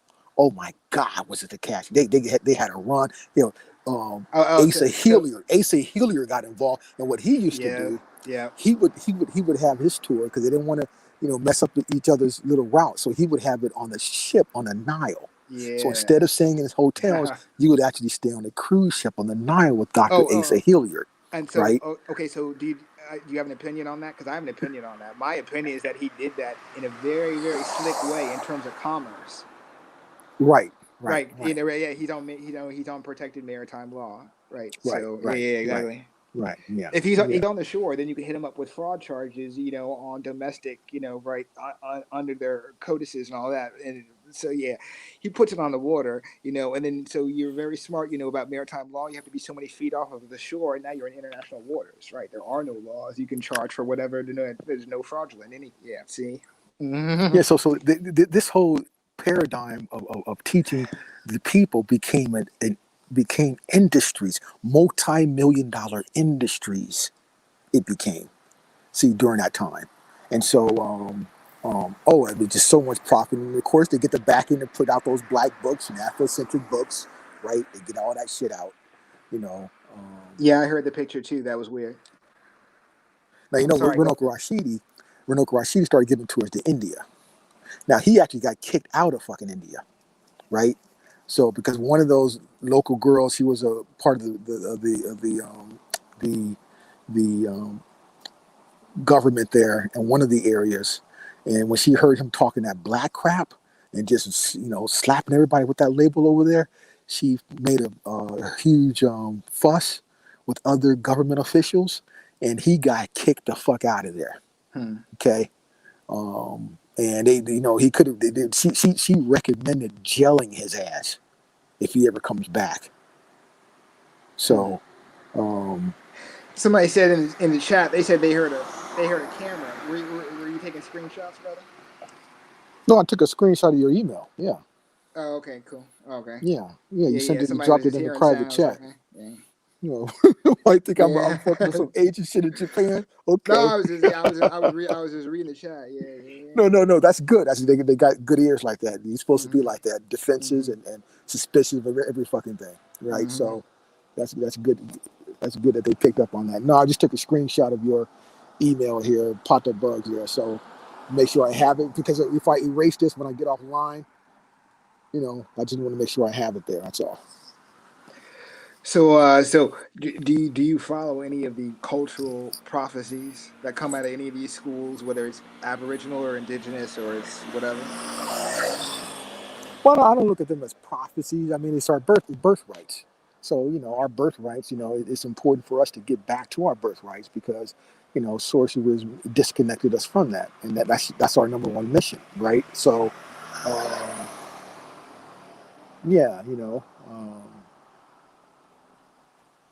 so I look at it as just reclaiming your birthrights from a legal perspective there, So, matter of fact, I just got a legal victory with a current client I was working with in New York with his estate that his adopted sister tried to, she fraudulently transferred title to herself. And we took it to a friendly venue, the Second Circuit there in New York. And it just came back with the order and it was remanded right back to the district court. So he's going to get his damages, and that's a good deal. And so there's precedent there. So if any of you ever uncover assets that your ancestors owned and you need legal help, let me know because I can help you claim it. That's my specialty, the law. So we all need to, everyone has a certain skill set, and we need to let each other know what our skills are and how we can make contributions. And that's my skill set there.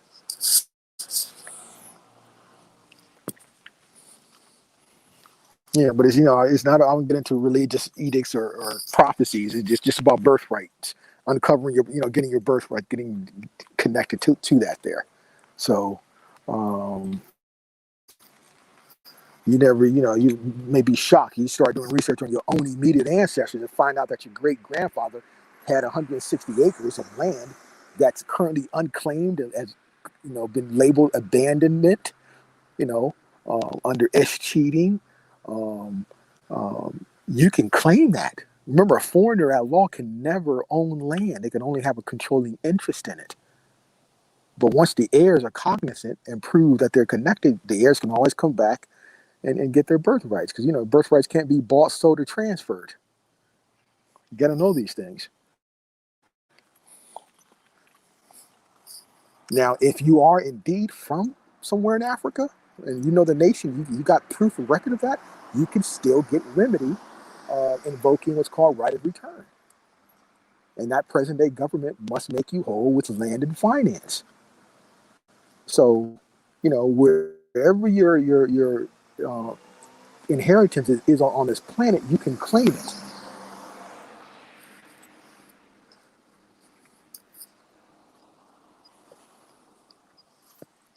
So I want to also send me your information about those shoes there, Chief. I need some new shoes, so I want to see what you got there. Make a purchase there. Gotcha, brother. Yeah. Help support you. Whenever I can fly back and I go back to visit my mother, we can meet up there. Visit the dinner. You guys have a True Food, one of my favorite organic restaurants that just opened up near you there. So I'll treat you to some True Food there. Where is it at? It's downtown Vegas, somewhere around there. Got a True Food organic restaurant. You got to go there. It's awesome. What's it called? True Food. True Food. I'm gonna look that up. Yeah. My mother's sisters live in North Vegas, Clark County there, North Las Vegas. So, someone in the chat wanted to know if you had an opinion on Prince Uriel Bey's work? Oh, that's awesome you brought that up. Now, when I actually went to Spain, Prince Uriel Bay, we were building a lot, and now he wanted me. And now looking back, I should have never did that. Um, so, Prince Uriel Bay wanted me to take his passport, the Mariam passport that he created, and he wanted me to get the stamps in every area, every location I went. He wanted me to go to the local post office to get stamps in those passports to where it looked like he's been there. And I did that for him. But now then hey, welcome home. And then he gave me this letter. He wanted me to give this letter to the Duchess's. Now I went to go to the Sidonia. I actually went to visit the house of El Bueno. Okay, El Bueno, that Moor, hero of Spain, national hero. You got two of them, El Cid and El Bueno. So I went to go visit his castle, and of course the Duchess she's a direct descendant of El Bueno. She died in 2009, I believe. So I went there, but Prince Uriel Bey wanted me to give a letter to the Duchess's current partner, who she was partnered with. That person manages the estate, the castle of El Bueno. So he wanted me to give a letter to her that was written in Latin that I couldn't fucking understand, right? So I brought the letter with me, and then when I went there to the Castle of Bueno there, which houses the most in-depth library in all of Europe, going back to over 1,500 years of stuff. And I went inside that library, and I'm saying, okay, I was there, and I said, no, I can't give this to her. I don't know what the hell's written in it. This chicken. Because yeah. So when I was at the Yeah, bro. Alhambra, I'm just saying, don't be a goat. Don't be a yeah, goat. when I was at the Alhambra, you know what he wanted me to do? He wanted me to plant his Almarian flag on top of the Alhambra. I'm like, dude, I can't do that. Uriel, no fucking way. I'm not planting your flag on the fucking top of the fucking Alhambra. I'm not doing it. He's like, oh, brother, it's okay. Just plant it. I said, nope, I can't do that. Now I will. I got it. I got the stamps for him in his passport, but I didn't fucking plant the flag, and I was not going to give some letter in Latin that I couldn't understand. Yeah, To in Latin, bro. no, no, Yeah, that's no. old code, old Yeah, contract code. Yeah. yeah. So then he wanted. He was, kind of aggressive. He wanted me to pay for a flight to him to come to Japan. He wanted to build. He would talk about setting up a bank account for his nation. And now he managed to get on to there's something, the United Nations. There's a second tier United Nations of countries like Iraq, and those second tier nations are part of on that United Nations. And he wanted to get his applied to be on that platform as well with his nation. So he just made some requests that I just couldn't agree with. That's all. Yeah, but you know about that though. Yeah, but I give him credit because I was the last one with a copy of his Moorish Latin language program. Okay, Mm-hmm. all the entire CD collection with the book, and I gave copies of that to Brother Asir. He has that, and he's passing that on, so he's maintaining that. So Prince Uriel Bey made some good contributions. He was the one who got a lot of the stuff from the Library of Congress, the Continental Records, and he spoke Latin, so he made positive contributions with that. But when you're talking about me helping you, get some pathways and moves with your nation, no, I can't do that. I can't participate in that. Mm-hmm. Yeah. Can I ask a question? Yes. The reasoning for him asking you to plant a flag on top of the building. Now, I understand what it kind of means to a certain extent, but would that redo anything if you were to successfully do that? Well, yes, basically him taking over and making that his. And so exactly what he told me, he said, Amani, listen, what do you think they did to us? They just planted the fucking flag, and that's the first thing they did. I said, yeah, I understand that, but dude, I just can't plant a flag, I'm out here exposed all by myself. I don't have fucking backup. I'm in a fucking foreign nation. So I'm not going that far as planting a fucking flag, dude. I'm not doing it. You're there comfortably in Pittsburgh. That's funny. So in just to add on to that, in maritime law, to my understanding, you're capturing another vessel. Exactly. Right. And that vessel has 30, 60, 90 days to respond to the charge, right? They are Yes. presumed innocent, and if they don't respond to the charge, then you can take possession of that person's vessel, right? Through what's it called? Here in the States, it's called eminent domain, and there's several types of eminent domain. In business, it's called, what do you call it? An aggressive takeover. And you can do that with property. So you can do an aggressive takeover on somebody's property, right? And so it can be a boat, it can be a person, it could be their Yep. building, right? Yep. And you can do that as a captain of a ship. So as a captain of a ship, you can plant your flag and declare some other person's property abandoned, right? And you're Yes. taking it through, right, hostile takeover, they call it, in Yes. the Yes. parse syntax Latin meaning of it in terms of the courthouses. It's a hostile takeover, right? Yep. You can do it physically, but most people do it financially, but you can also do it physically by planting your national flag on somebody else's property. By doing that, it's actually a paper declaration of war. That other Yep. nation, right, has 30 to 60 to 90 days to respond in kind, either financially, physically, or militarily. Any person who does that is a proxy of that state. So by planting the flag on that, he is now an agent of that person who gave them the flag to do that. Exactly. Exactly. So now he is liable as the offensive initiating agent of a change of both contract and ownership. He is the one declaring war. Right. Exactly. Yes. That's why And I'm his agent planetary. exactly agent agent planetary. Exactly. Yeah. So I'm not I said no, not doing that. So what? Hey, that was a great explanation, and just from my standpoint of just a natural man, no understanding at all.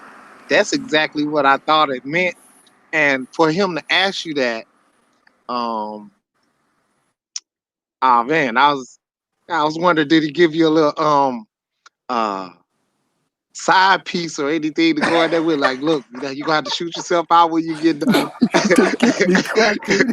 Because it's like that.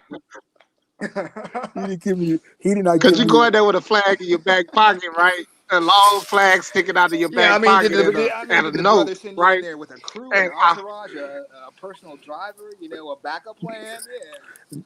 you know what I'm saying? Nope. Yeah. So a hatch out the back. I had no Oh man, somebody that work in the no kitchen axe, and no looking bow and out. arrow, no spear, nothing, dude. Nothing. Nothing. Did you even pinch the bitch? Nothing. No, I feel you, bro.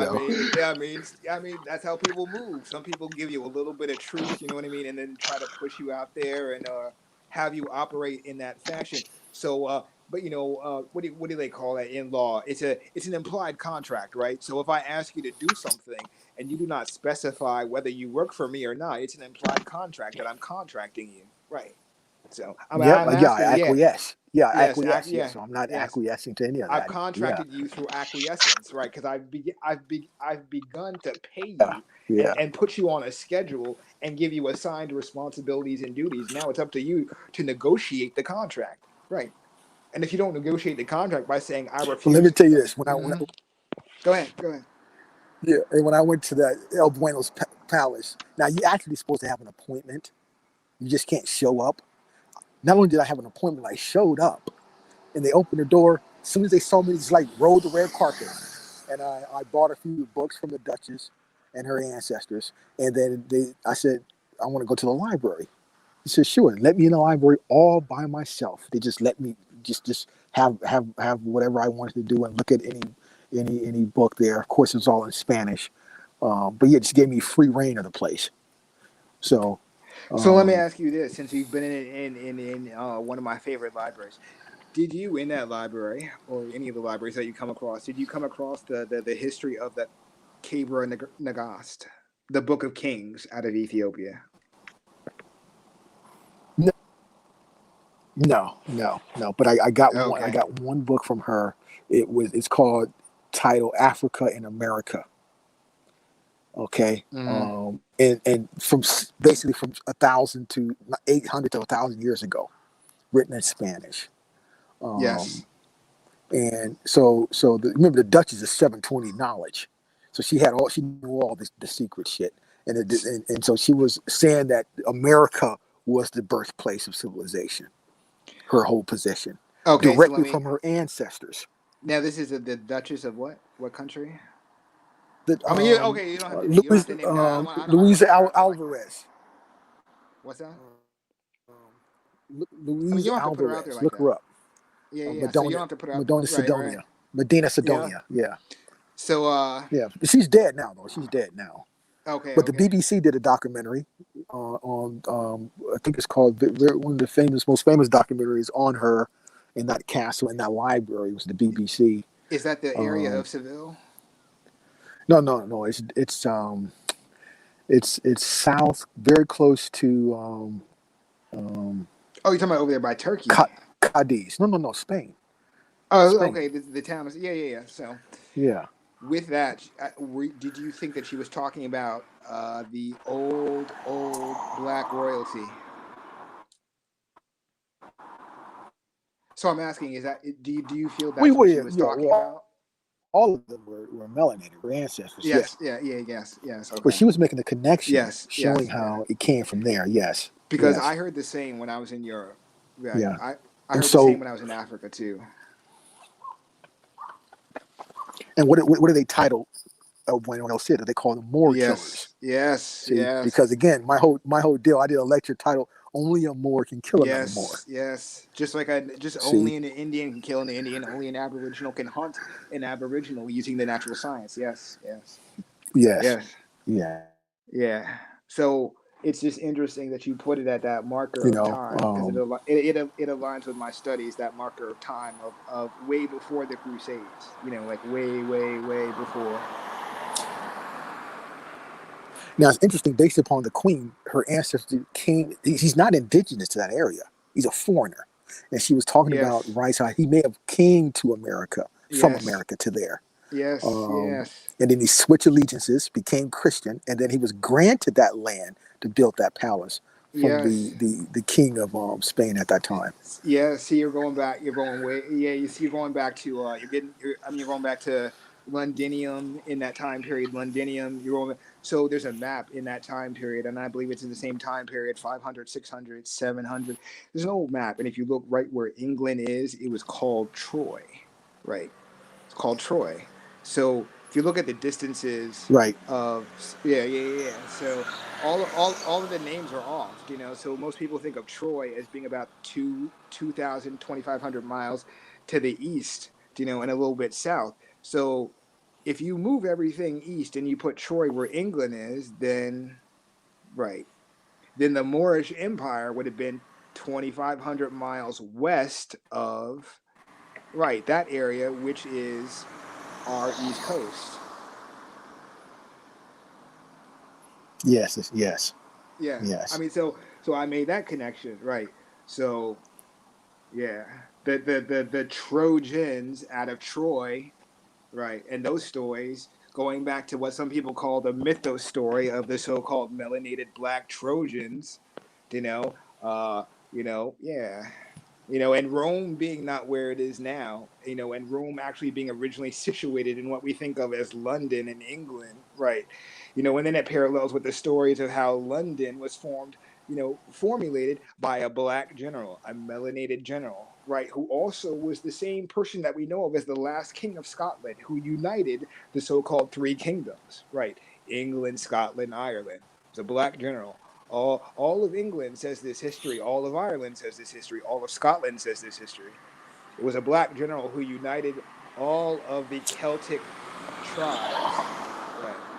So I just put all those things together. I'm like, there's a black general who founded London. There's a black general who united and conquered and put together all of the tribes that we know of as the United Kingdom. Those are so-called where that's supposedly where Well, the Celts are. People talk about how. speaking of that, are Go you on your computer right now? Are you on your computer right now? ahead. No, I just got. Pull up. No, I can't do it. Oh, is But anyone on the computer right now? They can pull something up. go ahead, brother. Okay, now I want you guys to pull up. You ever heard of Ebenezer Sprout? No. Okay, so I sent A1 information about this brother because he's actually connected to he married Catherine Whipple. Of course, Whipple's part of my family line on the maternal side. He was a Revolutionary War hero. He incorporated Ohio and the county Marietta, Ohio. He set up. He's the founder of the Northwest Territory. Okay. Now Yes. they got an image of him. You put Ebenezer Sprout. Now in Ohio, if we get the name Buckeyes from, named after him. So all Yes. sheriff cars have the Ebenezer Sprout logo on it. He's the founder of the Northwest Territory. Now, born in 1752, I believe, and he married Catherine Whipple, Revolutionary War hero. And then he set up Marietta County, the Northwest Territory, became the first sheriff of that territory, and he's famous. Now remember, No, I'm not laughing when at you you. hear stuff I'm like laughing with you because you said the pronunciation correctly. Ebenezer Sharif. Sprout, Yeah, yes. Sharif, not sheriff. Now, right Mm-hmm. now, his mother, his parents, father's also Ebenezer, mother's Bethusma. Mm-hmm. Now, the list that I shared when I did the lecture with A1 about the original list of the manifests for the Virginia/London Company, welcome home, right? I shared that with the family, 624 pages. On there, his ancestors were born 100 years before he was born, came on the ship called the Samson. Okay? So these were the early founders of the 13 colonies, melanated people. So um, um, I got the manifest of the Samson and his ancestor, the Sprout, who came over, and they right, and then the Whipples, of course, same thing. So these are the founders who set up the republic. So what the brother is sharing for the people in chat of the listening audience, he's talking about the people who were commissioned to set up the colonies, which were originally chartered corporations. Right. So that's what the brother's talking about, the original founding fathers and the people Yes. that people that set up Yes. the So colonies. they just flipped it. Mm-hmm. Yes, they flipped it. Those were Now let me melanated ask you people who this, did because that. there's some people who do All of believe them. in that, and then there's some people who've done builds on that where they talk about how they believe Well, that whoever's those on the people were the computer, Jacobins. type in Ebenezer Sprout. Well, yeah. Well, he's part of that, right? Okay. Now his name, those names, Ebenezer, Bethusma, are Hebrew names. Now, what you're getting to is something that I think is very interesting. Now, if people are not with us, what he's talking about are melanated people who sailed and chartered the colonies, who are commissioned to sail for England, but also have Hebrew names. Okay, continue, brother. So, and now, so he married Catherine Whipple, Mm-hmm. and then of course, now you guys may know about Whipple because it's the famous painting by the Swedish guy where you see the the the phony image of George Washington on a horse with a brother with a turban. You ever seen that image before? And they call him Yes, Prince Whipple. yes, sir. Prince Yes, is the sir. code name to cover up who he really is. Yes, sir. So um, Prince Whipple is John Whipple. Yes, sir.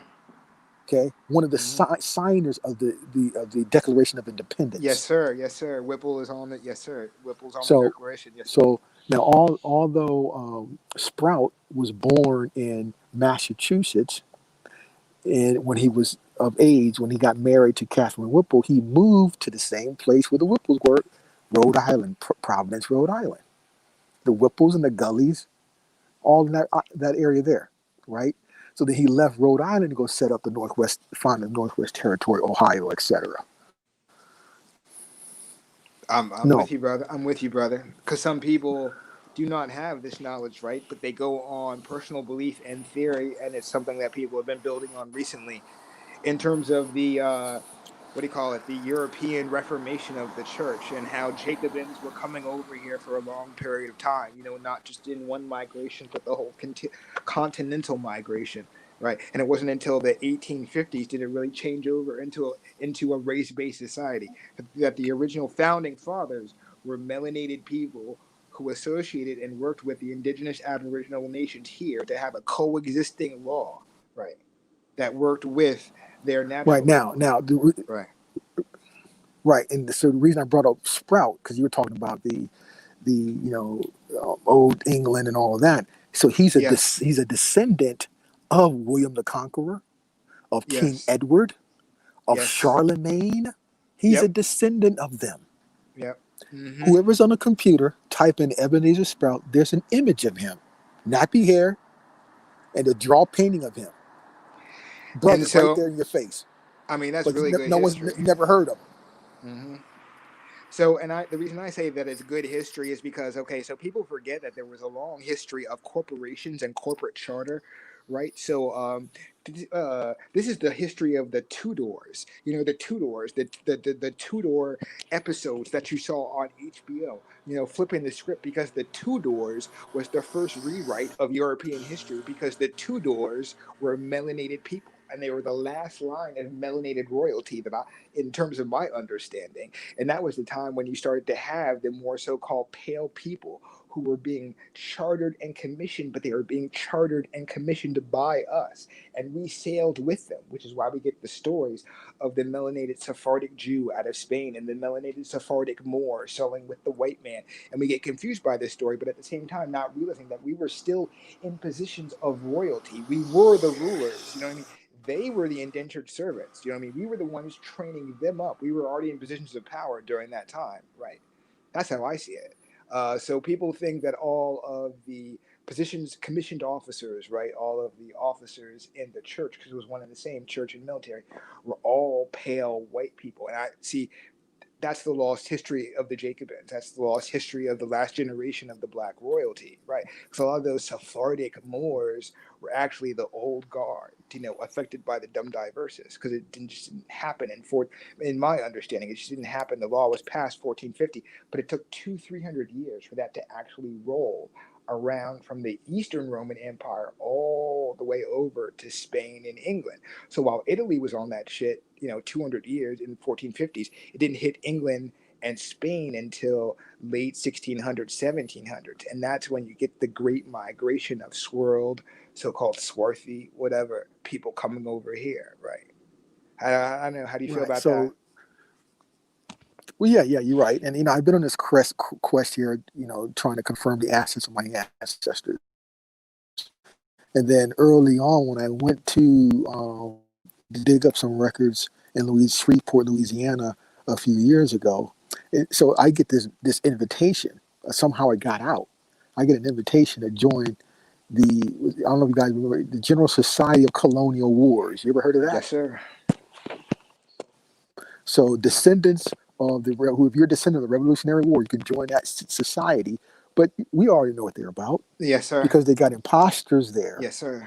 and their job Yes, is sir. to take the information and bury it, so I won't be able to come back and claim my estate. Yes, sir. Because in my genealogy, which I've done over a period of time, I started again last summer, and I got to 1788 on my mother's indigenous Aboriginal side. So where I have traces of revolution, right? So I can claim on one side of my family that we participated in every war. Both American, so quote unquote, and the British and the indigenous Aboriginal of our people, right? So I got to that experience as well. There's few of us, and we can be in those groups, but there are a lot of people from those lodges who are there already, rewriting the history. Yes, sir. Because Exactly. So yeah, no, I didn't accept their invitation, because you're not going to muzzle me. right, Okay. Now, no, because this is my ultimate goal, because we have the power, versus with my lineage, who were given those earlier charters from the king of the Wampanoag directly. So the Wait, wait, current wait, wait, Wampanoag wait, nation. wait. You said king of the Wampanoag. So I just want people. 1666 I just want people to. Maui. I just want. Yes. I just want people to hear that again. He didn't say chief. He said king of the Wampanoag. So people have this thing where they're like, "Is it real? Do we have kings and queens over here? That's just some mythos." I'm like, no, they don't know. Can you tell them again? You said king of the Wampanoag. Okay. Yes. So. Now, I'm sure a lot of people heard of David McRitchie, Ancient and Modern Britons. That's a classic work, volume 1 and 2. You got to get back into that stuff. It's going to take you 20 times, 20 reads to fully understand what he was talking about. Now, he dedicates a whole section on the Dukes of America. Yes, Dukes. brother.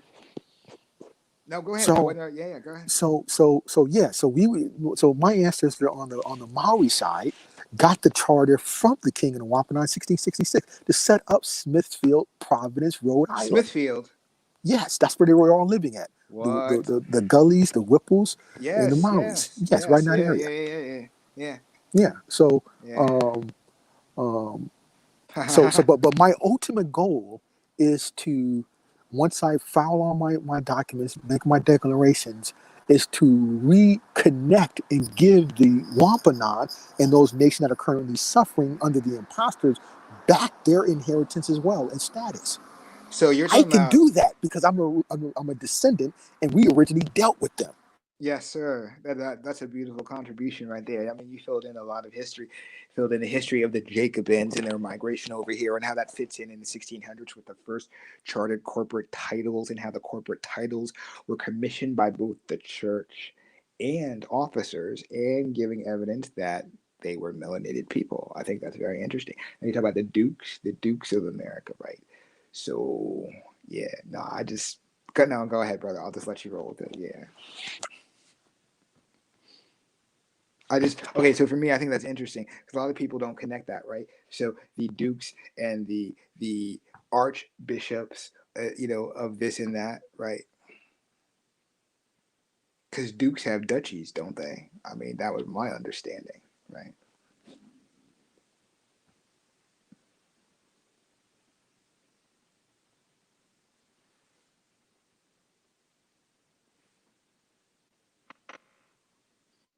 I don't know what happened. Somebody just fell off. Did Bay just fall off?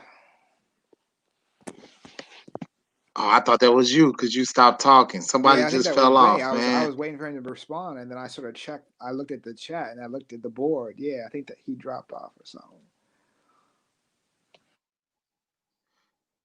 I want to say that that's one of the best stories that I probably ever heard.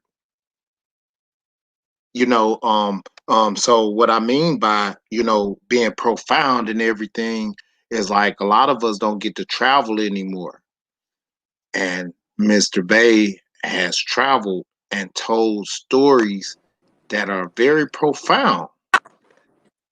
And I thought that, is that him? Is That's that him not back, him. That's Mr. Bay? Mr. Back. His name is. But go ahead, brother. Oh, okay. But I was just saying, that's a commendable story that I think need to be told around. And like I'm from the country, right? And if when family came around that were from out of town, you get to live through these stories and things and strive.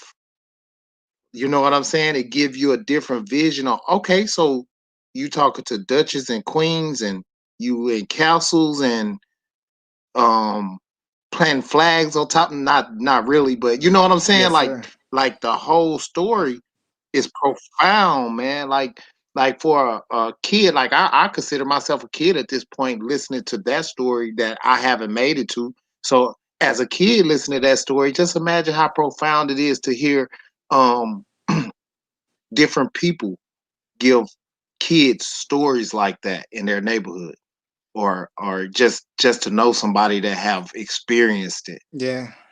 You know what I'm saying? And you sitting there picking his brain, like giving him a giving me the natural man, just giving me, understanding like stuff I don't know to ask him and stuff that he don't know to say, and you pulling it out of him and it's flowing good. I thought that was really good shit. Just to Oh, I that's just what's wanted up. to wanted to say Thanks, that. brother. I mean, I was just, like you were saying before on community, you try to just, for me, I don't hold back. I give it up. I give the best of what I have for the people. You know what I mean? And just let it ride and let it flow where it flows. I mean, some people would hold back the knowledge and the information and try to whatever.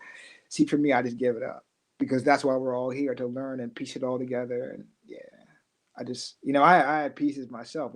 And it wasn't something like it was just one book. I had to piece it together over time, to come to that. So, but I, it still blows my mind that you know what I mean. There were melanated people here, who were black, so-called black royalty. And it was acknowledged on both continents. It was acknowledged here. It was acknowledged over there. I mean, that still blows my mind. So you're talking about how you shop around in the community. Oh, I'm sorry. I'd like to just pause and welcome the brother to the panel, The Dark. How are you, brother?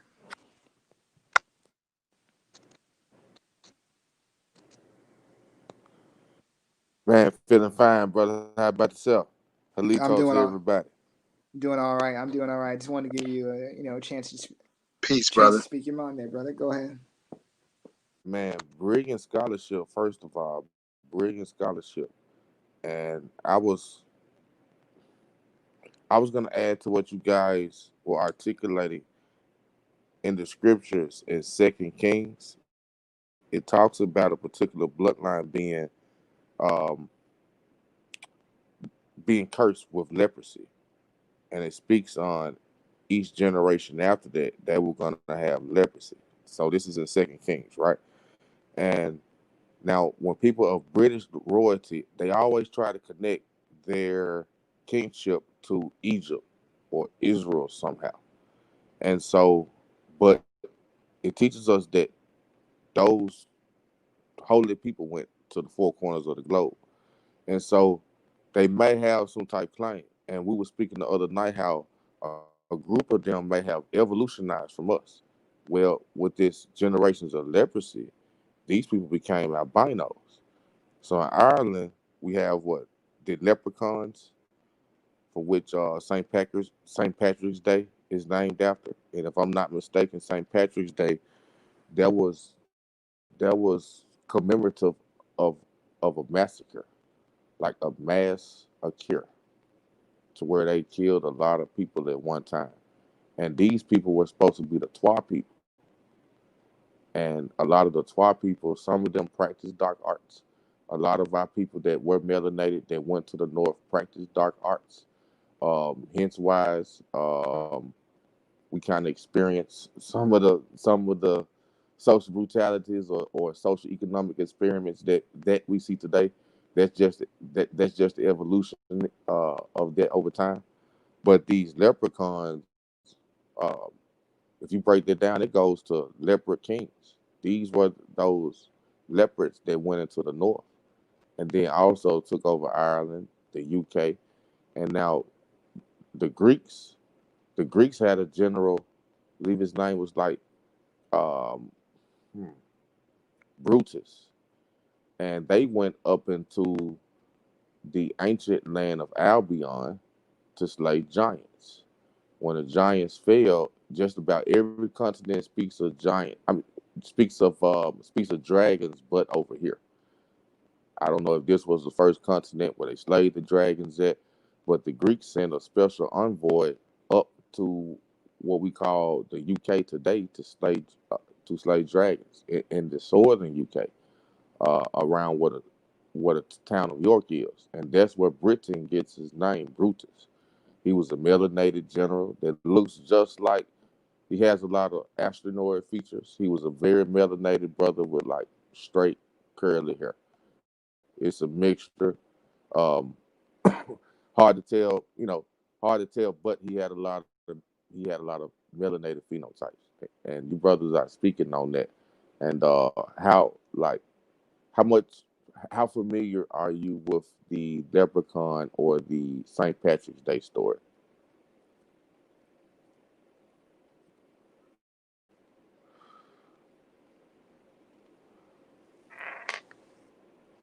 I'm here, brother. Yeah. What I was asking, Hold on, how hold on. I got you. I'm here. So, how familiar am I? I'm familiar. Okay. okay. So, I mean, you want me to get in? I'll get into it. I mean, so, uh, uh, dang.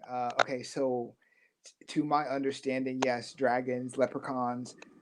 I have heard and understood the same thing. Yes.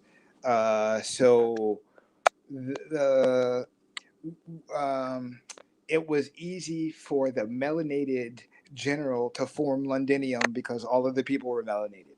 It was easy for him to conquer the three islands and unify them without getting into bloody warshed, because they were already melanated people.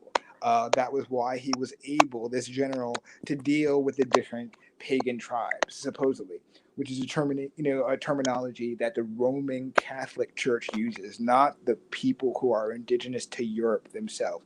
Now, somebody in the chat mentioned the Picts. The Picts painted their bodies blue, but they've never been described ever as white people, right? So you have the Picts and you have other people.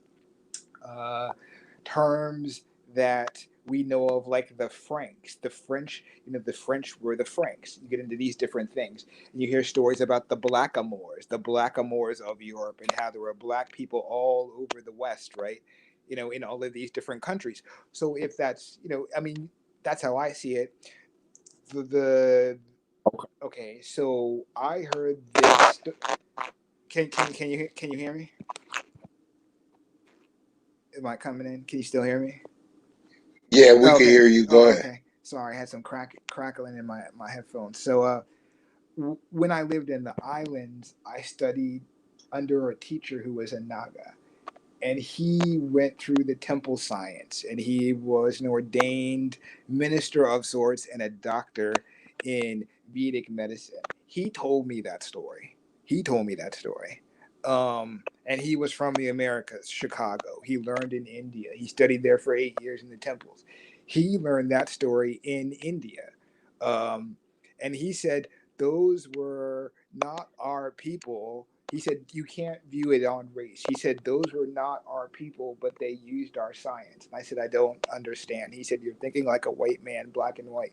He said they used the Naga science even though they lived on a different continent. I said, are you talking about white people? He said, no, these are the indigenous tribes of Europe that lasted up until the 1600s. They were untouched until the Catholic Church. I said, so they were melanated, right? So, and then he said, you need to understand the origin of man and blah, blah, blah. He took me through that, and he said, you must study every country, every origin story. So he started me with the Naga, right? He told me about a document called the Law of Manu, Manu, right? So, and he talked about how the Manu were before the Ice Age, and how they talked about migrations into Europe. And I said, so you're talking about the people that are mythically known as the Naga? And he said, no, my brother, there are real people. They are broken down into 17 different tribes, which encompass all of what you know of as Central and Southern Asia. These are the dark-skinned Asians, right? So, long story short, about 15 years ago, I was doing a seminar in plant medicine by a certified nurse who was Irish. Her whole hustle was, I'm going to teach you ancient Irish medicine. So she starts telling the stories of the different Irish tribes. And then she gets to this one tribe called the Tuatha, Tuatha, and the middle word is de hyphen Dedana. She says, I'm going to tell you a story about the Tuatha Dedana. I said, okay. And she's leading this seminar. These are the mystical people of Ireland, right? The ones who communicated with the leprechauns and the mini Hunies, the forest people, the elves and the fairies, right? So what? So she was talking about how these people were melanated people. I said, so, okay. She's telling this story to a bunch of hippies in San Francisco in 1999, right? At an acupuncture college. filled with white people who want to be certified trendy yoga types, right? I'm the only melanated person in there, the only brother in there, right? Has anybody heard this story? Please raise your hand. I raised my hand. She's shocked as fuck. One, because I got a big ass afro. Two, I'm melanated. Three, I'm younger than her, right? How does this brother in America know of my history, right? She says, oh, what have you heard? I tell her the same story. Down to the tribe, right? My teacher told me this, that Tuatha De Dana were one of the main tribes of Ireland, and that they were melanated, and that they were the ones who discovered in Ireland the Garden of Eden. And that's where you hear the story about the Garden of Eden with the Irish people, who were actually not Irish. And that's where the folklore comes in about the Irish people being Egyptian, because they actually do have a bloodline connected to the old pharaonic line of kings, back to the 25th dynasty, right? She was like, oh, how do you know this? I said, oh, I know about the bloodlines, and that's why y'all talk about Egypt in Europe, and that's why the Egyptologists formed to begin with, because it didn't really come out of London, it came out of the Celtic countries. And England, the Anglo-Saxons were imitating what they heard from the pagan tribes, because the pagan tribes were the ones that had the connection to the mystery schools and the pyramids. They also had that connection with us over here in the indigenous Americas with the Aboriginals, because they went north through Greenland, Nova Scotia. They had contacts with the tribes. We shared the science with them. There's so-called white people that are not either Anglo or Saxon, right? But yet know the same science and go back thousands of years. So I laid that on her, which my Naga teacher told me. He said there are some people who are not melanated or dark that you would call the alien species that have been our friends for thousands of years, and they don't live on that artificial timeline. I said, get the fuck out of here. He said, no, I shit you not. And he said, and they are the whitest people on the planet. I said, who? What? Who are you talking about? And he said, the Sami people. He said, I said, he said, the Nordic people, the reindeer people. He said, to this day, that's why they hate Arianism. That's why they hate the Catholic Church, because they know who they are. They know who they are. They know that they are not from Europe, that they're from Asia, that there is no white person indigenous to Europe, that they're from Asia, that they came across from what is now known as Russia. And then from that area, they were living with the reindeer over where the Siberians and the Mongolians, when they break it down to the ethnicity, these are the Sami people, the reindeer people, the so-called Nordic, blue-eyed, blonde-haired people who live in the snow literally with the reindeer, and they say this shit? He said, yes, they say this shit. They admit this shit, that there are no indigenous white people to Europe. And they talk about how all of the melanated people that they know of were here when they got here. He said all the way up to their lands in Norway, Sweden. That's where you hear about the melanated black royalty before it even became royalty being in the church. Right. Right.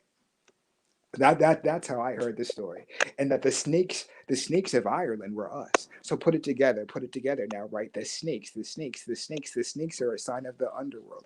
The snakes in Dogon science, it's similar to Naga science. The snake was a symbol of the primal state of man on the material earthly plane, and if you could master that, you mastered the five senses and this plane, and you evolved, you were anointed, you became a king, a Khan, right? So at different terms in different sciences, but it was the same shit though, right? The three Indias, the same science, right?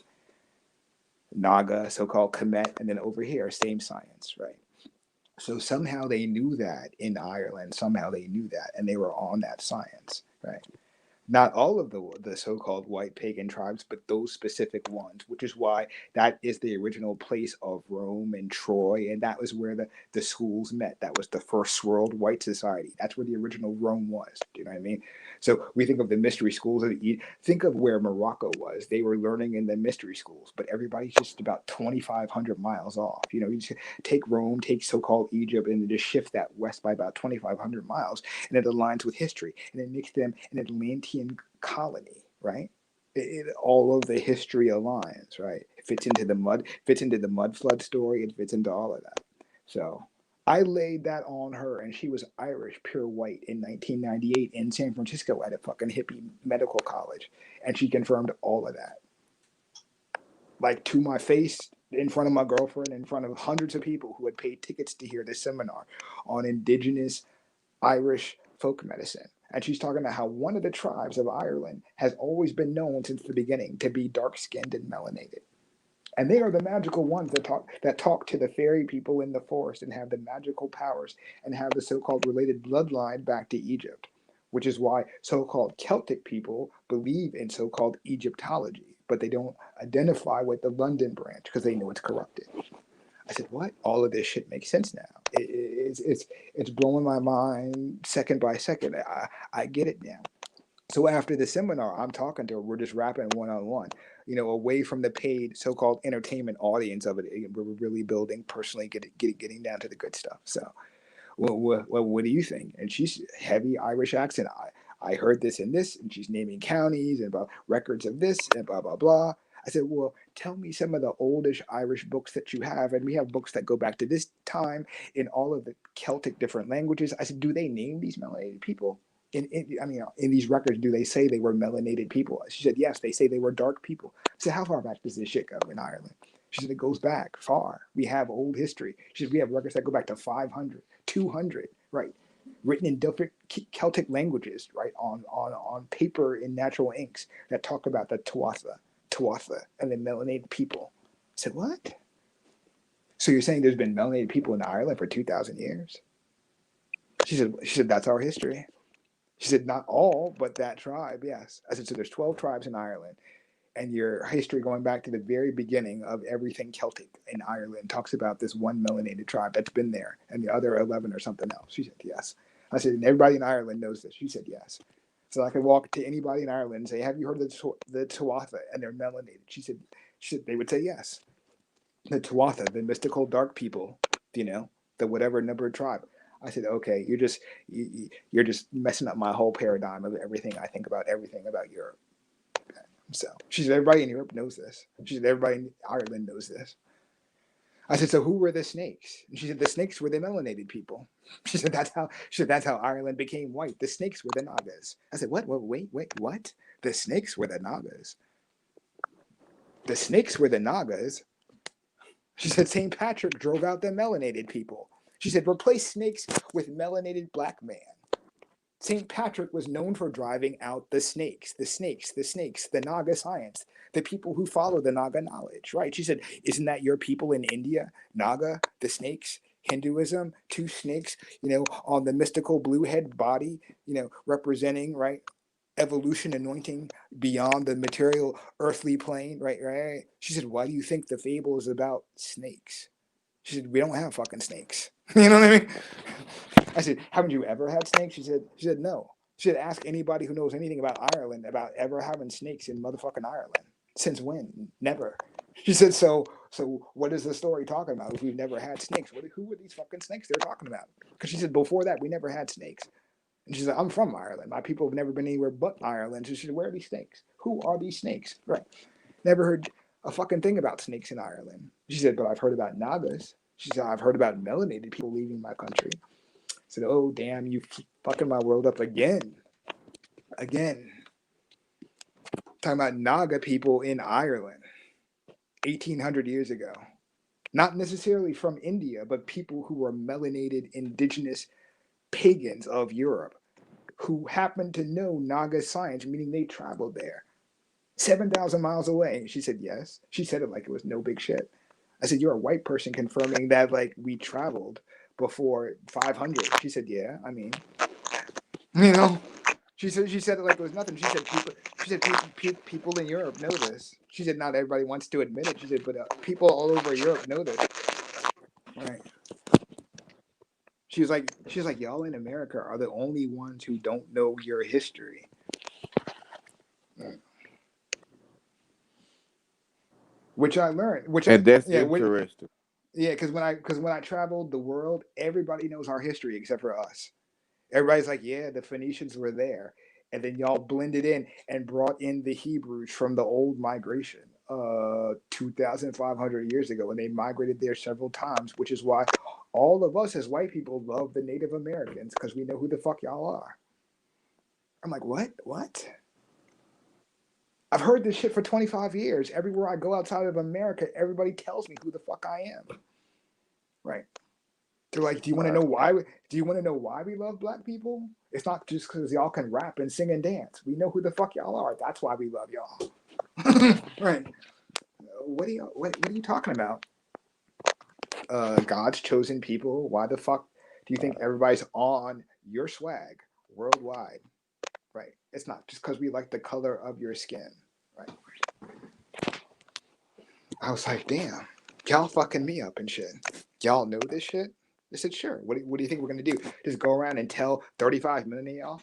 Right. Like you waiting on us to tell y'all who you all are, right? We keep telling y'all, but y'all not listening to us, right? That fucked my whole world up there. You know, white people in Europe being like, we're telling you who y'all are. You're not listening to us, right?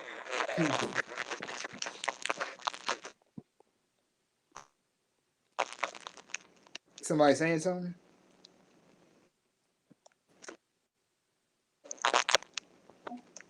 No, they just got started before.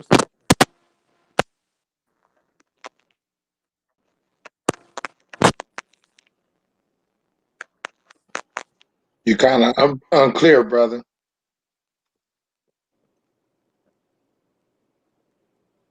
Yeah, it's a lot clearer now.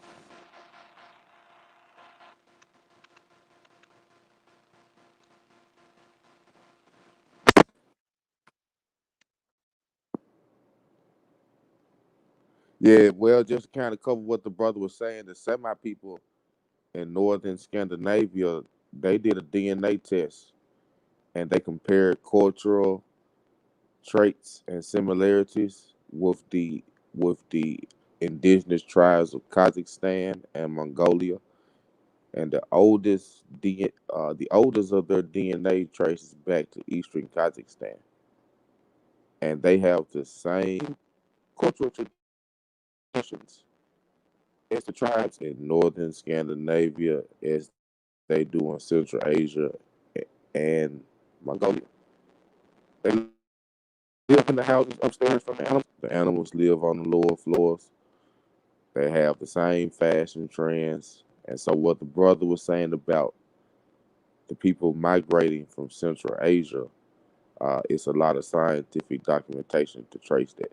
Because a lot of times when you speak history with other cultures, people try to put people in a box and say, hey, we only lived in huts. Well, the Semi tribes, they still live in huts. And it's the most northern civilization probably on the planet. And when you look at them, you can see anyone that you know that's albino or Caucasian, you're going to see a feature of someone within that tribe that looks very similar to them. And so it's a very, very remote tribe in northern Scandinavia. Scandinavia, the Semi people, the Semi tribe, the reindeer people. Yes, they have the same DNA as the people in Central Asia, as the people in Kazakhstan and Mongolia, which proves that there was some type of migration pattern going into Europe.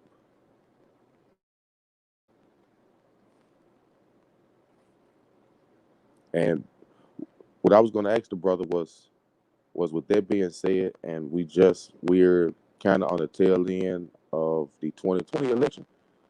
With those two, like it's Europe evolutionized into what it is today. It ended up being two contending powers in Europe, and, and Benjamin Franklin I can't. is the Anglos in the South. So just repeat that, brother. Your mic was breaking up.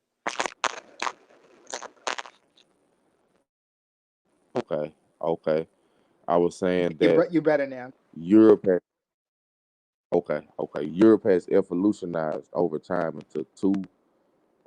into two contending families of rulership, and Benjamin Franklin wrote it as the Anglo Saxons.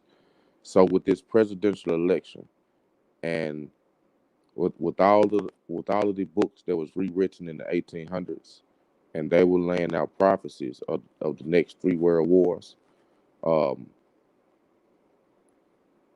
and the foundation of those were the Anglo Saxons being behind the scenes, but utilizing towards to see who was going to rule the brown race, because ultimately each of those sides want to totally eliminate the other. They don't want to totally eliminate the brown races, as they put it.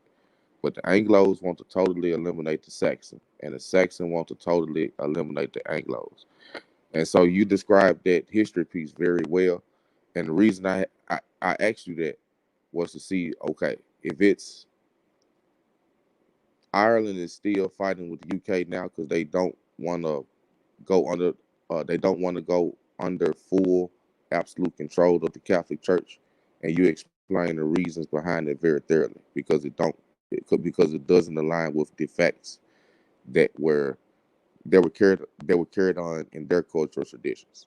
Now, if Anglos in Western Europe came from a melanated bloodline, and then you had these Saxons that came in from Central Asia, who would you say in America today on the presidential election between the Trumps and the Bidens? Who would you say is more on the Anglo or the Saxon side of things? Who would I say is more on the who would I say is more on the side of the Anglo-Saxon? Well, I mean, both I mean, both entities are, yeah, but I mean, which one is which? I mean, they're both in it, but I mean, I mean, Biden's neck deep in it. So Biden has made his whole profit off of the enslavement of the melanated person, and he doesn't really care who you are as a melanated person.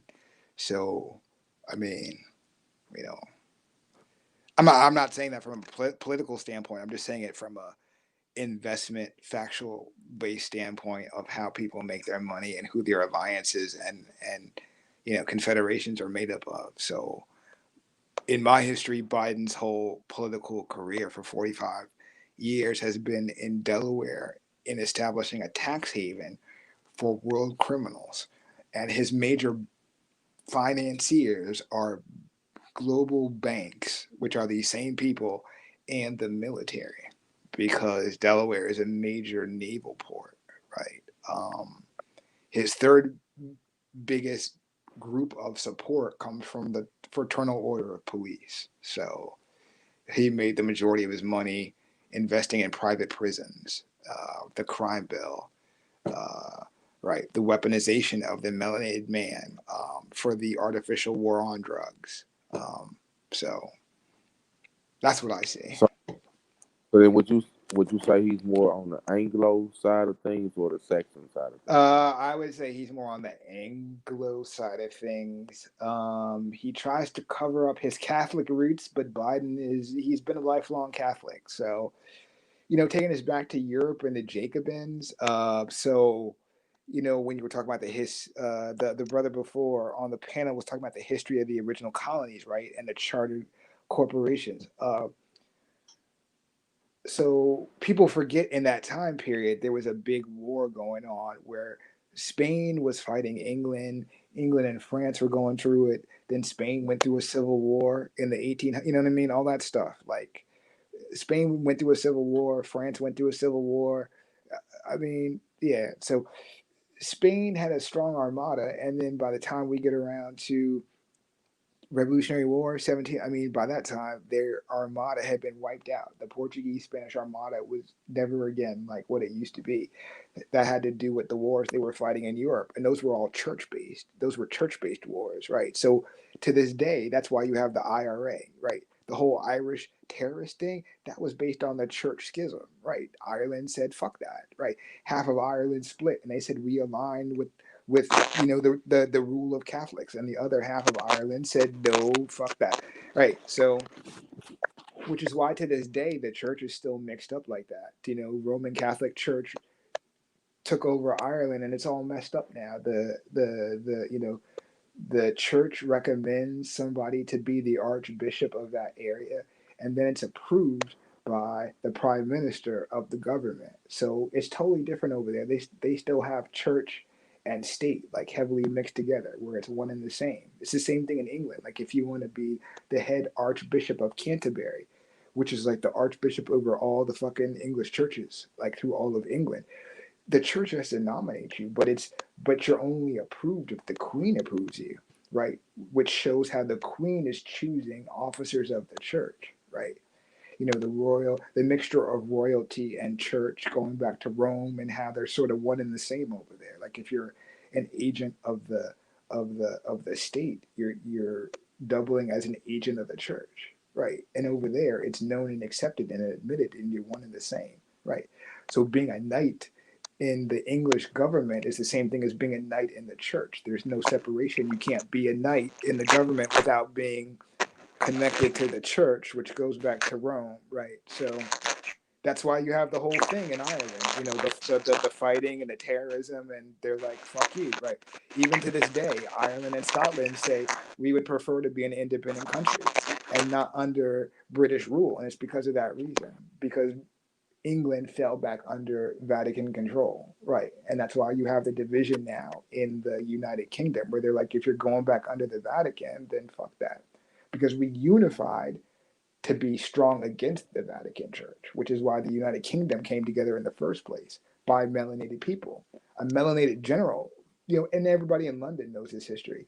If you ask anybody from England, how did London get formed? They'd say, oh yeah, this black general named this, blah, blah, blah, went around and defeated the local tribes, yada, yada, yada, right? So when white people, you know, so-called white people from England talk to me about Anglo history and white pride, I'm like, I mean, that's some bullshit. For one, it's Aryanism. It's based on a lie. So there are white people, yes, who don't believe the global history of Aryanism. I mean, they may not necessarily be allies, but they're not 100% on board with the propaganda, which is why you have the, you know, because they know where they come from, the Irish and the Scots and the other, right? So they're like, sign up with the Vatican Church and do what? And then go to war with all of the countries that are melanated, because that's what they're still on, right? They're still on that shit. So I don't know. People ask me for predictions. I'm just like, it's kind of obvious, just like with Clinton and Obama. I mean, you know what I mean? So I mean, the obvious answer Right. is there's probably going to be a war. There's probably going to be a war in the first 6 to 9 months, because he's a globalist. You know, he's on the same agenda as the Clintons, where they had their PNAC agenda, where they wanted to go to war with Iraq, Afghanistan, you know, Syria, Iran.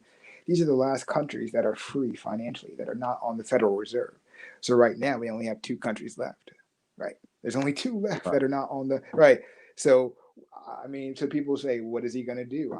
To me, I'm like, there's only two countries left. These occult people and lodges have done almost everything within their agenda except for go to war with these last two remaining countries, which fulfills the prophecy, you know, of the Bible, of the Torah, of the Hopi, Aztec, Mayan, Cherokee, everybody, right? You know, the great battle of, you know, Gog and Magog, the two great empires that originated from the great original schism of the order of Aryanism, you know, back from when these people are genetically recessive, whether they're mutated aliens or not. That's when the original lie happened. And these two powers have to come to blows, and only one person can survive. You know what I mean? There's two species living on the planet telling two different stories. There can only be one original people, right? So that's the prophecy. That's the story. And at some point in time, there's going to be a reckoning between those two empires. Right. Right. And Right. it's even gonna be done on a micro level, because within their studies and traditions, when they prophesied the next three world wars, they also prophesied them having a civil war amongst themselves. That the either the Anglo side, um,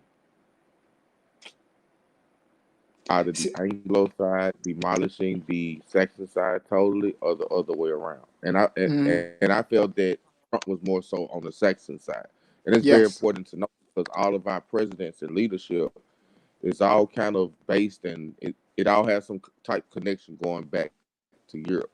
And Yes. To I the don't Anglo ignore these Saxons. books, right? Because everything that they wrote in these books have happened with the first two world wars. And they said the third one, they will divide the war based on religion and skin complexions. And Yes. now, just about every country, I mean, Ethiopia is close to going to civil war.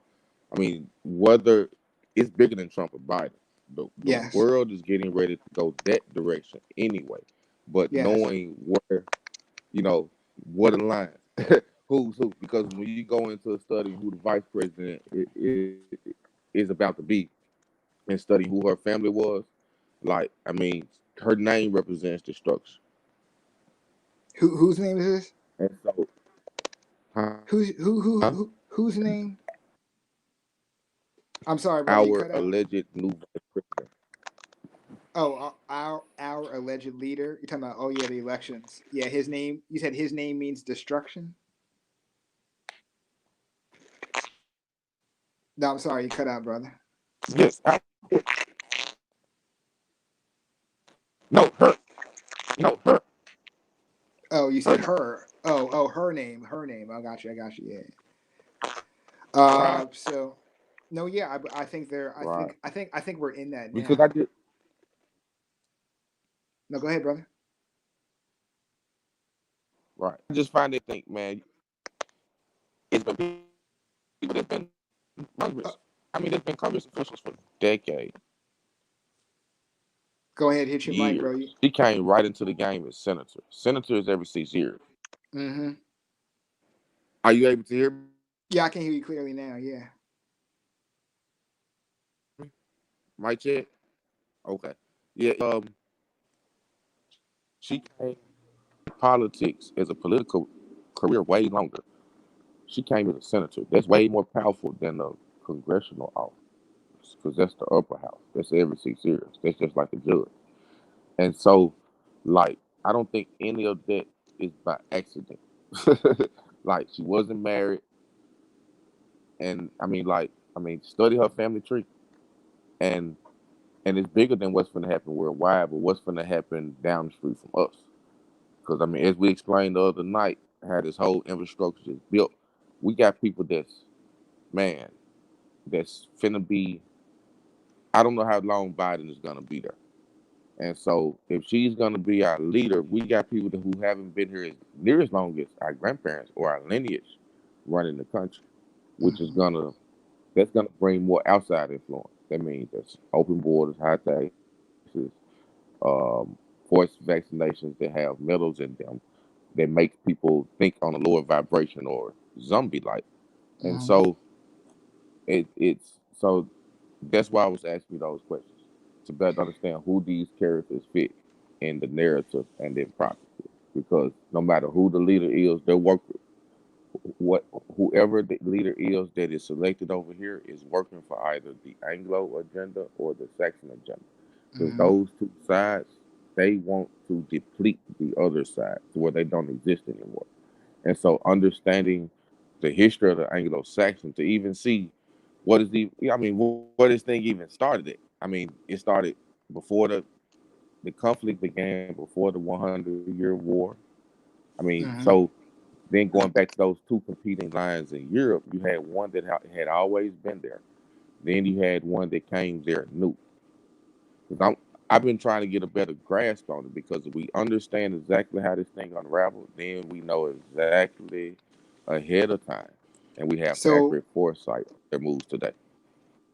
no, I feel you on that. I mean, anybody else want to jump in on that? I don't want to just, you know, if Chief or Mister Meticulous want to jump in.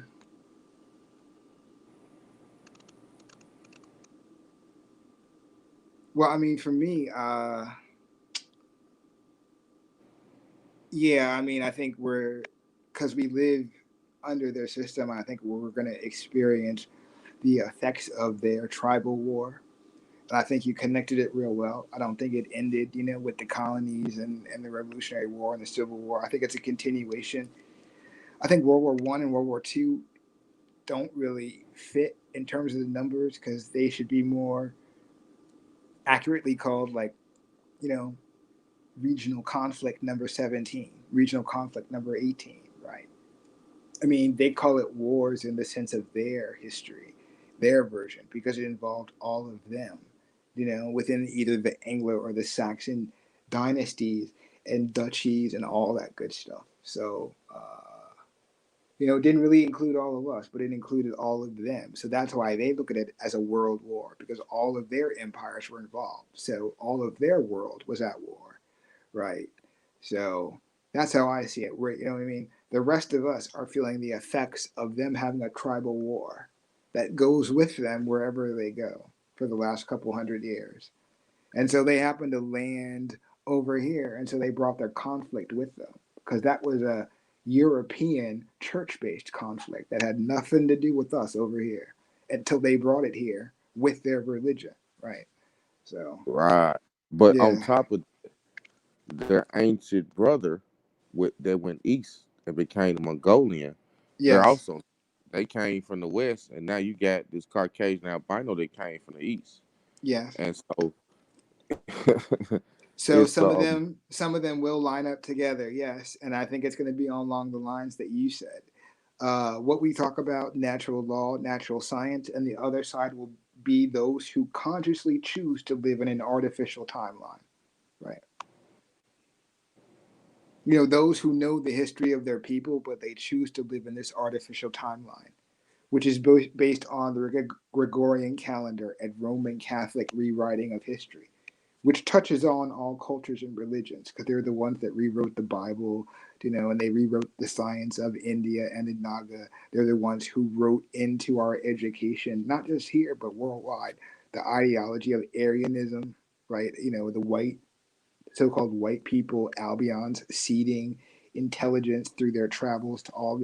They're the so it's tentacles of the same thing. Do you know what I mean? It's an old ancient battle that goes back to, I mean, this goes back to Augustus and the first Caesar of Rome, you know, when the Roman Empire was a military empire. People forget it was a military empire that created a religion, right? So because Christianity, so-called Christianity, existed before.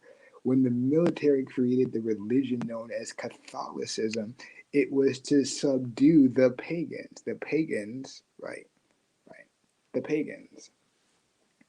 So, so at what point was Rome infiltrated by the albino and they want that yellow? I think that came in the time when they studied under us. You know, when it, so I mean, you look at the Iliad and the Odyssey and the writings of Homer and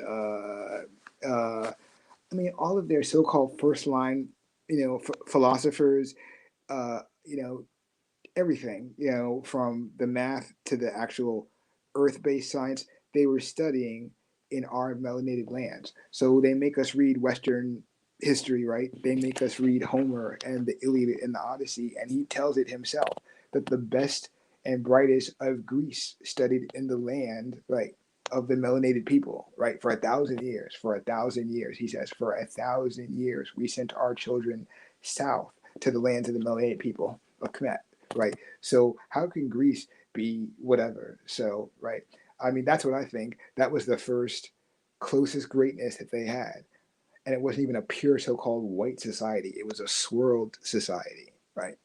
When they started including these pagan customs coming from the Albions of Central Asia, that's when shit got weird because their pagan customs were actually very dark and backwards. This involves ritual practice of sex with animals, what's called animism. You know, when you mix human and animal traits together in some kind of ritual or magic or ceremony, and then you do it and involve other energies like sex, that's their shit. You know, having bestiality, cannibalism, incest. Those are all ancient pagan customs of those people that they brought with them, right? So as they spread, they're bringing the. So that's why it never shocks them, because if you tell somebody from that culture, "Oh, look, I read this story," and you know they found this truckload full of children, and they were like eating them and selling their. Those people won't be disgusted. It won't be shocking to them. They're like, "Oh yeah, fucked up shit happens," because they know, because it's not new. It's been going on for thousands of years. Wherever that culture goes, they do it. They did it here. So people say, what happened to the colonies, 1492? What? Why did they die off for 113 years? They died off because they did not know how to farm. You know, and even in their own journals, they talk about that. So let's see. Hardline Boss. Yes, I do believe Prester John. Somebody in the chat asked if I believed in the writings of Prester John, them sailing here to find the ancient Holy Land. Yes. So with the colonists here, they were still practicing that. If you look at Sir Walter Raleigh, right, who sailed on behalf of Queen Queen Isabella, and then in England we had Queen Elizabeth, right? And those were the Tudors and all of that. That's when the racial hijack happened. The Tudors were the last melanated people, in terms of the royal house of England. Mary Queen of Scots and all that bullshit. That's what that story is. Mary Queen of Scots was so one was Catholic and the other wasn't. That's the whole division of Scotland. One was Catholic, the other one wasn't. The one who was Catholic left Scotland, and that was Queen Elizabeth, and she was living in fucking England at the time. She was Scottish but living in England. Right? So you have Germans living in England, right? So the British house to this day is German. This is the Anglo-Saxon invasion that came from the East. Anglo-Saxons were never in that area in the West. They're not from there. They're not indigenous to that area. They invaded that area. They invaded what we know of it as the ancient Rome, ancient Gaul, ancient France, ancient Britannia. That was the old Roman Empire over there. People have it backwards. They think it started in Italy. It started in the East. The Eastern Holy Roman Empire was the first Roman Empire, not the second, right? So it went from east to west, right? So yeah, I mean that's how I see it. So we're caught up in their war, and it's the spreading of Aryanism globally, right? And they're actually putting it on us, and they're forcing us to choose. Now, people who are melanated don't have to choose because they've already chosen for us, right? Based on the dumb diversus. They're still operating based on dumb diversus, 1458 or whatever. We're still pagan and we're still subhuman, so that's how they're operating under spiritual contract. Everybody who's Saracen, Jew, but they didn't say Jew, they said Saracen, Hebrew, and pagan, right, is subhuman. They're still operating under that, right? So that's what the war is about, is a spiritual contract on the souls of all humans, which Pope, I don't know, what was his name? I don't know if it was Pope Pius but the Pope at that time, was it, I forget. So, but that's the original schism, right? Arianism grew out of the Roman military civilization, but it was never institutionalized as global church law, right, and until 1458. And so in 1458, Arianism had been around for about 1500 years, but now it became global church law, which meant that all of the duchies and kingdoms under the Roman Catholic Church had to follow those orders, right? Or you could be excommunicated from the church. And at that time, there was no other anything except for the Orthodox Church. So, the schism in the church. So everything in Asia became Orthodox. So the Orthodox part of Christianity are the ones that hold on to the original history. And they recognize the Black Madonna, the Black Yeshua, right? The Blackamoors and the Black Royals, right? The Orthodox Church are the ones who recognize the 17 Black saints, right? So the Vatican Church does too, but they don't acknowledge the Black Royals up until the 1700s. Now the Orthodox Church does, which is why they have the schism with the Roman Catholic Church, where they say you're not telling the true history of the world and the original people, right? Which is that Yeshua and the 12 tribes of Israel were melanated people, right? And that this book and this history has nothing to do with us as Albions. It's their history and their story. And if we're going to be Christians, then we have to respect them as the original peoples because it's their religion, right? So that's the Orthodox Church, right? Which is why the Roman Catholic Church hates all of the Byzantine Empire of Asia and the Orthodox. And most people think that there's one pope, and there's not. There's like 2 or 3 different popes, and they're all equal. The Roman Catholic Pope does not supersede all other churches, right? So there's the Pope of the Roman Catholic Church, and there's the Pope of the Byzantine Orthodox Church, and then I think there's a Pope out of Africa in that church. And they're all equal. So, and most people think it's just the one pope out of the Roman Catholic Church that actually has control over all Christians, when it's not. It's actually 3 different popes from the Great Schism of 1000 AD when the church split. First, it split between Roman Catholic and the Orthodox Byzantine Empire, blah, blah, blah, in the area of Iran and Persia. And then came the later split, right? So, and then we're still fighting that war. So, which is why all of the so-called Anglo-Saxon colonies of the Catholic Church are still going to war with all of the Central Asian and so-called African melanated nations that have not aligned and taken the oath, right, to the divine king, which is the same oath that sparked the Reformation across all of Europe, leading to the civil wars of all of Europe, right? So yeah, we're living the same history. They're still playing it out like they haven't finished it. So, which is why they want to go to war with ancient Tataria, right? And Iran, So they're So attacking all like, the somebody's so mic. like, What? do you right? I can't. Do you I feel can't. that ancient Tataria Wait, I can't. Who's is the talking? same Tataria? Oh, I can hear you. You said, "Do I think what now?" Yeah, man, this is probably my last question. It gets staticky like every about 5 minutes. But ancient Tataria, is there a connection to the Tataria of the underworld and the Tataria in Siberia, or the Uh, Tartarus of the underworld? you're talking about you're talking about the inner world story. Correct. Yes, I believe there is. Yes, yes, I believe there is. I believe there's a connection. So, I mean, are you a believer in energy lines and vortexes and ley lines? I am. Okay, so yeah. I am because because it's been proven. If you go to certain parts of Peru, where the center of the world used to be, you'll naturally levitate because of the magnetism. When you go into the pyramids, it's an energy prism, and so you can make things. You could store energy, and that's why they built those with certain geometry. Because then you can make Hmm. things. You could create a platform to make things levitate. You could create a Right. magnetic field. So there are stories in different cultures. Yes, I mean there are overlaps. Like we talked about the calendars and the ley lines and how different people have overlapping history, spirituality, prophecy. There's a um, there's a shared history, and I'm sorry that the brother's phone died. You know what I mean?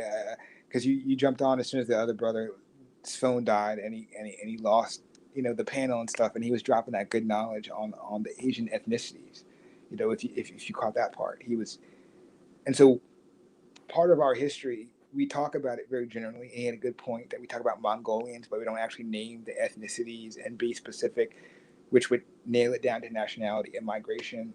So, with that, I was talking about how all of South Asia were Naga colonies, uh, different ethnicities and cultures, but they have the same science, right? Um, there are stories, yes, of that, where uh, people who were known as the Nesians,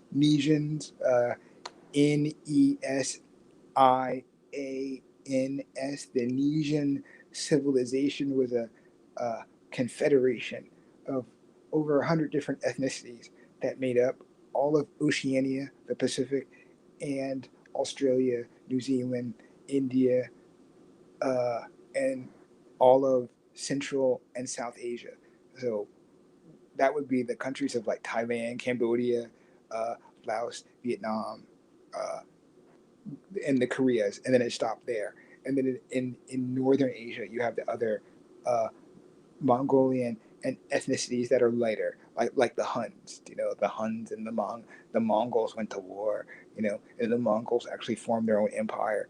Uh, right, the Mongols were known as the Blue and White Horde. So I mean, so all of Asia knows this history, right? They know where the so-called Albion comes from, right? Because they've been there for right? They're like, oh, it's these people who formed, and it grows, and then they form these three different ethnic groups, and then they form these seven ethnic groups, but it's all the same people. Everybody in China knows this. They're like, oh yeah, we got so light skinned from the Huns, and the Huns, are connected to the Mongols, and the Mongols are connected to the Siberians, and the Siberians are connected to and if you trace it far enough, if you trace it far enough back, you get to the mutation of whiteness. You get to where there was nothing but just Naga people in all of Asia. And then you get that, you go back to the very original first tribe, right? The first Arya tribe or Aryan tribe. Um, I mean, I don't know what that does for people. I mean, it's important to know that history because it puts things in perspective in terms of the timeline and the original true history of the planet, right? Because then you start to see how the artificial timeline got formed, and as it spread, it affected the natural timelines and natural cycles and natural ley lines, right? Right. Right. And I see that that the Mongolians evolved from the good Turks or Yes. Guk Turks, and before it, the Roran tribes, Rouran. They Yes. came Yes. with the mountains, with the flag, with the werewolf. Now, what I find interesting that archaeology has, Ah, yes, yes, yes. The wolf, right, the yes, the wolf, yeah, the wolf, yeah, the wolf nation. Yes, there you go. mhm. And Yeah, so, yeah. and the They used dog to and the be wolf known as kind of go the. back to the same thing. Go ahead. No, I was just gonna say they used to be known as the Black Wolf Clan. That was one of their monikers, right? And they were known as the Black Wolf Clan not because of their skin color, but black is like a slant. You know what I mean? Like how we call white people now, like oh you're a mutation, right? Because you don't look like the other 85% of the planet. So black back then was like the reversal, right? If everyone's melanated, right? And then we have these people who don't look like everybody else, right? Right, right, right. Right. But they're tough and And, aggressive. Yeah. There you go, brother. Go ahead. and and see, I always had to go and research because I said, man, where does this dog connection come from? Yes, I they mean, yeah. I mean, they just didn't come out of nowhere. And I said there had to be something generational that happened for a very long time. And the Chinese recorded it, Hindustan recorded it, and Arab, the nations of Arabia, everybody recorded it around the same time, and they all recorded a similar story. And so when these tribes came out, hey, the good Turks is where Turkey gets its name from. It was Yeah. like Anatolia and Yes. or near that before that. Yeah. And so these tribes, archaeology has discovered that they mixed in with a, what do you call those things? What wait, a Dravidian No, or no, what? no, no, no, no, not the Dravidian, but the The Cro-Mag? correct. Okay. Right. Mm-hmm. They found the evidence, the oldest mating of a human Mm-hmm. and the Cro-Magnon is Yes. were found in Turkey, where they Yes. also have a lot of evidence of underground civilization.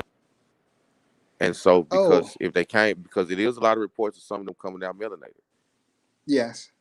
Go ahead. No, no, no. I didn't know. No, no. I'm And just so with you. Mm-hmm. I always sense that, okay, if they came out made with these giants, and this, I mean, they got stores of giants over here. Every continent had stores of the giants, and we were talking Yeah. earlier about the ancient land of Albion, and that was Yeah. supposed to be a giant. What if it was melanated people there? Couldn't have been that somehow the giants were made into animals and humans, Yes. and then somehow they started to breed a different type of complexion. And for a long time, it was just it looked mulatto up until Mm-hmm. recently. I mean, it Mm-hmm. just got pale like this on a massive scale in the last 100, 200 years. And so, Yeah, I agree with that. Mm-hmm. yeah, uh, that's where I see the ancient. I think it's Altae, I believe. It's a mountain ridge in East Asia. It's where I Mm-hmm. believe Mongolia, Russia, Kazakhstan, and China. It's where all of Yes. it borders. If you're able to pull Yes. up a map, it's where all of those regions border. That's the region. They have a lot of ancient archaeology that they don't let the world know about. Like one of the world's Yes. oldest monoliths, where Yes. one of the oldest places where they were practicing dark arts Yeah. is recorded right there. And Yes, it's like they'll brother. give us the monolith in Western Europe that our ancestors built, but they'll lay claim to that, but they won't tell us about this monolith here because then it'll start to unravel a lot. But it's Yes. where those nations, I believe 4 nations, Mongolia, Kazakhstan, Russia, and China, where their borders meet this mountain region, Mount Alti or Alte, Yes. ALTE, Mm-hmm. and that region, studying that region and the names that those people had before before those names modernized into what we have today. And with that, I mean, you can really accurately foresee world events. I mean, Yes. everything that they're able to do is very predictable. Because I mean, no matter what Yeah. city you have conversation in, you get the same response as if Yes. everybody came out of the same school of thought. Mm-hmm. And then, but Mm-hmm. this is the part of their history that they don't know because they're taught just to go along with the plan, go along with the plan, go along with the plan. Yes. No, I'm with you on all of that. And Russia, Tartaria is very good at keeping secrets, right? They're very good at keeping secrets. They're very good at science. Oh man, I mean, yeah, I And now mean, they as found gateways. I mean, it's rumored that they have gateways to whatever. Um, Now it's supposed to be different layers to the underworld. It's supposed to be cities of gold, but then you also have, I guess, wherever the lobby is, whatever we categorize as hell, they have evidence of there being gateways in Siberia and Eastern Russia. Now, if mm, the ancients recorded continents called Tartarus, and these people came out of those same regions, bearing the names of the Tartars or Tartaria.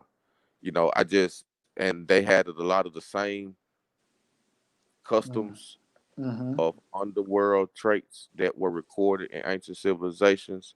Yes, Um, I could see that, and then when they started coming into Eastern Europe, you've got people who feel like they're the children of God. We've been here. And so then Have, you got this mm, warlike tribe coming with no rules. Like they'll come at night, they'll take your wife, like they'll burn your food. And so these people play with no rules. And so I can see where they had to conquer them. And I guess they introduced Catholicism and they felt like they introduced some of their culture. So then when they conquered Western Europe, and then they laid their DNA print there. That was their way of mutually giving them some of their culture. And then somewhere in there, they yes, wanted to get untangled. So then Great Britain said, "All right, let us separate." So they just left, and all right, we're gonna do the Church of England. And now history is almost following the same pattern. Is they're trying to now separate government wise and say, "Hey, we just gonna separate again." But I believe, I mean, trying to uncover this story and get a real good grasp on it, because as I stated, we live in a world um, I mean, we live in a world through that dominion right now. And so, um, these characters that are coming in as new presidents, how do you feel the world will be different the next 4 years versus the previous four? I mean, I think people are gonna run multiple agendas at the same time. I mean, and it's hard to predict who's gonna be the winner in that sense. I mean, that's spiritual warfare in the sense of whoever has the strongest will.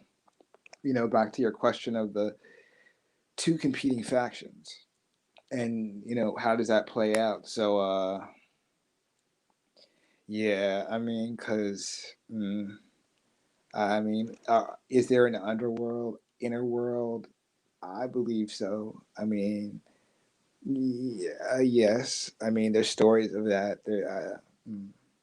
Yes, there are stories, of the ley lines and how there is a global Earth grid, and how there are certain people, nations that are known as gatekeepers, but in the opposite sense. You know what I mean? They're in the positive sense where they're protectors of certain areas, regions, based on these ley lines and vortexes. There's a belief that if you do not keep certain frequencies and vibrations in these places, that they can flip, like a coin, like heads and tails.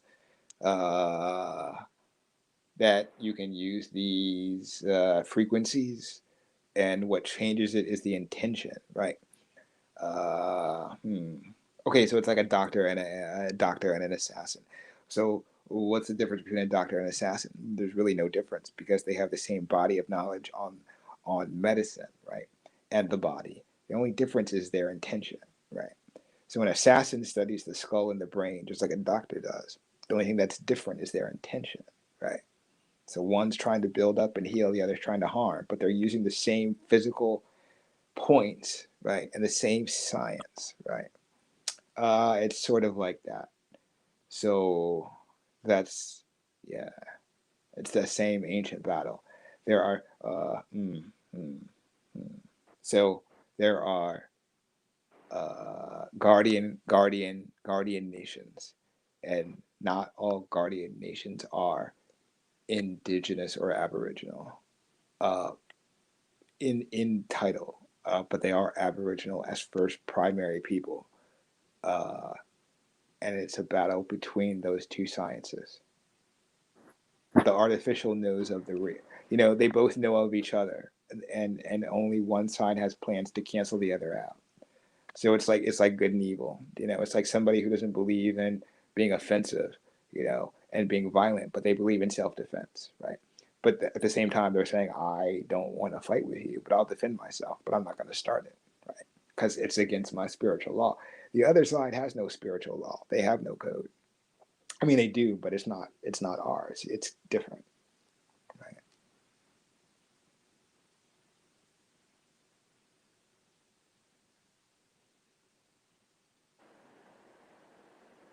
I don't know if that made sense. I mean, so Yeah, yeah, man. It made yeah, perfect sense. It made. yeah. So I mean, some of the conflicts we see are tied to that. Yeah. So does Russia know that they have a gate there? Yes. Uh, they're good at secrets. They talk about it, but they don't talk about where it is. They talk about the science that comes from it, but they don't talk about where it is. But people who know where it is. But how do you get to it? Because you have to go through the Russian army, right? I mean, they're very good about accepting that stuff, unlike us. You know what I mean? We keep it secret and occult, and the military studies it. They study that stuff through the military, but then give the science to their people. So as they master it, everybody benefits from it, right?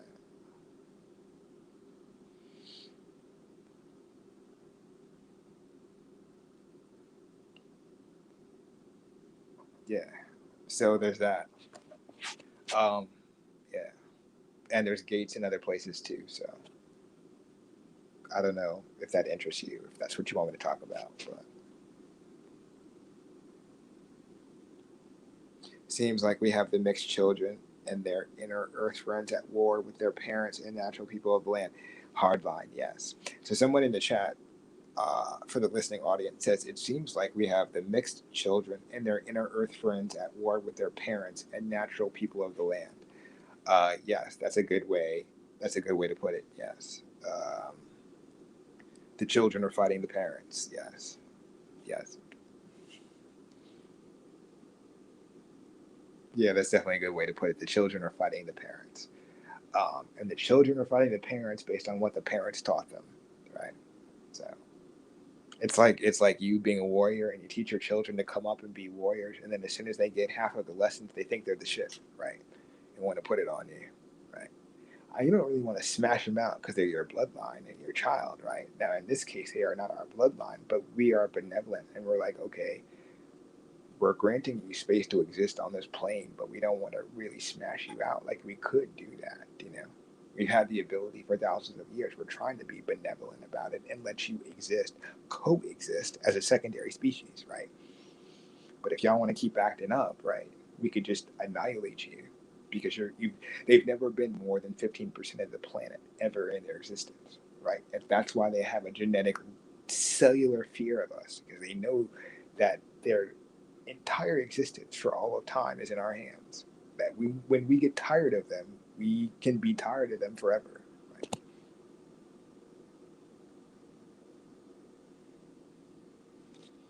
I mean, so that, yeah, that's what they fear. They fear us as the original people not being spiritually disciplined, and then being like them, and then being one day like, okay, I'm just not. We're done. Because when 85% of the planet is done with them, there is nothing that they can do about it. It really doesn't matter like how much weaponry they have. The sheer numbers of people who will mentally shift and not believe in their programs anymore will collapse their entire system, right? no amount of equipment or guns will be able to force people to do whatever they need to operate in the system to keep them afloat, because they know it's based on an illusion. When people stop believing in the illusion, the whole thing crumbles, right?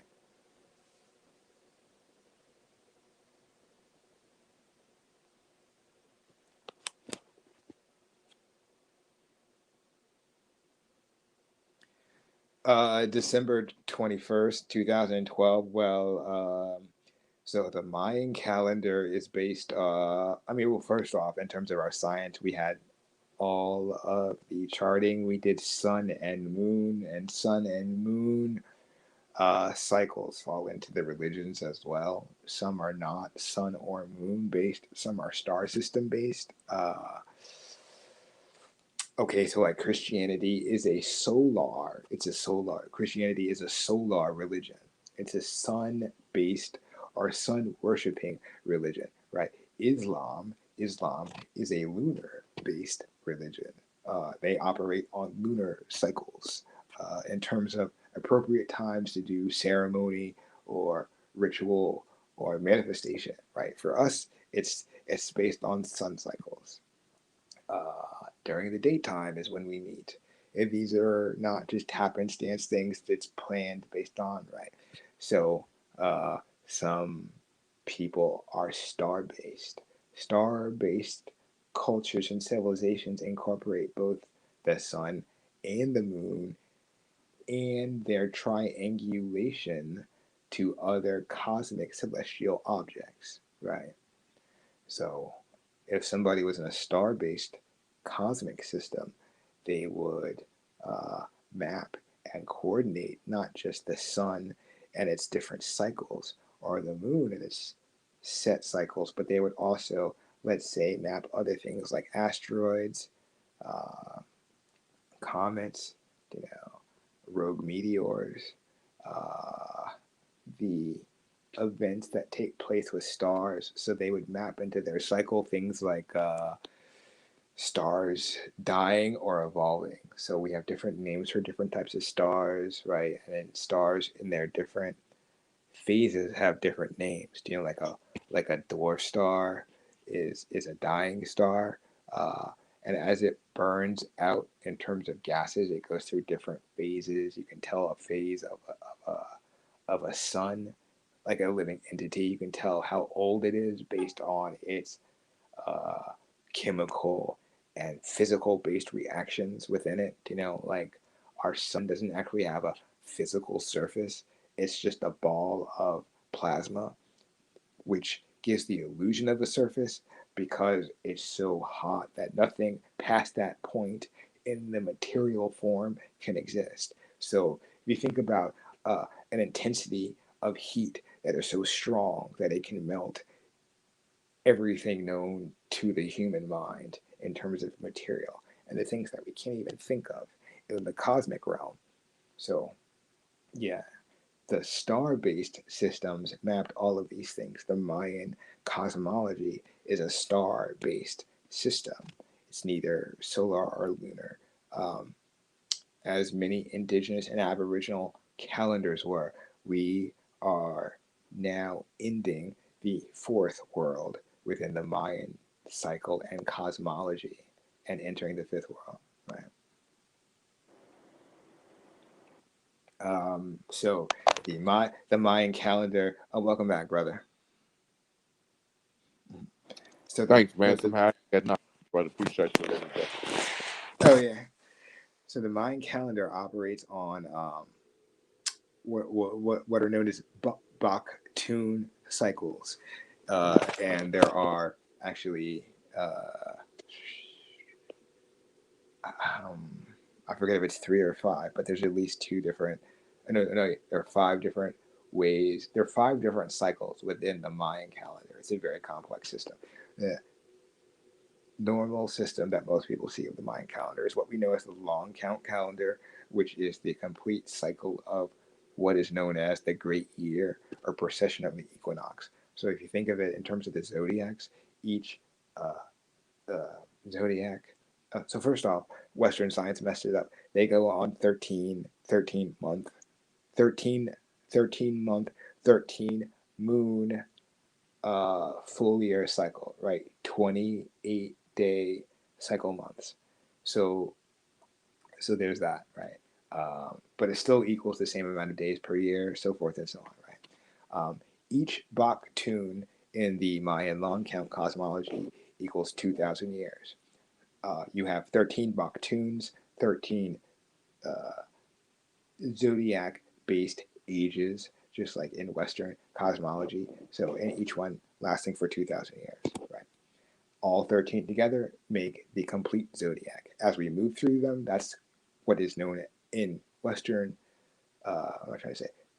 That's what's known in Western physics or astrophysics as the precession of the equinox, which equates to 26,000 years.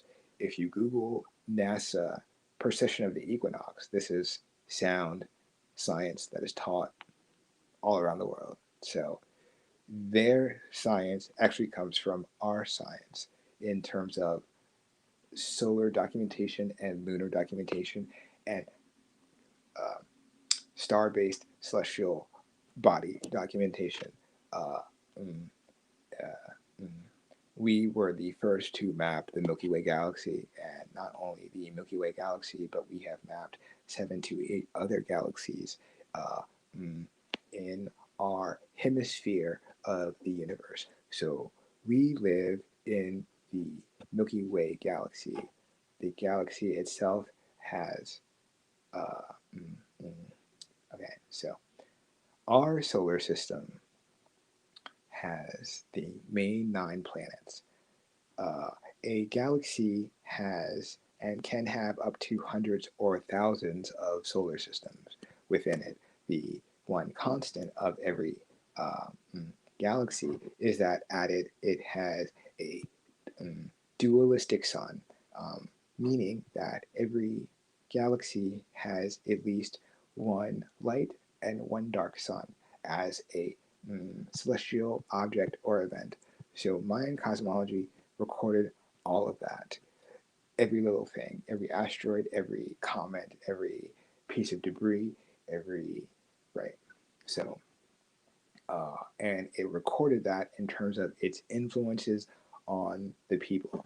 So that's the long count. There are 4 other cycles within that break down all the way down to the day, the week, the hour, the month, and what have you. And there's different phases of each year, of course, that we know of, the 2 equinoxes and the solstices, but there's also phases for each month, each week, and each day. So in terms of cosmology, there's a certain appropriate time to eat food, breakfast, lunch, dinner, based on not just sun or moon, but all of that combined, plus other factors. So it was a way of keeping time, but not in the traditional sense that we think of, which is solar based, right? Keeping time for the Mayan was based on dimensional cycles of evolution or growth. Mayans believed that all time was connected. They were the inventors of the zero. They felt that all things in existence in the known and unknown forms of 2-dimensional realities and all other forms of reality were interconnected. There was no separation in the known universe between all things. So there was no different. The belief is that there is no difference between time and space and matter. So if you think in the Western sense, we live in first, second, third dimension, length, width, and height. There is no difference for the Maya between length, width, height. Fourth dimension, which is time. Think of it like an airplane. You add time when you put matter into motion. you create through gravitational forces the illusion of time, right? So by instead of moving matter with material force, you move the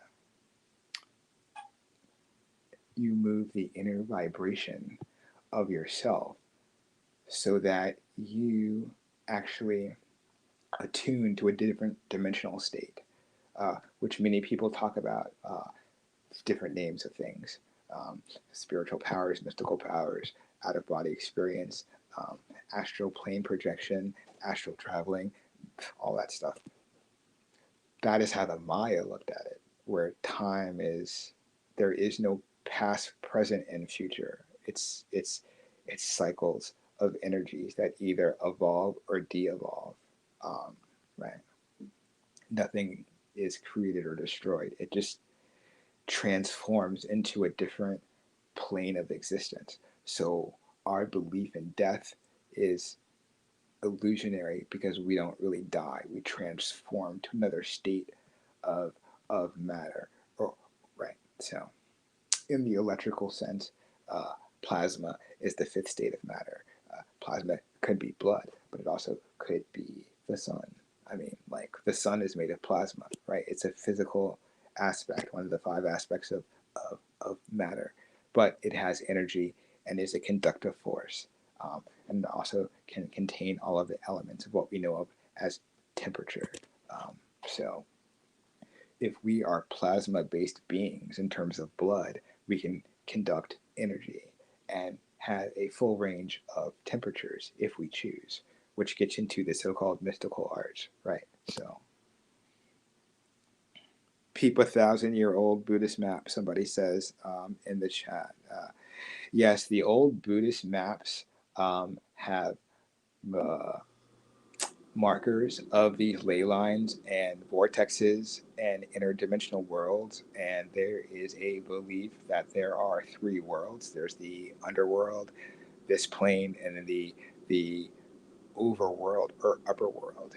And our job was to live in balance, and that there are dimensions that are always residing and touching your frequency and solar state of being. The belief was we are children of the sun. We are suns within suns, right? Like so. There's three suns. There's the outer sun that we see. There's the inner earth sun, and that we ourselves as a spirit being are the third sun, and our responsibility in being in balance with natural law is to align with the solar, right? The solar, right? So, I mean, but of course it doesn't stop there because we're all cosmic, right? Solar, lunar, cosmic, celestial events, right? That's our science. That's our training. You know, for like little children, you start 0, 1, 2, 3, 4, 5, 6, 7, 8, 9. But it's not just numbers. It's understandings of dimensions as well. So by the time a child masters 10, it's not just the number system in terms of arithmetic. It's you teach them all of the science at the same time. So you teach the child, you don't start them with algebra, you teach them algebra, physics, all of it at the same time. So by the time they master numbers, they've mastered physics, right? So, yeah.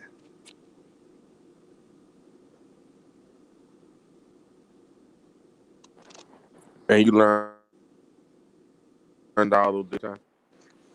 I'm sorry, I didn't hear you, brother. And you learned all of this in one lifetime. I learned all of this in one lifetime, you're asking me? It depends on, oh, well, that's a tricky question.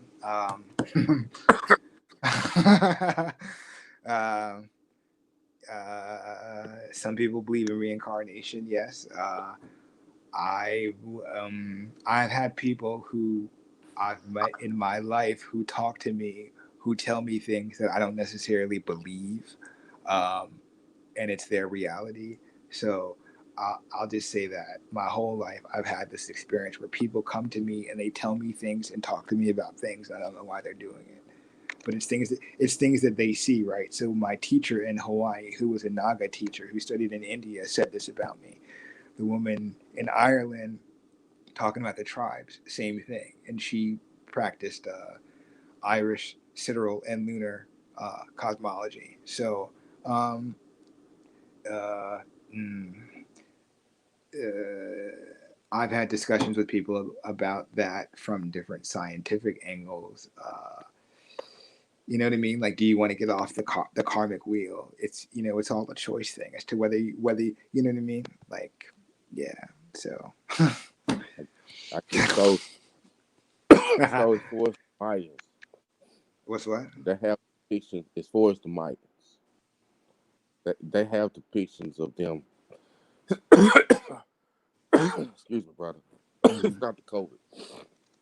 The Mayans have depictions of them either interplanetary traveling or getting on spaceships or going through portals. When the Yeah. colonizer was coming, and they recorded, a large amount of people disappearing. I guess they went back to Spain to go re-up, and when they came back, it was a massive amount of people that was not there anymore.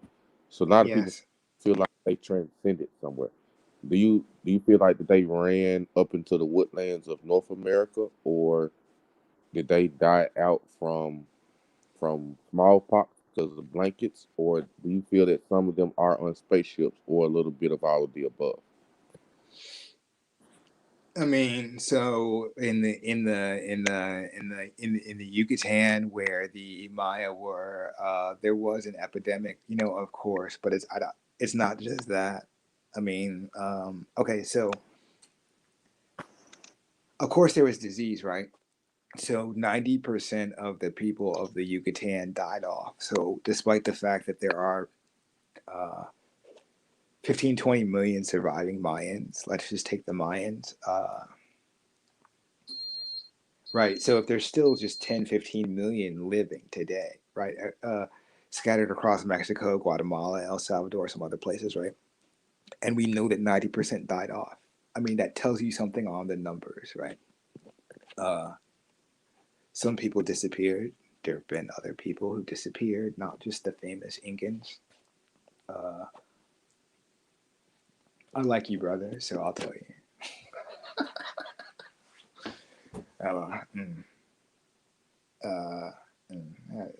Okay. There's a story there's a story of a time when they will call on the ant medicine, right? Have you heard of that? I've heard of an ant story. I don't know of this particular one. Okay, the ant medicine and the ant people, right? And if you've heard a similar story, it talks about there's a time where the ant people from the underworld will come to the surface, right? And that happened a long time ago, and it happened around the time of the flood. And they gave us foreknowledge and vision because they come from a place where those powers exist with those types of beings, right? And they told us of this great awakening and quickening, which happened at the aligned time of one of the ends of the Mayan cycle, right? So the Mayan, the Hopi, the Aztec, the Cherokee, there's many people who have um, aligning calendars, not in terms of numbers, but in terms of cosmological events that are attached to those calendars, right? Similar prophecies that overlap, events that are going to happen in the same year. So somebody in the chat asked about December 21st in 2020 in the Mayan calendar. That is the exact date, right? All of the perspective that was put out was fear-based, and it was from the Egyptologists and the different occult lodges. So when the fourth world ends, it's we ended the time of iron, which is the time of the hand. So we would master the physical body, right? Over this 26,000 year cycle, we would master the physical body and go through all of the developments of a spiritual child in terms of the mastery of the five elements: earth, air, fire, and water. Like a child, like, look what I can do with water. I can make a fucking dam. Look what I can do with fire. I can burn shit, you know, and turn it into a weapon. Look what I can do with wind. I can control the fucking wind and control when it rains and where it rains through cloud seeding. So we're at that spiritual baby level. Do you know what I mean? Like, I mean, in comparison to, yeah. So, in terms of comparison to the science, so as we end the fourth world, regardless, there will be shifts between the planets. So 2012, what that symbolized was us going through the middle of our galaxy, like somebody wearing a belt, right? Like, so we operate way up here in the lung area of the galaxy, and every 26,000 years, right, we cross the belly, right, like the abdomen of the Milky Way galaxy, which is called the ecliptic, you know, the ecliptic, the galactic ecliptic, or the galactic plane, right? So, as we pass through that, we pass through two things, and one is a huge debris field, and the other is that we align between the sun and the center of the Milky Way galaxy, which is a huge black hole. Every galaxy has a black hole at the center of it. So when you're talking about Mayan science, it's the same science as the Dogon and the Naga. So we were mapping this stuff before Yeshua and Jesus, right?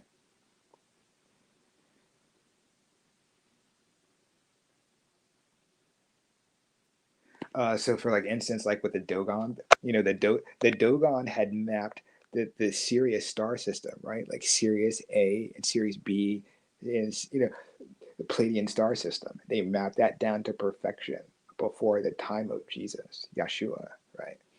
Uh, it's the same science, right? So to this day, we use that symbol. When you look at the pole star and the two snakes spiraled around it, that's the symbol of the Naga, right? It's the symbol of overcoming the dualistic two-dimensional plane on Earth, right? You're neither swayed by the left hand or the right hand, you know, no matter where somebody comes from. You've mastered the earthly realm. So that's what makes you a doctor of sorts, because you know what I mean? It's like whatever the ailment is on this plane, you can take it from a state of dis-ease to ease. Do you know what I mean? Through plants, through gems, through crystals, metallurgy, alchemy, combination of all of that. And then somebody came along and called it a form of medicine, right? So the Mayan used all of those things in combination together, right? So, yeah, Right. yeah. But then it would have been part of their lifestyle to master the seven sciences, to master the seven sacred sciences. Now you asked about the underworld. There are cultures that are known as uh, the dragon clans, who are protectors of what is known as the four gates. These four gates are the uh, every cardinal direction area has a gate to it that is an entry point to the inner world. So uh, wasn't necessarily constructed that way artificially. It just happened naturally. Um, and the ancient primary cultures know where these entrances are. And there are certain ancient cultures which are, uh, they are tasked with guarding these areas, uh, not just for themselves, but for all of humanity, for different reasons. So the Maya are neighbors to the uh,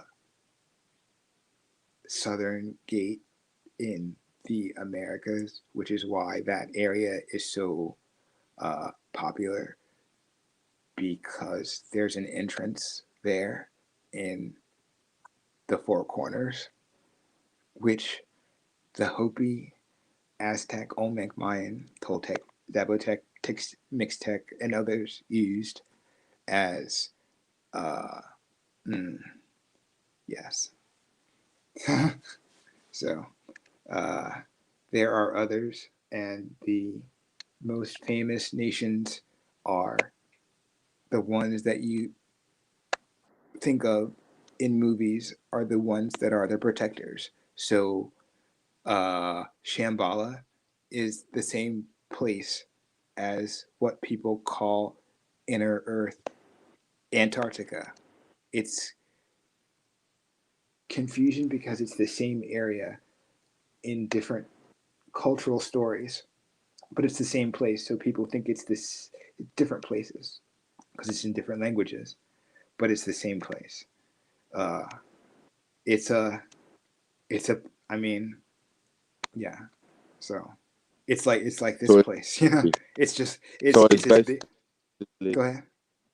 like a tunnel. It's like an underground tunnel that like There, yeah. on the outer surface you're in Antarctica, but you're still underground, but you're just on the southern plane of this Earth sphere, which are really So in the Antarctic region, basically. think of a ball, right? So we're on an oval, not a perfect, not a perfect sphere, but it's more like an oval. Um, so no matter where you are in the four cardinal points, uh, mm, okay. So no matter where you are in the four cardinal points, uh, on the mantle, the crust of the Earth, you can reach it because it's also oval. And at the outer center of the planet, so at the center of the planet, we have a uh, mm, uh, biochemical reaction that we call a dynamo. It's mainly nickel, molten nickel, which is a metal. So people don't realize that the center of our planet is like a spinning ball, like in a vacuum cleaner, uh, and it has a certain energetic property to it because it's a molten metal spinning, and as it shifts in the plates, it's actually shifting energetic frequencies and pulses that are measurable, that we call on the very outskirts of our crust ley lines, energy lines, uh, dragon lines. So the dragon lines are the stronger lines, which are connected by the dragon clans because the dragon lines are the stronger lines connected to the vortex points, which are connected to the four major gates in the four cardinal directions of the planet. The four major dragon clans are the ones that we think of traditionally. In our area, it is the Hopi um, for our area. In India, mm, it is the Naga. And you asked about the war. The war over there involves the Aryans. The Aryans have been trying to take that gate for a long time. The Order of Arya came out of India. They know about that gate. They've been trying to take that gate for forever. They tried to take the Egyptian gate. Are It's you talking war. about are you talking about the metallic gate, like the dark gray gate with all of these coaches? The I'm sorry. What was the last thing you said? Hold on.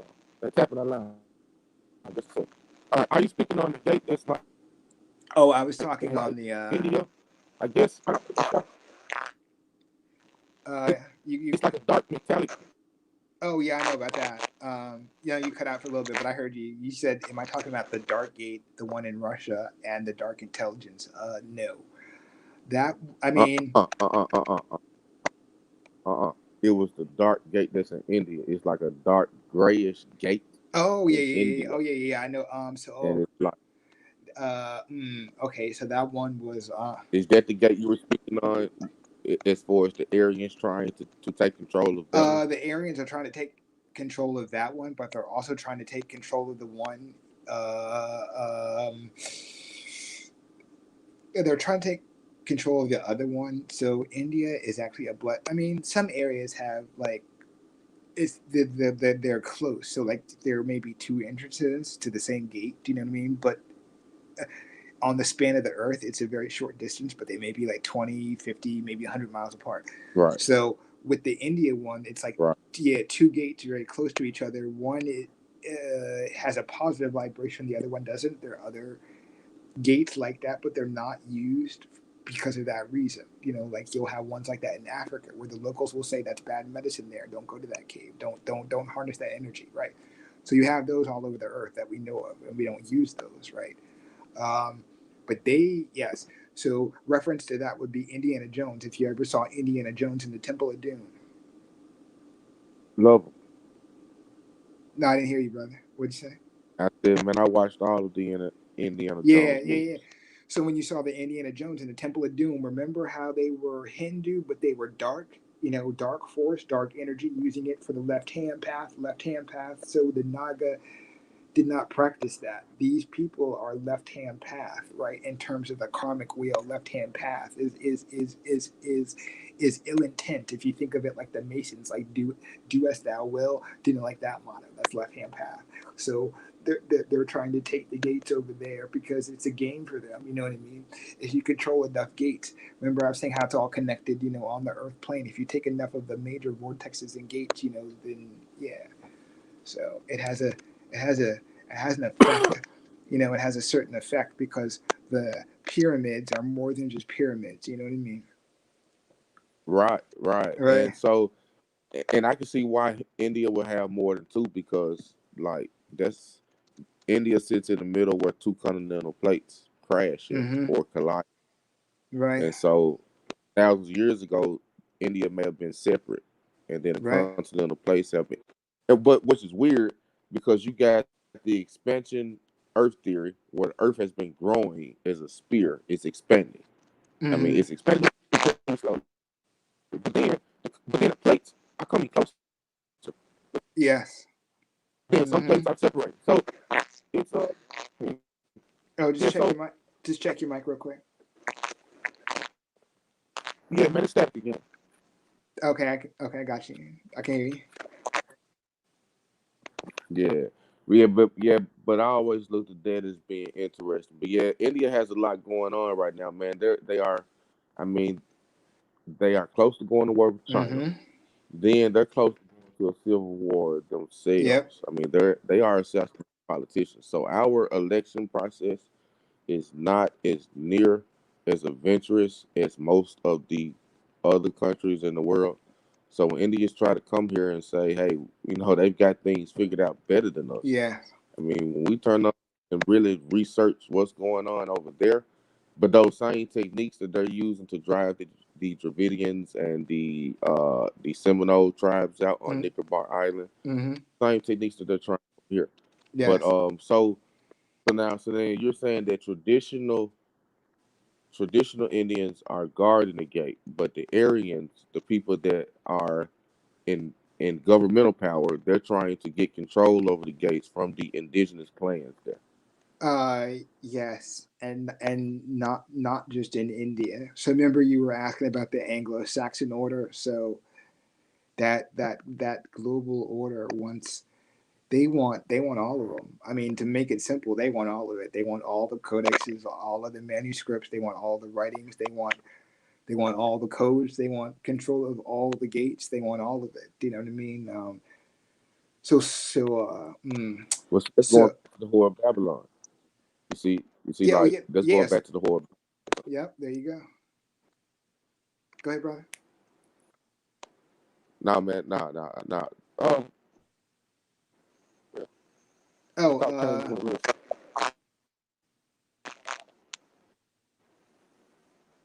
My chick. yeah, I can hear you. Go ahead, brother. Okay,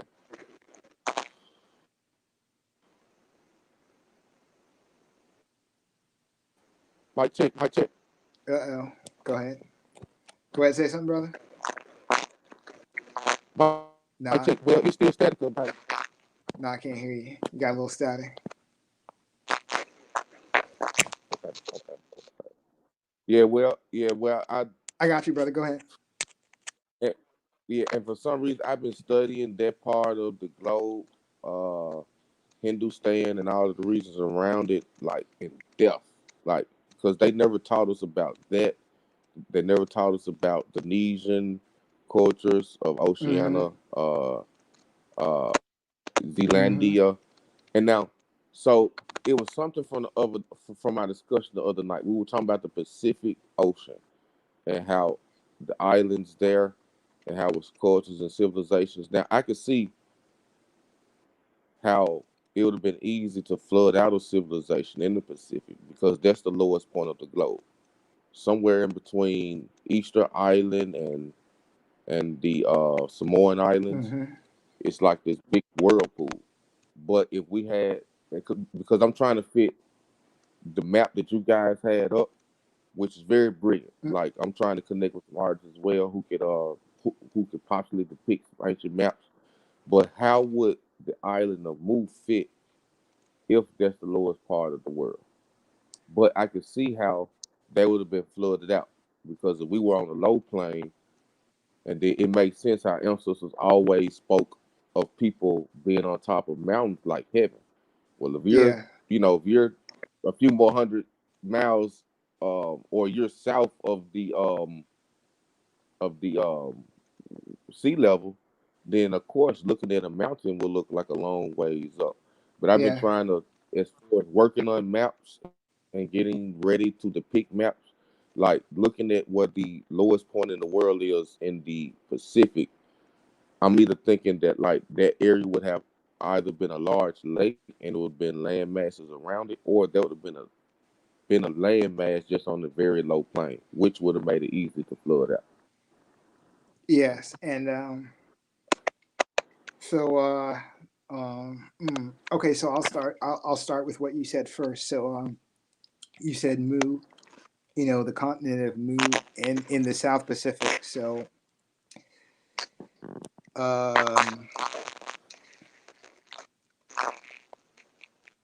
some people believe in Mu, yes. I used to say I'm a believer in Mu, and now I don't really say believer based on studies. I say more of a knowing. So as to the people of Mu, Oceania, okay, so we had the Polynesians, the Micronesians, the Melanesians, and people think of Hawaii as just being five main islands, right? Hawaii is actually a chain of over 1,000 islands, so it goes down to Easter Island, right off the coast of Peru, and so to make a long story short, because we all get all that history of Oceania. How do I say this? People, to your question of like, was there an event? You're basically asking, was there an event or some kind of something that flooded them out? I like to put it like this. I would recommend people to look at World War II and the testing of the nuclear bomb. So if people have an understanding, that the Pacific is melanated people, right? Look to World War II and the testing of the atomic and nuclear bomb. People may not know or just forget. The nuclear test ban treaty went into effect in like 1985 or 1988 or something. So, but up until that time, between I think it was 88. Okay, yeah. So we tested over 1,000 nuclear bombs. 500 of them. Okay, let me just put it to you this way: all of the nuclear bombs that we tested. Let me see. Somebody in the chat said it was also a strip of land, like where Cali was. It was called the Red Sea. That's gone now. So yes, there was a area there called the Red Sea off the coast of California. Back then there was a whole other peninsula that was actually off the coast by about 100, 200 miles, which we see now as little small islands that they turned into state parks, for the California seals and all that other stuff. So back then that was part of the Khalifian Empire. People put the Khalifian Empire on what we think of as California, but the Khalifian Empire was actually on this huge peninsula that sunk at around the same time period, right? Not the time period of World War II, but the time period of the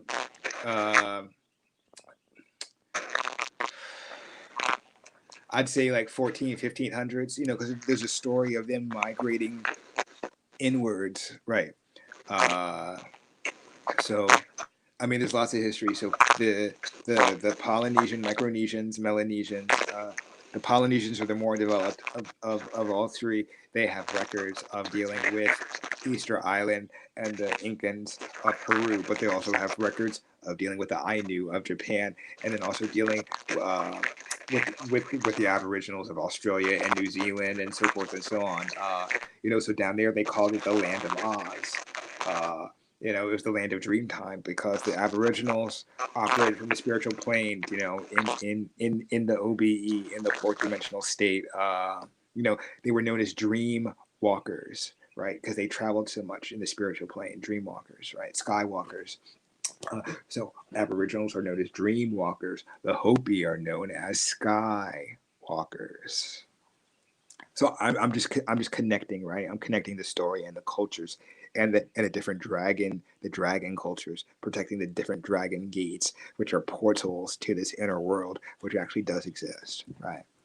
So when they experimented with the 1,000 nuclear bombs in history, if you will see, they dropped them specifically on our people. So 500 nuclear bombs were tested in the South Pacific, specifically on Aboriginal people for that reason. Whatever remnants of the continent of Mu that were there were destroyed in the 1940s.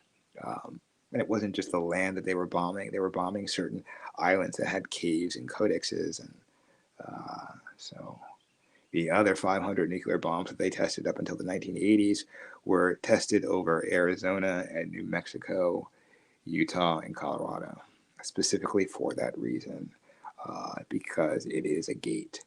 They basically tested them on the only two gates that were in their control within their hemisphere, if that makes sense, right?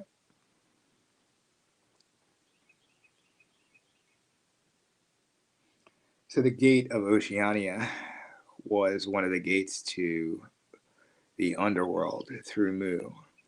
Hu and Mu were connected. Mu in the Pacific, Hu over here, the Atlantic, making up what would have been known as the Gulf of Mexico, which connected the so-called islands, which used to be part of the larger continent.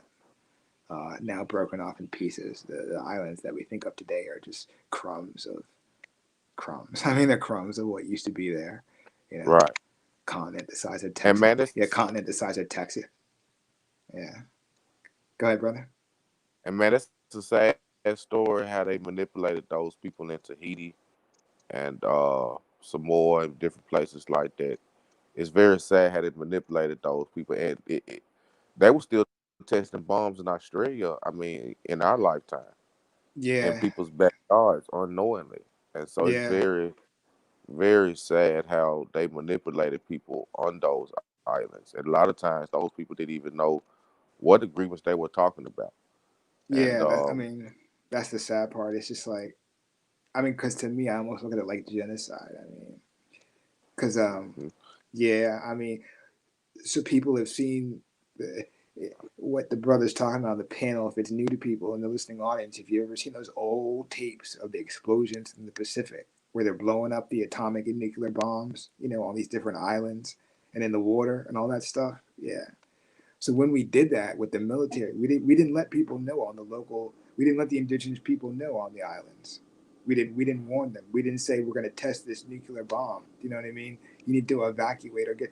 So every time there was a nuclear explosion, we were, we were flooding people out. We were killing them consciously. Like we knew as a military, we just didn't give a shit, right?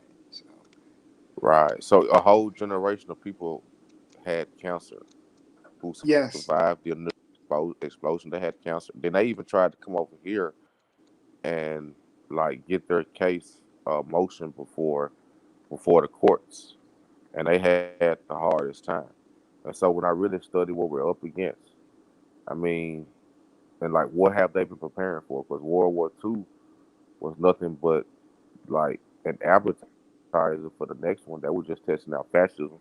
And you said something earlier like, okay, what happens like they need us, right? And so hmm we can crash the system in, very fast. And that's why they yes, got rid of MLK because he gave them the game. He said, hey, man, just don't shop in corporate America. And anybody who's had any type of position of responsibility within corporate America understands how much they believe in the profit. If you miss a profit 2 weeks straight, people getting fired, people getting terminated. And hmm so, but the thing that's different between 2020 and the rest of our lifetime is, man, bro, we've been programming robots in the tech industry. And Hmm. so these bots can think 30,000 times faster than a human being. And the bot already said the solution is to kill humans. So they are experimenting with these robots in certain cities, whether Yeah. it's fast food at the McDonald's, whether it's self-driving car. And so, on my last expedition in tech corporate USA, I asked, like, this robot we've been programming, like, how far away are we from, it being like embedded in our lives? 5 to 10 years. Yeah. 5 to 10 years. This thing is gonna take 95% of people's jobs. So we're not at the point where it's too late. But if we're gonna move, well, we got to make a move now, because I mean it's gonna be at the point where they don't like like to us being expendable. They've got bots that can think like us. Now, true and true, the bots are gonna get hacked. We know what's gonna happen, but they'll take their chance on dealing with the robot than dealing with us. And so, um, if we look at this election and who the tech companies are putting their money behind, man, a lot of this new technology is fascism. It's fascism with a smile.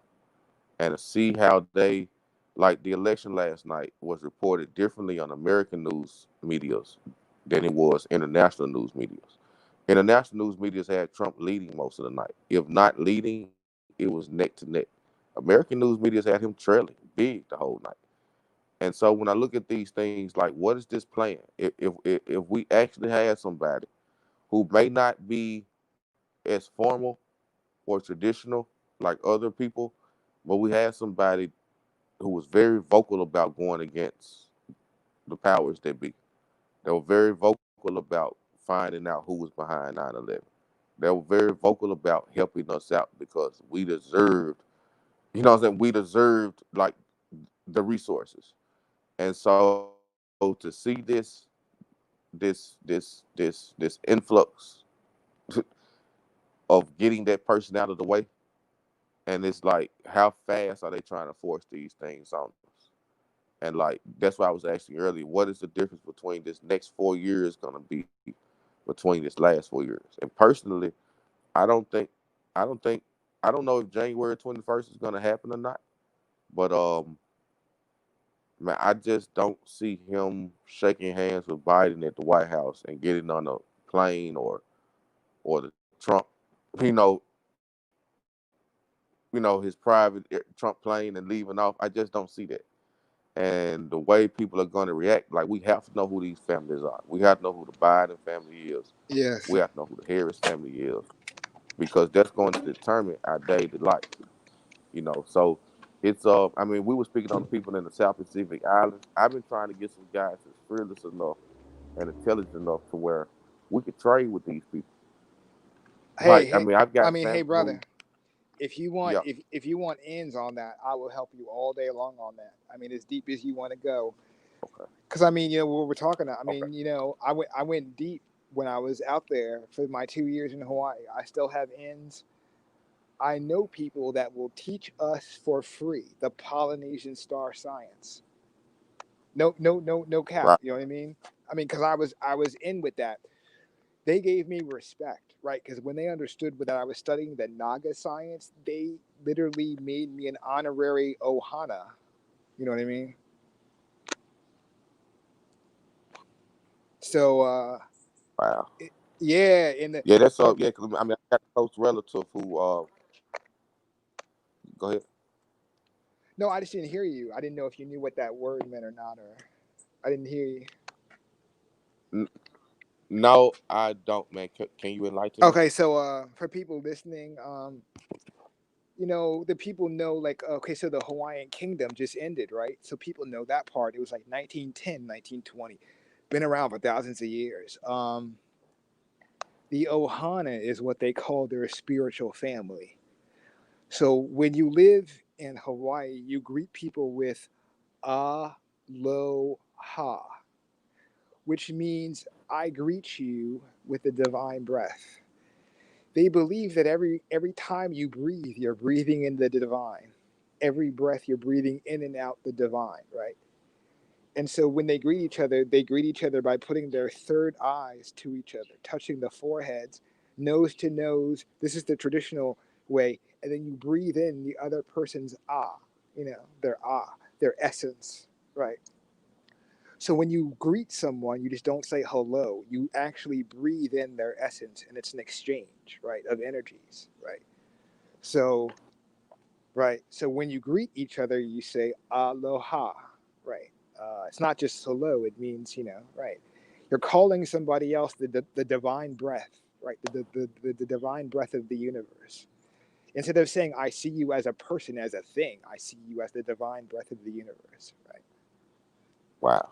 Yeah, that's the spirituality of it. So when you say, so they make it this tribal pagan thing of stupid people on an island in grass skirts saying, "Oh, aloha, aloha," like it's hello, hello. These are two people recognizing their inner divine nature of each other, saying it's like namaste. Do you know what I mean? They're saying, "I see the divine breath is divine breath." So I can never say hello again Right. So I after mean, hearing this. you know After what I hearing mean? hello. Right. So that's how they would greet each other traditionally, right? Yeah. But they still practice the science, and even at the University of Hawaii to this day, I was talking about how Sanskrit is the root language of their culture. They still teach Sanskrit. Their culture is very much alive. Their science is not dead. Their ancient science they talk about and teach. They live it every day, right? Which is why they have the whole thing of Howley. Howley does not mean white man and cracker. Howley is a racial. It's become racialized, but it actually it's bad, man. It means one who's a zombie. You're a ghost. It means one without breath, meaning you have no spirit. You have no divine force in you. So let me ask you this, brother. Yeah. They've got the Ring of Fire that almost circumferences the entire Pacific.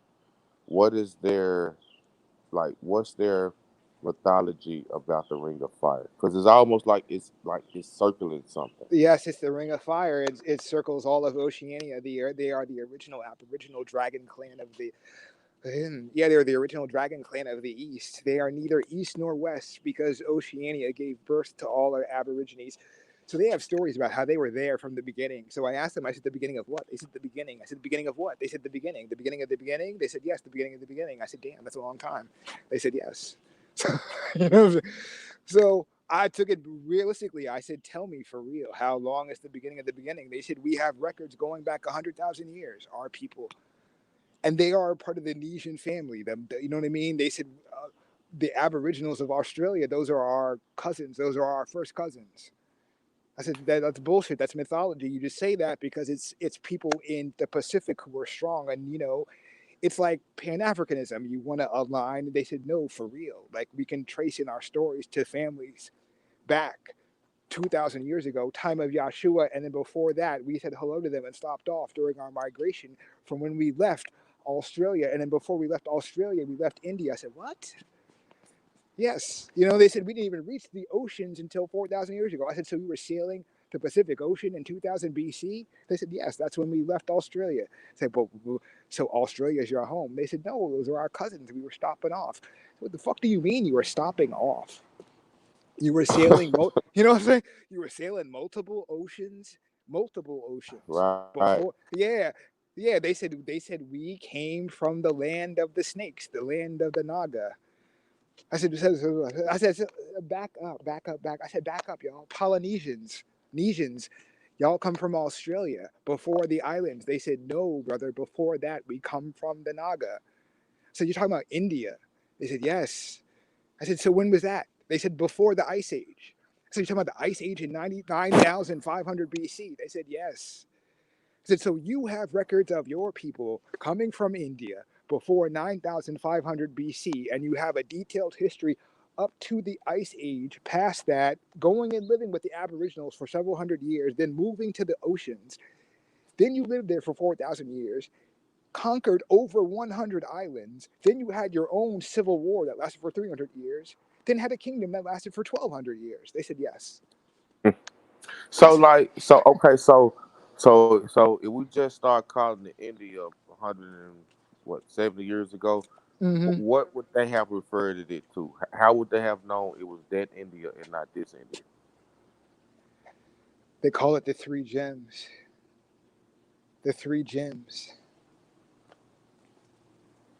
Uh, mm, there are doorways and then there are portals. So, doorways and portals. So the three gems are. So how did they know all of the three Indias or the three gems spoke Sanskrit? So you have Sanskrit in the lands of the Yucatan down to the Incans. The Incans traded with the Polynesians. The Polynesian root language is Sanskrit. Where does Sanskrit come in from the Polynesians? That goes back to Australia and the Aborigines. Where did they get it from? Well, goes back to India. So you have Central and South Asia, you have all of India, you have all of the Pacific with one root language, which I took from my teacher as the Naga colonies, right? There are 12, I forget, but there's at least 12 actual bloodline ethnicities known as the Naga people, right? So if you look up the Naga people, it's not gonna just be a mythology. It's gonna track you to an actual people, right? Who are very melanated, who are all over Asia. Now, if you went to Cambodia to the temples and said you are the descendants of the Naga people, they'd say, okay, yes, we know. If you went to Vietnam and said you all are the descendants of the Naga people, they would say, yes, we know, right? So everybody in Vietnam, Thailand, Laos, Cambodia, that's the Naga science, and they know that. These are the black Buddhas, right? So Buddhism came from Hinduism. Hinduism came from the Naga science. The Nagas traded and shared science with what we know as Kemet, right? The so-called Cometians knew of the science here in Americas, but also over there with the Nagas. We were worldwide, right? So that's why they call us the three Indias and the three gems, because we practiced the same science and we had one shared language. It wasn't our root language, but we had that shared same language. So we were speaking Sanskrit here, right, in the time of Rome, right? So people in India were speaking Sanskrit, right? So that's that connected history. So when they bombed the South Pacific, they were bombing the people, but they were also bombing the caverns and the tunnels and the gateway and the codexes. Easter Island is the last remnant. Do you know what I mean? It's one of the last remnants. They bombed the fuck out of the other ones. The Solomon Islands, the Cook Islands, that shit was filled with codexes. Filled. They flooded that shit on purpose. That's why they bombed it. They bombed specific islands that they had archaeological records on. Right. But Yeah, I everybody, mean that was right. I yeah. mean they were going to places and they were finding temples that looked just like the temples in Central America and just like the temples in India. Yes, And yes, it was really confusing them because they thought the world was had been disconnected for over a million years. yes. And so they made a movie about it. Their little mythology story with Kevin Costner. You know, I was there when they filmed it in '98. So their little fucking twist on history. So they called our old world Oceania. They put it into a little 2-hour movie and they called it Water World. Water World with Kevin Costner. That's the modern bullshit twist of our old history.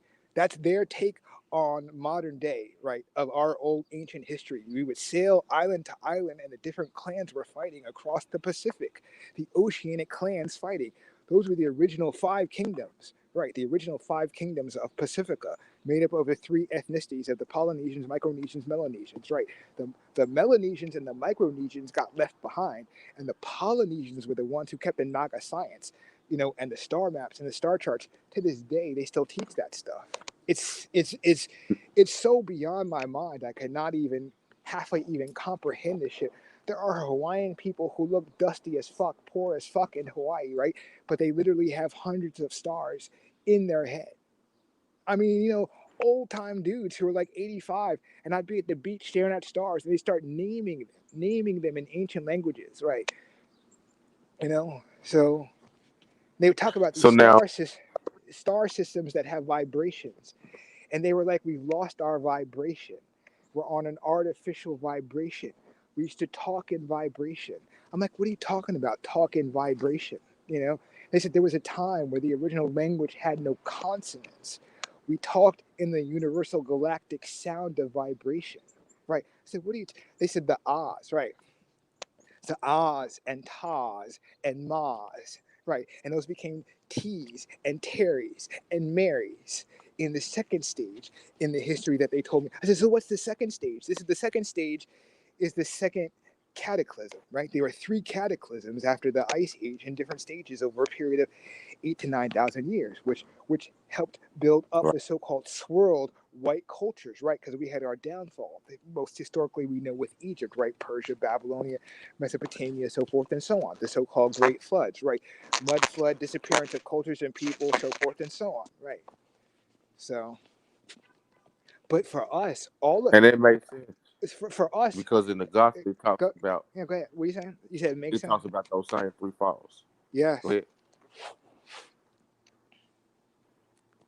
So like now out of the 5 cultures of Oceania, you named 3. You named the Yes. Micronesia, Polynesia, and you named The Melanesia. Melanesia. So what would Tahiti and Solomon Island? Which one of those No, is no, classified to? I'm sorry, I didn't hear the last part. You Melon. said Okay. I named the 3, and then you said what now? I You said said that you named 3, but you said that it was 5 kingdoms. So I was yes. trying to see which one of those kingdoms was with Oh, Solomon Island in it. okay. So I named the 3: the Polynesian, which are the Hawaiians, the Micronesians, and these are the pictures that you see in movies, right, of the Pacific Islands, and you see these people with afros wearing grass skirts. That's them. They're not that developed, but they're still very dark. They're all related. All 3 ethnicities are related. The other 2 are not. The other 2 I didn't name because they're not here physically. I don't mean that they're like spiritual elements or something. I just mean that they're killed off. Yeah, right. Yeah.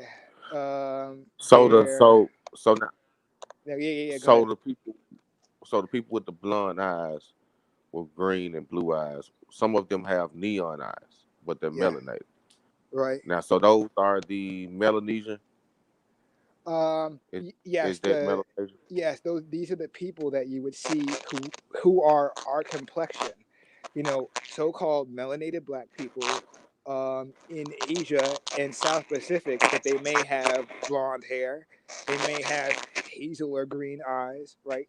Um, that is that, yes. Not all of them, but a good number of them. You know, so make maybe a quarter of the. It is very beautiful. It's a very beautiful look. If you ever seen an Ethiopian woman, you know, with like hazel, emerald green eyes, or it's it, it's. I mean, yeah. I mean, they look very tribal, but like when you see one of these very tribal poor women with the long hair, you know, and the complexion and the skin color and the eyes. I mean, yeah.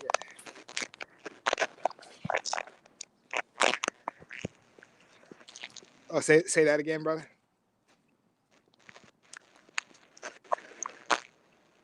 Man, I missed that whole last statement. It was static. The whole explanation. Oh, okay, I was just talking about the people in the islands that do have that characteristic. You know what I mean? Some of them do have blonde hair. They're melanated, but they have blonde hair. And so somebody asked one of my friends asked me when I came back, and they said that's just because they live under the sun. And I said no. I said there are black people that have blonde hair, but they're not albinos. As dark as us here in the States, born with blonde hair, but it looks just like an afro, but it's not white. It's not albinism. They said, get the fuck. I said, yes, brother. Yes. I said, there are black people darker than me. Look as dark as Nigerians, aboriginals, but with blue eyes. Right. I said, I've seen all that shit. I've seen shit that I didn't even think existed until I left America. You know? I mean, Right. that place is truly magical and beautiful on a whole nother level. There are islands there that have black sand, green sand, and white sand, sometimes at the same beach. Do you know what I mean? Wow. Yeah, you know, the volcanic chemical effect on, and you've heard about this in mystical places like if you went to Thailand, you know, you'd pay $1,000 a night to stay at a beach that has black sand or white sand, right? Which is common to us, white sand. I was like, black sand. They said, brother, you're gonna go to the volcano. It's gonna be crystal clear water down to 200 feet. No fish whatsoever. Just pure, pure zero water, straight from the volcano. Like not even fish in the water. It's that pure. It's that pure. You're gonna be able to see the crystals in the mountain cave coming off the stream. That pure, brother. You know what I mean? And there's shit like that out there where it's just little indigenous children who don't even know the shit that they're living in. It's just that pure, and they're just swimming in 300-foot waterfalls, where you can see crystals embedded in the boulders, and they're like, oh yeah, it just. Wow. Yeah, that's Yeah, the matter of South. fact, That's the and South science Pacific.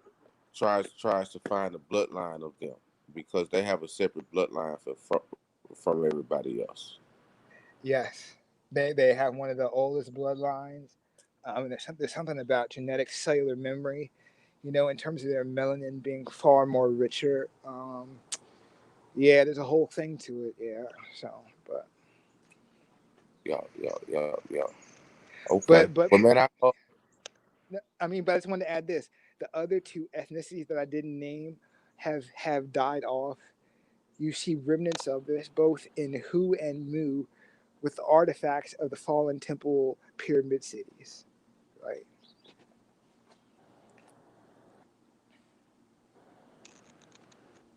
I can understand that because it was a lot of. I mean, everywhere from Cambodia to New Zealand, there were. I mean, it was a one landmass, Yeah. and so if 98% of that went underwater, I could see where whole entire civilizations would have been depleted. Yeah. And those are civilizations, that are lost to time that would have been practicing some dark arts that was not that it wouldn't have been, it wasn't in everybody's favor. It wasn't in mankind's favor. No, And I feel so you. Yeah. yeah, that's why I believe that they are non existent anymore. I Mhm. mean the Mhm. bloodline is gone and the landmass is gone. Mhm. Because Mhm. studying that, I feel like we're under the same spell or frequency that we're on. However, we lost our kingdom and our dominion, we're still suffering from the same mental condition. And so, and it's like as great as our kingdoms were, sometimes people would get drunken in debt, and they would attach an emotion like, okay, we can't talk about how great the kingdom. We can only talk about how great the kingdom was. We can't talk about how it declined. Yes. So that way we can get back to the decline because people don't want to address their own personal deficiencies. Yes. They'll rather blame someone else. Mhm. And so let's keep on in some type of scapegoat. We could have been conquered without something incredibly Right. mischievous going on in our own ranks. And so understanding and getting a better understanding of these things, because when I study ancient wars, I see a lot of them started off with I mean, shepherds and farmers. Mhm. But this thing somehow got turned way deeper than that. Yes. And so, um, but studying that to see, because I mean, it seems like we have pride is one of our biggest things that's hindering us. We don't know how to work together. We don't know how to have a difference and still work together to accomplish it. Every other culture can have a difference, but they're gonna at least see the end goal done. Yes. And with us, if we have a disagreement, we have to go to the opposite ends of the world and like bar each other from ever communicating again. And I mean, having a disagreement is natural. It's human. Mhm. Mhm. It's like the wind is gonna blow left, right, up, down, north, south, east, west. It's not gonna blow the same way every time. And so, like, I mean, if I just stopped what I was doing in life every time the wind blow east, bro, I wouldn't have got. I mean, I probably would know no more than elementary math. Um, And so that as a people, man, like pride is our biggest thing. And that's what got our people somewhere. Not all of them, but it was enough of them to where it kind of spread it like a virus, some type of mental virus. And like I said, we started competing. Competing led to mischievousness. Mischievousness led to war. And these are things that happen over millenniums. before it actually led to a war. And so, as you said earlier, the sciences we were on were the right sciences. We started using them for dark purposes once we started competing. And then we started using those arts for mischievous purposes. Then for people to defend themselves, that's when war was introduced. So it's yeah, and I believe now it's very important because we can live outside the system and be okay. We could have a system of abundance, and that's why I was mentioning trading with people on the Solomon Islands, Tahiti's, the people of the Pacifics, because ancient times we were one and the same. Our great grandparents were traveling, they were mingling, they was going on dates, they was making love by the beach. Like we traded, we mingled, we had families together, and so man, I have close relatives. They are near retirement and international trading, so they're very familiar with the custom paperwork and all the paperwork that you have to administer whenever you're trading barges or any type of thing dealing with international commerce. And so I believe it's very important for us to connect the dots with them, the people in Africa and Suriname, Guyana, Belize, like now more than ever. Because if we can create our own system, we don't have to worry about who's winning the election or anything because we got our economy intact. Because we produce our own goods from scratch. We handle our manufacturing, storage, transportation, and then we can just trade amongst each other. That's our market right there. And Yeah. so it's like nobody has a gun to our head. I haven't seen people in white bed sheets burning flags in a long time. And so Hmm. the only thing holding us back is us. And it's enough trade within, especially the Pacific.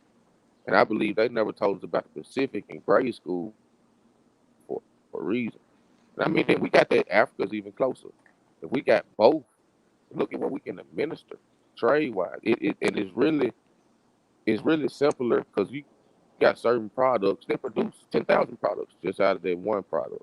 Hmm. And so, but we can't go in with an albino mindset. We can't go in thinking green dollars and silverback coins. If we can think of another way to document our trade and re-engineer currency, then we're gonna be okay. So but to study that, we got to understand the ancient maritime systems because they got to turn banking and currency from us, from our ancestors Hmm. traveling the seas, studying the waters, excuse me, studying the stars so they can see how to get through the waters at nighttime.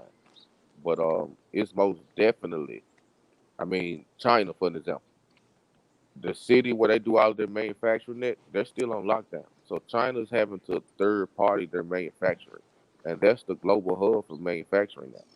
And so yeah, man, we could. I mean, of course, sometimes it's gonna be longer hours, but it's not gonna feel like 9 to 5 type hours. And simultaneously, we will create prophetic success, you know, for our offspring. And those people on those islands are ready for us. Man, they just as tired of dealing with mischievous colonists as we are. So they have an abundance of resources. Papua New Guinea, what 97% of their country is like still natural. No gas lines, like no cut down of trees. It's all natural. And I'm pretty sure that I mean, man, we'll wake up every day and go root for the colonists. And we'll make them billions of dollars. And we got all the skills that it takes. And we don't even have to start out big. And once you create that momentum, it's about the avalanche effect after that. And so I'm willing to put resource with resources. I sent your email, brother, and I just be waiting for your response. I mean, let me know if you got it. I, I, yeah, I'll be interested to see how we can put resources and in kinds together because I believe we all living in the millennium for a reason, and we're not. I cannot question us being able to carry on a hyper intelligent dialogue like this. That's not faked. So we ought to be able to translate this energy into something in the physical.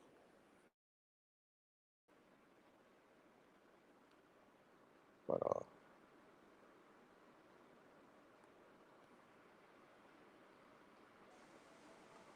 Mm-hmm. I'm with you, brother.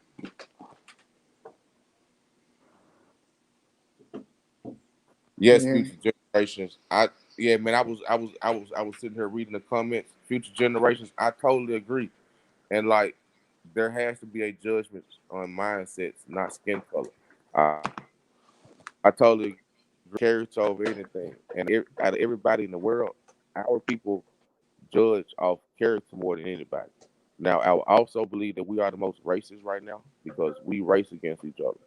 Now, Yeah. you talking about now the Mexicans are more racist than us. They've got an emotional edge, like they've got a chip on their shoulder, Oh, and so they got us, serious issues. Mex- yeah, us and the Mexicans are the most racist. The Caucasian of this generation, we're dealing with entitlement, but most definitely character. It's not a color thing. It's based off character. I have business partners from all over the globe, man. I mean, from Serbia, man, Japan, um, and and all of our communities where our grandparents are from. And so I get it.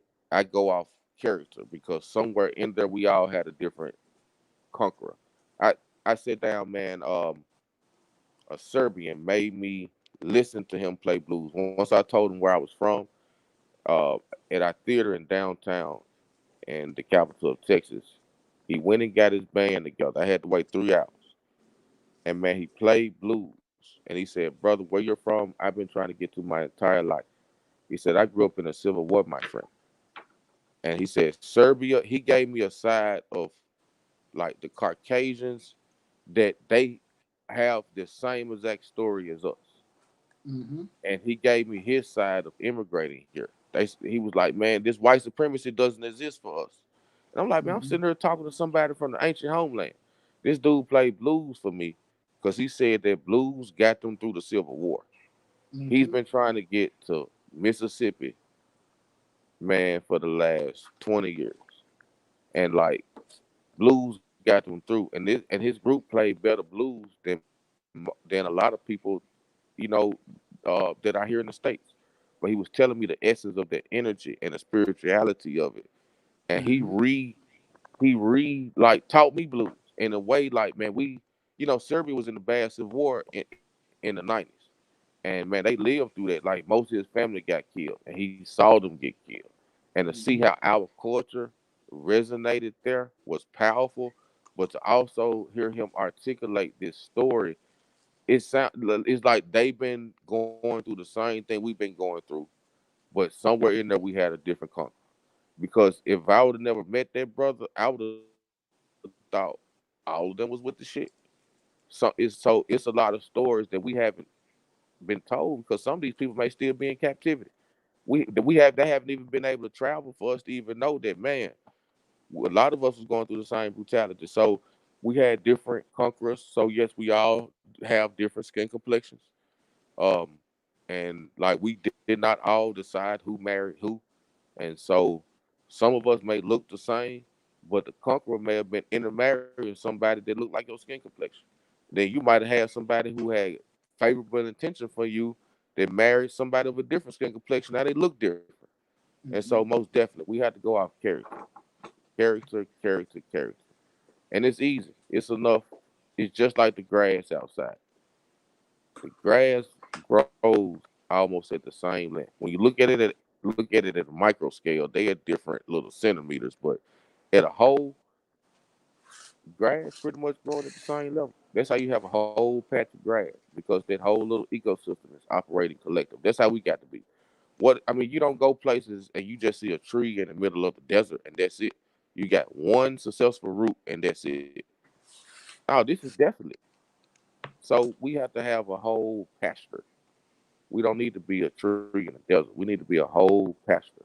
So pastoralized that, man, we could lay down and go to sleep in the green grass because it's so comfortable. But we have to be like the grass petals and they grow equally, collectively. We can't just be individualistic and be the tree, the tree in the desert. Mm-hmm. And bamboo is a plant. it's like the tribes of Israel in the grass family, and they burned that over here. They burned it because if they knew we still had it, we wouldn't go into Walmart, Target, and these other super centers. And so understanding how nature also resonates with our bloodline, that certain things were because you had nature that was created, and then we were created a few areas after after nature. But it was like that same story transcends through nature, and then it transcended through the animal kingdom, then it's transcended through us. And so us being God's people, the bamboo plant, where the bamboo grass is like, uh, it's it's like one and the same. It's the mirror image of us. But yeah, man. No, I'm with you. I was just letting you ride it out. Yeah, I feel you on all that. We could definitely get up, on the Hawaiian Polynesian stuff. There's a lot of stuff out there for sure. How I was mentioning the ant people before. We were talking about how people disappeared at a certain time in Central America. So I had asked you about prophecy because there are lots of prophecies that overlap in these different cultures, calendar systems.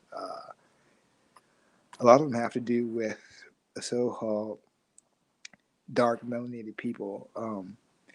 So, for instance, like my name, Eagle, Hawk, Condor, is one of the several Mayan prophecies that talks about 2012 when there'll be a time where the so-called red road, the indigenous road will be so depleted in terms of medicine um, in within the culture that there'll be so few who are practicing the natural traditions they will have to look outside of themselves, to the rainbow diaspora of people. And bloodline will not matter as much as people in their intentions, right, who are following natural law. So that deals with two prophecies, and one prophecy is the eagle, hawk, and condor, which is prophesied to happen at the end of the calendar cycle. So we are in the lands of the eagle in the north, and the condor, the lands of the Central Americas, right? So forth and so on. The three different lands went through their own schism, right? Their own division. And so when the calendar system ended, the precession of the equinox, there was a ceremony, a gathering of the nations, as they called it. And all of the people that had this knowledge, this cosmological calendar knowledge gathered together. Um, so and that was when we were talking about the Sami people. The Sami people were one of the European Nordic nations that were invited to this ceremony, um, which happens every cycle, 26,000 years, which would mean that as we ended this fourth cycle, we did it for the fifth time, right? So entering the fifth world or the fifth age means that we've had four cycles and four ceremonies before this, which means that for the Mayans, they have 100,000 years of recorded history. And that matches the Australians because they speak about the four kings who reigned for like 25,000 years each. Yes, And I find yes, it similar story in other. I find it in Babylon. I find it in other cultures yes, about yes. So the Hopi and the Aztec have similar prophecies. For the Aztec, it's the return of the blue Kachina. And the blue Kachina doll is actually a star system, right? The blue star, the Pleiadian star system, so forth and so on, right? There's a there's a there's talk of a second a second sun. Uh, so at the end of the cycle, we will know it's the end of the cycle by certain celestial markers, right? We're talking about it. yeah, And celestial that's weird, calendar, man, because right? man, when my daughter was born, like she birthed herself because the doctor was stuck in the elevator. And man, she came out blue before her pigmentation went into place. She was blue. She was Mm-hmm. like a very dark blue, and No, like, I'm not laughing at you. I'm laughing because there's another prophecy that deals with that, about children that are born awakened to be tasked for this job, and this cosmic cycle will be known as the indigo and crystalline children. Right? They will be born with certain markers. Mm-hmm. Go ahead, yep, brother. yep. Yeah. Because brother, like, we'll be praying while she be asleep when she was an infant, and she'd be asleep and she would reach out and touch your heart. And I've got pictures of it. I mean, very interesting experience. But yeah, so speaking of these cycles, where was I going with that? It's I've been trying to see how they resonate amongst in cultures because some of them have different times. Like sometimes, you might see 20,000 years, sometimes 25, sometimes 33. But I do Mm-hmm. also understand that over time, people change their calendar systems based off who their ruler was, been based off you know, how long their foot was, determine the calendar system. They will go in and rewriting things. But but I also know that everything that happens in the beginning also happens at the end. And so if it was four rulers in the beginning, then who are these four rulers at the end? And that's where I was Mm-hmm. getting at on our last conversation and the conversation today about understanding who the modern day Anglo and Saxon is, especially in politics, because I think all of that. I mean, the names have changed, and we so blended in that it's not straightforward like it was in our ancestors' time when you could actually see a Leviathan. Now they look just like us, and so that's kind of that's why getting back in spiritual discernment is real key. Because I mean, me personally, I can feel a frequency on someone. I can Mm-hmm. feel it. I mean, and a lot of times when I'm out doing work, man, I've got a lot of equipment with me, and I've been in just about every melanated community in the South, and by the grace, man, I've been safe. But like, I feel a frequency on people everywhere I go, and it's like we live in a society where we're going purely off like what a person has on, and we'll Mm-hmm. easily be manipulated just based off what a person has on. Nothing else. Not dealing with frequency, just based off of if they're playing the game. And so, yeah, it's dealing with what is to come the next few months. I am preparing. Somebody asked in the chat, what would we be trading? Commodities. I mean, Mm-hmm. commodities is like you don't like we can live off the grid and not go downscale. We can have a way more quality product and just live in our own. Live in our own fresh air. So Yeah. commodities, things that you use every day, your commodities and utilities that you need to support and sustain your family. Mm-hmm. Everything that you use on a daily, we need to learn how to grow and sustain and Mm-hmm. store. Uh, When I was so there, I lived for 2 years off the grid.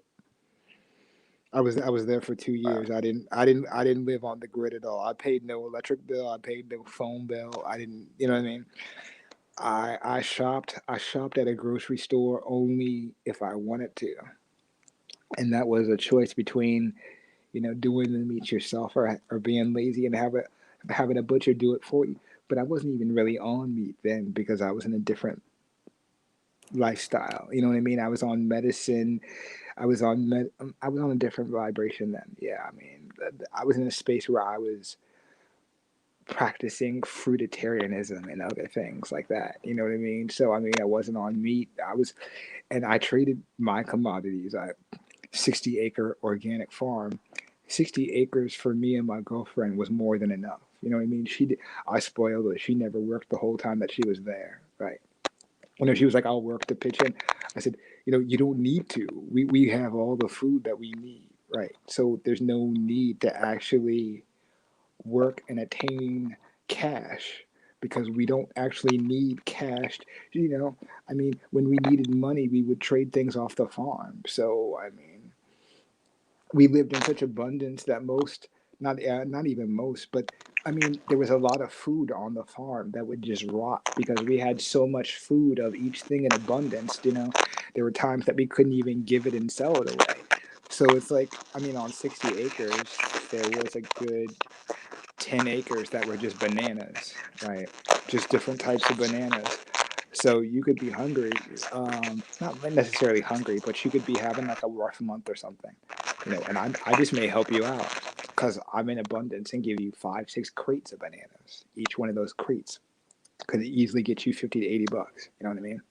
So I'm living off of yeah, Wow. I'm living off of abundance of the land, right? It's not costing me anything, right? To give you commodity that you can flip in the market. Okay, here's another example. I live next to a Rasta commune out there. They lived off the grid. So every morning, 5 or 6 of them would go down. They lived in the jungle right next to me. They would go out in the jungle, no shoes. They would climb. They would climb the coconut trees, just a piece of rope and a little machete hanging off their waist. They'd go up there, knock down these coconuts, spend about an hour up there. They'd go fill up their pickup truck, drive down to the beach, sell these coconuts to the tourists. You know what I mean? They're down there with their machete. Coconut for $1. Coconut for $1. Chop it off, do the fancy slicing of the coconut, put a little fancy straw in there with an umbrella, $1. At the end of the day, these Rastas, I shit you not, by midday would have 5, 6, 7 bills just on coconuts.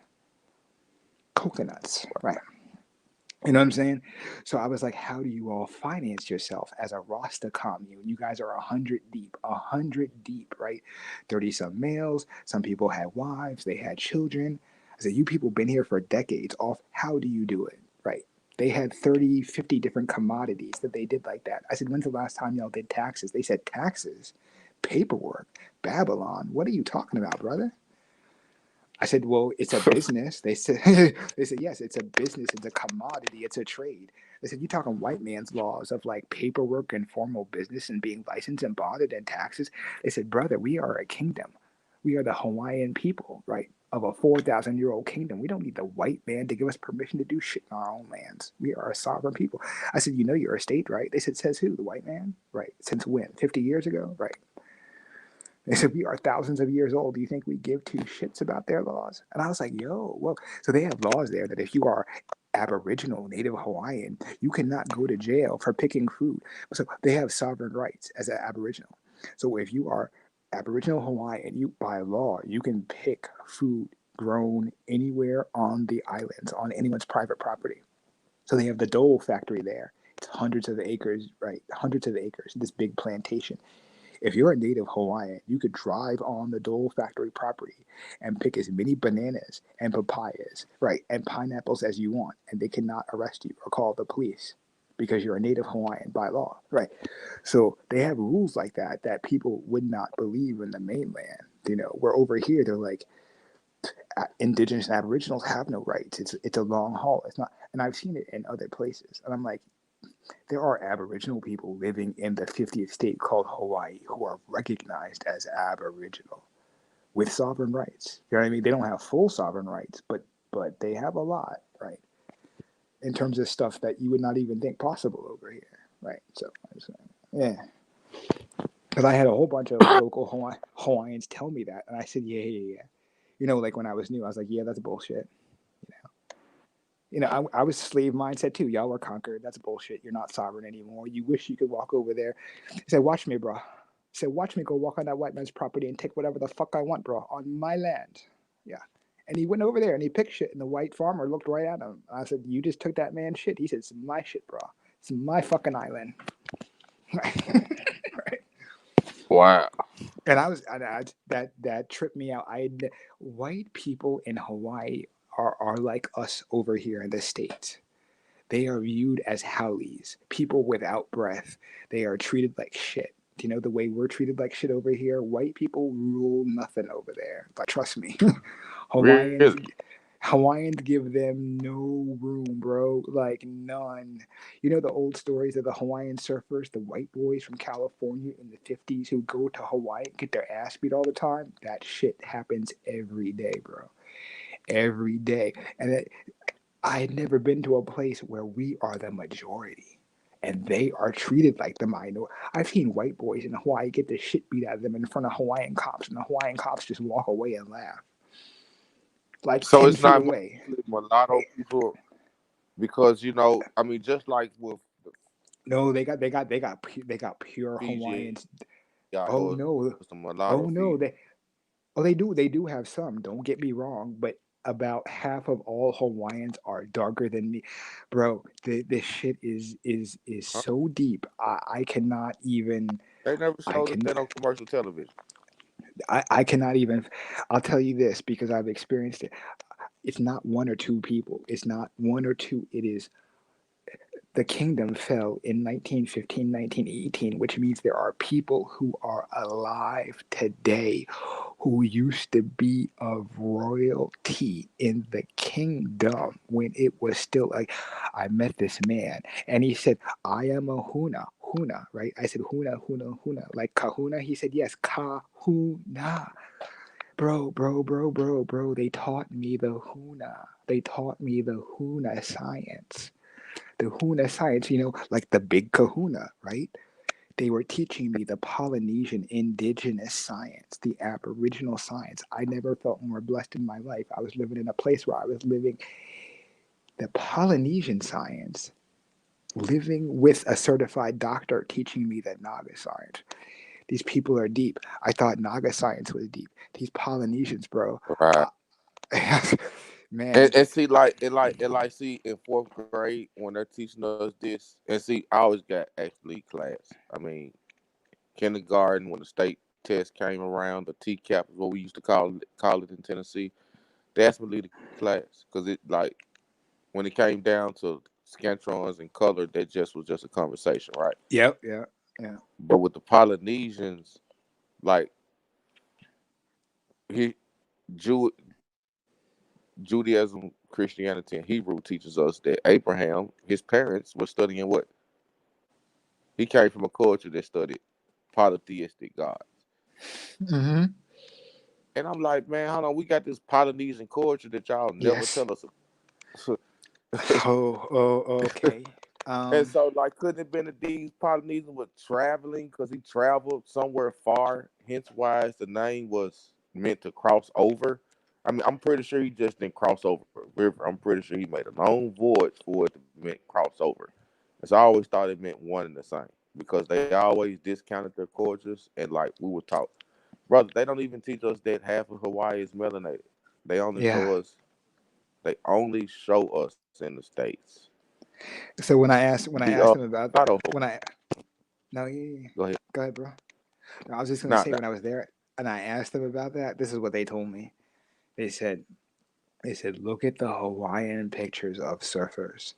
They said, look at the pictures of Hawaiian surfers just in the 50s and 60s. I said, what's gonna show me? They said darker. They said darker than you, brother.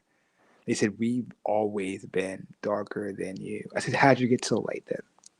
They said mixing in with the Filipino, the Panamanian, the Spaniard. They said, we've seen them all, bro. They said the Spanish came here in the 1700s. We dealt with them. They said, we've seen the Mongols. They tried to cross the Pacific. We stopped them.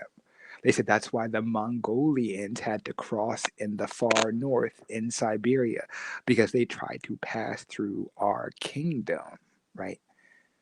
So I said, oh shit. So you're telling me the Mongolians tried to sail the ocean and they encountered you all and you all held them at bay as a gate stopper for several hundred years? They said, yes. That's why they went through Siberia. Yeah. I said, so wait a minute, you know the Mongols? They said, yes, they went through a civil war in the 1200s.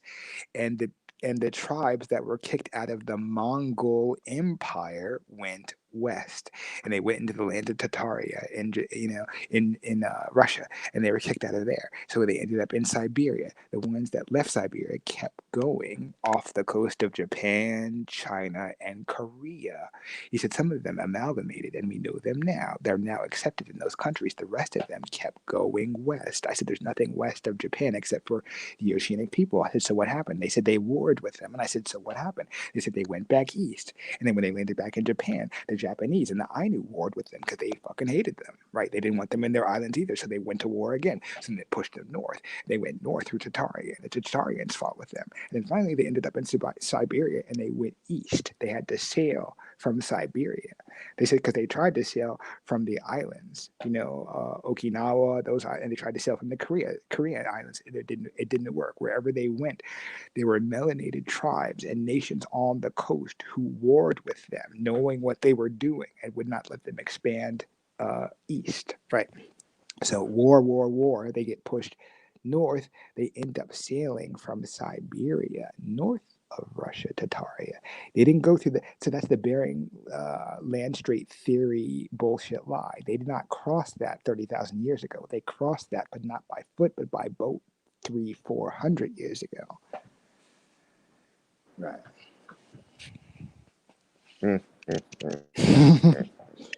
So Man, we got to take a trip. Yeah, bro. The Polynesians have all this history. And you talk about Hebrews, I'll tell you this, brother. The number one most popular culture in the islands is our culture. Number one form of music in Hawaii is hip hop. Second most popular form of music in Hawaii is reggae music. Right. Third most popular form of music in Hawaii is blues and jazz. Fourth most popular is traditional Hawaiian music. Everything about Hawaiians they love. They don't steal our culture.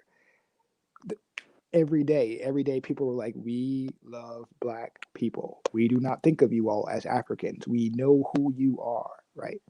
So what does that mean? You know who we are, right? Many of you got labeled African, but you are the Mississippian culture, the great Mississippian culture now known as the Algonquin, Iroquois, and right, Siouan confederations, right? But you all used to be known as the Mississippian people back long time ago. At a certain time period, you were known as the Adena people, right? He said, you are our relatives. We used to travel and, have commerce with you, right?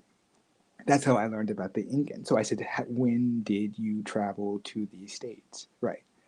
During the times of the black tribes. Well, which black tribes? Are you talking about the Olmecs? And they were like, we're talking about the Olmecs, the Mayans, the Toltecs, the Zapotecs, right? The Mixtecs, the Califians. I said, what do you know about the Califians? Right. I said, what do you know about the Califians? We traded with the Califians. So wait a minute. You as Polynesians sailed to the Americas. When was this? They said forever, like since we've been here.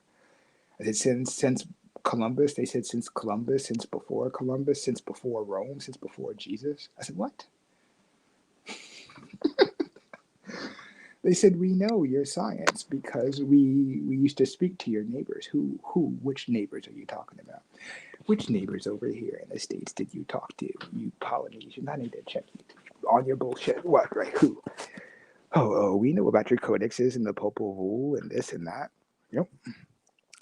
You know about the Incans? Oh, sure, we know about the Incans. We know about these people. We know about your, temple, to the sun god, the moon god, the monkey god, the serpent god, because it's all our shit. It's your shit is our shit. Right? So what? They said, okay, you don't believe us. You're still a believer with the colonized mindset coming from the urban city, thinking you know shit, but you don't really know shit because you don't know how to live off of artificial law, right? You don't know how to live off the land, natural law, right? You're still living on their story, right? What they told you we were, right? He said, do you know that Easter Island is part of the Hawaiian kingdom?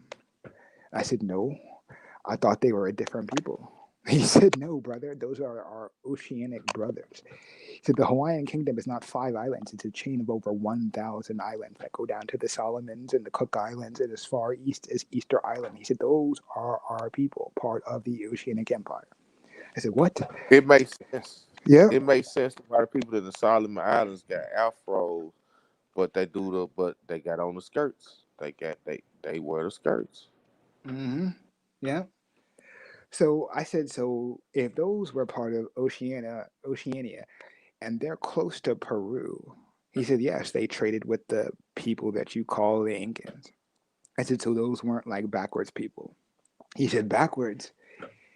He said, you think of Easter Island as this remote place with tribal people in grass skirts. Dumb, dumb, dumb. It's just so dumb, right? He said, you see the heads, the big heads on Easter Island, right? He said, you know they were a bird clan, right? That's why they wore the grass skirts feathers. They were part of the bird clans. I said, yeah, I get you. Quetzalcoatl, all the bird clans, dragon clans. I get it, right? Where are you going with it? They said, well, how can you have a bird clan in Peru and you have a bird clan Easter Island 300 miles off the coast, but you assume they don't know each other? And I was like, oh, snap. I feel dumb. I get it now. Right? The Polynesian knowledge is one of the missing links between us and the Naga science and the people of Oceania, Mu, and what we call the Land of Oz. The Land of Oz, that fucking story is about the Aboriginals' dream time. They took that from the Australians. The term Skywalker comes from the Hopi and the Aztec because they're brothers. In Oceania, these people are linked on an energetic level and they talk to each other beyond the physical plane, which is why the science is instantaneous. They all talk to each other. They all know. All of the dragon clans are connected. They talked, so all the people in Tibet, at the gate of Shambhala know what the hell the Hopi and the Aztecs are doing, right? And all the people in terms of the Hopi and Aztec community at that gate know what's going on with the Southern Pacific gate, right? So forth and so on. The Bermudian gate has been closed for a while. The gate of Mu is not on land. It's in the middle of the ocean. That's why our Navy is so interested in the South Pacific, right? Because there's a gate down there too, off the Land of Oz, part of the Dreamtime, right?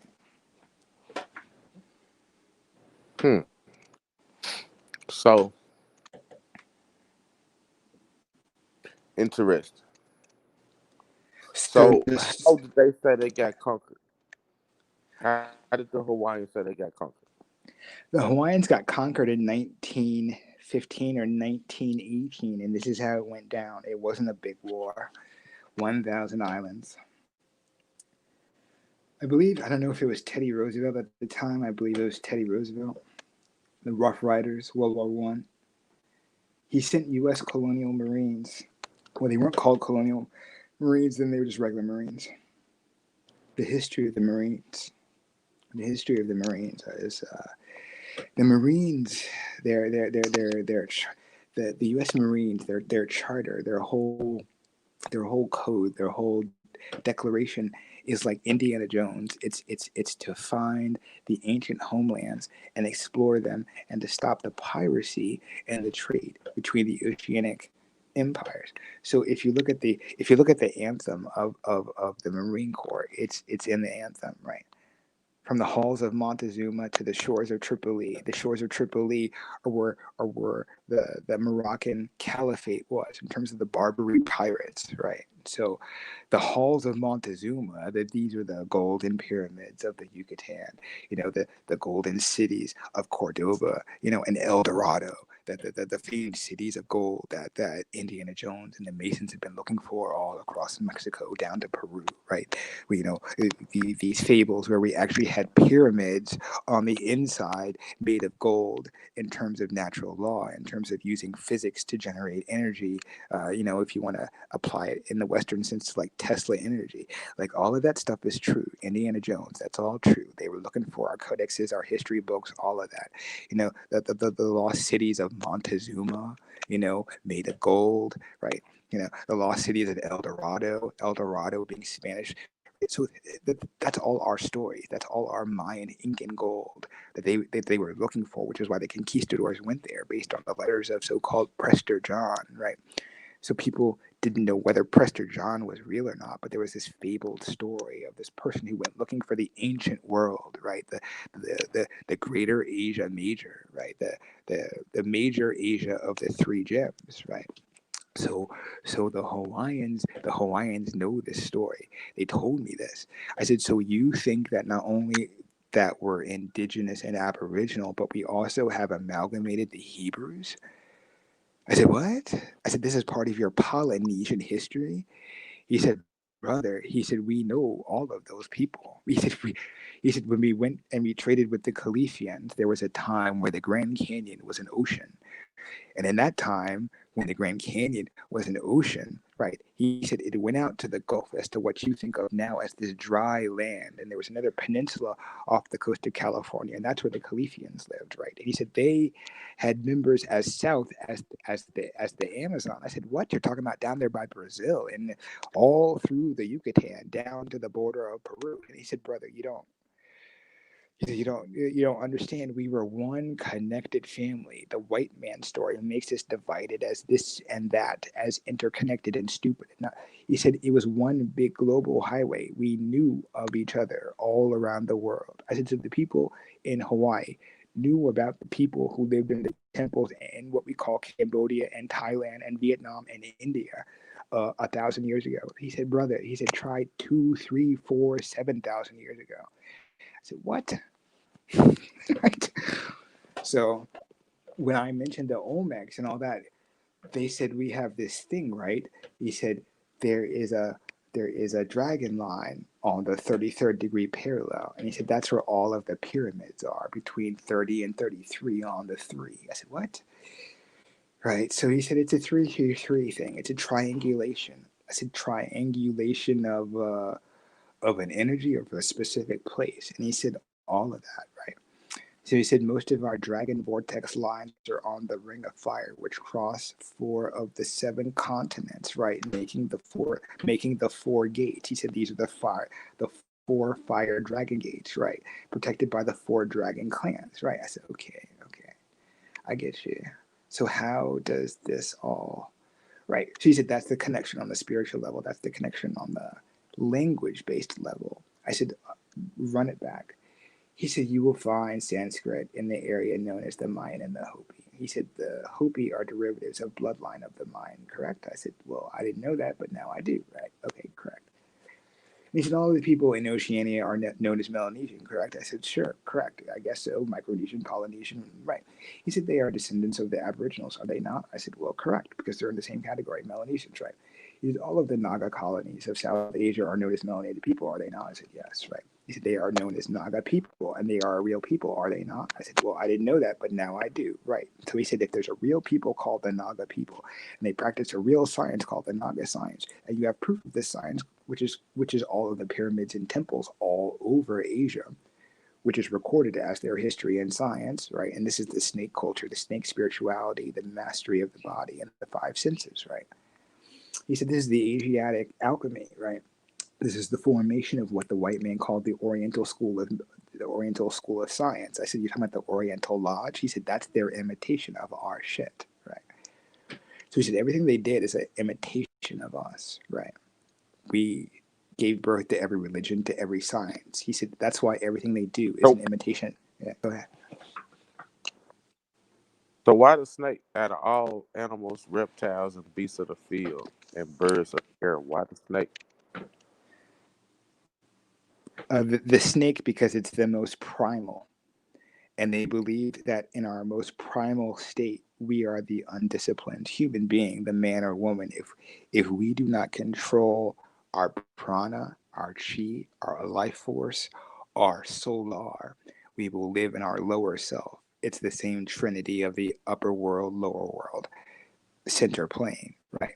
So in the Mayan cosmology and science, and in the Hawaiian Polynesian, it's one and the same. We live in this plane, and we're constantly yoked between the upper self, the upper world, and the lower self, the lower ego, right? It's our job to find grounding and root ourselves, right, and to grow. It's like the indigenous story of the 2 wolves, whichever wolf will grow is the one that you feed, right? Knowledge of self brings a certain level of awareness where you have an understanding of where you are. And once you have an understanding of where you are, you can stop moving and learn the basics of motion in energy dynamics, which for the Mayans and the Polynesians goes into the 4th dimensional physics. Like the number system, and each number is a not only mathematical, algebraic, but it's also representative of a dimension in physics. So as you learn the counting system, you're not just learning algebra, but you're learning the physical dimensions as well. So as you learned 5, you also learned the 5 states of matter, the 5 elemental properties that make up the basics of alchemy, right? So by the time you get to 5, you've mastered a lot. You've mastered the 5 systems of the body, the 5 elements that make up the basis of all Asian medicine, right? So the five basic elements: earth, air, fire, water, ether, so forth and so on. It changes. There's variations in different cultures, but it's the same thing.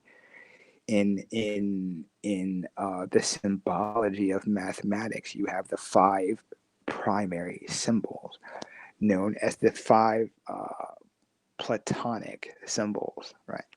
Which also go into the first 5 primary Platonic sounds, right? These are the first primary organic natural sounds of the universe and the planet. And so these different sciences worked on that vibrational energy, right? So the snake is the snake is our most primal state. So putting the snake on the human body is a symbol of mastery of everything in the sense world. So a person who's in a yoga position, right, with a snake around their neck is symbolizing that they've mastered the earthly plane, all of the 5 senses, meaning they've risen above all of the fleshly desires, right, of ego, lust, envy, jealousy, greed, right, slothfulness. They've risen above all of those things. They're neither attached or invested in it emotionally, right? You're neutral. You're neither, invested or detached in an apathetic sense, right? You're neither here nor there. You're neither right. You're neither left or right because you're non-dualistic. That's an Asiatic science, right? Going beyond duality, where there's another option beyond left or right or good or bad, and getting stuck in that choice. So the Dogon practiced that non-dualistic psychology. The Mayans practiced a non-dualistic psychology. You're not just bound to this earth plane where something is either good or bad or right or wrong. There's always a unifying force, not just in terms of energy, but psychology. There's nothing that's divided, right? You just transform things. So the snake becomes transformed, right? Where instead of letting the snake, the primal state, guide you, you guide the primal state. And the primal state in Naga science is the life force, the life force, what they call the Shakti energy, your spinal fluid. And so when you activate that through yoga exercises and the different sciences, that primal life force resets your DNA on a scientific, biological, measurable level. And this is the science of the Naga, which became the science of Hinduism and Buddhism.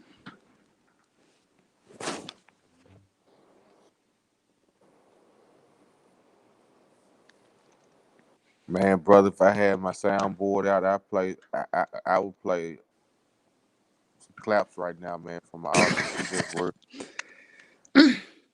So that's the serpent and the serpentine, right? So the serpent is neither good nor evil. It's the bearer of knowledge. The serpent is neither good nor evil. It's not in the dualistic form.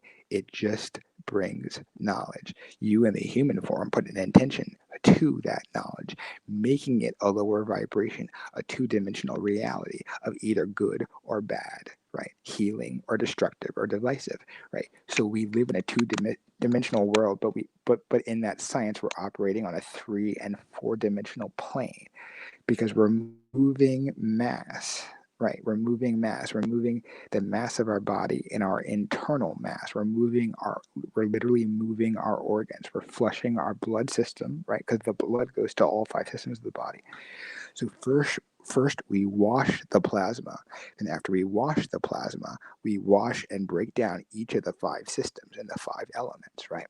Once we break that down and we purify the temple in the body, then we recombine all 5 systems of the body and 5 elements. That is what's known as the primary foundation for the greater and lesser universe, the macro and microcosmic orbit, which is what is called in Taoism in the Asiatic martial arts. It's the same science of the. So in Hinduism, they call it the greater and lesser vehicle, the greater and lesser karmic vehicle, which is why you have two different paths in Buddhism and two different paths in Hinduism, the left hand and the right hand path, so forth. So, right. So you have the tantric and the non-tantric path in Hinduism and Buddhism. So you have two dualistic choices, the inward path or the outward path. And in the outward path, you change your karma by what you give to the world. In the internal path, it doesn't matter what you give to other people because you're internally self-focused on your own evolution, right? Not attached to external karmic cycles, right? So there's no judgment of which way you go because you still get to the same destination. Like they call one the greater vehicle because it's more challenging, and it's more detailed, it's more strenuous, right? The lesser vehicle is sort of like the shortcut, like the Cliff Notes version, right? Right. So, right. So that's the snake. So in Hinduism and Buddhism, you see these deities with many snakes. The Hindu god with 7 snakes, which is representing the 7 realms of existence. Do you know the 7 different senses? You have 5 senses in the physical plane body, and then you have 2. What do you call it? You have 2 ethereal senses. Right. One of them that we would look at as like the third eye. It's with the physical body, but it has non-physical sight. The other one, some people call like the Merkaba. So we have like two receivers in a sense, transmitters, right? When those 2 transmitters are aligned, you create a pole star. So a pole is just a pole, right? And then when it has just one end to it, it's just a post, right? A post, when they say post up, right? So because when you post up, right, all your energy is going northbound. It's going north up to the heavens, through the crown, through the head, through the mouth, what have you. So, but it's one directional. When you give energies from both ends, you're creating 360 degrees of the cycle. You're making a dualistic 2-dimensional plane into a 3-dimensional 360-degree holistic plane. So you're circling the square, right?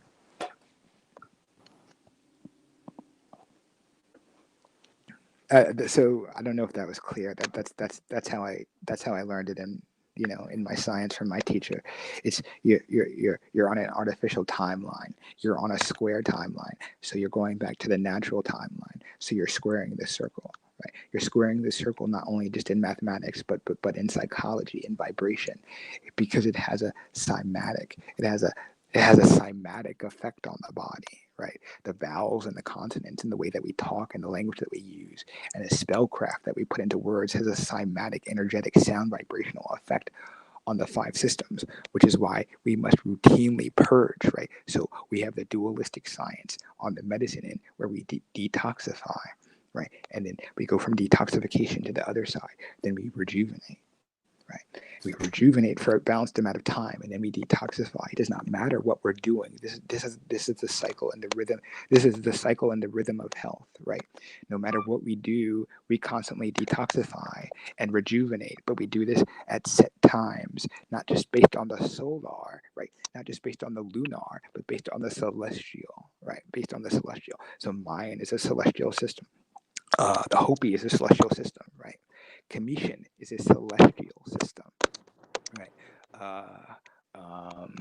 The Naga science is a celestial system, right?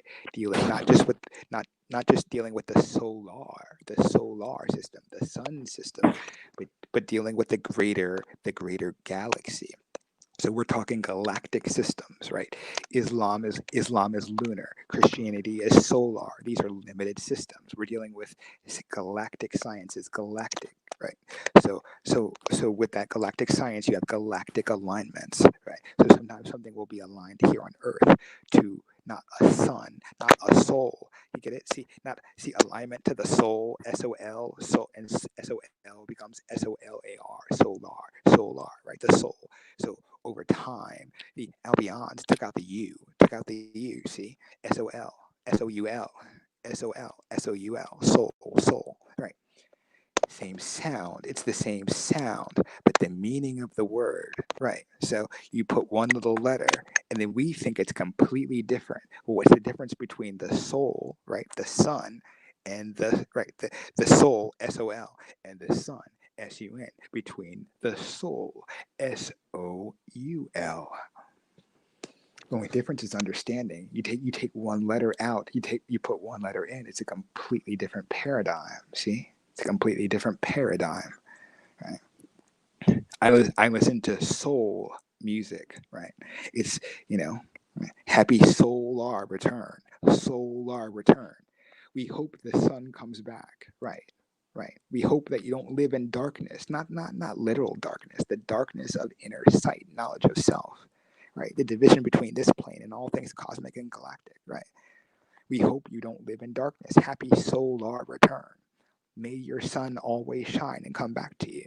Right.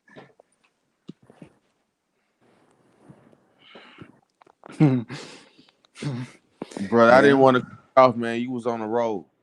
Like you was Night. on the road. So what did they say? So we talk about an artificial reality. So the Polynesians said we're living in an artificial reality. So we cannot communicate and empower the vibrations like we used to. So how do we transition from this artificial reality back to the natural reality, or is that the transition of of mastering the seven sciences that you're speaking?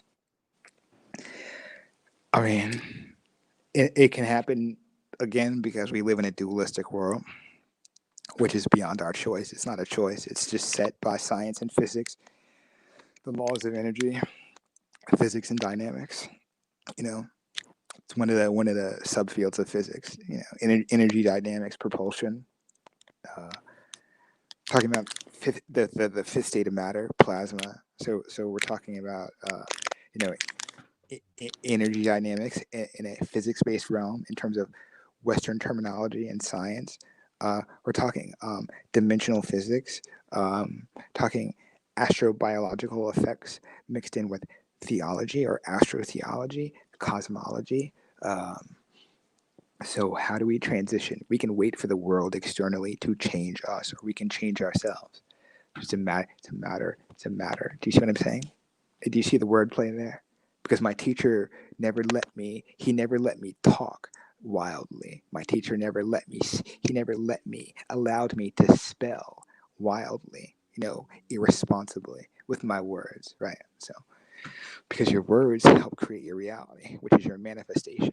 So if you say to yourself that you're a motherfucker, that you're a nigger, right, every day, you're going to create that reality because it's not race based, right? But if you tell yourself you're an ignorant person every day for 50 years, why is it any surprise that you live in that reality? Because you spelled yourself into that. You spelled yourself day over and day over that you're an ignorant person, you're an ignorant person, you're an ignorant person, you're an ignorant person, right? If you're going to call yourself that, call yourself the original proper title, right? Naga. And then understand the difference between Naga and nigger. Because a nigger is an ignorant person. And Nagas were not that. Far from that. So when I see brothers on the corner, like, I got that Naga science, nigga. And I'm like, well, a Naga would never use that word. Because a Naga who knows themselves would never call themselves that. Somebody on an elevated science would never, with that cosmic understanding, would never say, I have cosmic knowledge, but at the same time, I am an ignorant person, right? I'm mapping star systems that are not even in my solar system, but then at the same time, they're going to turn around and call themselves an ignorant person? No.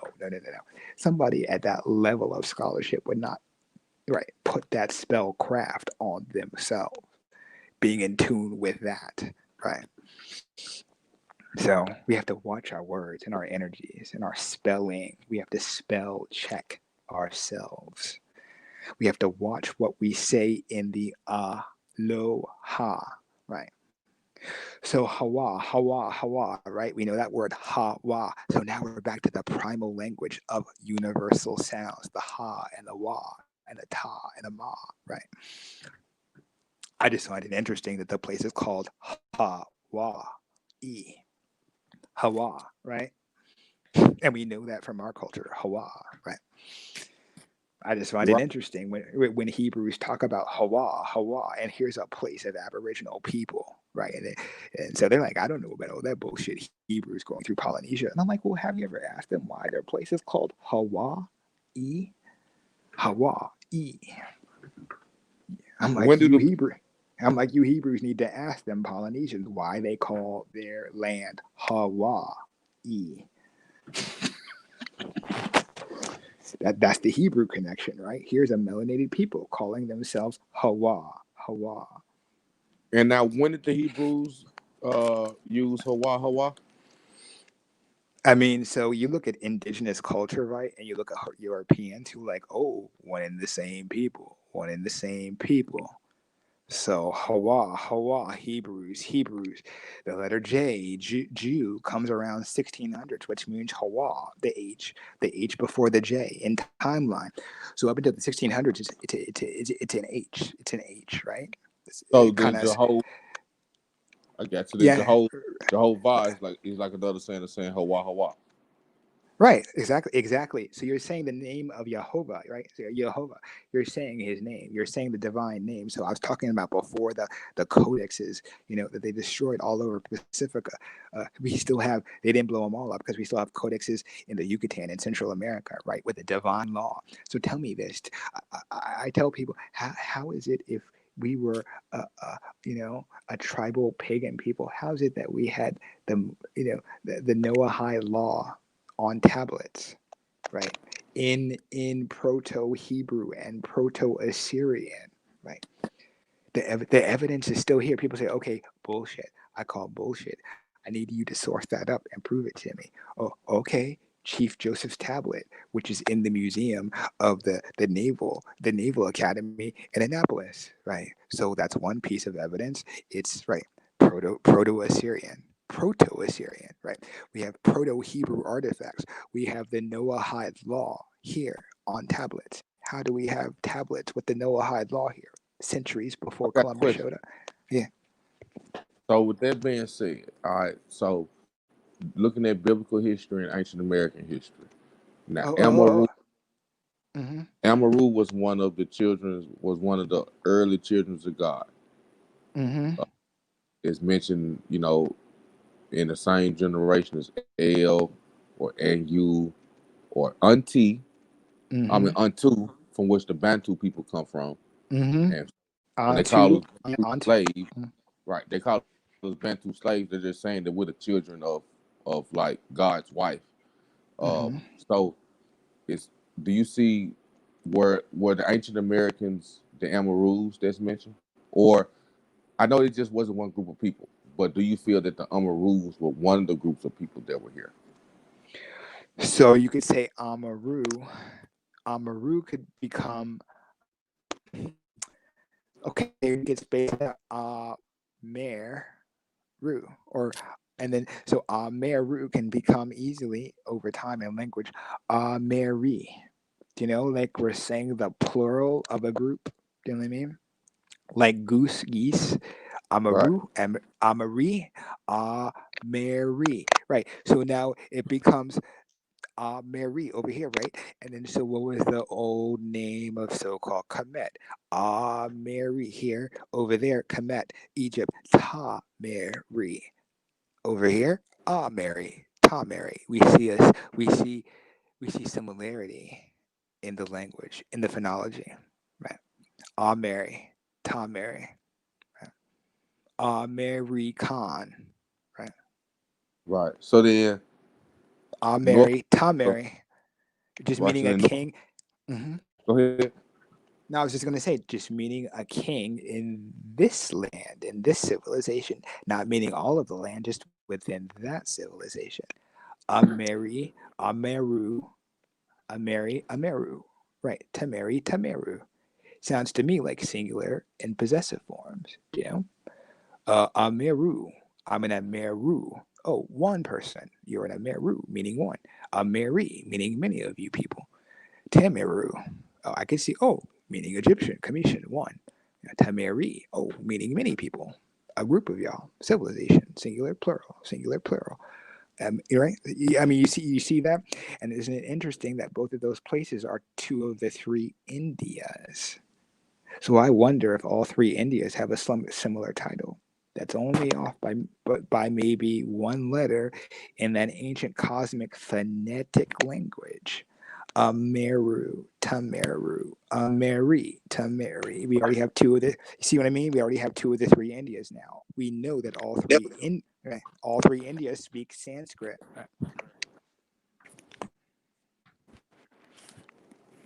And that's very possible. I mean, in West Africa, you have a lot of people with the last name Maya, and there was a Mm-hmm. And so Mayan somebody in the chat. civilization here. It was Mayan civilization, Hindustan. Mm-hmm. I was just saying, somebody in the chat says Hawa stands for creator, breath, the breath of the creator. Right?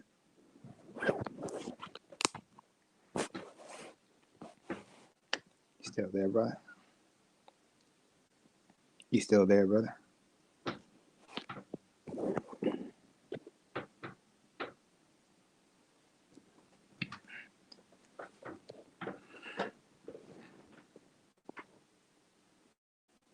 Go ahead, brother.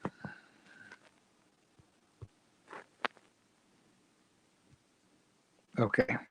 I can't hear you if you're talking, but you're still there though, so.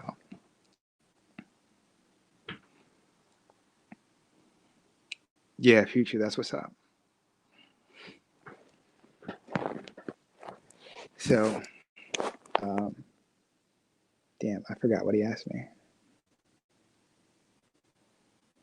He asked if they were, what did he ask me? I forget.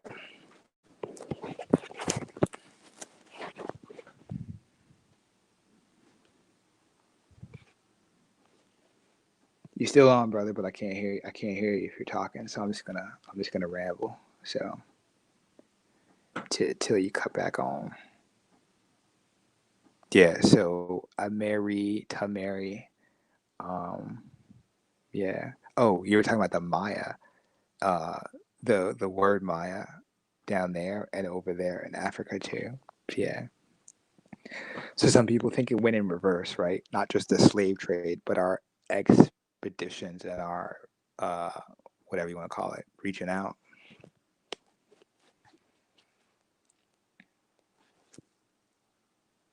Rika means rich. So means son. Oh, yeah, I got you. Mm-hmm.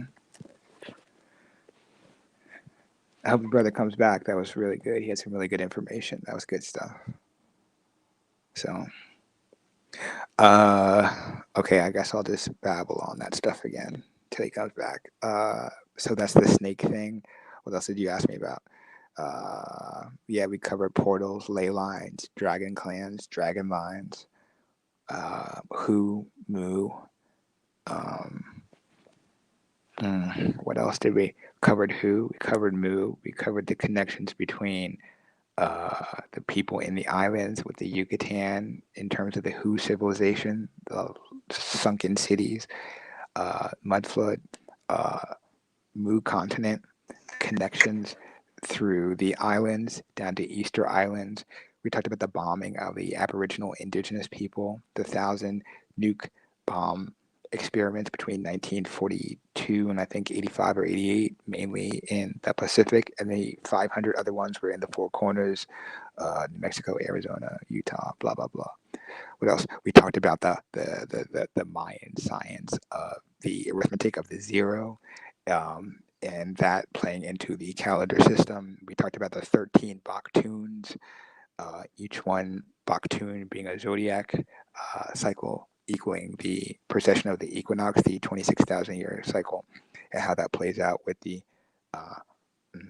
Hopi, Aztec, and Incan, Cherokee, and Sami, and other cultures worldwide based on the prophecy. Oh, welcome back, brother. Welcome back. Yeah, man. Somehow I was speaking and I don't know. I looked over at the phone and I wasn't on StreamYard anymore. It's all good, brother. It's all good. Yeah. No, I was being patient. I was waiting for you. I knew you'd come back. Yeah. I was like, so Yeah, I had to technology. go back and try to find the link. Mm-hmm. Yeah, but I was saying that you had mentioned that Egypt and America having similar names of Amaru, Tamaru, and so forth. Mm-hmm. So I'm pretty sure if we dig hard enough in Hindustan or Mm-hmm. India that we will find some ancient names that Mm-hmm. are reflective of Tamaru, because the Tamil language is very similar to the languages of Nigeria and Cameroon. And in West Yes. Africa, a lot of West Africans have the surname Maya, which Mm-hmm. also has strong American roots and strong Indian roots. A Yes, sir. lot Yes, sir. of name Maya. So I would not be surprised. And you mentioned earlier about what if we shifted everything in the Middle East to like everything we think of that happened over there that they tell us about, if we shifted it to Morocco, Mm-hmm. sense because they took a NASA took a picture of the Circle City. They call it Eye of Africa in Mm-hmm. Mauritania, and yeah, it's in the desert of Mauritania, but it Mm-hmm. gives image of the remnants of a circle city. So Mm-hmm.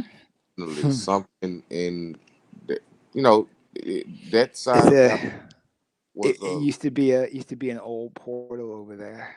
Talking about the lands of Mansa Musa, right? Timbuktu and yeah, the Mali you said Empire. you said portal or port. Oh, portal, as in who- it used to be, I mean, it used to be a vortex. It's still a vortex. It's just in the middle of the desert. So now it's a desert. Back then it wasn't a desert. So I mean, so yeah, they got bad juju on that one. So I mean, Yeah, they yeah. got bad. Yeah, they got bad energy on that gate, which is part of their regional curse, with what's going on over there with the Gold Coast, Negro land, and all of that. I mean, the Dogon, right? The Dogon have stories. I mean, so somebody said they want to talk about the Dragon Clan. The Dragon Clan cover the dragon, the Dragon Gates, their four cardinal gates to the inner world. We were talking about inner Earth before. So for the Tibetans, they call it Shambhala. We've heard of the ones in Antarctica.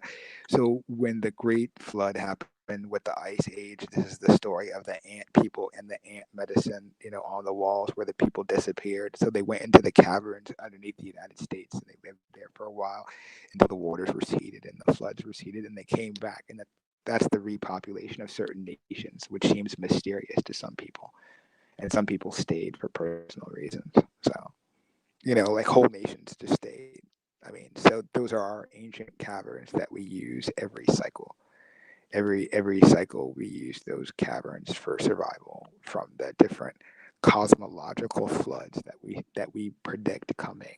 So they happen on a cycle based on the vibrations between the sun, the moon, and the planets.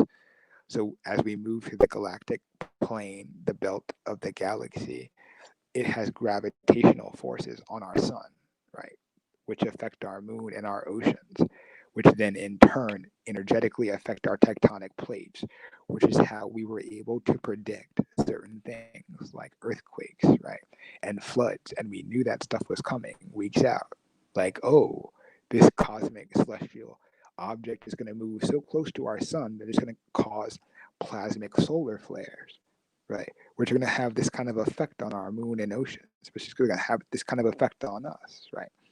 And so as we predicted that, oh, it's here, it's by March, it's going to take 2 weeks to get here, right? It's going to take 2 months to get. That's how we mark those things, those different phenology. Phenology is a study of different cycles and their effects on humans. So we put that into our cosmology, these different warnings. Like there were warnings, like, in this time, this is going to happen. It wasn't like be afraid. It was like cover your ass, do what you need to do for survival. So, right. So you don't get fucked up and you can live through that shit. Right. Right.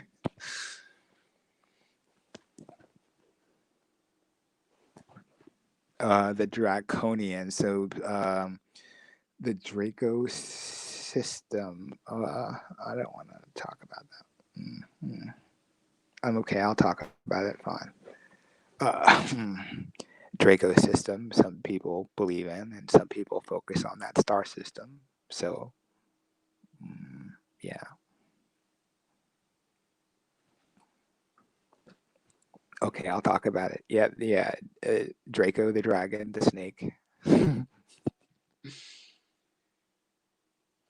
Brother, I got a question before you get into the draconian. So, Yeah. is Go the ahead. draconian different from what we learned with the Naga sciences, or was that when people used the sciences for dark arts, and then it became draconian? A little bit of both. It's like the same science was on the planet, and then certain cultures just had different intentions with it, and then certain cultures got along, and certain cultures didn't, and then certain cultures were just not even on that level, like I mean, like when the Mongols tried to invade India.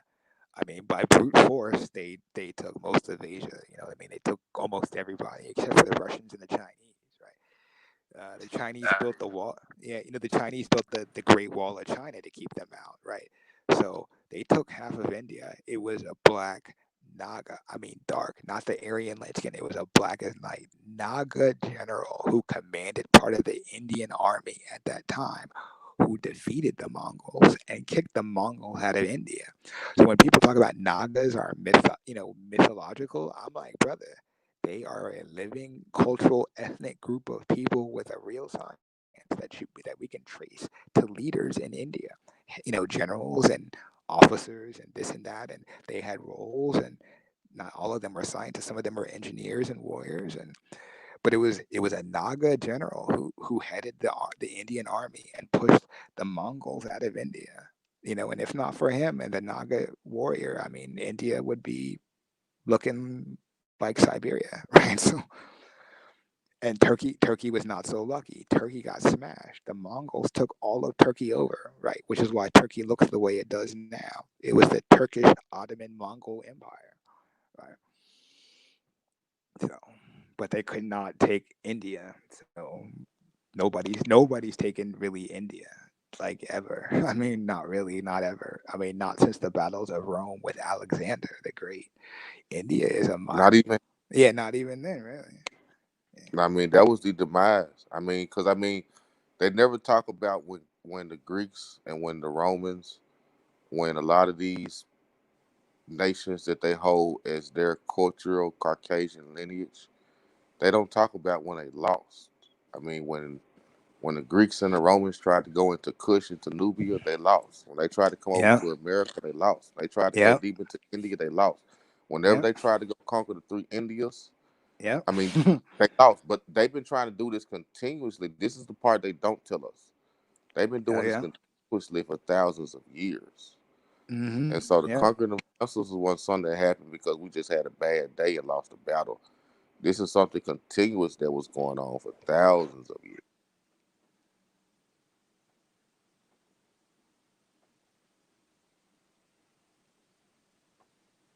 Oh, somebody was mentioning Japan in the chat, and they said Japan had Nagasaki. Yes, and Japan also was known up until World War II as the land of the sun. So a lot of the Nesian, a lot of the Nesian, like the micro Melanesian cultures, the darker Nesian Pacific cultures, and ours along the equator named themselves that in some form or fashion. Like children of the sun, this or that, right? So very similar to Hebrew, you know, very similar to Hebrew in the title "Children of God." I mean, depends on how you look at it. So, but there are similarities there. And then again, back to the Hawaiian Polynesian thing, aloha, aloha, ha, right? Aloha, divine breath, ha, breath, right? Hawa, Hawa, Hawaii, right? The breath of God, right? I just find it very interesting that the place is called Hawaii and that the way they greet each other is aloha, right? I see the divine breath in you, and then they name their land Hawaii, right? The breath of God, and these are Hebrew terms. I'm just saying, right? Yeah. All right. And to add on what you were saying about Japan, Mhm. Nagasaki, Mhm. Samurai. uh, Mhm. Now, the Ainu tribe still resides in northern Japan in the mountains, Mhm. and they look just like a lot of our grandparents. They have real thick cheekbones and tight, chinky eyes. They're very melanated. They have Mhm. long beards. Now, Anu goes back to some of the most ancient of words because Anu in certain languages was the creator God. And now once you take that same name Mhm. and you parallel it with other civilizations, what Mhm. in Babylon it was Anu, and that's what the Dogon tribe, uh, people way in Japan, they still hold on to that tradition. Then next door you had the Hebrew or the Israelite tradition, which had El, but it meant Mhm. one and the same. And then you can find the same similarity in Egyptian. And so Anu was one of the oldest words in the world. So the Anu tribe being in Japan, it still goes back to the same etymology of Naga. And it still Mhm. goes back to the same family. It goes back to the same original family. Mhm. Mhm.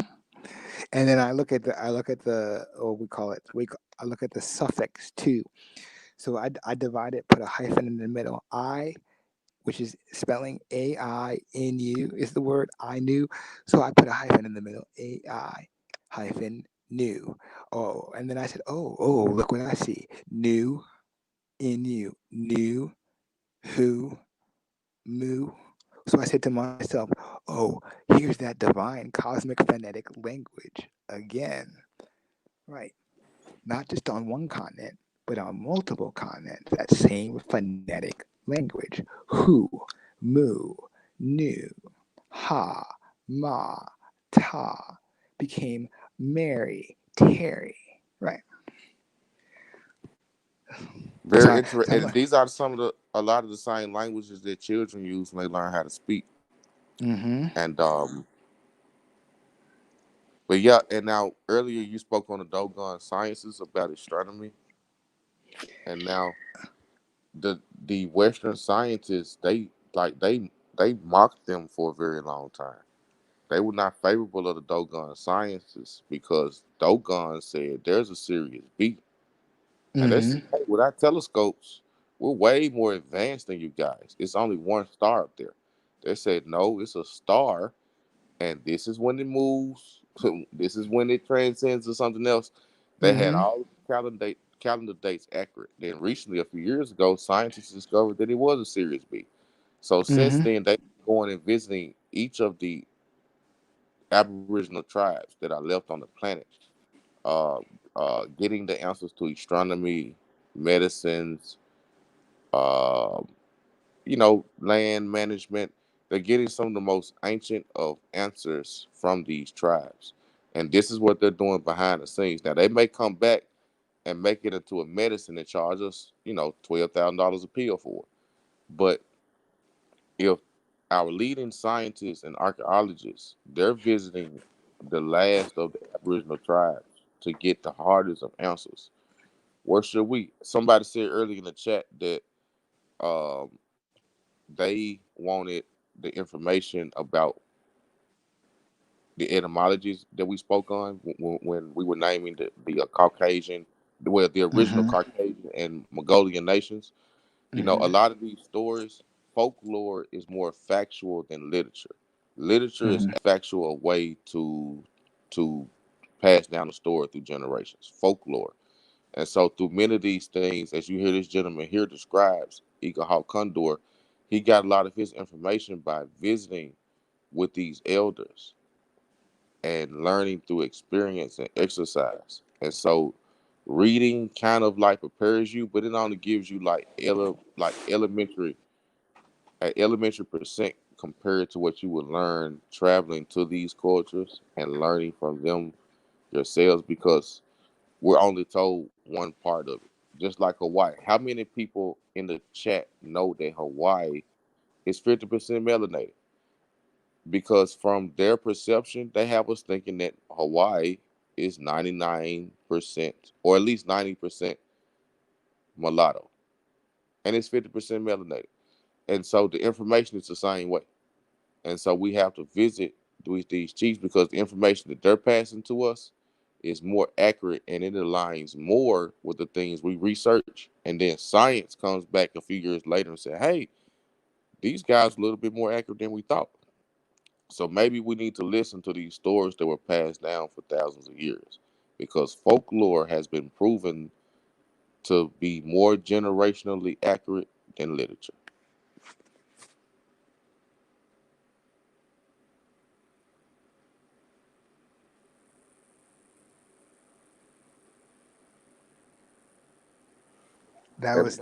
That was beautifully said, brother. Mhm. And man, it's 7:20 Central Standard Time in my part of the land. Mm-hmm. And man, every time we have a bill, we go for some hours. But it's all well worth it because I believe that a lot of people it's furthering them along on their studies. Because a lot of this information took us years, decades plus, just to assimilate and to articulate.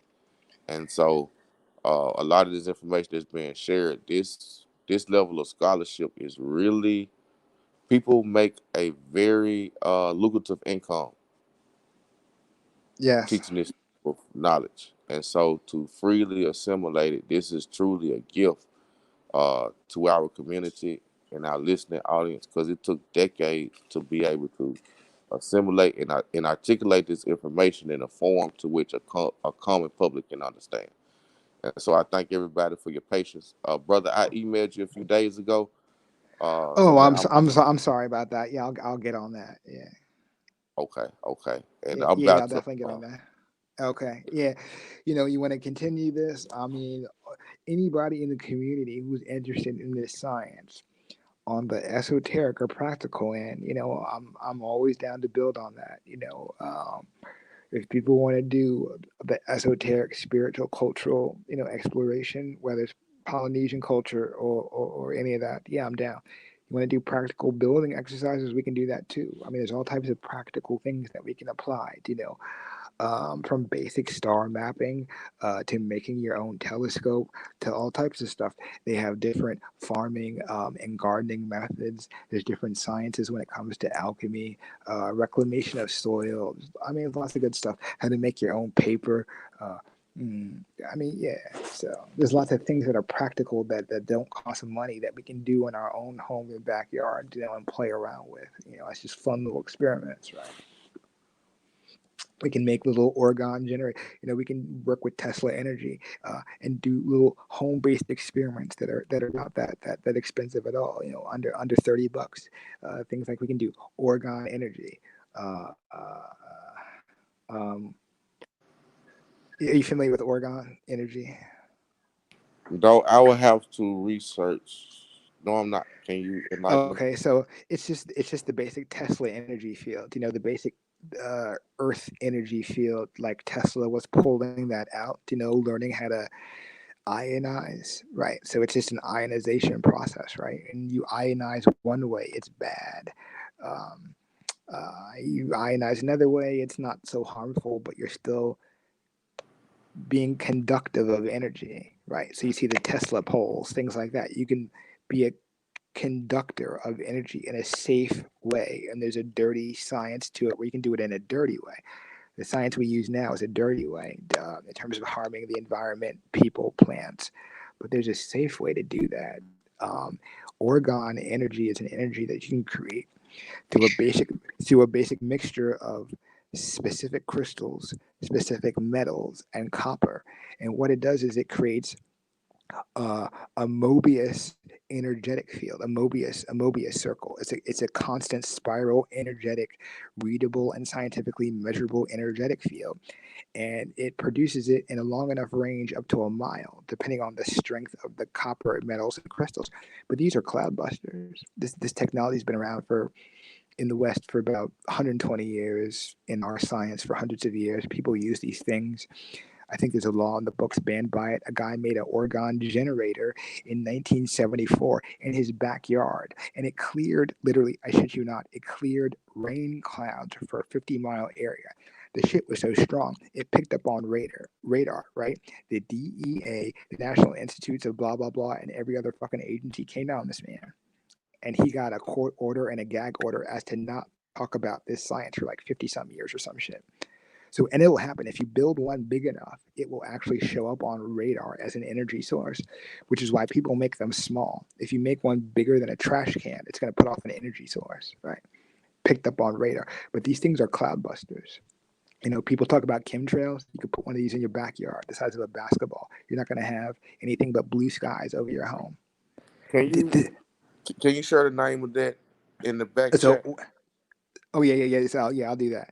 So these are practical energies in our science that we can apply with no money to test the validity of that science and just play around. You know, things like that we can do. You know, like when you're a kid and you do the basic experiment where you take the potato and you have a wire and then you put it in the ground attached to a light bulb and it has a current enough to light up the light bulb.